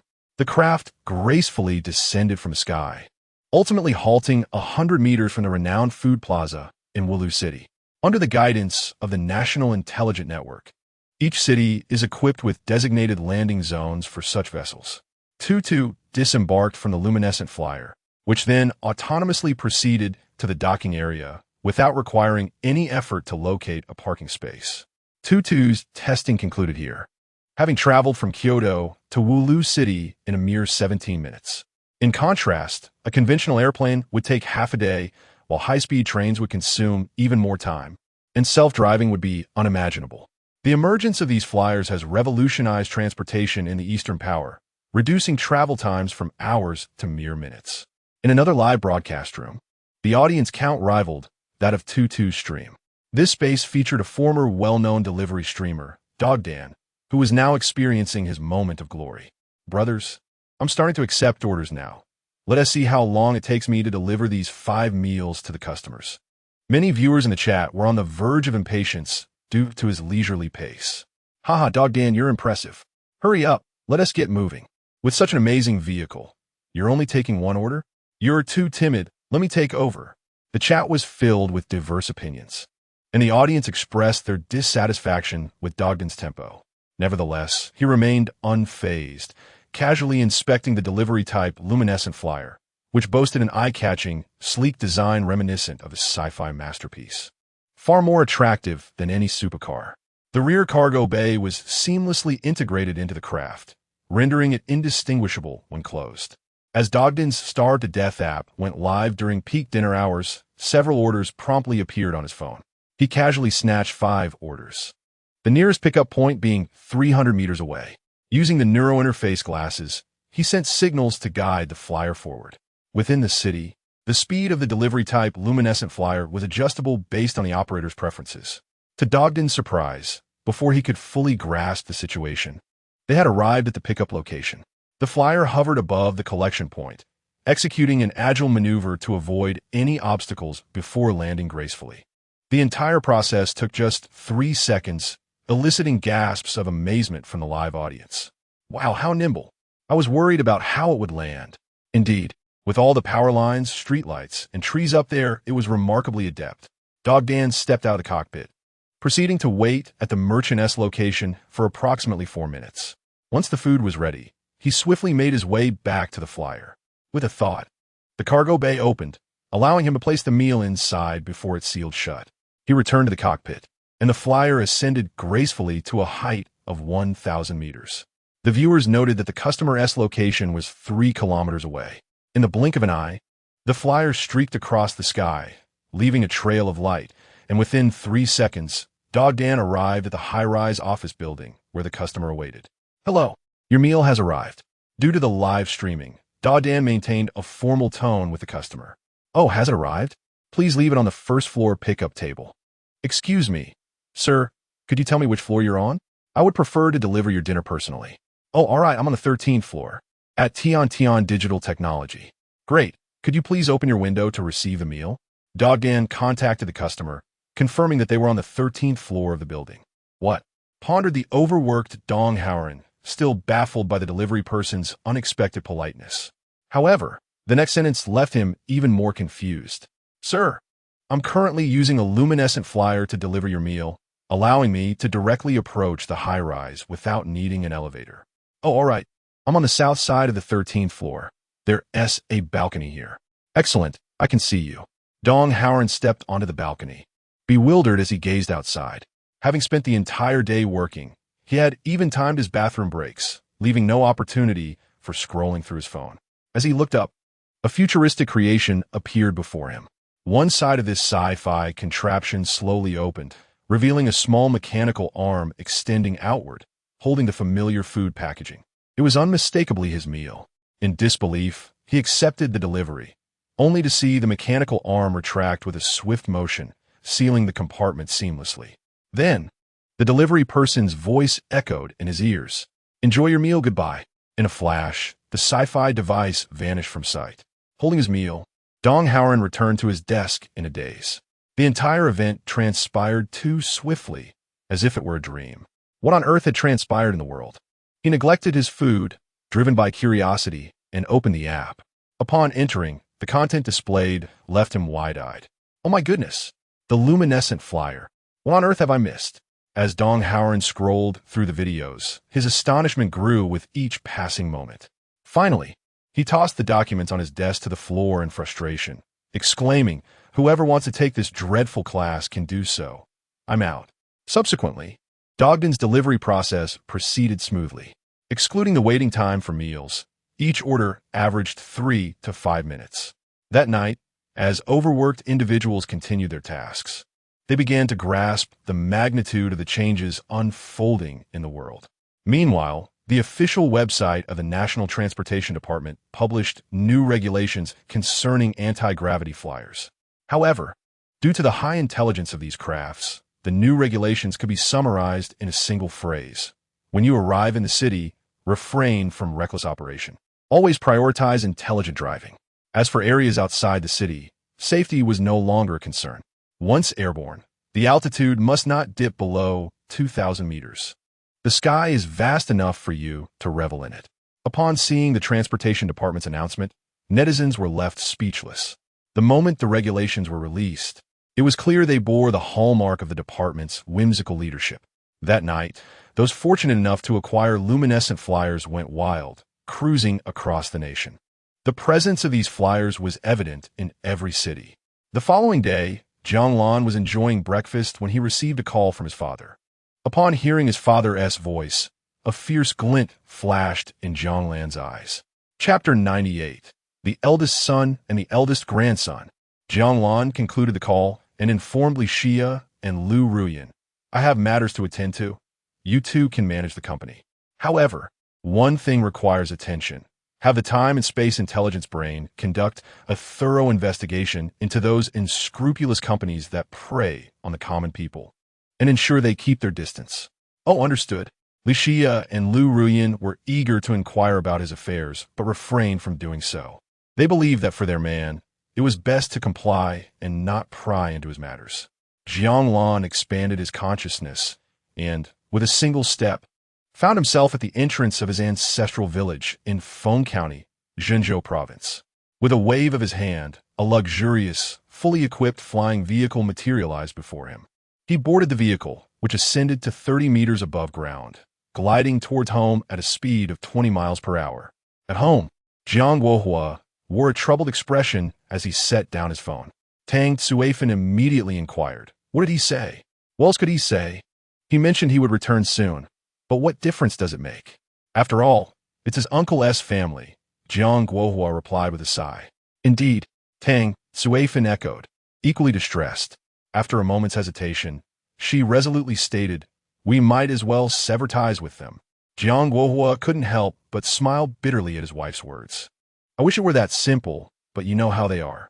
Even if we cut ties with their audacity, do you think we can truly escape?" "You're right. They are indeed capable of such actions," Tang Tsuifan lamented. "This situation is quite difficult to resolve. Reporting to the police would be futile, as there hasn't been any significant conflict. They prefer mediation, and considering that person is a leader in the town, even the security personnel would merely go through the motions." Such a headache, Tang Tsuifan sighed heavily. Suddenly, a commotion brought the couple back to reality.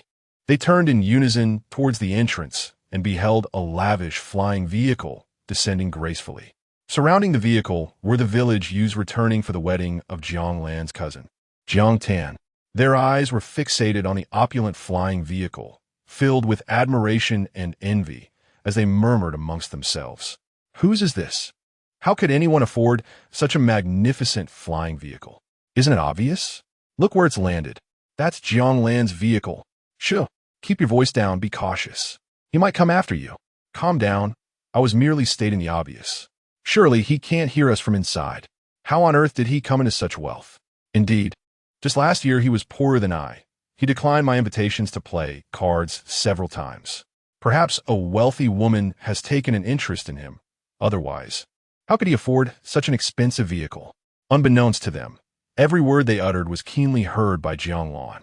As the vehicle's door opened, he stepped out, his gaze piercing and cold, sweeping over each onlooker with a subtle yet palpable pressure. Those who met his eyes seemed to encounter a great terror, their legs giving way beneath them, with some even soiling themselves in fear. Seeing their pitiable state, Jiang Lan lost interest. Fortunately, he was still some distance from home, situated on the road. Otherwise, he would have had to clean up afterward. Jiang Lan was not the kind of person to be an insufferable village ruffian. On the contrary, he maintained decent relations with the villagers. However, there existed a faction that, in their eagerness to curry favor with his uncle, the town's department head, had always looked down upon him, often clashing with him during their youth. When he was poor, his uncle's family disregarded him. Now that he had acquired wealth, they had grown envious and sought to bully him. Jiang Lan redirected his gaze towards his home, observing the renovated old house, and could not help but smirk. How amusing! He had provided 3 million for his father to demolish the old house and construct a new villa, yet all that had been done was a mere renovation. Nevertheless, he had to admit, the refurbished house was indeed far more beautiful than those of others. "Mom and Dad, I'm back," Jiang Lan called out to Jiang Guohua and Tang Suifan. Behind him, the flying vehicle ascended slowly before hovering atop a nearby mountain. "Ah, what difference does it make that you've returned? It merely means one more person will bear the brunt of their ire," Jiang Guohua remarked with a complex expression, filled with worry. "Do not fret.